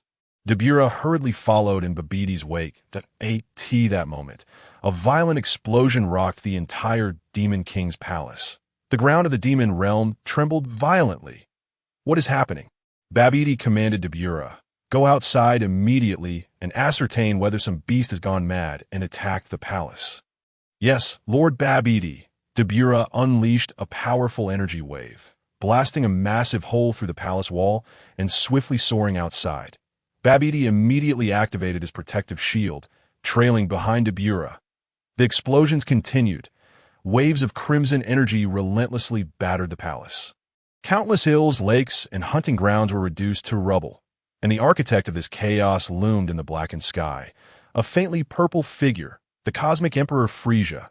Who dares to act so brazenly outside my palace? Depura exclaimed as he spotted Frieza, swinging his right hand to conjure a steel blade. Charging towards Frieza, he realized at that moment that he had indeed been deceived. Although Frieza had contemplated this possibility, the utter disregard for his warnings displayed by Mira had thoroughly provoked him. So good! How audacious to deceive the mighty cosmic emperor. Just wait. Mira, after I eliminate Depura, I shall swiftly return to deal with you. Prepare for your demise. With that thought, Frieza wasted no time in rushing towards Depura. In Frieza's eyes, Depura was merely of comparable strength to Cell, hardly a match for him. Yet he failed to grasp that within the demon realm, Depura's combat power was wholly different. Opening his mouth, Depura launched a slender blue flame towards Frieza. Frieza scoffed, his eyes flashing with crimson light, dispersing the flame. However, when Frieza glanced downward again, he found that Depura had vanished. Prepare to meet your end, came Depura's roar from behind Frieza. The steel blade came crashing down upon Frieza's head. In that instant, Frieza envisioned the scene from the original tale, where he was cleaved in 2 by Trunks. Damn you, you shall not succeed! Frieza bellowed, his fury igniting as he shouted, Binding technique! Depura's movements halted abruptly. The action of his hand froze in midair. Simultaneously, Frieza's mind echoed with the system's voice. Target detected for entry. Do you wish to proceed? Without hesitation, Frieza selected yes. In that instant, a new profile appeared in his mental frame, revealing Depura's details. Simulated target, Depura form. Normal combat power assessment.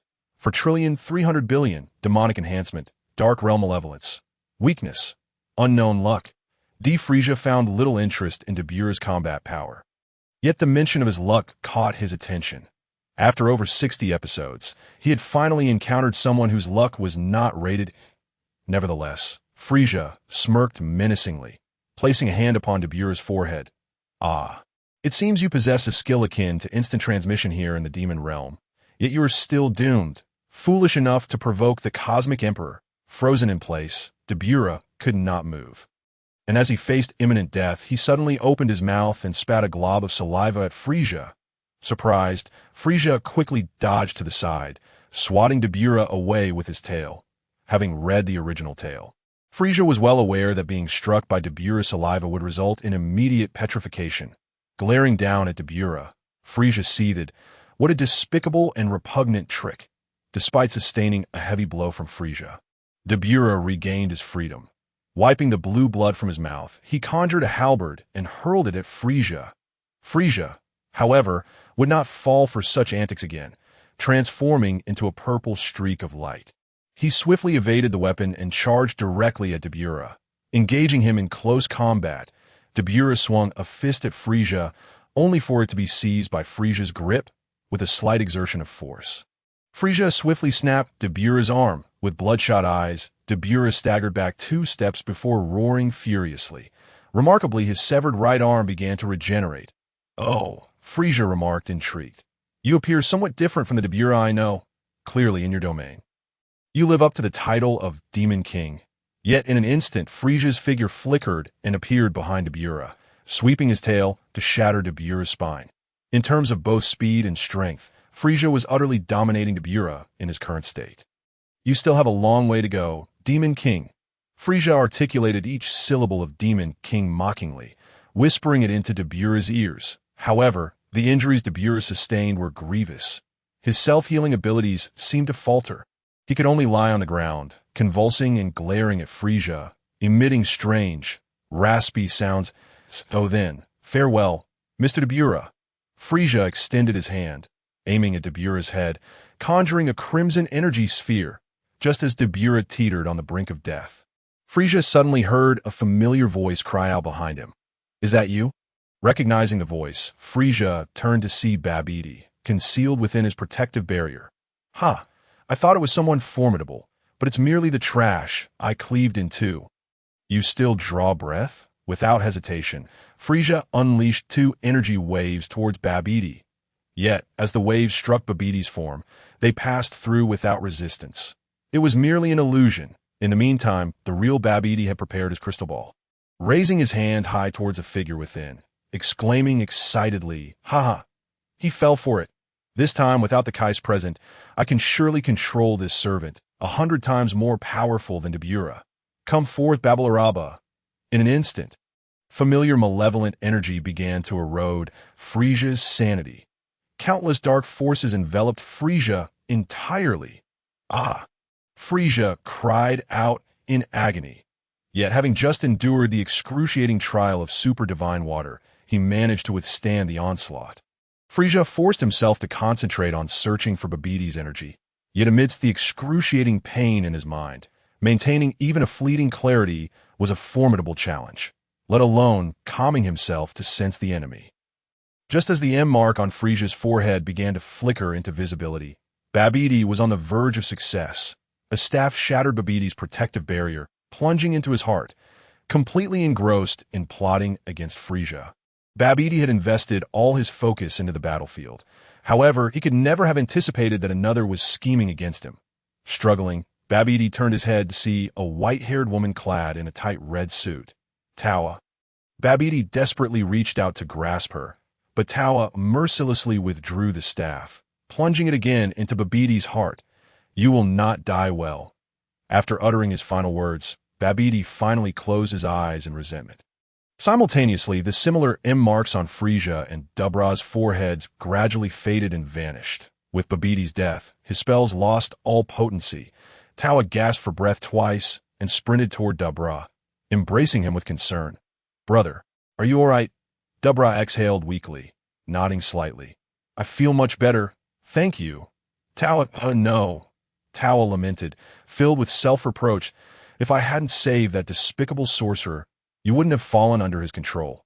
This all happened because of me." It's all right, Dubra replied, his body gradually healing as he sat up with effort, weakly stating, "Isn't everything over now?" "Over." "Ha!" A bone-chilling voice suddenly echoed. Dubra looked ahead in terror, spotting the figure of the purple demon, Frieza. Dubra sprang to his feet, conjuring a steel fork once more, charging at Frieza. "Tawa! Run! The farther the better." Chapter 072. Until we meet again, humph.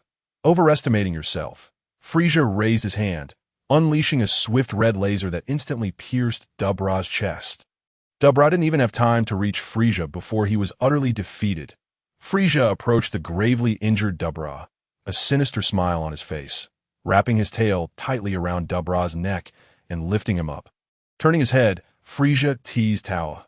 "You must be Dubra's sister, right? Huh. Look at your brother, his life hanging by a thread. Can you bear to simply run away?"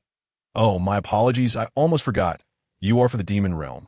And Demon Realm inhabitants should be indifferent to familial ties, right?"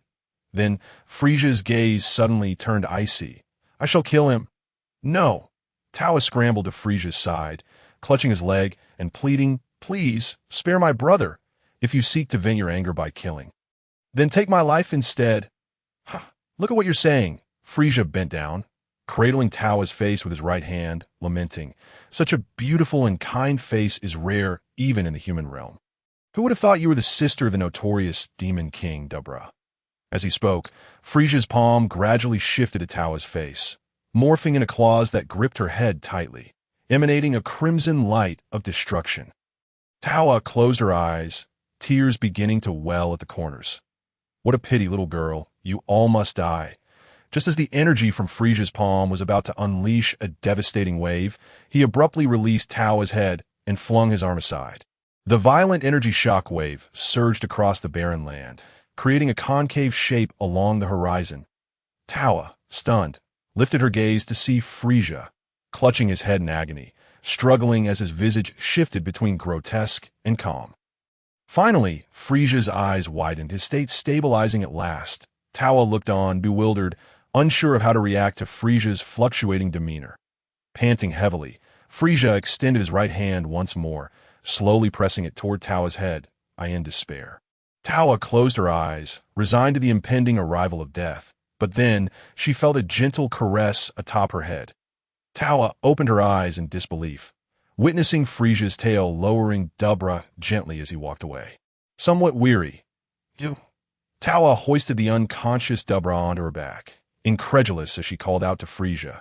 "You're not going to kill us?" Frieza turned, a faint smile of bitterness crossing his pale face. "No. I must find a way to leave this place. Also, thank you for eliminating Babidi." "Leave this place?" Tawa suddenly recalled the teleportation magic circle Babidi had instructed her to create. She hurriedly exclaimed to Frieza, "Wait. Don't rush off. I have a way to send you out of the demon realm." Surprised, Frieza turned back, incredulous. "You?" Tawa, feeling a bit shy, raised her chin and declared, "Yes, it's me." She then beckoned to Frieza while carrying Dubra and hurried toward her palace. Frieza blinked, glancing down at his hands, feeling a renewed sense of unease. Why? Did I lose control again? He looked up at the demon realm's dark sky, silently pondering. Perhaps the environment of the demon realm is affecting me. With no answers to be found, Frieza sighed and swiftly followed Tawa's lead toward her palace. After navigating through numerous devastated corridors, Tawa finally brought Frieza to her laboratory, where a remarkably intricate magic circle had been painted with some unknown substance at its center. Fortunately, this place is quite distant from my brother's palace, so it remains unaffected. Otherwise, if you wish to leave, you would have to wait at least a month. Tawa gently laid Dubra down beside her and pointed to the center of the magic circle, saying to Frieza, "All right, step inside. I can activate it now." Frieza hesitated momentarily, but eventually stepped into the circle, asking Tawa, "Where will I be sent?" Tawa rested her chin on her hand. "You will exit from where you entered. If you came from a dangerous place, be prepared." Frieza shook his head slightly. "It's fine. Go ahead, W. By the way, is your brother going to be okay?" Tawa glanced at Dubra, breathing a sigh of relief upon seeing his wounds nearly healed. "It's all right. My brother is the Demon Realm King, as long as he remains in the Demon Realm. No matter how severe the injury, he can recover swiftly. At this point, Tawa turned to Frieza with utmost seriousness. You spared us today, and I will remember your kindness. If you ever find yourself in danger, I will go to great lengths to rescue you. Frieza was taken aback, offering a wry smile. What kindness is this? Ah, well, I accept your sentiments. In truth, I should be the one thanking you. No, this is the rule of the demon realm. Tawa earnestly explained to Frieza. In the demon realm, mutual slaughter is our way of life. The victor can unconditionally take the head of the vanquished. Though I do not agree, this is our rule. You defeated my brother but spared his life, and that is a debt of gratitude that cannot be ignored. While demon realm inhabitants may be heartless, I am different. I wish to be a good person. A brilliant light seemed to suddenly ignite in Tao's bright eyes, a radiance that brought an unparalleled tranquility to Frieza's heart. This was something even the Kaioshin of the universe, Chi Hui, could not achieve. I understand now. The strange symbols on the magic circle began to glow, and Frieza stood at its center, nodding at Tao. Though I initially thought my strength wouldn't necessitate your assistance. It is indeed thanks to you that I find myself saved today. So, until we meet again, Tawa stood outside the magic circle, chanting an incantation, her staff swirling around her. The green light grew ever brighter until it enveloped Frieza entirely. The magic circle activated fully. After a considerable time had passed, the magic circle once again dimmed, and within it, Frieza had long since vanished. A faint smile graced Tawa's face as she gazed at the now deserted magic circle. Softly uttering, "We shall meet again." Chapter 073. Azura with a flicker of green light. When Frieza regained his vision, he found himself standing resolutely at the entrance through which he had entered, the 4-guard station nearby. Upon recognizing Frieza's reappearance, hastily discarded their weapons and fled in terror. Oh no! Lord Mira, that purple monster has emerged again. Observing the guards' frantic escape and their fearful cries, Frieza's heart remained utterly undisturbed. He refrained from striking, from obstructing, from harboring anger or murderous intent. All that remained was tranquility. With his hands clasped behind his back, Frieza slowly retraced his steps along the path he had come. He could genuinely sense that, perhaps due to Babidi having unleashed all his malevolence only to suddenly perish, the dark energies that had once lurked deep within his mind had significantly dissipated. Who would have thought that? Despite inadvertently stumbling into the demon realm, he would find such a profound alleviation of the malevolent energies plaguing his mind. Finally, as Frieza rounded the third corner, Mira and Azura, accompanied by a formidable force from the outer demon realm, appeared before him. This moment, Frieza's state of mind was remarkably serene, and the divinity bestowed upon him by Chinrue was genuinely manifesting its effects, leaving no trace of his aura exposed. Consequently, Azura could not discern the extent of Frieza's power and found Mira's grand gestures on behalf of such a seemingly insignificant figure to be rather perplexing. However, having witnessed Frieza's true danger before, Mira did not allow herself to relax her vigilance in the slightest. Beads of cold sweat began to trickle down her forehead as she glared at Frieza. Gritting her teeth, even the Demon King Depura cannot escape the seal of that gate. How did you manage to get out? Frieza regarded Mira with indifference and replied, I received assistance from a benefactor, though I never believed that gate could truly confine me. Mira, feeling tense, inquired, Are you here for revenge? If so, bring it on. We are not afraid of you. No, Frieza said, his gaze distant as if lost in thought. He continued, I am in a rather good mood, now, that if you could lead me to the true path to the underworld, I do not wish to concern myself with such trivial matters. However, before Frieza could finish speaking, Azura, standing beside Mira, seemed to take offense. Stepping forward with an unpleased expression, Azura declared, in my domain, you appear to be rather presumptuous. Not concern myself with you? Azura scoffed, you little purple monster. Who do you think you are? The king of hell? In the outer demon realm, Azura performed a somersault in midair and suddenly charged at Frieza, shouting furiously, No one has ever dared to speak to me. Azura, in such a manner, Frieza stood his ground, allowing Azura to pummel him with punches and kicks, yet he remained unmoved. Finally, he calmly asked, Are we finished playing? Frieza slowly extended a finger and gently flicked Azura's forehead. In an instant, an almost imperceptible ripple spread across Azura's brow. After a brief pause, Azura appeared to be struck by a tremendous force. The immense impact sent him ricocheting between the floor and ceiling several times before finally coming to a stop. Such a shocking and terrifying display left countless demon soldiers trembling in fear. Yet, Frieza seemed to regard it as merely a trivial act, not even glancing at Azura, who lay in a massive crater. As he walked up to Mira, speaking calmly, "Madam, may I now be taken to the correct passage?" Mira glanced worriedly at Azura, now trapped beneath the ground, her heart filled with concern for her lover. For a long time, Azura had been the undisputed strongest in the outer demon realm. As the most beautiful in the outer demon realm, Mira was naturally the queen. Yet now this sudden and formidable foe rendered even Azura, the king of the outer demon realm, nothing more than a corner dog. It was all her fault. If she hadn't provoked Frieza, Azura would not be in such a wretched state. "All right, I will take you." Mira gazed intently at Frieza, saying, "I can lead you to the path to the underworld, but you must promise me one thing. How does that sound?" Frieza regarded Mira with indifference and asked, "What is it?" With determination, Mira replied, "I hope you will spare Azura and not harm him." Frieza nodded slightly. "I have no interest in you that a giant does not take pleasure in crushing ants if you cease your tricks. I shall not pursue this further." Azura, lying in the crater, heard the exchange between Mira and Frieza, feeling his pride trampled like never before.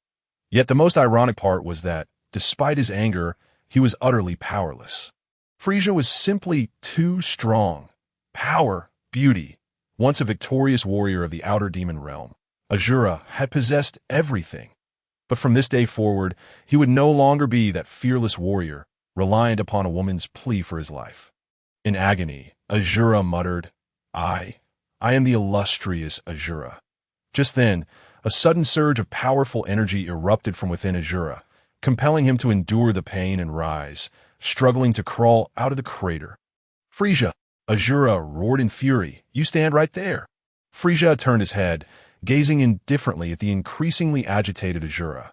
"Frieza, you call yourself the Emperor of the Universe, but do you dare to receive my next move?" "Ha ha! You surely do not dare. The so-called Emperor of the Universe is nothing but a coward." Frieza remained silent, merely turning to face Azura, his arms crossed before him. Yet his intent was unmistakably clear. "Bring it on." Seeing his scheme unfold successfully, Azura sneered, gradually placing his hands at his temples. "Even the kindest of souls harbors a flicker of malevolence in their heart, and I shall magnify that flicker of malevolence until it explodes. How about it?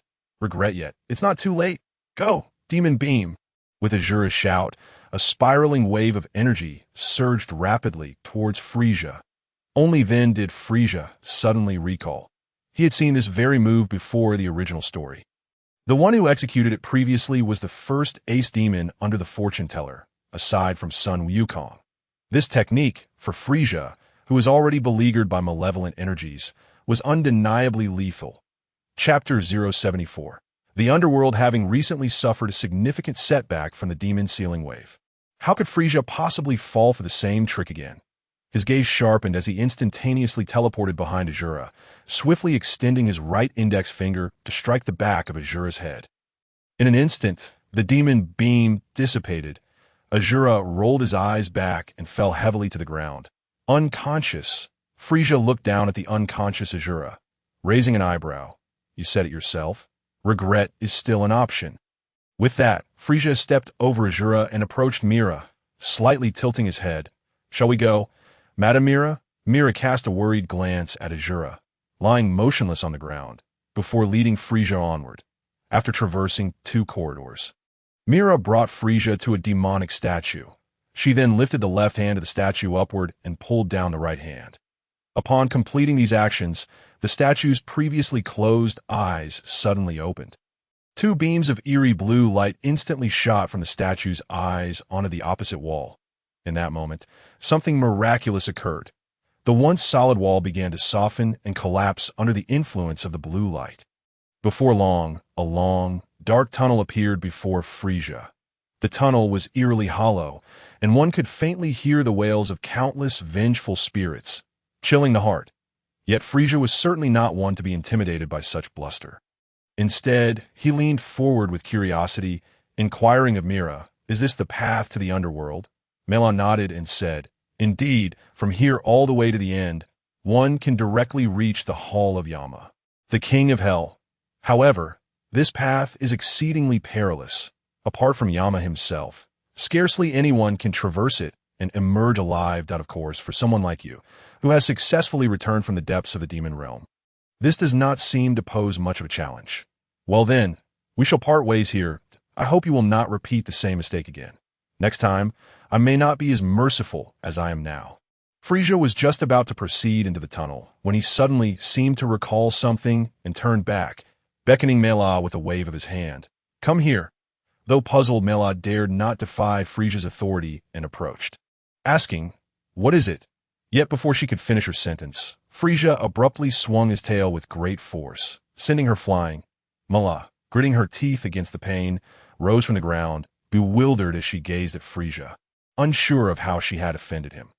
"Humph." Frieza coldly replied to Mela's unvoiced question. Though giants do not take pleasure in slaughtering ants, they also do not ignore the provocations of those ants. "This was merely a minor reprimand. You should be grateful that I do not feel inclined to kill today." Wiping the blue blood from the corner of her mouth, Mela incredulously exclaimed, "Did you not say that you would not hold me accountable? If I were to pursue this matter, the entire outer demon realm would be obliterated. To be frank, your kind has left a very poor impression on me." With that, Frieza turned and soared deeper into the tunnel. As he ventured further, the entrance began to close behind him, eventually vanishing entirely and reverting to its original wall. Alone in the dimly lit tunnel, Frieza traversed for quite some time without encountering the dangers that Mela had mentioned. Everything here was serene. Not a shadow of a person or even a ghost could be seen. However, unbeknownst to Frieza, this tunnel was not devoid of peril. On the contrary, countless spirits lay in wait in the dark corners, poised to strike, including demons of considerable strength comparable to that of Azuras.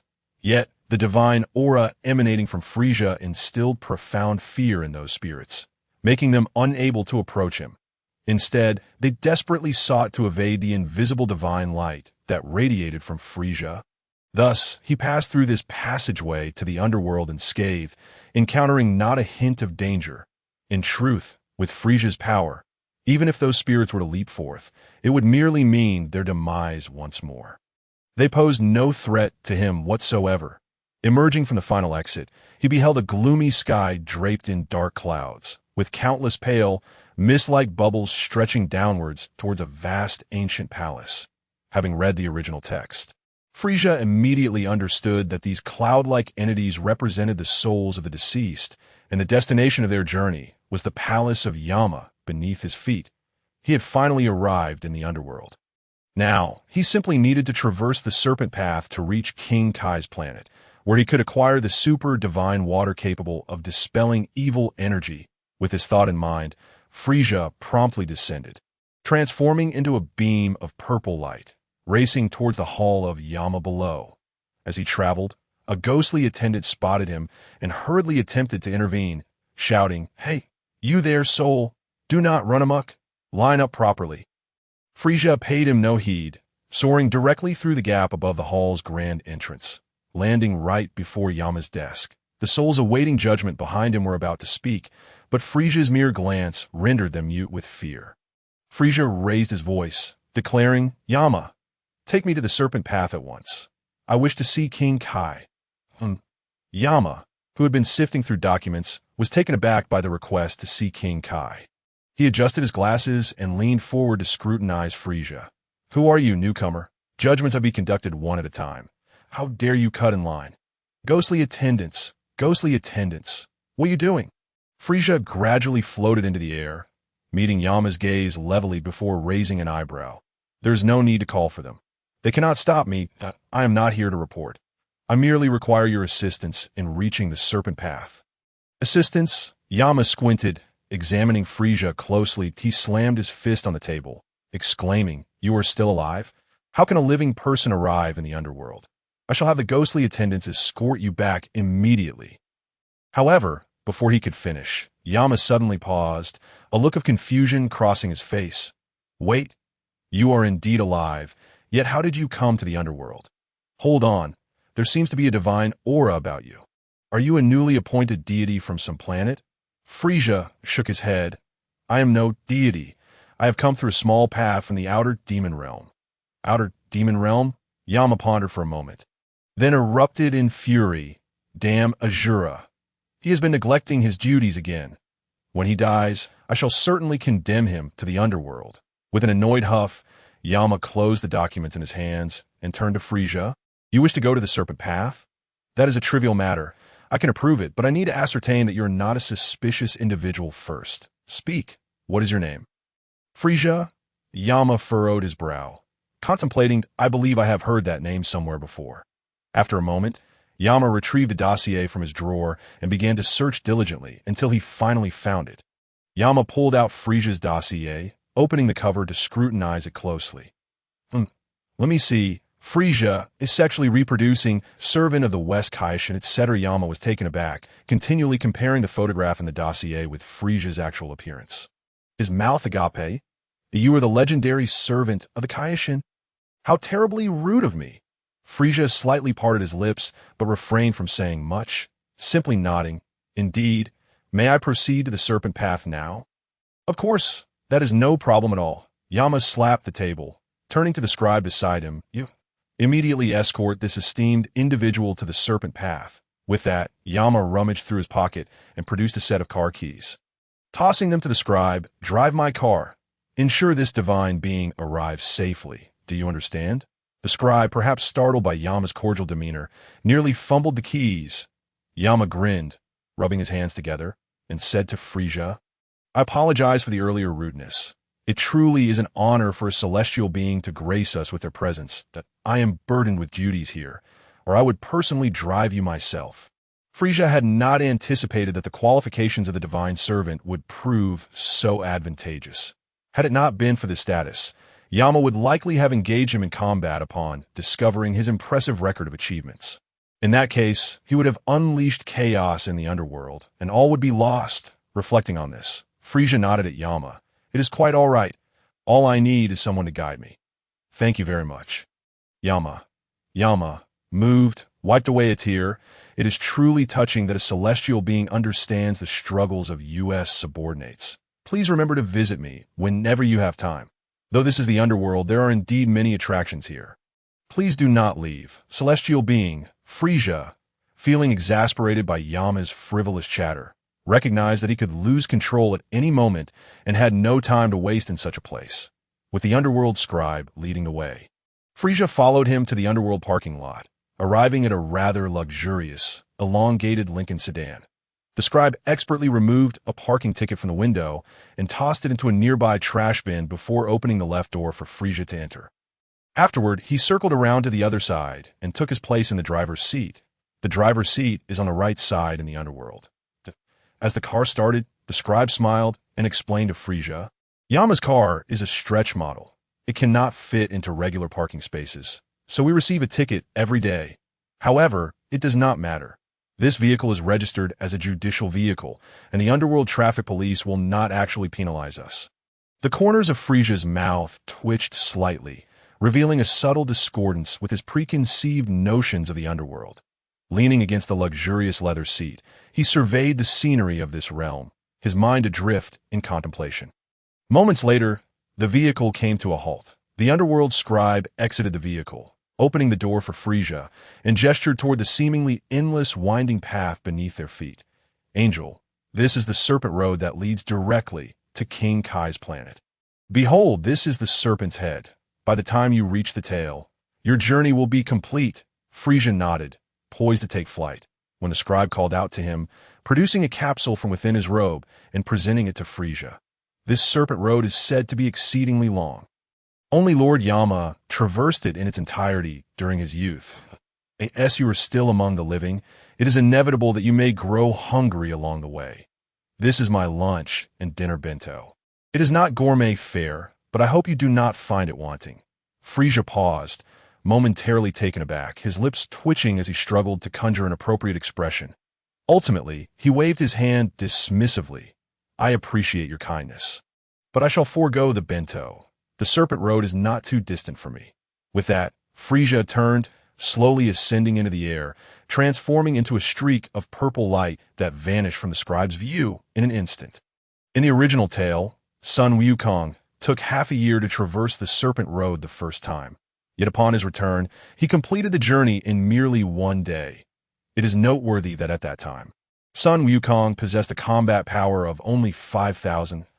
In stark contrast, Frieza, compared to Son Wukong of yore, was exponentially stronger. At his speed, he had no opportunity to partake in the bento. Frieza, now a blazing purple light, traversed the distance at an astonishing pace, producing a piercing sound as he cut through the air.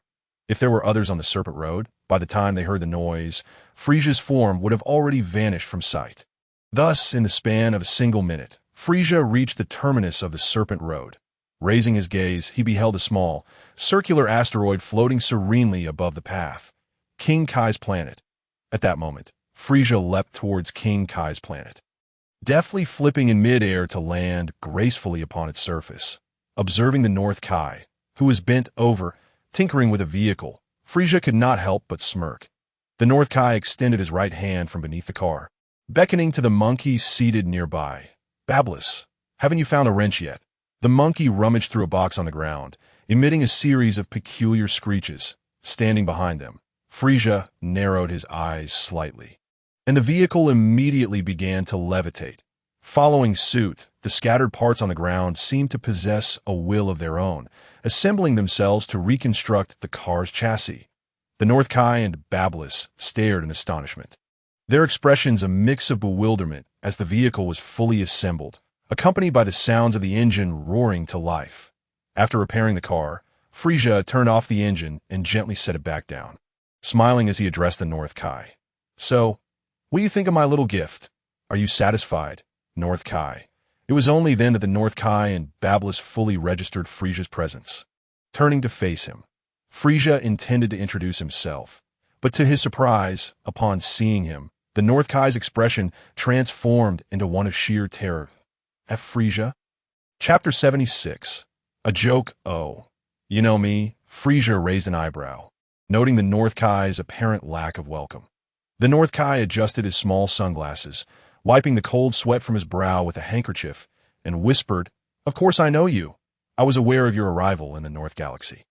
Your reputation, along with your father's, is rather infamous throughout the Eastern and Western galaxies. What brings you here?"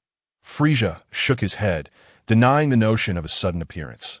"I did not appear here by chance. I traversed the Serpent Road in a mere minute, specifically to seek you out. Yet your demeanor suggests a distinct lack of hospitality." Terrified, the North Kai hastily ducked behind Bablis, stammering, What do you want?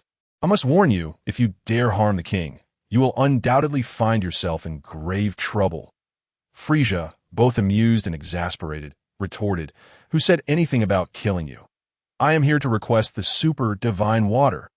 The North Kai remained unconvinced, shaking his head vigorously. "Do not attempt to deceive me. You slaughtered even the deities of Earth. I will not fall for your tricks." Feeling a headache coming on, Frieza pointed at the innocent-looking Bablis and addressed the North Kai. "Even if I were attempting to deceive you, do you truly believe that hiding behind that monkey would afford you any protection if I genuinely intended to kill you?" "That is a fair point." The North Kai sheepishly emerged from behind Bablis, his expression slightly awkward as he evaded the monkey's furious shrieks. To ease the tension, the North Kai quickly redirected the conversation, eyeing Frieza earnestly and nodding slightly. You do seem different today. I cannot detect even a trace of malevolence about you. You say you seek the super divine water. It is a precious artifact. What do you intend to do with it?" Frieza flicked his tail, hesitating momentarily before deciding to share part of the truth with the North Kai. "The story is rather lengthy, and I cannot explain it all at once. But the gist of it is this. I was once blinded by malice, committing numerous acts against my true nature. I do not wish to excuse my past actions, as they were indeed born from my own volition. However, Through a serendipitous encounter, I was splashed with the super divine water and discovered its purifying properties against the darkness within me. While it may not address the root of the problem, it is currently the best solution available to me. The North Kai pondered, resting his chin on his hand. I see. Indeed, the super divine water has the capacity to dispel malevolence, though it will not transform an evil being into a virtuous one. It appears that some malevolent substance has infiltrated your being, leading to your violent tendencies. Very well. The North Kai sauntered over to a nearby lounge chair, reclining slightly as he beckoned Frieza closer. Come here. I shall make an exception and take a look for you. Although the North Kai's attitude was rather insufferable, and Frieza was skeptical that even the King of Kings could resolve what was beyond him, he still approached the North Kai, clinging to a glimmer of hope. Sensing Frieza's distrust, the North Kai expressed mild displeasure. Your eyes are brimming with suspicion, young man. Humph, I no longer wish to assist you. Even the super divine water shall remain beyond your reach. Unless, the North Kai smirked, extending his right index finger. Unless you can tell me a joke that will make me laugh. I must warn you. Making me laugh is no small feat. Frieza's expression darkened, his eyes widening in indignation. In an instant, the North Kai and his lounge chair were overturned by Frieza's telekinetic force.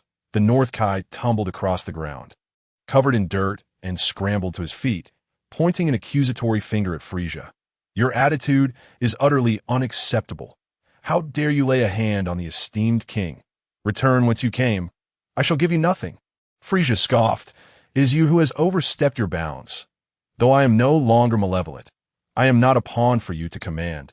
Upon hearing Frieza's words, the North Kai paused, suddenly turning away, his body trembling slightly as he bent over. Humph. Overstepping one's bounds. Ha! Finally unable to contain himself, the North Kai erupted in laughter, clutching his stomach as he faced Frieza.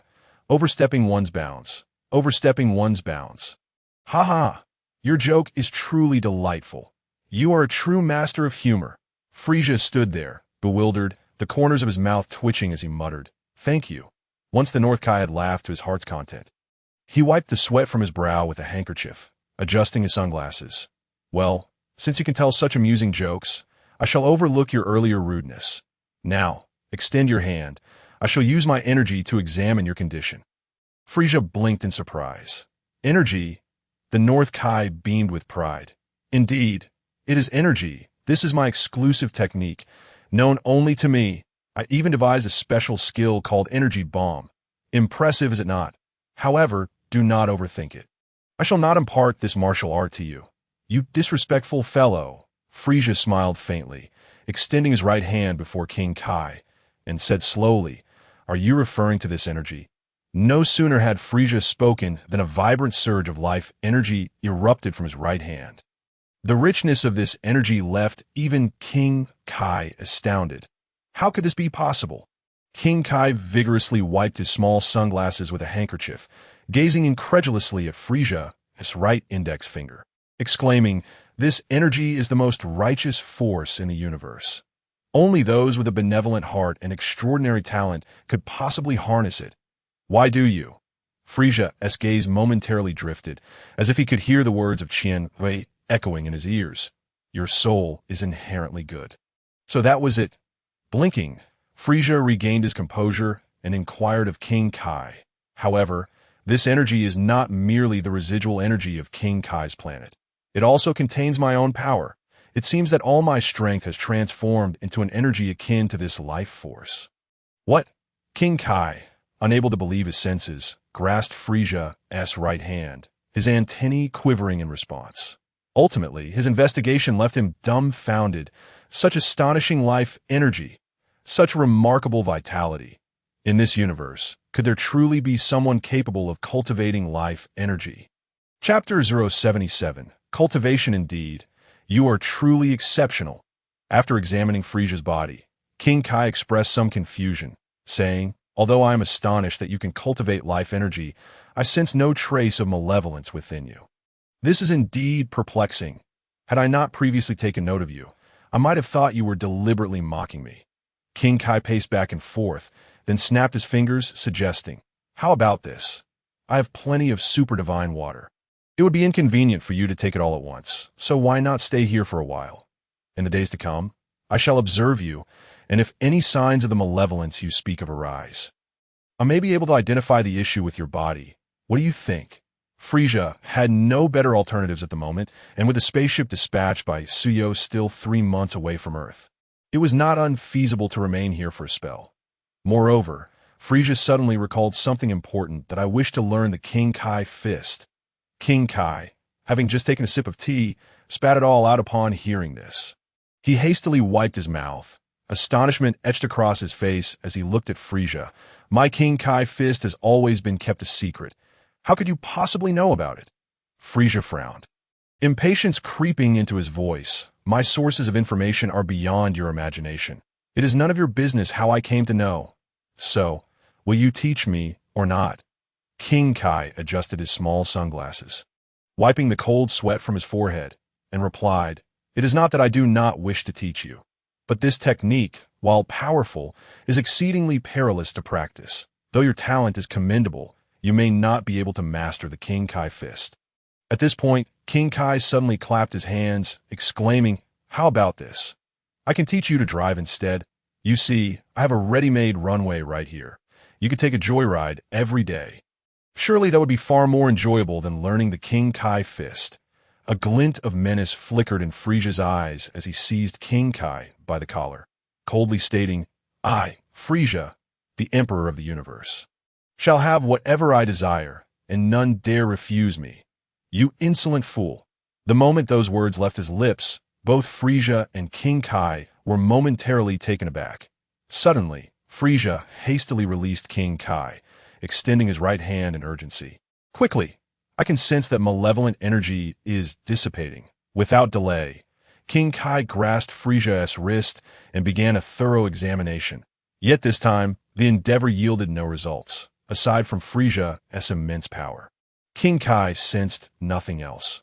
Pondering with his hands behind his back and stroking his chin, King Kai ultimately could not devise a better plan and instructed Frieza, Do not concern yourself with cultivating your abilities for now. When the time comes, I will naturally teach you. Your power is already sufficiently formidable. What you must focus on now is refining your mindset. Strive to be as tranquil as the sky, as grounded as the earth, as gentle as the breeze, and as undisturbed as still waters. Frieza reflected on King Kai's words, finding some merit in them, and promptly asked, So what should I do now? King Kai pointed to the recliner that Frieza had overturned with his telekinetic force, and said, First, repair my recliner, then lie back upon it. Close your eyes and think of nothing. Do not fall asleep. Regardless of what transpires, you must not leave your seat or open your eyes. Can you manage that? Frieza was taken aback, seemingly surprised that such a profound state could be achieved through such simplicity in practice. However, he said nothing further and proceeded to the disheveled recliner, beginning the process of assembling and rejoining it. Meanwhile, King Kai, observing Frieza hard at work, discreetly turned his back, stifling a chuckle. Beside him, Baburis looked at King Kai with a puzzled expression, emitting strange sounds of ho-e, ah. Baburis, you ask why I am so delighted?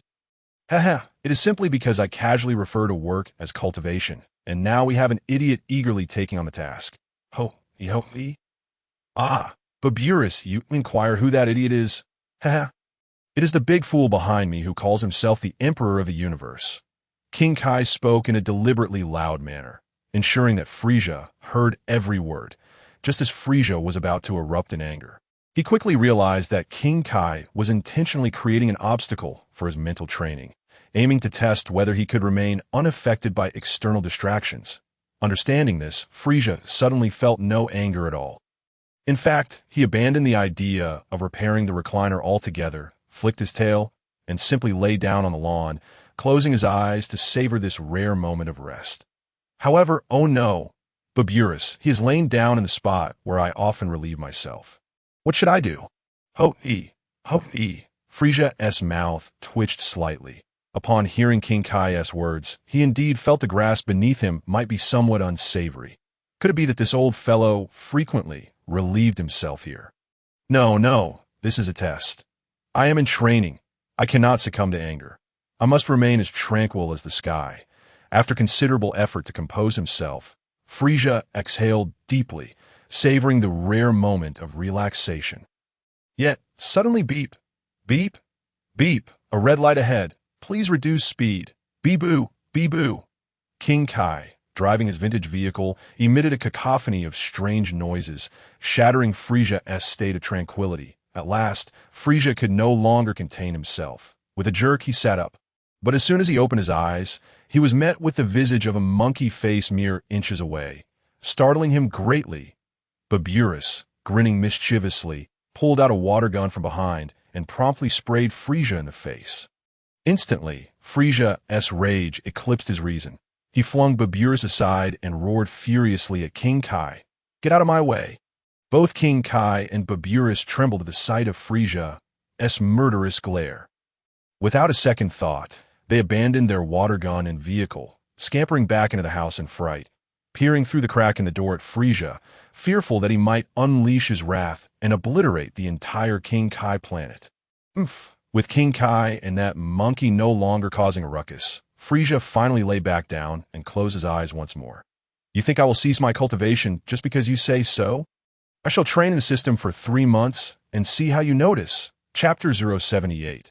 Frieza the Great, resurrected, observing Frieza lying there, seemingly devoid of any intention to act, King Kai and Baburus finally breathed a sigh of relief and settled down back to back. King Kai wiped the cold sweat from his forehead with a white handkerchief, still shaken, and pondered, "Baburus, do you think I've lost my mind? I actually considered guiding a universally infamous villain in martial arts." Baburus nodded emphatically, "Ho-e. Indeed, you are a fool." "Ah." King Kai spun around, leaping to his feet, pointing at Baburus, and berating, "You ungrateful monkey. I imparted martial arts to him not merely for the sake of our lives. How dare you insult me?" However, the North Kai hesitated slightly as he peered through the crack of the door to observe Frieza lying on the grass outside. He spoke slowly. His innate talent is exceptionally remarkable, and his affinity for energy is profoundly high. He should have been the best candidate to learn the Kaioken technique. Yet, my intention was to impart my skills to someone possessing a pure heart, and it is evident that he is, at present, unworthy at this juncture. The North Kai sighed and remarked, "Alas, in today's universe, where can one find a person who is both combative and of kind heart? I shall observe him for a while longer. Should he resolve his own issues, I might reconsider." Suddenly, a surge of malevolent energy surged forth like a tidal wave. The North Kai's words trailed off, and his heart tightened with dread. "This is bad." He quickly directed his gaze towards Frieza, who was now enveloped in a thick miasma of evil energy. Countless black tendrils were seeping from his body. The North Kai inwardly cursed his misfortune. He had not anticipated that Frieza, who had appeared unharmed just a moment ago, would suddenly be assailed by such overwhelming malevolence. Yet, there was no time for panic. The North Kai made a snap decision, hastily rushing towards the corner of the room to seize a large jar before charging outside. The instant he burst through the door, a myriad of black mist ensnared Frieza. Lifting him from the ground, Frieza slowly opened his eyes, revealing a pair filled with chaos and wickedness. The madness and cruelty reflected in his gaze could ensnare the very soul. Seeing Frieza standing there, seemingly unguarded, the North Kai gritted his teeth and hurled the jar towards him, cupping his hand around his mouth and shouting, "Frieza, look! There's a flying saucer behind you." Frieza turned in response, his eyes emitting 2 beams of crimson energy that instantly shattered the jar. The North Kai's heart soared with joy. Frieza had fallen for it. As the jar shattered, a deluge of super divine water cascaded towards Frieza. There was no way for him to evade the torrential downpour of super divine water. Yet at that moment of imminent success, Frieza suddenly vanished from his original position. With a whoosh, all the super divine water splattered to the ground. Frieza reappeared instantaneously before the North Kai, towering over him. The oppressive purple figure sent shivers down the North Kai's spine as he stammered, "Fr Frieza, what do you intend to do?" Frieza glanced back at the spot where he had just stood, a sinister grin spreading across his face. "Not a bad tactic. Old man, if I hadn't already mastered the art of stopping time, I might have indeed been drenched by that damned super divine water. I truly appreciate your generosity, Mr. Kai. Slowly, Frieza pressed his right hand against the North Kai's forehead, revealing a cruel smile as he slowly declared, "Unfortunately, the Cosmic Emperor Frieza no longer has any need for you." Boom! After a tremendous surge of energy, the North Kai was obliterated by Frieza's ki blast, leaving nothing but ashes. Frieza then lifted his gaze towards Baburus, who was fleeing in terror with a swift motion. A red energy beam pierced through Baburus's chest. Watching Baburus fall at his hands, Frieza leisurely retracted his smoking right index finger, a wicked smile gracing his face. This is truly delightful, utterly delightful. The sensation of slaughtering deities is simply exhilarating. Frieza laughed maniacally, his frenzied cackle echoing through the realms, as his visage twisted grotesquely and the malevolence surrounding him intensified. The black mist surged and roiled with greater ferocity. It not only shrouded the entire Kai planet, but even began to spread towards Snake Way. The sky was cloaked in darkness, obscuring any trace of light. Finally, having laughed to his heart's content, Frieza settled down, gazing with satisfaction at the dark clouds that encroached upon the dominion of the underworld. He slowly ascended, stretching luxuriously, and looked down upon the Kai planet, grinning ominously. To commemorate the revival of the great Frieza, let us obliterate this planet for a bit of merriment. With that, Frieza conjured a dark red energy sphere in his right hand and hurled it downwards at the Kai planet. Be shattered. Kai planet, along with that accursed super divine water. The moment the energy sphere struck the Kai planet, it erupted into a cataclysmic explosion. With a resounding boom, the sacred ground once inhabited by the Kai was utterly obliterated. Not a grain of sand or pebble remained. Everything was reduced to the dust of the underworld. Beneath the halo of the deceased, the North Kai and Baburus, lurking in the distance, were paralyzed with fear. Too terrified to move, lest Frieza discover their presence and slay them once more. He destroyed our house. Shoo, keep your voice down, Baburus. I know my house has been blown to bits. What shall we do now? We have no choice but to hope we do not die a second time. Just as the North Kai and Baburus prayed anxiously for Frieza to depart, an ancient seal at the far reaches of the universe was simultaneously broken. The notorious brigands, Bojack and his crew, who once roamed the four great galaxies with the intent to wreak havoc, had finally regained their freedom. However, before they could celebrate, another hidden demon suddenly opened its eyes. A rift in space was torn open, and a cloud of darkness enveloped Bojack and his crew before they could react.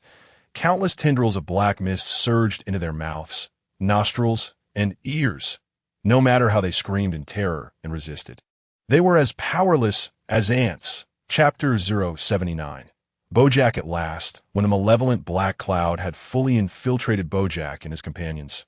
Piercing flashes of red erupted from their bodies, each adorned with a peculiar ornament. The gems hanging from those ornaments gleamed with a blinding light, exuding an aura of seemingly boundless wickedness. As the malevolence coursed through their veins, each individual's power surged to astonishing heights, no longer resisting. Bojack and his crew reveled in the newfound strength, stretching their limbs and laughing with abandon.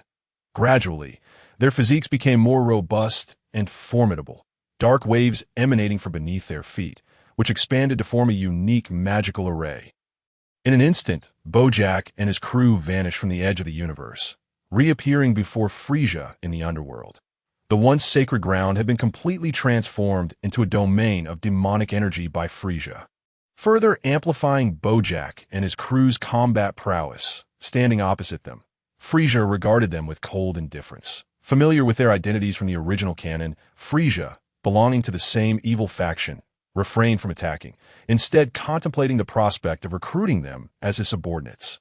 However, the five, having elevated their powers to the extreme, opened their eyes, now filled with wicked intent, sizing up Frieza like prey. Finally, Gokuya let out a maniacal laugh, unsheathing his sword and appearing before Frieza in an instant.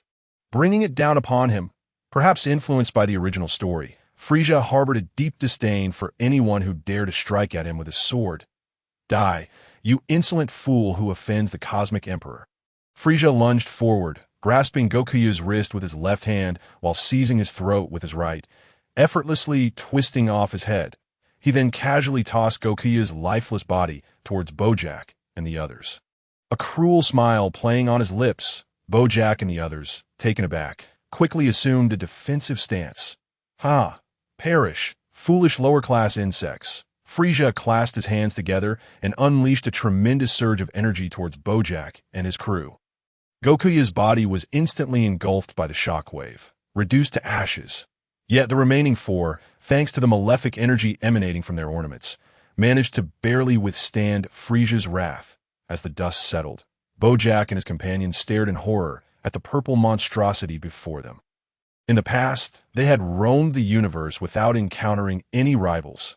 Now, after so many years, a warrior capable of effortlessly annihilating them had emerged. The stark contrast was unbearable for Bojack.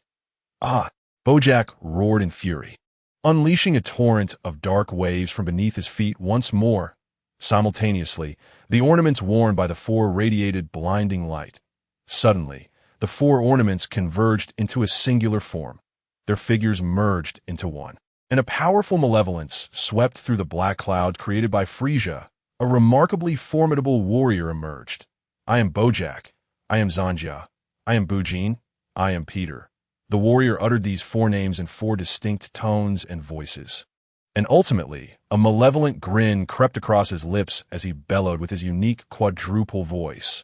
I'm the mightiest warrior of the cosmos, the demon god, Bojack. With this proclamation, it seemed as if the very underworld trembled in response. Powerful vortices of energy surged forth from his being. Aware of this newly awakened warrior's formidable strength, even Frieza could not help but squint dangerously, adopting a more serious demeanor. Meanwhile, hiding at a distance, the North Kai and Baburus, a divine being and a monkey, were nearly paralyzed with fear. One Frieza was already a significant threat. Now another, seemingly even more ruthless, had appeared.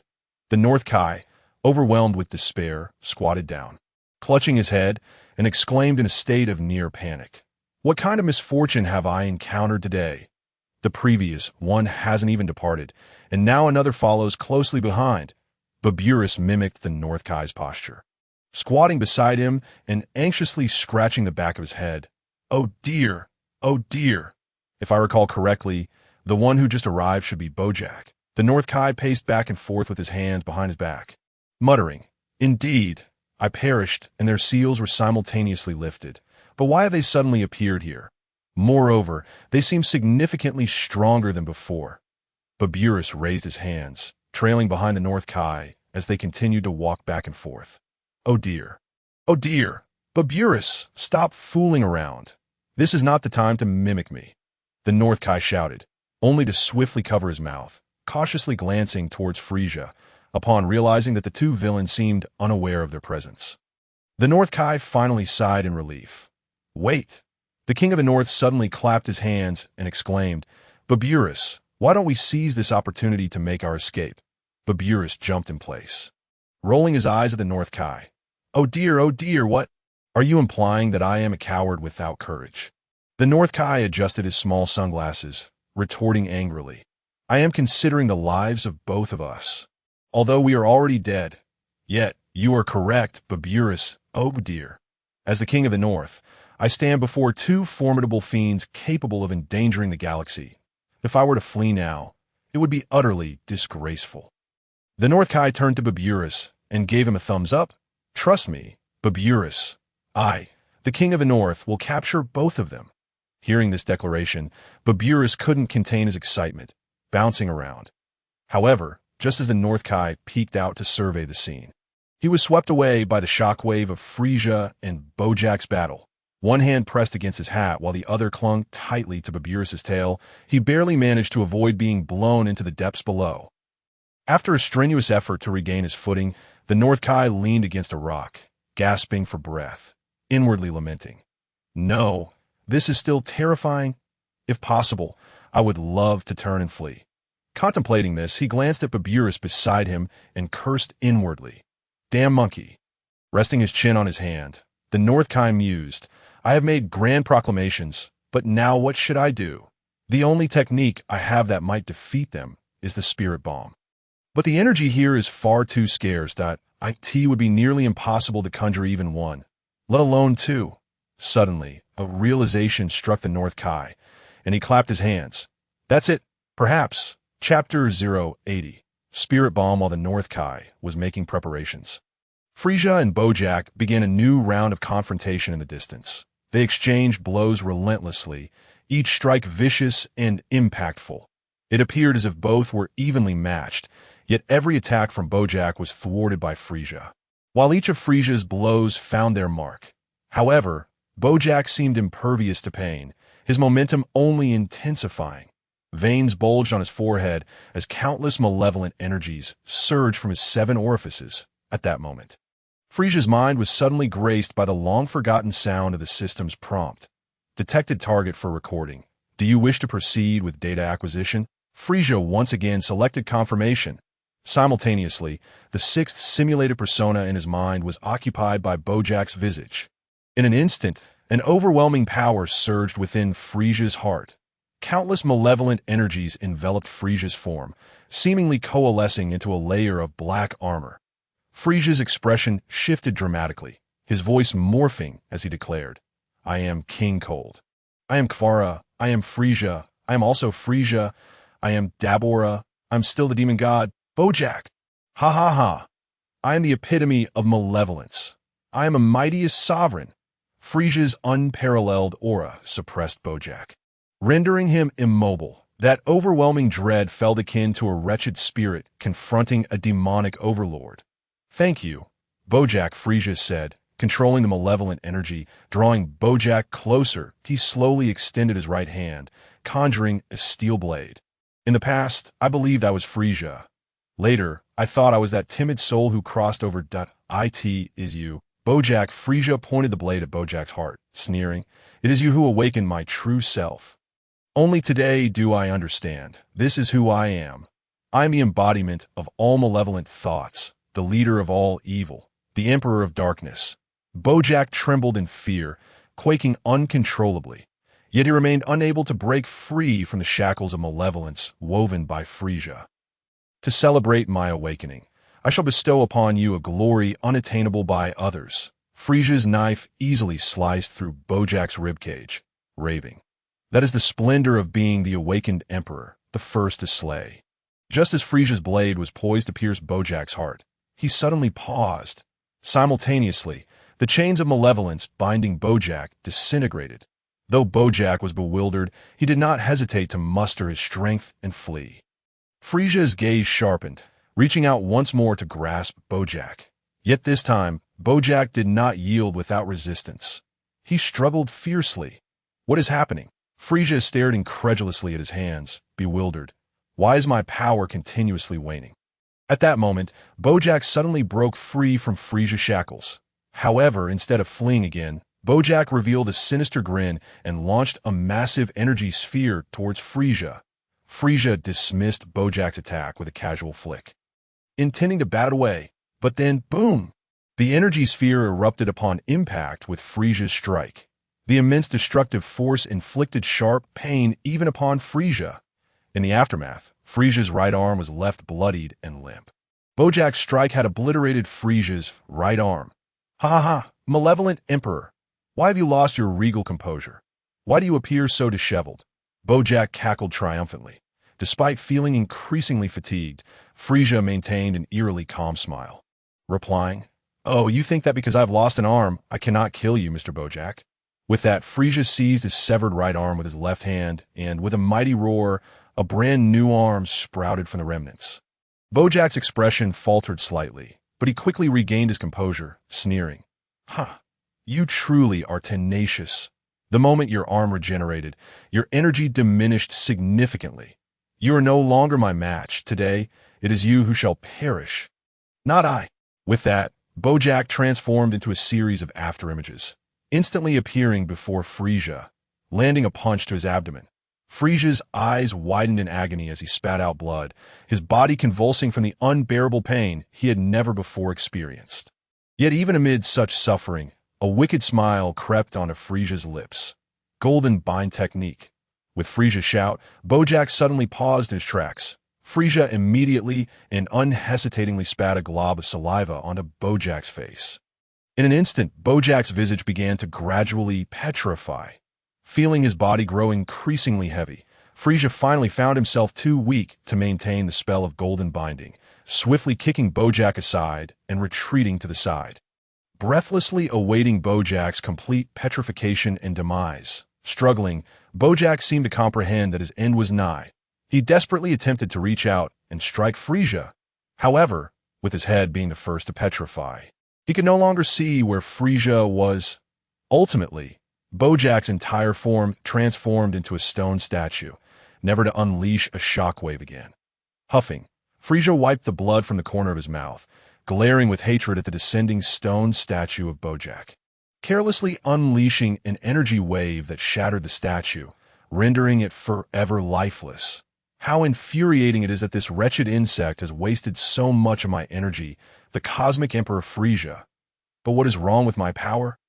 Just as Frieza was at his most fatigued, a sudden gust of wind surged from behind his ear. Struggling, Frieza turned his head to see a sight that filled him with dread. A colossal spirit bomb was rapidly hurtling towards him. With barely a shred of strength left, Frieza was utterly incapable of escaping, forced to watch as the spirit bomb drew closer and ultimately crashed into him. How infuriating! Am I, Frieza, to meet my end here? Chapter 081, Rip Reichboom. The immense spirit bomb instantaneously engulfed Frieza entirely. Frieza had no power left to resist. He bore the full brunt of the spirit bomb head-on. Fortunately, this particular spirit bomb was not excessively powerful, allowing Frieza to cling to life, albeit barely, emerging from the explosion of the spirit bomb in a state of severe injury. His vision began to blur, and though he had preserved his life, he had exhausted his final reserves of strength. Finally, darkness enveloped him, and he fell heavily from the sky, collapsing on a snake way, unconscious at that moment. The North Kai, floating high in the sky, truly exhaled a sigh of relief. Lowering his previously raised hands, pulling out a white handkerchief to wipe the sweat from his brow, adjusting his small glasses, and, with a heart still racing, patted his chest, saying, "That was quite perilous. Fortunately, I suddenly recalled that Frieza's energy is composed of spirit energy, which perfectly serves to fuel my spirit bomb." However, the North Kai cautiously leaned forward to peer in the direction where Frieza had fallen, inquiring, "Is he dead or not? Baburus, could you check if he has perished?" "Please?" Baburus, standing nearby, shook his head vigorously, desperately retreating at There's no other choice. I must confirm it myself. The North Kai stealthily traced an arc through the air, flying above Snake Way, and peered down at Frieza, who lay motionless, covered in wounds. Yet with the North Kai's keen eyes, it was unmistakably evident that Frieza was indeed still alive. Such astonishing vitality. The North Kai adjusted his small glasses in astonishment, exclaiming, to endure a direct hit from a spirit bomb and still possess such a strong heartbeat. What manner of creature is he? After scrutinizing Frieza for a moment, the North Kai shook his head, sighed, and called out loudly to Baburus, "Baburus, I'm going to fetch some super divine water from the other Kais. You must keep an eye on him here. Should he awaken suddenly, you must run swiftly, understood?" Baburus was taken aback. One finger pointed at Frieza, the other at himself. He shook his head vigorously. No. The North Kai turned his head, placing his hand by his ear, feigning ignorance. "What? You say you understand? Good. Then I shall rest easy. Wait for me. I will return shortly." Baburus's protests grew more frantic, yet the North Kai acted as if he had not seen, his antennae twitching slightly before vanishing from sight. Baburus was left dumbfounded. Standing there in a daze for a considerable while, he suddenly snapped back to reality, seizing a stone from somewhere and clutching it tightly, vigilantly monitoring Frieza's every move. Meanwhile, as the North Kai instantaneously teleported to the West Kai's domain, the West Kai lounged in a recliner, leisurely sipping coffee while enjoying the spectacle of several formidable fighters competing before him. This greatly wounded the North Kai's pride. He too ought to have been as relaxed, but alas, fortune had not favored him. Sighing, the North Kai raised a hand to greet the other. "Hey, West Kai." The West Kai raised an eyebrow, sitting up from his recliner, adjusting his single-lensed golden glasses, and exclaimed in surprise. "Oh, is that not the North Kai? What an unusual visitor, huh? What S with the halo above your head? Have you died? Ha ha." The North Kai's face flushed with anger.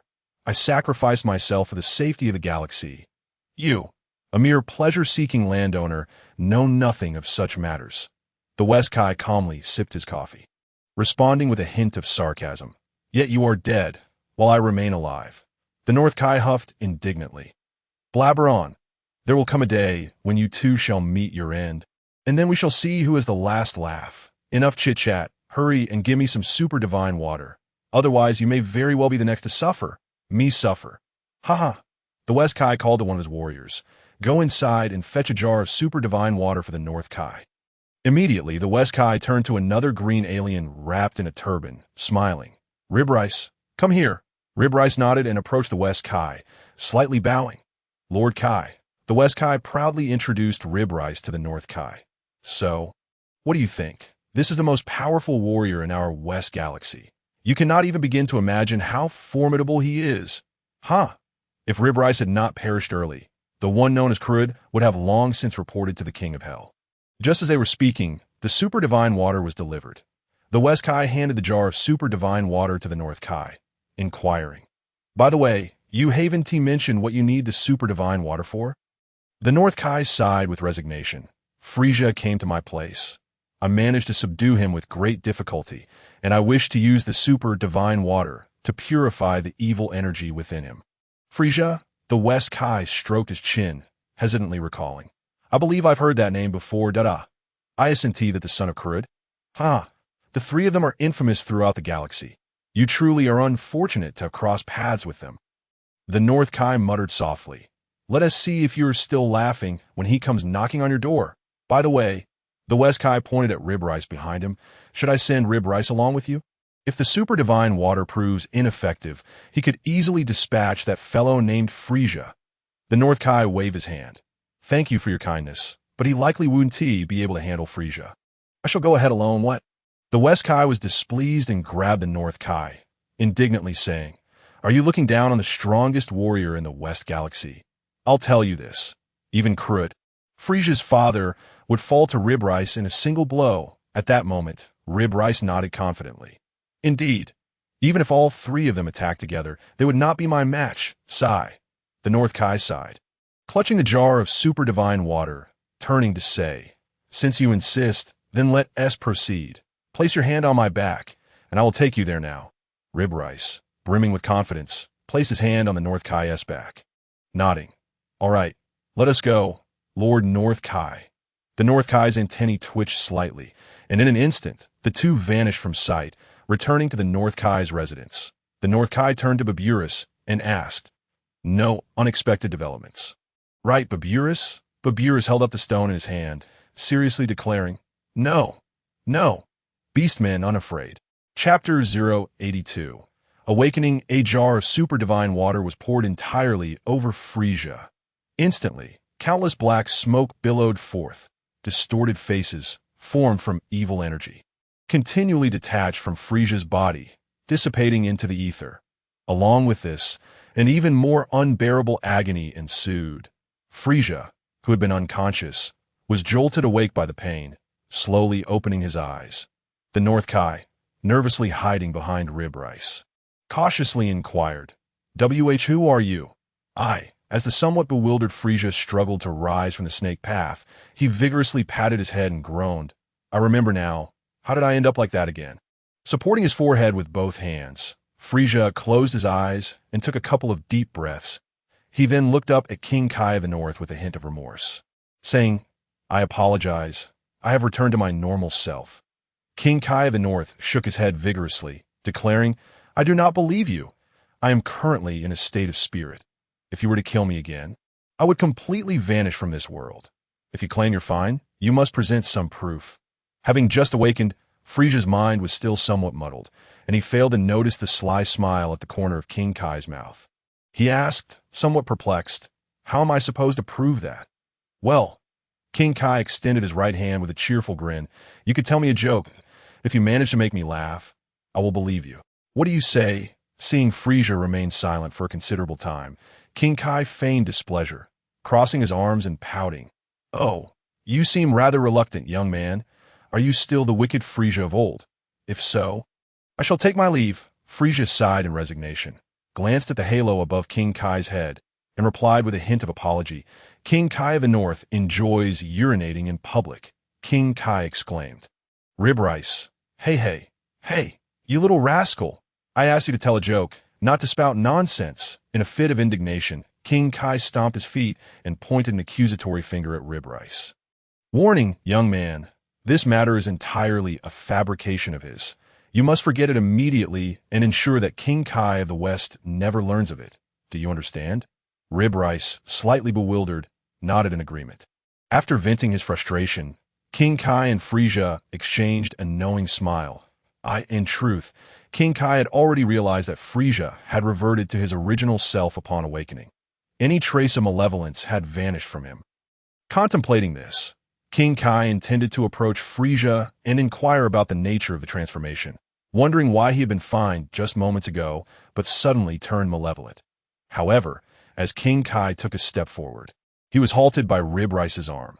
Rib Rice gazed intently at Frieza, perched on the ground, and said with a slight elevation of his chin, "Hey, you are Frieza?" Rib Rice's tone was rather unfriendly. Frieza shot him a glance, but remained silent. "Humph. You, your brother, and your father have wreaked havoc across the galaxy. Even in the afterlife, I've heard of your nefarious reputation.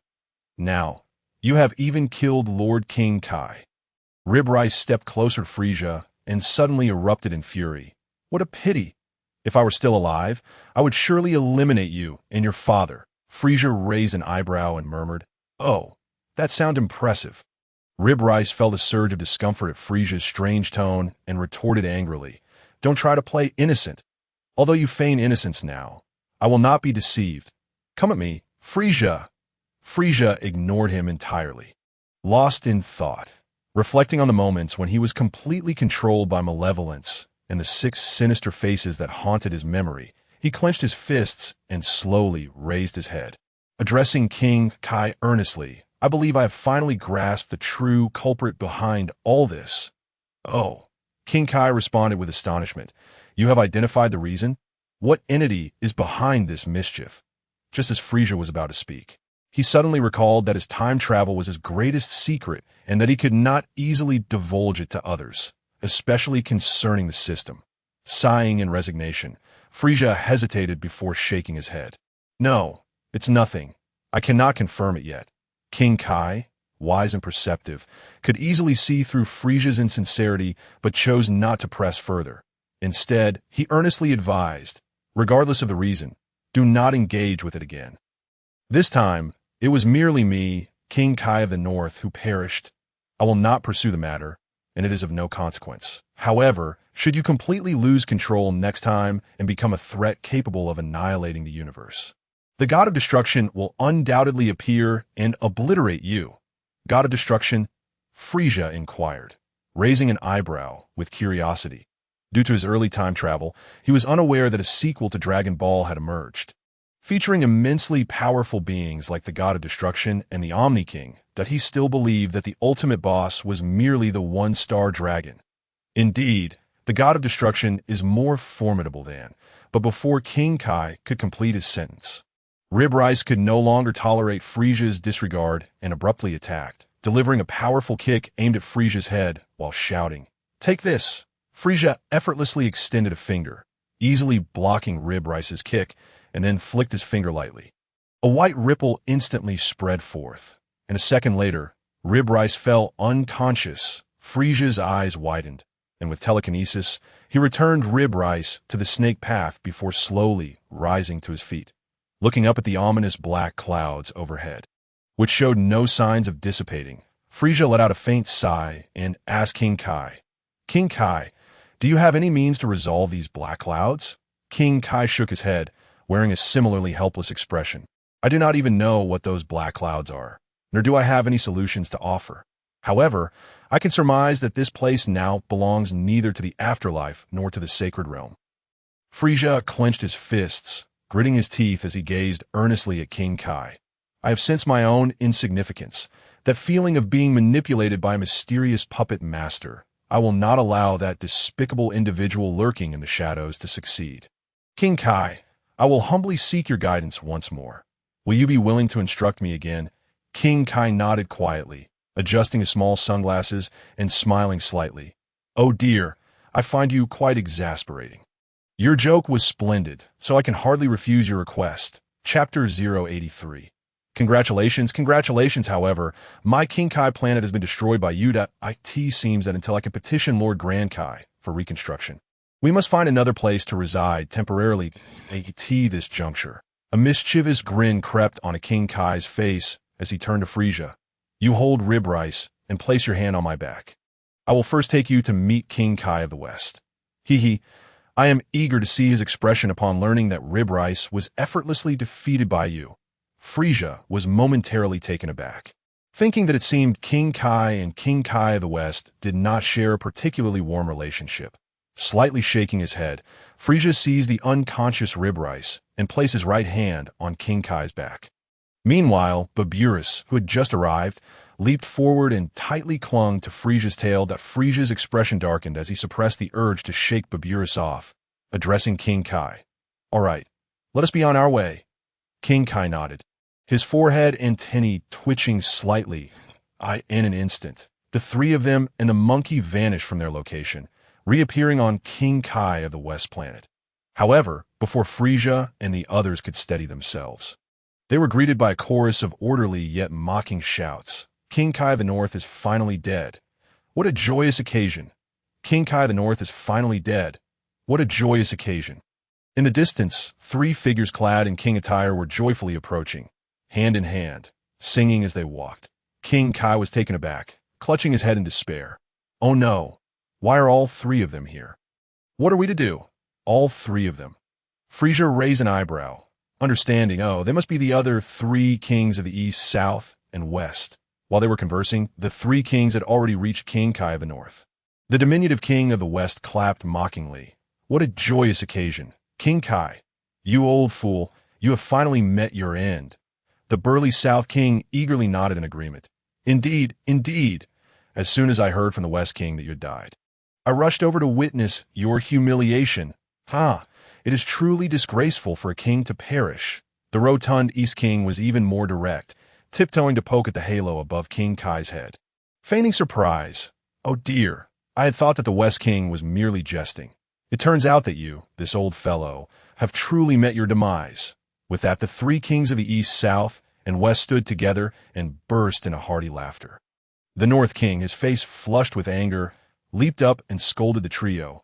Old hag, landed gentry, laborers, do not revel too much. What is there to celebrate about my death? Oh dear, do not be so irate. The diminutive West King waved his hand and chuckled. It has been over 200 years since the four of us last met.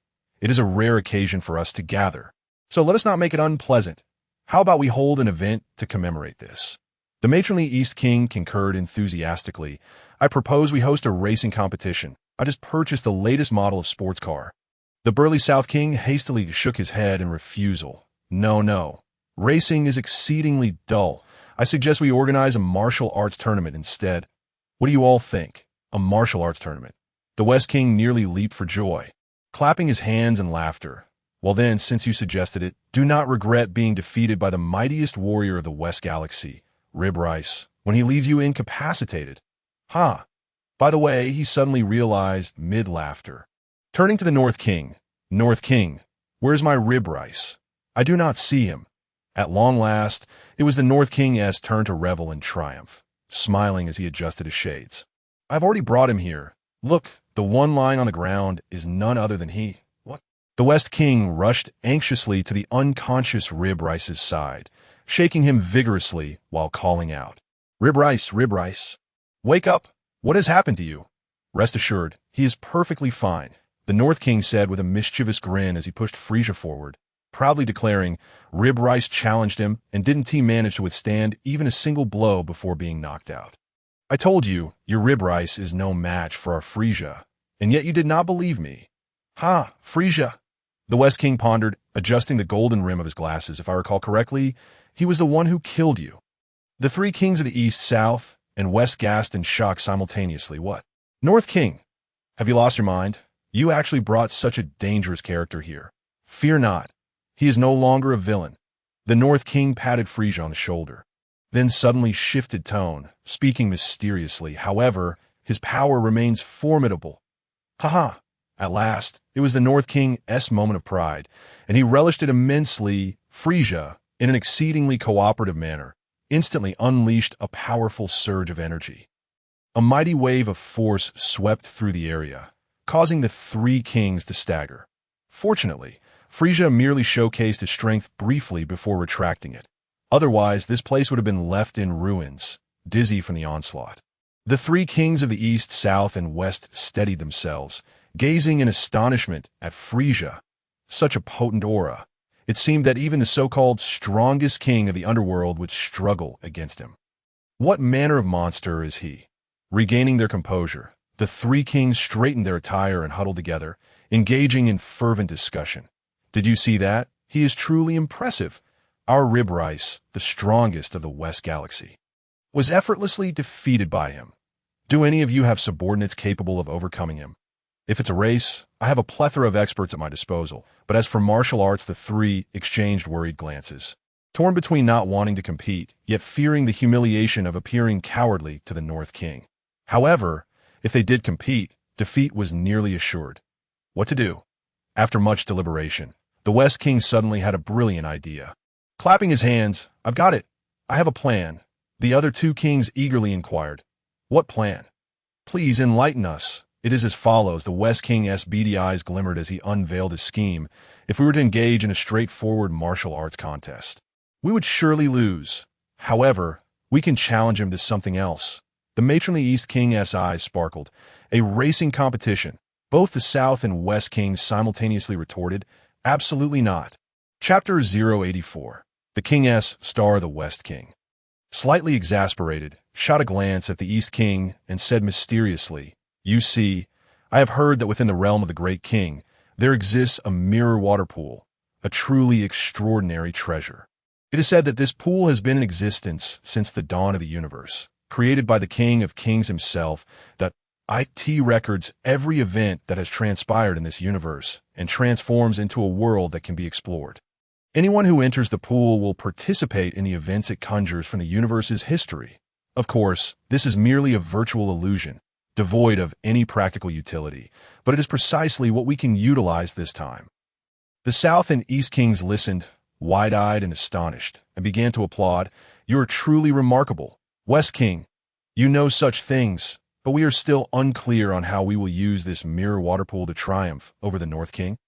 The West King chuckled. The only way to extricate someone from that pool is either by forcibly pulling them out from the outside or by meeting specific conditions that allow them to leave the mirrored world voluntarily. Completing the task of the mirror pool requires more than just brute strength. What do you think? Is my plan not splendid? Ah, what a brilliant idea. The matronly East King rested her chin on her hand, deep in thought. Moreover, the Great King adores hosting martial arts events. While our activity may not be a direct competition, he would surely welcome an adventure game for the brave. The South King clapped his hands. Ha ha!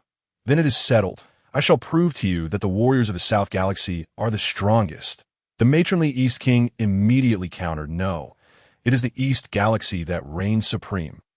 This time, the West King refrained from arguing, for his most capable warrior, Rib Rice, had been rendered unconscious by Frieza's might, and engaging in disputes at this moment would be rather embarrassing.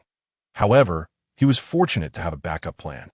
With his strategy firmly established, the West King approached the North King, smiling broadly. North King, after our discussions, we have unanimously decided that the martial arts tournament will proceed as usual, but we require a change in format. What say you? If you are afraid, you may forfeit in advance. With Frieza by his side, the North King's confidence had swelled tremendously. He thumped his chest, declaring, as long as it's a martial arts tournament. No matter the format, we shall accept it. Very well.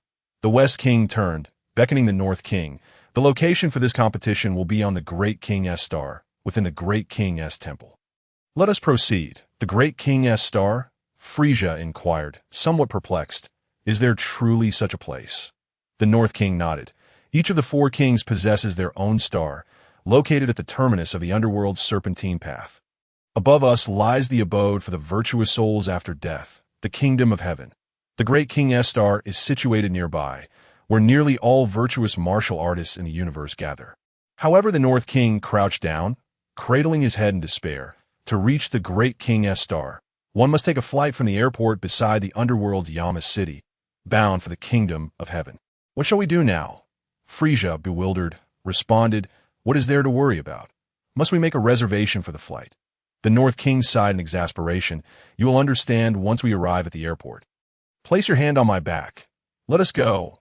Frieza flicked his tail, shaking Baburus off, grasped the North King with one hand, and placed the other on his back. In an instant, the two vanished from the West King's Star, arriving at the boarding gate of the underworld airport. Meanwhile, the other 3 kings also reached the airport. Strangely, the 3 kings of the East, South, and West did not enter through the same entrance as the North King. They all beamed with joy, waving merrily at the North King, laughing heartily. North King, we shall take our leave first. We will meet at the entrance of the Great King's Temple. In stark contrast, the North King appeared dejected, his expression somber. Confounded, Frieza followed the North King through the boarding gate, stepping aboard the most dilapidated plane in the entire fleet. Oh dear! Frieza, with a displeased expression, pointed out the window. Directing his ire towards the 3 great kings of the East, South, and North, who were comfortably seated in a luxurious aircraft, he exclaimed, Why are they allowed to travel in such opulence while we are relegated to this dilapidated heap of junk? The North King sighed, his voice heavy with sorrow. Alas, my North King's star has been reduced to mere ashes by your actions. All my savings accumulated over millennia have vanished, and now we find ourselves utterly destitute. The fact that we are permitted to board a plane is merely a concession from the airport due to my status as a king. Frieza paused, momentarily taken aback, and awkwardly muttered, I apologize. Let us not dwell on our misfortunes. Regaining his composure, the North King declared, On this trip to the Great King's Star, I shall formally petition the Great King for the reconstruction of my North King's Star. I am determined to save enough to purchase that sports car I have long coveted. Frieza curled his lip, unsure of how to respond. At last, the aircraft took off, swiftly leaving the opulent plane out of sight. While Frieza and the North King's rickety transport struggled to gain altitude, vibrating incessantly even after reaching the skies, Frieza harbored doubts about whether this decrepit vehicle would ever reach the Great King's Star. Fortunately, after a tumultuous journey, they ultimately arrived at the Great King's Star, in stark contrast to the desolation of the King's Star. The Great King's Star exuded grandeur, boasting more picturesque scenery, superior facilities, and a vibrant atmosphere teeming with life. Countless peculiar beings practiced their martial arts in the open spaces. Although they appeared unassuming, they were valiant warriors who had dedicated their lives to the North Galaxy over countless millennia. Even in death, their remarkable deeds allowed them to retain their physical forms in the afterlife, continuing their training to grow stronger. Each one was deserving of a place in paradise, yet they remained resolute in their commitment to further their skills here. These true warriors were not only noble, but also pure and formidable. As they traversed the long concrete path, numerous individuals greeted the North King with enthusiasm. These were the warriors of the North Galaxy.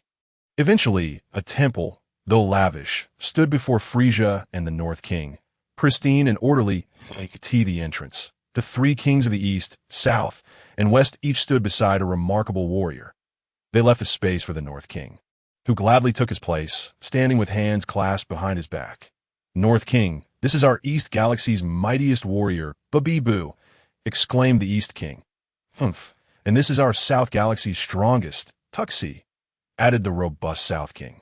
The East and South Kings proudly introduced their respective warriors, who courteously bowed to the assembled group. Lastly, the West King smugly pointed to a young warrior with green skin standing behind him, exclaiming, I originally intended to bring rib rice. He still requires some recovery time. So, I have specially invited an auxiliary from the 10th universe. Allow me to introduce you all to Zamasu. Zamasu, standing behind the West King, placed a hand on his chest and politely addressed the other three kings. It is a pleasure to meet you. I am the apprentice king of the 10th universe, and I am honored to participate in the underworld martial arts tournament of the 7th universe. I humbly ask for your guidance. Esteemed kings. The East King interjected, pointing an accusing finger at the West King. You are cheating. How can you pit an apprentice king against mere mortals? This is utterly unfair. The South King nodded in agreement, stating, indeed, I strongly demand a replacement. The North King, however, appeared unfazed, casually picking his nose. Whoever you choose is of no consequence. They will never match up to our Frieza. Ha ha ha. The West King sneered. North King, do not be overly confident. Zamasu is renowned as a combat genius in the 10th universe. It remains uncertain who is truly superior. The North King made a face at the West King, retorting, save your bravado. You land baron, you boasted about rib rice before, and yet, we had Frieza send you reeling. The West King, incensed, leaned in closer, challenging. That last encounter was merely a coincidence. We had not witnessed it. Who knows if you employed some despicable tactic against rib rice? How about this? The West King seemed to have conceived a mischievous idea. Raising a finger with a sly grin, let us make a wager. If, and I emphasize if, Zamasu fails to secure first place, I shall forfeit my king star to you, including my house and car. You must understand, even if your application for a king star is approved, it would be barren and devoid of anything. That wouldn't you prefer to claim something already established? Agreed, replied the North King nonchalantly. If Frieza does not win first place, I shall surrender my king star to you. However, the North King suddenly paused, scratching his head in contemplation. Oh, right, my king star is already gone. Never mind, if I lose. You can have your way with me. Whether as your servant or chauffeur, it matters not. With that, the North King and West King locked gazes, their eyes brimming with competitive fervor as if sparks might ignite between them. Just then, a silver, limited edition convertible Ferrari executed a graceful arc, coming to a halt before the four kings. Behind the wheel sat a dapper, elderly gentleman. Do not be deceived by his unassuming appearance. He was the supreme authority of the entire galaxy, the Great King. For Frieza, who treated even the king gods as subordinates, this was of little consequence. The Great King greeted the assembly with a jovial smile. Four kings, what a rare occasion. I cannot believe you four have gathered together to visit me. The four kings and their warriors quickly knelt, bowing to the Great King. Frieza, however, remained unmoved, yet the Great King seemed unperturbed by this.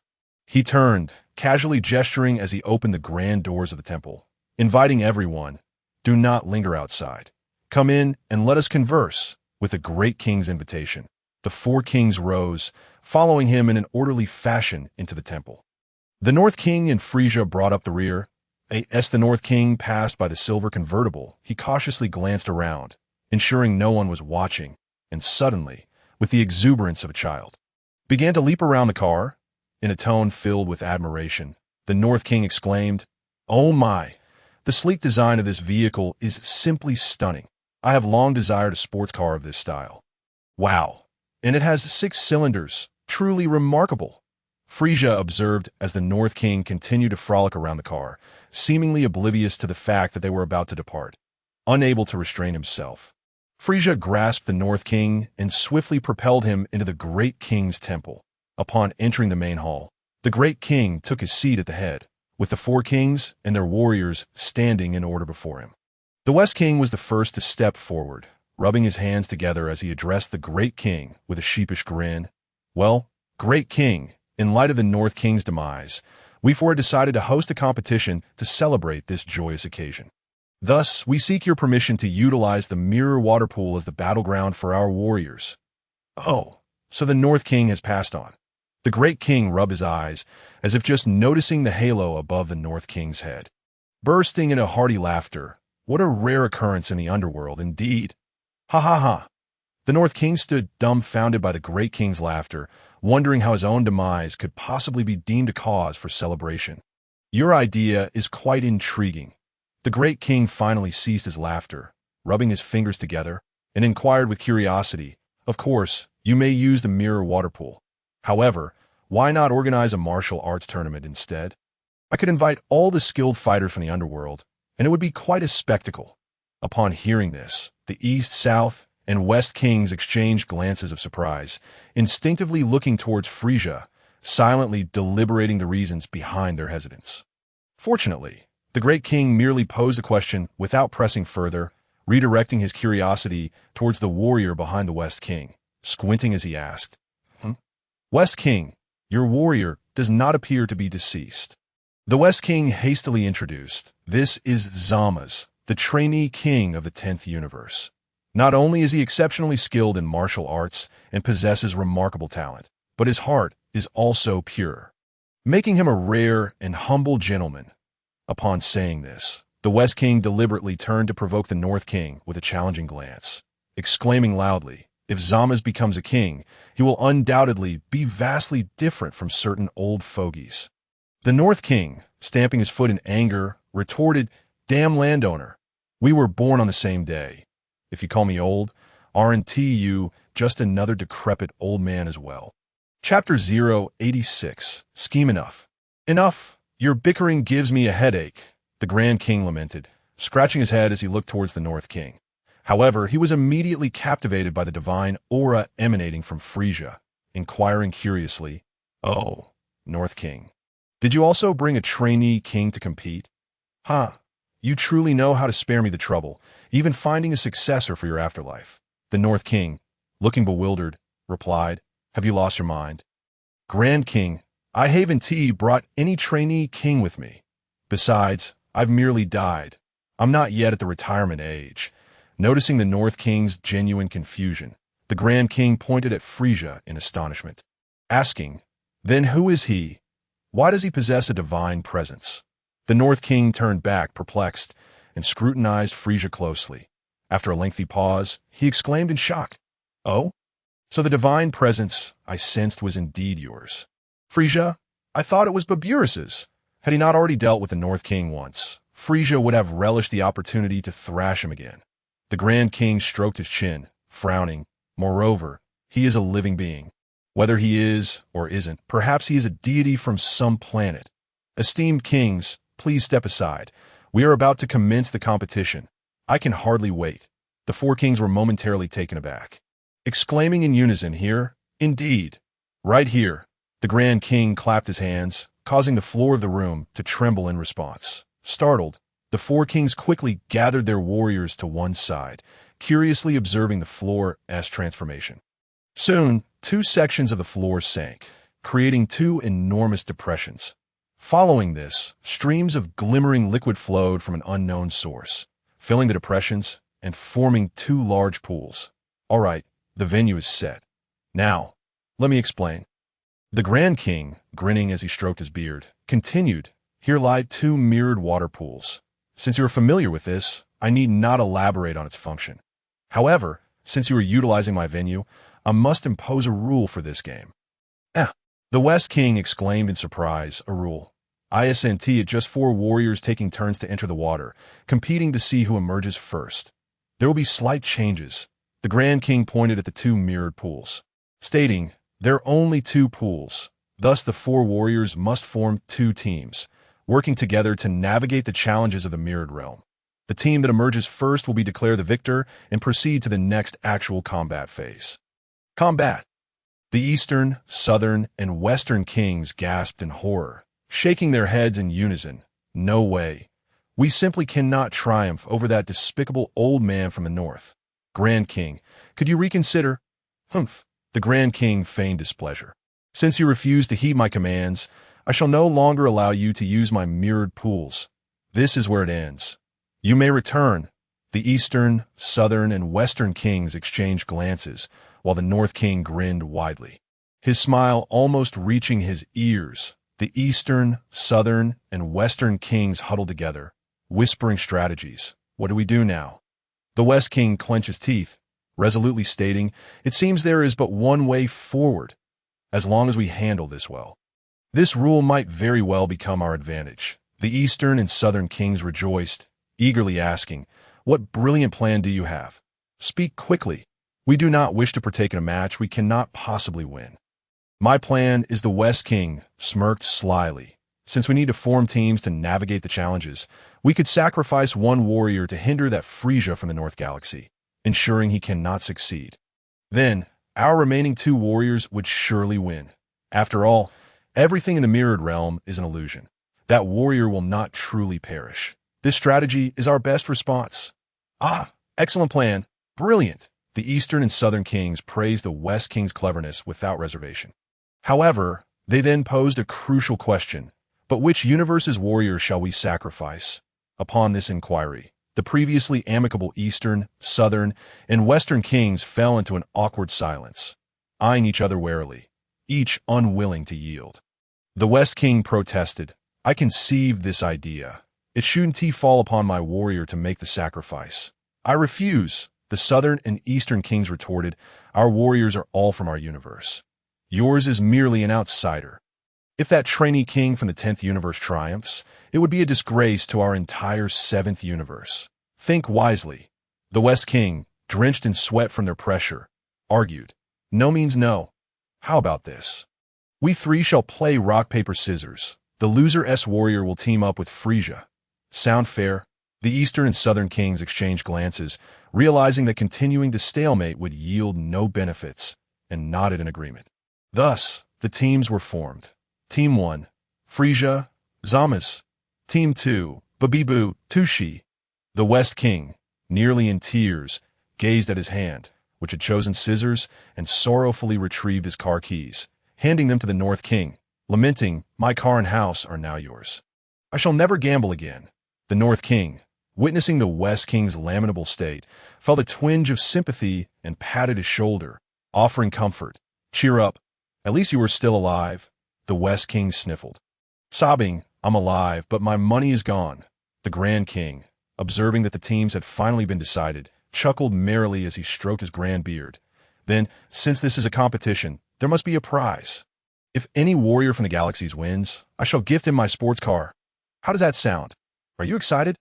"Oh!" The four kings' eyes sparkled, their faces flushed with excitement as they cheered for their warriors. "You must win." Yet midway through their cheers, the West King suddenly recalled the agreement between him and the Eastern and Southern Kings, and with a heavy heart approached Zamasu, sighing, "Zamasu, remember, if you cannot win, you must ensure that Frieza does not prevail." Curiously, Zamasu inquired, "Why, Grand King?" The West King sorrowfully waved his hand, sighing, "No more words. My heart bleeds." Zamasu listened, utterly bewildered. Finally, the Grand King produced a small bronze gong, striking it to produce a resonant sound, commanding, "The competition officially begins now. All warriors promptly divide into teams and enter the water." Chapter 087. Refrigerator with the Grand King's decree. The two teams leaped into the pools. Despite the water flowing all around them, they felt no dampness. Instead, their surroundings transformed in an instant, transporting them to another realm. As their adventure commenced, the previously clear and transparent water surface morphed into a display screen, reflecting their every movement for the Grand King and others to observe. "Oh, the warriors from the Eastern and Southern galaxies are facing the event of the Trailon Rebellion from 1500 years ago. How intriguing." The Grand King stroked his beard thoughtfully, thus their task should be to assist the resistance, which historically failed in achieving victory, or to protect the general of the Empire from death. This cannot merely be accomplished through brute force. With that, the Grand King turned to gaze at the other water pool. "However, why are there only snowflakes?" Beside them, the North Kai and West Kai incessantly pounded the ground, somewhat complaining, "Great Kai, your television is broken."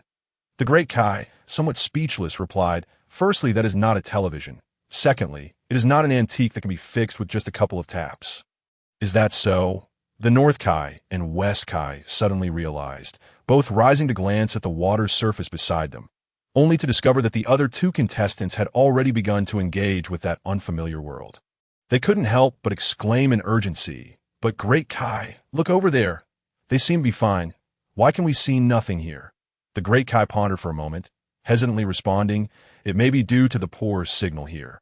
Or perhaps the historical time period they are entering is one we are not permitted to observe. The West Kai, with a naive expression, asked, "Is there a fee required?" The Great Kai wiped the cold sweat from his forehead, saying, "That is not the issue. What I mean is that segment of history might involve certain significant figures beyond our reach, which is why we cannot see it. However, it is of no consequence." The Great Kai smiled slyly, adding softly, "When they emerge, we can inquire about it. I too am curious about the secrets of those great figures." The North Kai and West Kai exchanged glances, and after a while, could only sigh in unison.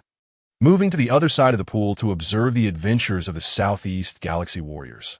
When Frieza opened his eyes once more, he beheld the boundless galaxy and stars. The Zamasu, who had accompanied him into the water, had vanished without a trace, leaving Frieza standing alone in the cosmos.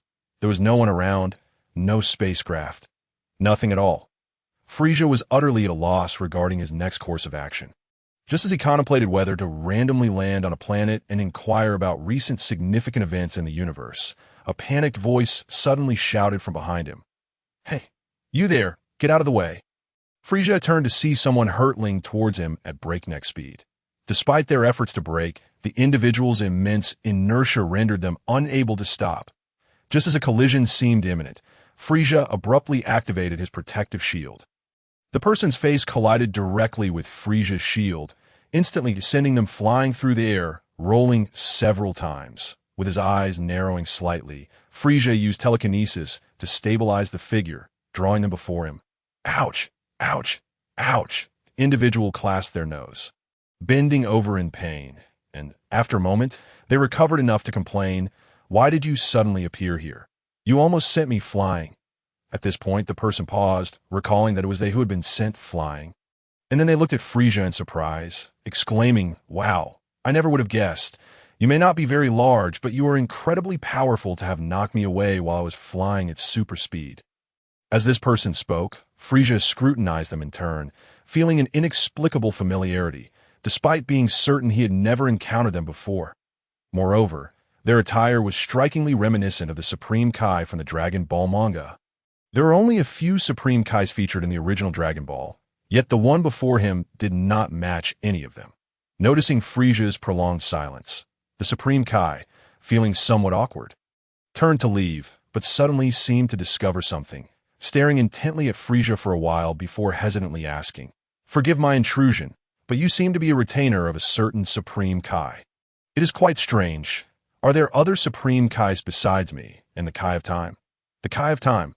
Frieza furrowed his brow at the mention of a name he had not heard before in the original tale, inquiring, "In this universe, are there only you two Supreme Kais?" This universe. The Supreme Kai clapped his hands in realization, exclaiming, "So, you hail from another universe. Indeed, since the last Divine War, only I and the Kai of Time remain as Supreme Kais in this universe. By the way, I am called Peter Toro. What do you go by?" Frieza's gaze sharpened as he began to understand that this mission was likely related to the Supreme Kai named Peter Toro. Subsequently, Frieza nodded, stating, "I am called Frieza." Peter Toro, the Supreme Kai, paused in surprise, chuckling, "Frieza, your name is quite fitting. With that stern expression, you do resemble a refrigerator." Frieza, slightly displeased, retorted, "Do not make unwarranted comments about others' names." My apologies." Peter Toro waved his hands in a flurry, exclaiming, "That was quite rude of me. By the way, has the Supreme Kai you serve arrived in the 7th universe? Where might he be? It seems I am the only Supreme Kai left for meetings with the Destroyers. I truly wish to see my companions from other universes." Frieza shook his head, casually fabricating an excuse. "I'm also in search of him. I have only just taken my position and am still unfamiliar with my responsibilities. So I can only search slowly to know. The Supreme Kai you serve must be quite irresponsible." Peter Toro mused, resting his chin on his hand. "How about this? You need not search the vast universe aimlessly. Come with me to the sanctum of the 7th universe. I shall teach you how to contact the Supreme Kai. I live alone in the sanctum, and it can be quite lonely. Would you care to accompany me for a time?" At that moment, Frieza finally confirmed that the crux of this incident lay with this Supreme Kai. Thus, without hesitation, Frieza nodded, saying, "Then I shall impose upon you. I am immensely grateful. Chapter 088. Divine Battle, not at all. Not at all. The pleasure of your company is more than enough for me. With that, Peter Toro, eager to gauge Frieza's strength, raised an eyebrow and declared, "Let us set off now. Can you keep pace with my speed?" Frieza smirked slightly, crossing his arms. "I can allow you to fly ahead for a while." Peter Toro laughed heartily, suddenly unleashing a burst of white energy that enveloped him, symbolizing the purity of his status as a supreme Kai. "Now you're boasting. It would be quite embarrassing if you can't keep up," he teased. "Ready, set, go." In an instant, Peter Toro transformed into a streak of white light, vanishing from Frieza's sight in the blink of an eye. However, for Frieza, who could already sense energy, this was hardly a challenge. Energy, whether from mortals, inanimate objects, deities, or any entity, must have the energy that supports its existence. None can conceal it. None can obscure it. Ha ha. Here I come. Frieza unleashed his full power, becoming a dazzling purple light. Chasing after Peter Toro, Frieza was inherently much stronger than Peter Toro. In a mere blink of an eye, he had already caught sight of the glowing figure of the Supreme Kai ahead of him. Peter Toro appeared genuinely astonished by Frieza's speed. His own strength was not particularly formidable. It was merely the unique privilege of a Supreme Kai that allowed him to fly so swiftly through the cosmos. Yet, the godly retainer with light purple skin possessed such terrifying speed. This was truly astonishing to Peter Toro, as Frieza accelerated once more, catching up to Peter Toro and flying alongside him. Peter Toro was finally struck by a sense of awe, exclaiming, "Incredible! Your energy is not only divine but also immensely powerful. Had I not known you were a retainer, I would have mistaken you for a destroyer." Destroyer? Frieza furrowed his brow slightly. He had heard this name several times recently. Yet, in the original Dragon Ball series, not only did this character not make an appearance, but he wasn't even mentioned. Initially, Frieza believed that the so-called God of Destruction was of the same ilk as the Kais who had been slain by Majin Buu years ago, powerful enough to defeat someone of Frieza's caliber with a single blow. Yet merely figures of legend, their abilities exaggerated to the point of myth. However, the repeated mention of this name had indeed piqued Frieza's interest. He recalled that shortly after departing from King Cold, he had received a warning: never provoke the God of Destruction or Majin Buu. Noticing Frieza's apparent confusion, King Kai Patero was initially perplexed but soon understood, considering that Frieza had only just assumed his new role. He explained, "Where there is life, there is death. Where there is existence, there is destruction. We are the Kais, tasked with the creation of all living things, while the God of Destruction is responsible for obliterating that which should not exist, such as certain monsters that threaten the safety of the entire universe." Frieza, deep in thought, inquired, "Is the God of Destruction truly formidable? How do I compare to him?" With a smile, King Kai Patero waved his hand dismissively. "While you are indeed powerful, you are still far from reaching the level of a God of Destruction. However, if you apply yourself diligently, your innate talent could allow you to apply for the qualifications to become one. Naturally, as a God of Destruction, one must be the strongest in their universe, correct? Stronger than me." Frieza instinctively clenched his fists. Upon reflection, although he had grown immensely powerful and even surpassed Majin Buu, he realized he had no one to compare himself against. The God of Destruction of this universe seemed to be a worthy benchmark. Resolute, Frieza asked King Kai Patero, "Where can I find the God of Destruction? I wish to meet him." King Kai Patero, upon hearing this, seemed to recall an unpleasant memory, responding somewhat indignantly, "You cannot see him. Our universe's God of Destruction sleeps for many years at a time that I have just returned from a meeting on his planet, where we had quite the argument. He should be sleeping now. You mustn't disturb him at such a time, or the entire universe could face dire consequences." Frieza paid little heed to King Kai Patero's words. After all, this was merely an illusion created by the Mirror Spring, and even if the whole universe were to be destroyed, it was of no consequence. However, his current mission remained unfulfilled, so there was no need to rush.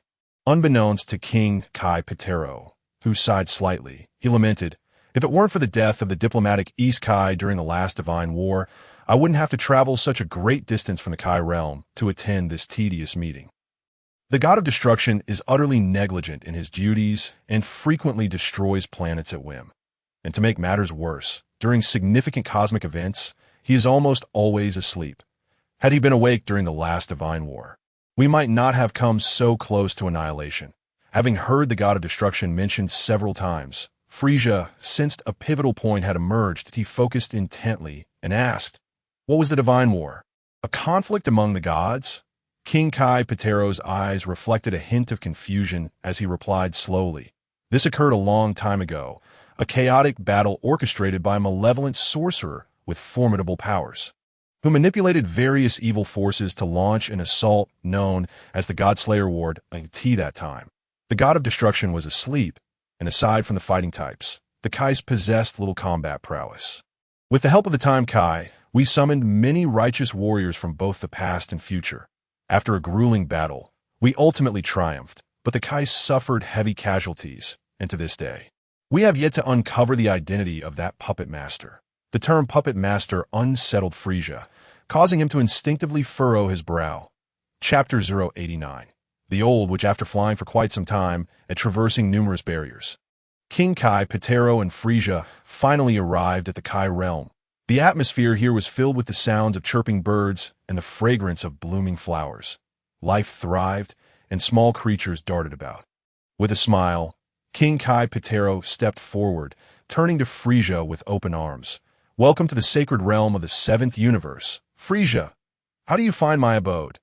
Frieza closed his eyes and inhaled deeply the sanctified air of the realm, nodding slightly as he remarked, "Indeed, it is quite pleasant. The divine aura here instills a sense of peace and tranquility, making it an ideal place to reside." King Kai Patero, patting Frieza on the shoulder with a grin, said, "If you do not mind, I would be delighted for you to stay here for a while longer, Frieza." With that, King Kai Patero turned and beckoned Frieza to follow. "Come with me. I shall take you to my home, where I have some rather splendid things to show you."